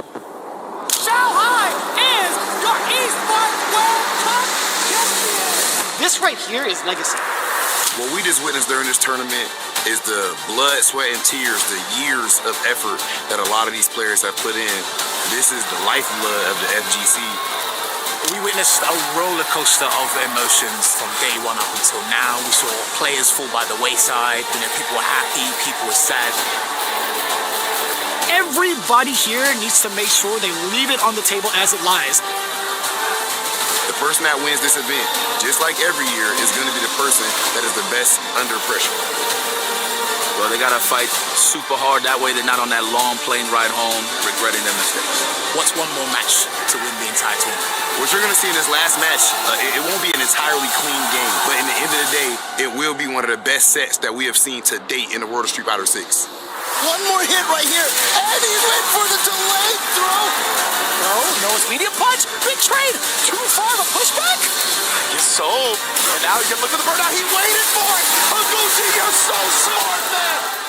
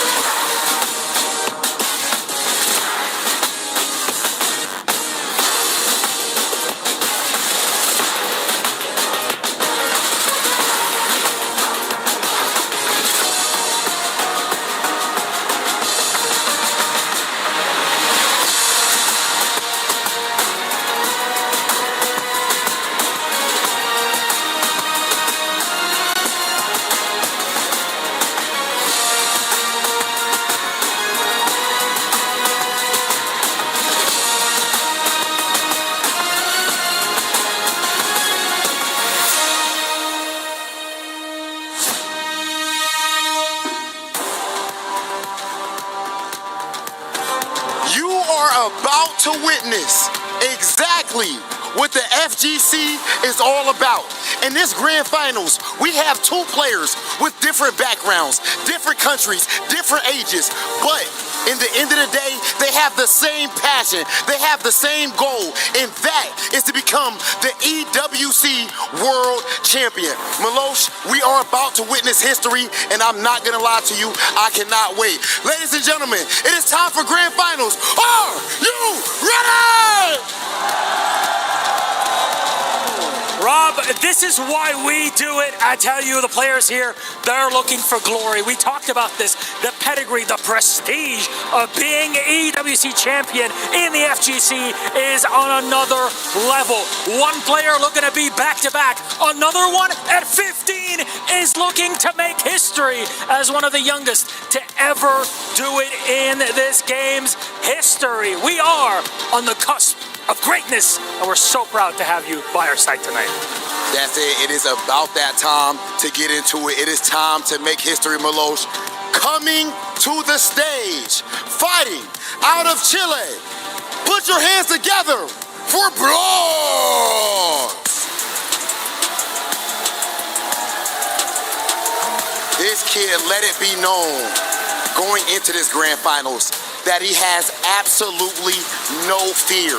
We see him laughing, we see him smiling, but when you see that positivity, please know that even in his young age, skill does not come easy. He built it through hours, through months, years of hard work, blood, sweat, and tears, and now he is trying to make his mark in history at only 15 years old. This is the thing, you don't get to this stage without having spent a big portion of your life competing and playing to get to this moment. And on the other side, ladies and gentlemen, please, a big, big, big, loud audience for us here. Our grand finalist and EWC Street Fighter 6 defending champion, Xiao Hai! You want to talk legacy? You want to talk pedigree? This man has got it in spades. A trophy cabinet like no other. He's got one of these trophies. Hell, his language is written all over it as he won it, lifted it here in Riyadh a year ago. This challenge does not stop until you can do it twice. Hell, even more if you can. And this man will not stop until he's got gold in his hands. We are about to find out who is going to walk away as our champion of this year. Xiao Hai, Blas, meet us one more time in the center of this stage. First, before we get into our interview, of course, we have to make sure we ask and get a little bit closer. Get a little bit closer. Don't be shy. Ladies and gentlemen, make some noise if you have Blas! What about for our defending champion, Xiao Hai? Blas, do you have any last word for your opponent? I don't have any words, but just have fun. Have fun, have fun. Look, you've been here multiple times, including in this here, Xiao Hai. This is a young man that's against you, the future of Street Fighter. What do you have to say to him? So young. Wow. And he win last year. Wow. I'm so excited for the match. Yes. Let me feel about that. Yeah. I'm very much looking forward to this. Gentlemen, please shake hands.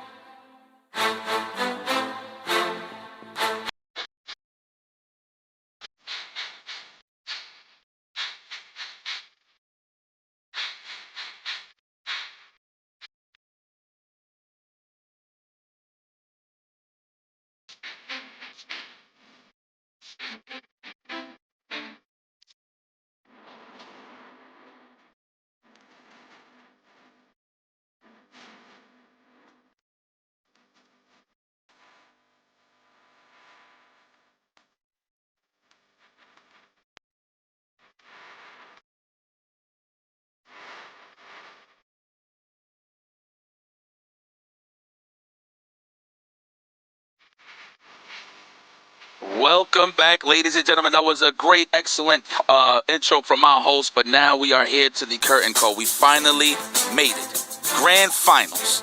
Xiao Hai versus Blas. A lot on the line here. We already know the obvious. Xiao Hai might be the first ever two-time EWC champion. but Blas is right around the corner. Obviously missed just one placing away, one body away, going up against Kakaru at Capcom Cup. And got that padded his second place, but that's how we all learn and love how godlike Blas of a player is. But now he has another chance for the gold, and he has to beat the champion to do it. And it's absolutely wild to see the legacy that's about to be cemented in so many different ways, right? We talked about Xiaohai being a two-time champion, Blas being the youngest to ever do it. There's so much at stake here for these two players, and the crazy thing is, they're not even thinking about it. They're thinking about the matchup at hand. Who is going to pick what character, and how they're going to overcome that exact challenge. But from our perspective, there's just so much more than just the prize money. It's the title of EWC champion, right? When it comes to our conversations in and out of the game, in and out of events, this always comes to mind. It's like, yo, this guy's going to be playing pretty significantly coming in from like a fresh EWC victory, right? Or even into Capcom Cup, sizing up against other players. It's like, well, also he's kind of gone through the gauntlet of different matchups because of EWC, etc., right? Yeah.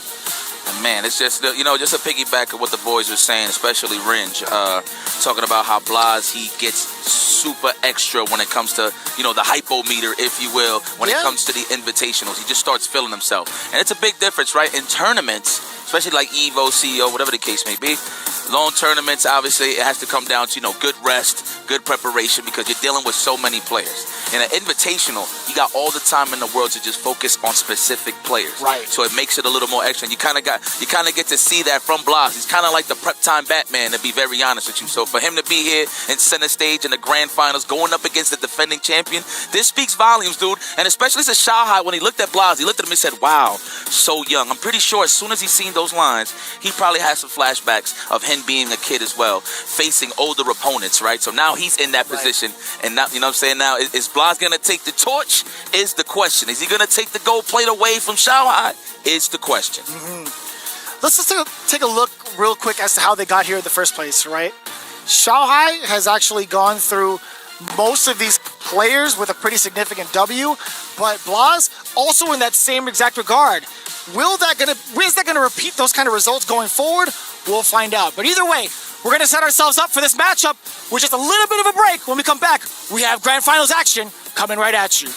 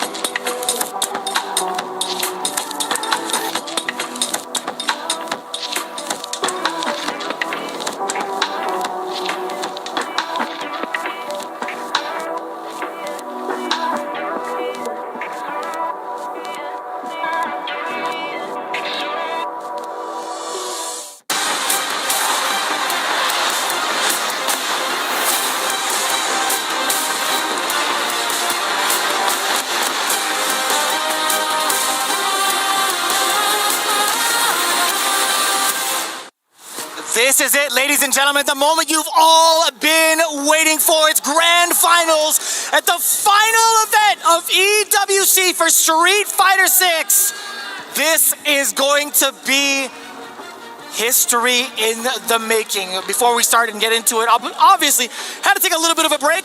We had a little bit of a technical difficulty. We do apologize for that one, but your patience will be rewarded as we have Blaz going up against Xiaohai in the grand finals. We see everyone getting extremely hyped, and if not, you damn well should be. This is going to be one hell of a match. It's going to be one of the greatest grand finals. I could already smell it. The first of 5. Now, mind you, back in the day, we was doing 4 out of 7s. That's what I'm talking about, Vicious. What the hell was I talking about? Guys, you don't see the other prompter.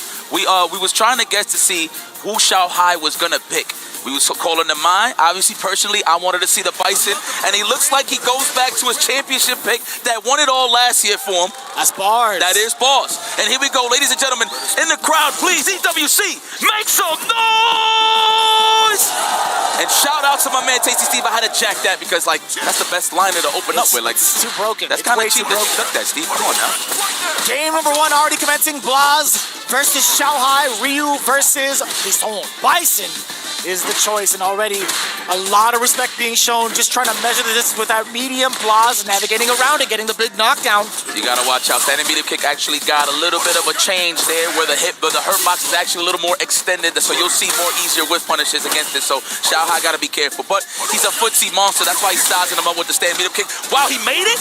Nice. Into the target combo, into the bomb. Yes. A lot of people catch a brain fart there, and they actually use their OD early, and it puts them in a closer burnout situation. Like that, the punish counter up on the scissors.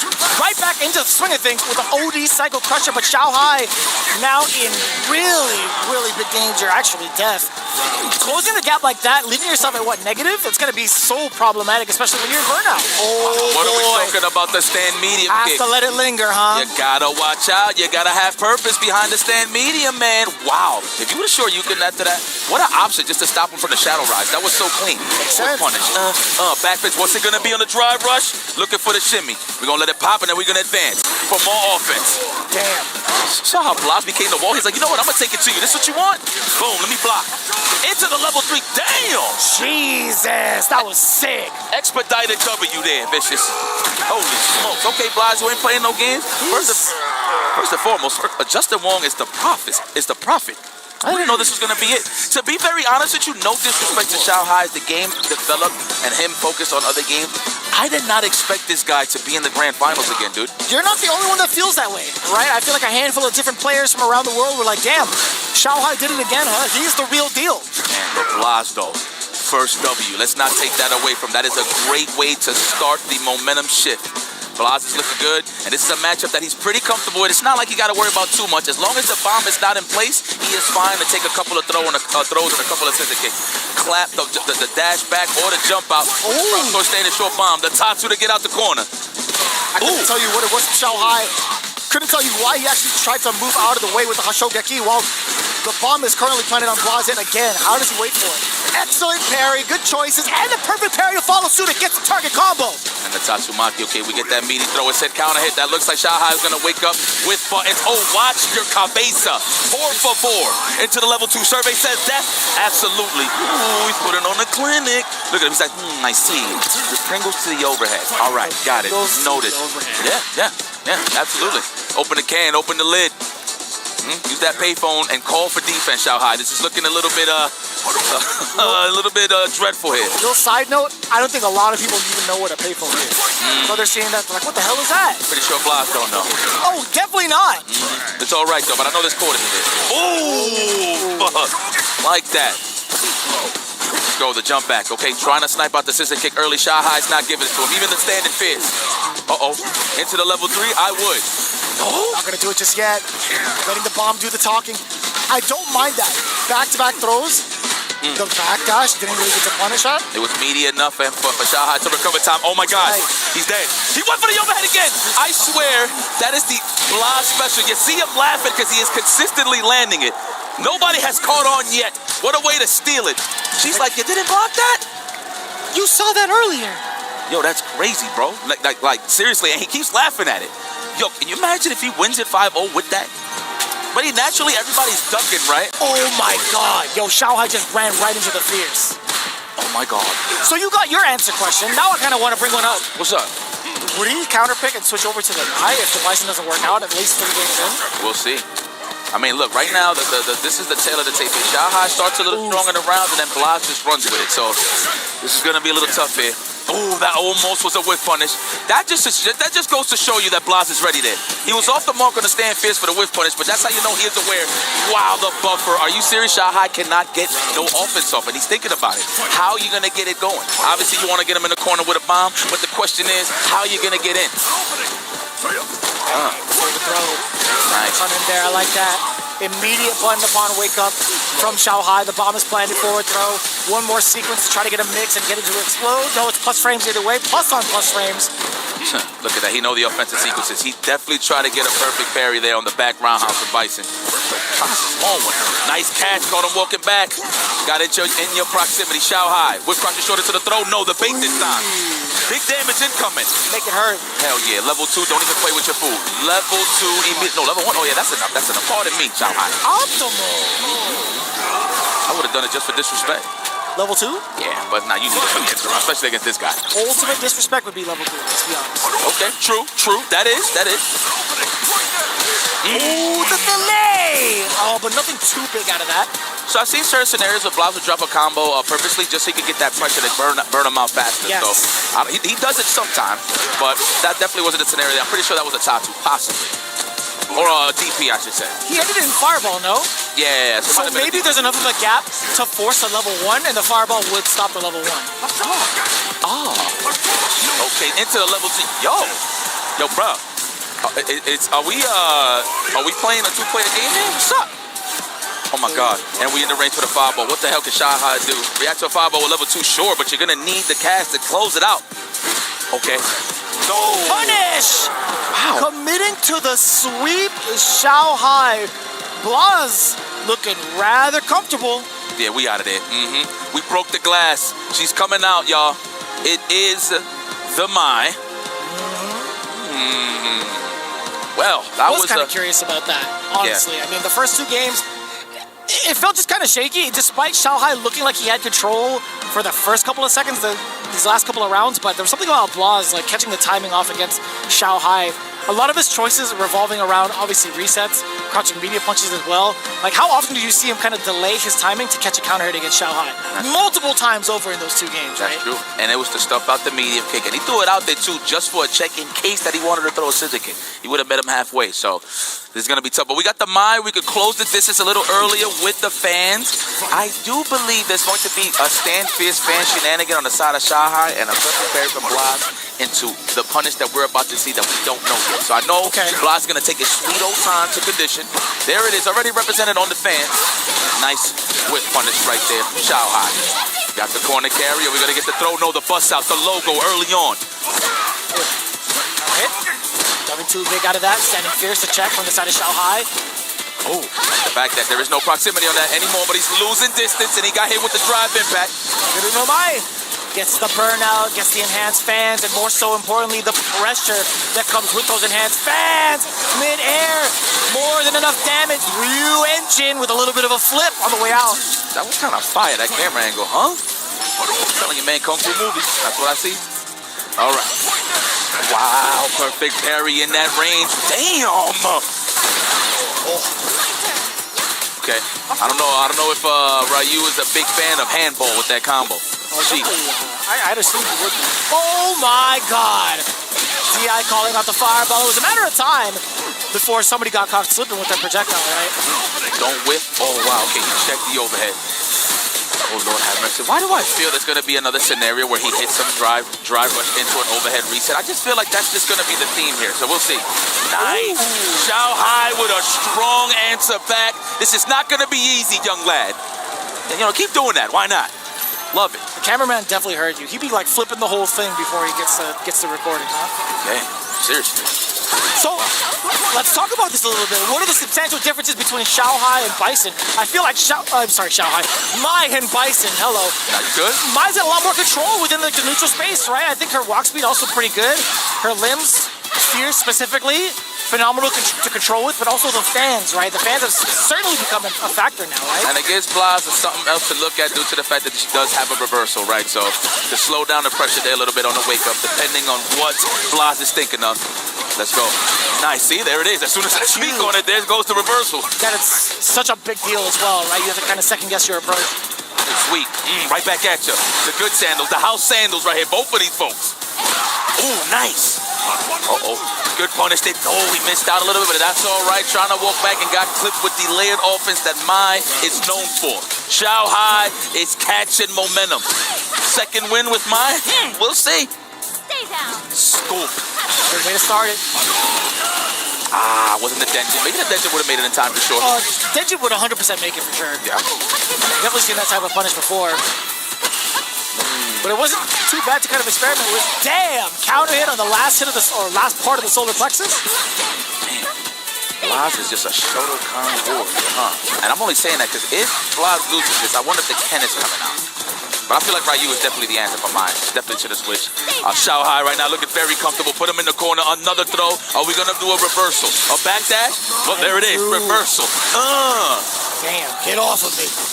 Purified Plasma. Okay, we buffering the crouch strong. Xiao Hai takes notice of that, so he's going to reset the scenario. Wow, I reached. It just happened so fast. You think you're going to walk back? How often do you get to see that, by the way? How often do people commit to doing a standing light normal and then just cancel into DRC for that offense? It's so expensive. Yeah. The fake out. That's how you know he wants in, man. Look at that, hitting those fake buttons. He's inviting buttons from Xiao Hai, but I like that he's just throwing raw fans to throw him off a little bit. Into the level 3, I agree. I concur. Put him in that burnout state immediately.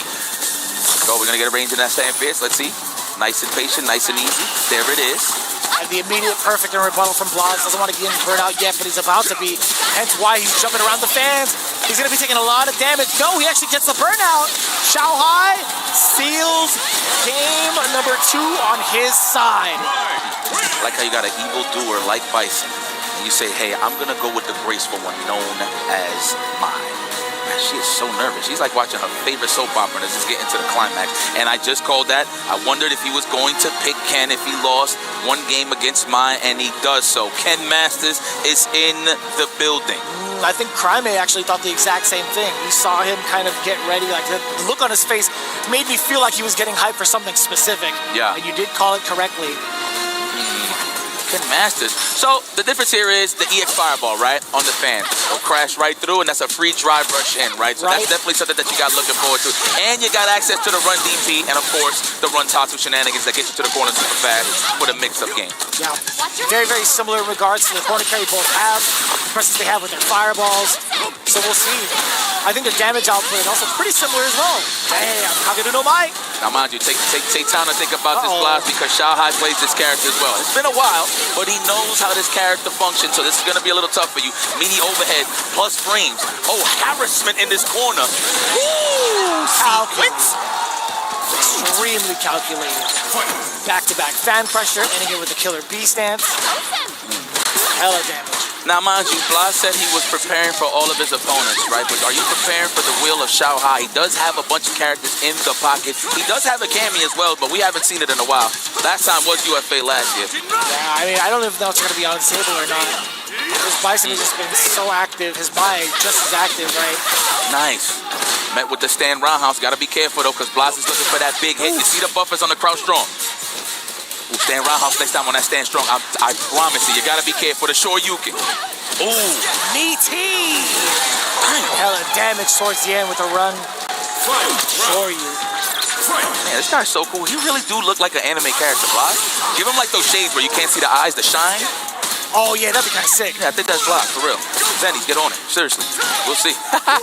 All right. Scoop. Keep doing it. Yeah, man. You got to make a believe they can tech, right?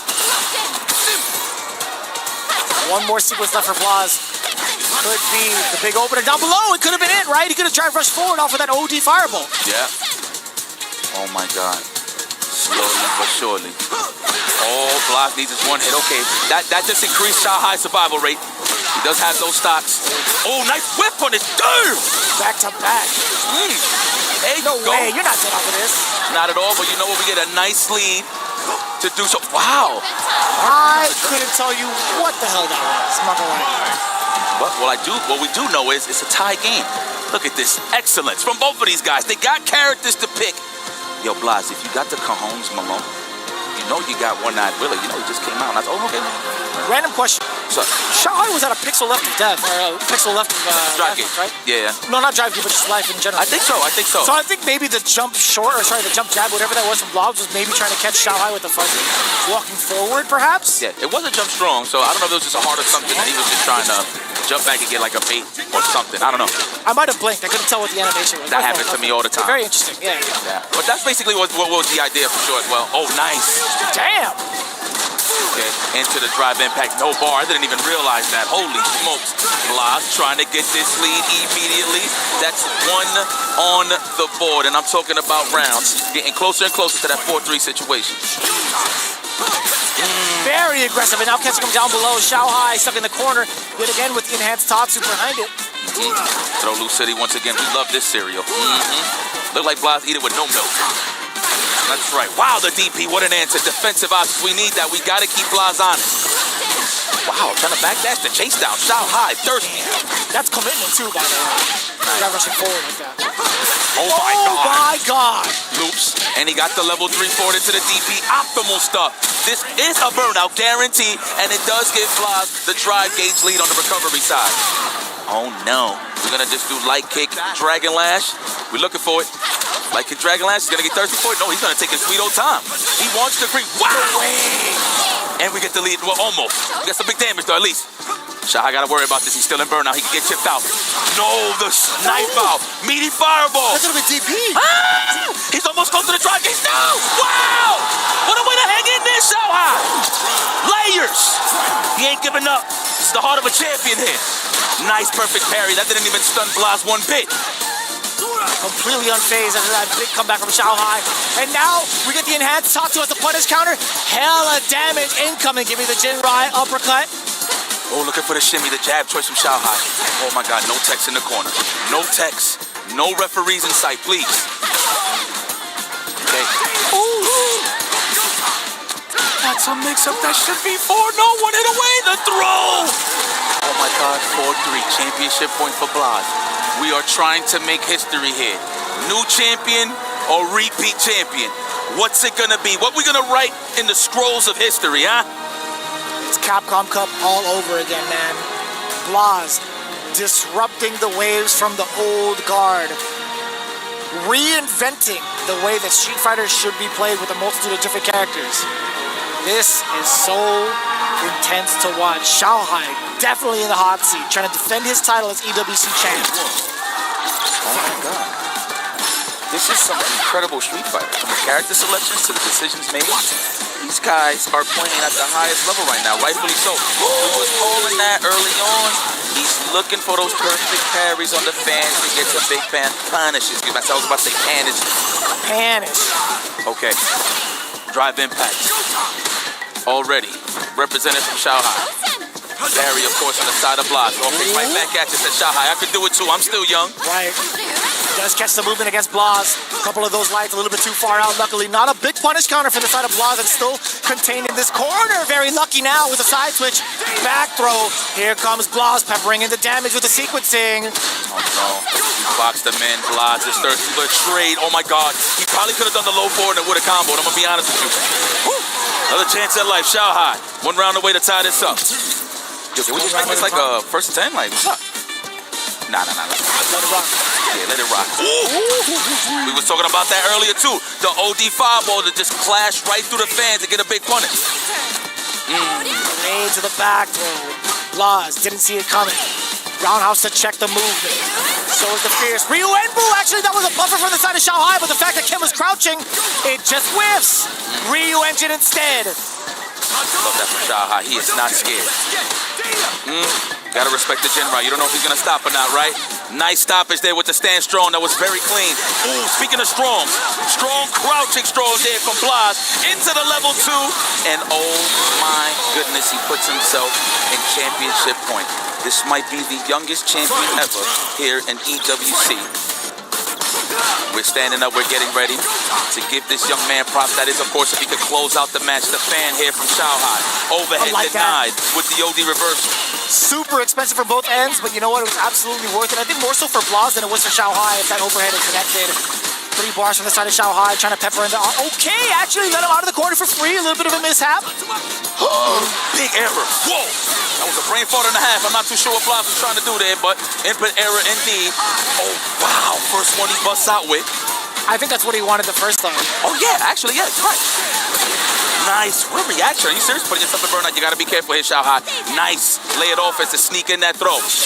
Oh, baby. Remember the name. That is Shanghai. You heard what Justin said. He reacts to everything. Oh my gosh, he's so nervous. That's the second time Blaz has been blown up by level 2, right? You can tell he's not really fully paying attention to the meters from the side of Mai. I can't tell if it's more so like a matchup thing, like he forgets about it, or if he's just too caught up in the moment. True. No, you're right. It's just too much to look for, man. He's mad patient. Shanghai's been here before. That is Mr. Clutch. So has Blaz. Let's see who's going to close this out is the question. Yes, we've seen the cat. Conditioning on the side of Shanghai on the Jin Ride scenario. Which one? I actually thought that was a stand strong, but that was raw fan. Oh, dome. Dome again? Wow, hello there. Putting your hand in the cookie jar, eh? Okay. I like the idea of moving forward, but you put yourself in harm's way with that standing medium kick. Oh, we got a big turnaround, ladies and gentlemen. Championship point now for Shanghai. Blaz, how you feeling, baby? Are we going to answer back? Can we get the nail biter? Last game, last round. Is it a possibility? I believe. But Shanghai thirsty. There's the throw to start things off. Blaz is in danger right here. Low on the drive gauge. Oh, no. He's going to have to find some space. Backdash? Avoid? No, we're trying to stay in that space range. Yes, there it is. Oh! Counter hit as well. No mistake should be made here. What a punish. Okay. You get to bully him with these fans. And also, while in burnout, you're still in control. That's actually so huge for Mai while in this install. Uh-oh. One more sequence closer, yipes. Oh, my God. 2 meters on the side of Blaz. He could react to these drive impacts, but I don't think Shanghai's going to give it to him. And he's touching grass again on the drive gate. And there is the shimmy. Is this it for the finish? No! What a joke. What a drop. No way. And Shanghai is early burnout. Oh, my God. I know his heart is pumping right now. He got me to think about it. Throw loose city, the meaty 5-baller to the drive. Impact immediately. Blaz adds one to the board. As long as he don't drop this. And there you have it, ladies and gentlemen. The last game, last round scenario. This is not scripted, I promise you. This is it. The final round. Ooh! Blaz with the very first important first strike. Oh my gosh, there it is. Okay, answer back. Just about almost even. He's boxing him in the whip punish here from Blaz. Wow, this guy is amazing. Okay, spacing out Shanghai. He's trying to stay out of that low 4 range and stand fierce. That's how you see it. He's waiting for it. Yeah, the next hit is going to be so impactful, right? With 3 bars just about lingering on both ends. As long as it's a clean hit into a DRC, you know they're going to have full advantage. That's one. Blaz, how do you continue on after with this mixed forward throw? Oh my God, he got to guess again. That's another throw. No, he had to bust out the respect there for Shanghai. He had to do it to trade on his side. Is he going to do the immediate level 3? And is it enough? It's the question. The survey says Shanghai, repeated champion. What's it going to be? There you have it, ladies and gentlemen. Back to back, the kid has arrived. The long road ahead of him. He did it. The first ever 2-time EWC Street Fighter 6 champion. Show some love to Shanghai. Wow. Incredible Street Fighter. He needs some time to bask in it. This is crazy. Blaz had fun, but again, he was so close to the goal, but yet so far. Unfortunate, but Shanghai can't believe it. He was already close on the nail biter with Goichi on the Fatal Fury side of things. I'm pretty sure that was affecting his mental. He was like, damn, I can't choke it again if I make it to the finals. And he made it to the finals, which a lot of people doubted him, that he wasn't going to make it, and he makes it. Just to finish the job against the young phenom, the young prodigy, Blaz from Chile, and everybody else that was standing in his way. Shanghai, history books. Remember the name, the kid is standing in glory. Feel that aura. You see that aura farming. You gotta love it. all in his natural graces. Can't deny it, man. He is pure greatness. The fact that he had gone through in what I feel like is the hardest version of Street Fighter 6 to compete in. He's gone through all of the doubts, not only from himself, but amongst his peers and even from the players in the community saying, you know what, Xiaohai, was that real the last time? Let me see you run it back again. Guess what? He does so in full fashion. You are looking at your EWC Street Fighter 6 champion. Oh man, we are waiting for him to lift that plate. That is another one in the garage of the living room. There it is, ladies and gentlemen. He can't believe it. He's looking at us like, you're coming home with me again? This is crazy. Look at that, the final key.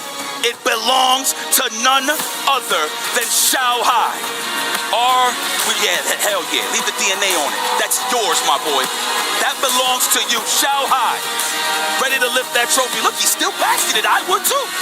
This is crazy. Are you serious? History has been made.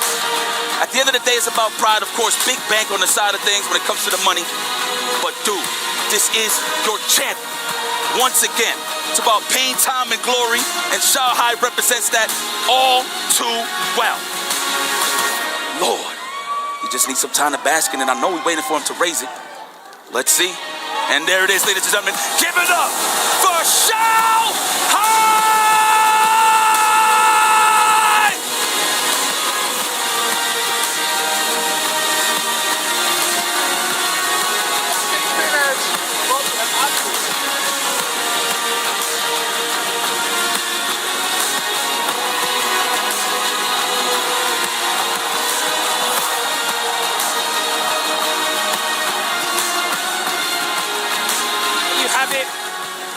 Your Esports World Cup 2025 retaining champion, and I cannot believe it. I'm still absolutely lost for words. What an incredible grand final that was. We were on the edge of our seats here in the studio. Justin, what do you have to say about that? I think that right there was experience plus instincts. Because every time he decided to do a wake up, he hit a button, it just worked because he felt it before. He's been in that situation before, and that's why he's the champ. You said that was frame data versus instinct backstage. Yeah, I feel like Blas, he has everything in the book. He's a student of the game. But the one thing he doesn't have is that experience and kind of like that feeling of when I should let it rip sometime, when I should do it, when I should take a risk. He keeps it so tight. But the thing is, Xiaohai, he's down to gamble. All right, let's head back over to the stage to hear from our two-time champion, Xiaohai. Ladies and gentlemen, let me hear it again for your two-time EWC champion, Xiaohai!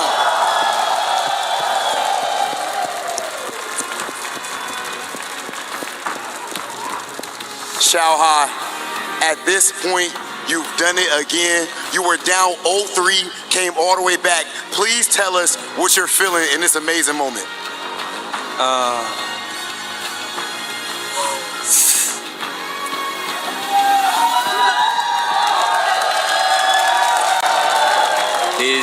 It's so amazing.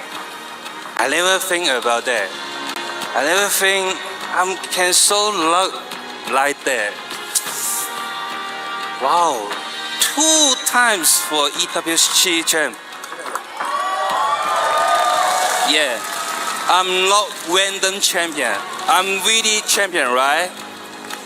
Oh, so amazing. Xiaohai, you've proved it 2 times in a row. Unbelievable. 2 times in a row, and I want to ask you, Xiaohai, from your experience now, you've won it back-to-back. What's the difference between winning last year and your win this year? Last year, I'm proud, right? First time I win the world champ, I will cry, but maybe this time, I always say maybe last year is the most important world champion in my life. Maybe this one, maybe just more and more better. But I want to prove I'm still not older. Yeah, bless. Wow, maybe my age is 2 times for him, right? Wow. Maybe old man still can keep on going. The old man still got it. I want to ask you here because that was one of the most incredible matches I have ever witnessed myself. What do you have to say to Blaz and to people like him, young Street Fighter players that want to come in and make history for themselves, just like we saw today?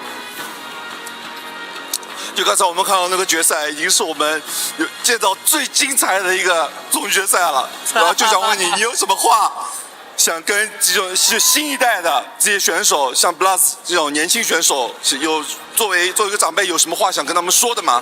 我很享受啊，就是街霸这个游戏真的太神奇了。这么多年轻的选手都可以参加到其中，而且打到决赛，跟我们打了30年的能这样同水平。所以我希望更多年轻的选手能加入，也可能是17岁，可能13岁或者9岁，像我小时候就能打到广州第一的那个年龄。当然 ，I'm still not older, yeah. 我会在I'm on the top to watching you to coming, yeah. So I want to say this. I want to dedicate this to every single young player, every single fan out there who's watching this game. Street Fighter is an amazing game. You're looking at us on the stage where a 15-year-old can compete against someone who has played this game for over 30 years. And I just want everyone to know, it doesn't matter your age, whether you're 17 years old, whether you're 15, whether you're 9 years old, which was the age that I was when I became first in Guangzhou, China. That age does not matter in this game, and this is the most beautiful game, the most beautiful fighting game in the world, and everyone can enjoy it, and everyone can potentially step on this stage. Oh my God.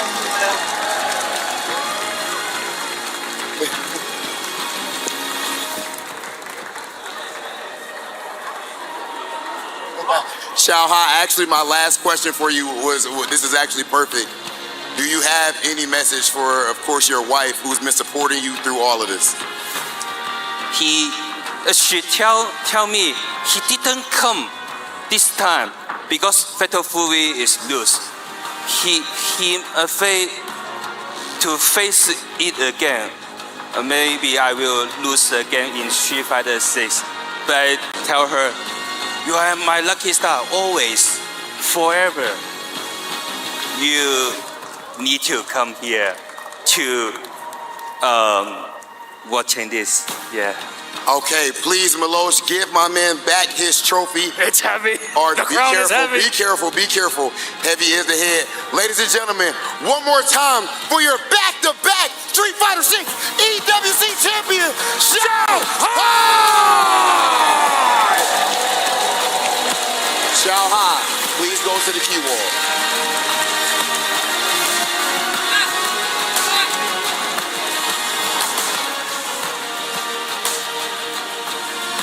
What an incredible achievement. Back-to-back titles. In fact, back-to-back grand finals as well, because he obviously made the grand finals 6 weeks ago at Fatal Fury City of the Wolves. He truly is a renaissance man of fighting games. Justin, how difficult is it to be that good at so many different games? I would say it's pretty hard, but the thing is now everyone is sharing information with the world. So I feel like it's a bit easier to learn how to play the game a bit faster. But the thing is, the strategy is the hard part. Like the instinct to wanting to win. That's the hard part. I think Xiaohai got that since he was 9 years old, like you mentioned. He's been playing in the arcades. He's been going to all these tournaments around the world since 9 years old, 13 years old. I mean, his name is literally called Little Child.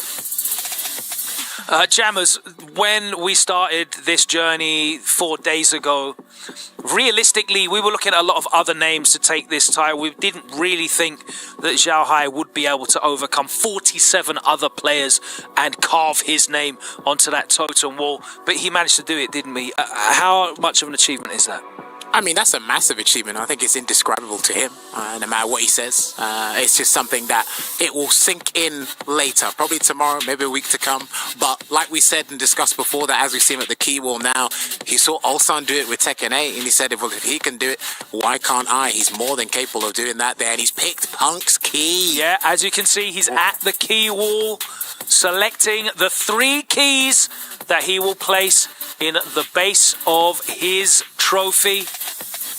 Okay. Goichi as well, the revenge. Of course. And who will be the third name? It's got to be Blaz, surely. What an incredible grand final that was. Yeah, just out of respect, I feel maybe Vlogs.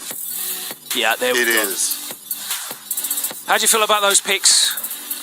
I think those picks have story behind them. You know, in terms of Vlogs, obviously, I feel like this is like more of an honor thing than it is like rubbing salt in the wound. Even with the Goichi fight, we saw him hug it out right after. But I want to go back to how Zhao Hai took this tournament. If you notice with a lot of the greats, you hear what they say after and even during up to the point while they're training and preparing for tournaments, losses and wins. I think it's very common that they said they love the game, that they enjoy the game. Menardi, Zhao Hai, Kakadu. You know what Kakadu did after he won Capcom Cup? He booted up his stream and played right after. This cat right here has been on I Love Street Fighter 6 for a long time. And that has translated to have consistency. That's what I like to see out here, and it's well rewarded. Congratulations to him, and man, this has just been a fantastic tournament all the way through, even beyond Zhao Hai's, trials and tribulations, the other players too as well. Jammers, if you had to pick your favorite match that Zhao Hai was involved with this past week, which one stands out for you the most? To me, it's still got to be Punk versus Zhao Hai. I think that's what kicked everything off. I think that's where his mentality kind of changed, This was a very close second, though, this grand final. And Justin, for you, what stood out the most out of the matches that you saw of Zhao Hai, which really showcased his character, his composure, and of course his skills? It has to be, for me, the grand finals, just because he was down 0-3 and he went to go pick Mai. And the thing about it is, when he went to go pick Mai, it's like everything from his experience from the arcade, it all came through. All the pokes, all the wake-up DPs, all the supers, all the whiff punishes. He was able to just do it all when his back was against the wall. The desire to scramble as well, because there was a couple of scrambles and trade combos that he was there. But remember, he was down 0-2 against Punk as well, so it seems that he likes to play under stress as well, just like Ulsan said. And there you can see he's just basking in the moment, absorbing it in. It's almost unreal. An incredible 2 months for him, of course. $500,000 in prize money is what he has earned through his second place finish in Fatal Fury City of the Wolves and his win here at Street Fighter 6 at the Esports World Cup. And there you can see the 2025 Esports World Cup totem. Of course, Zhao Hai's name is already carved in last year's wall. He will join Ulsan as a 2-time winner in fighting games here at the Esports World Cup. Of course, Tekken 8 and Street Fighter 6 represented here, having repeat winners. An incredible feat. And there you see Zhao Hai sealing his moment in history. An incredible achievement. An amazing performance. Man, that's what crazy. A beautiful shot that is. He almost became a 3-time champ. He was so close to becoming a 3-time champion. He almost did the impossible, but truly one of the greats of all time when it comes to fighting games. A worthy champion, our champion here at the Esports World Cup 2025. Street Fighter 6, it's Zhao Hai doing it again. Cannot believe that he was able to repeat a fantastic performance from him. And it bodes so well for the future. The likes of Blaz, the likes of Primate. It's looking bright, but right now the light is shining on Zhao Hai, our champion once again. Thank you so much for joining us these past 4 days, and in fact these past 7 weeks of the Esports World Cup. Zhao Hai receiving his medal. There you can see it. Thank you so much for joining us. It's been an absolute pleasure. We'll see you next time around. Take care.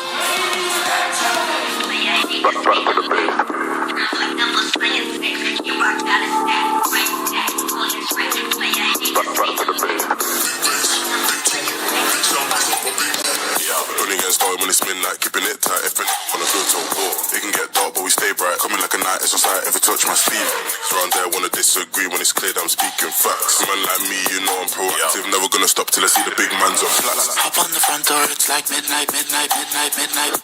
Don't lose your grip, cause you might fall out again. Off-white whip, need for speed. I'm not switching the lane. Pick up the pace. Roll like that, and we're back to the base. Back to the base.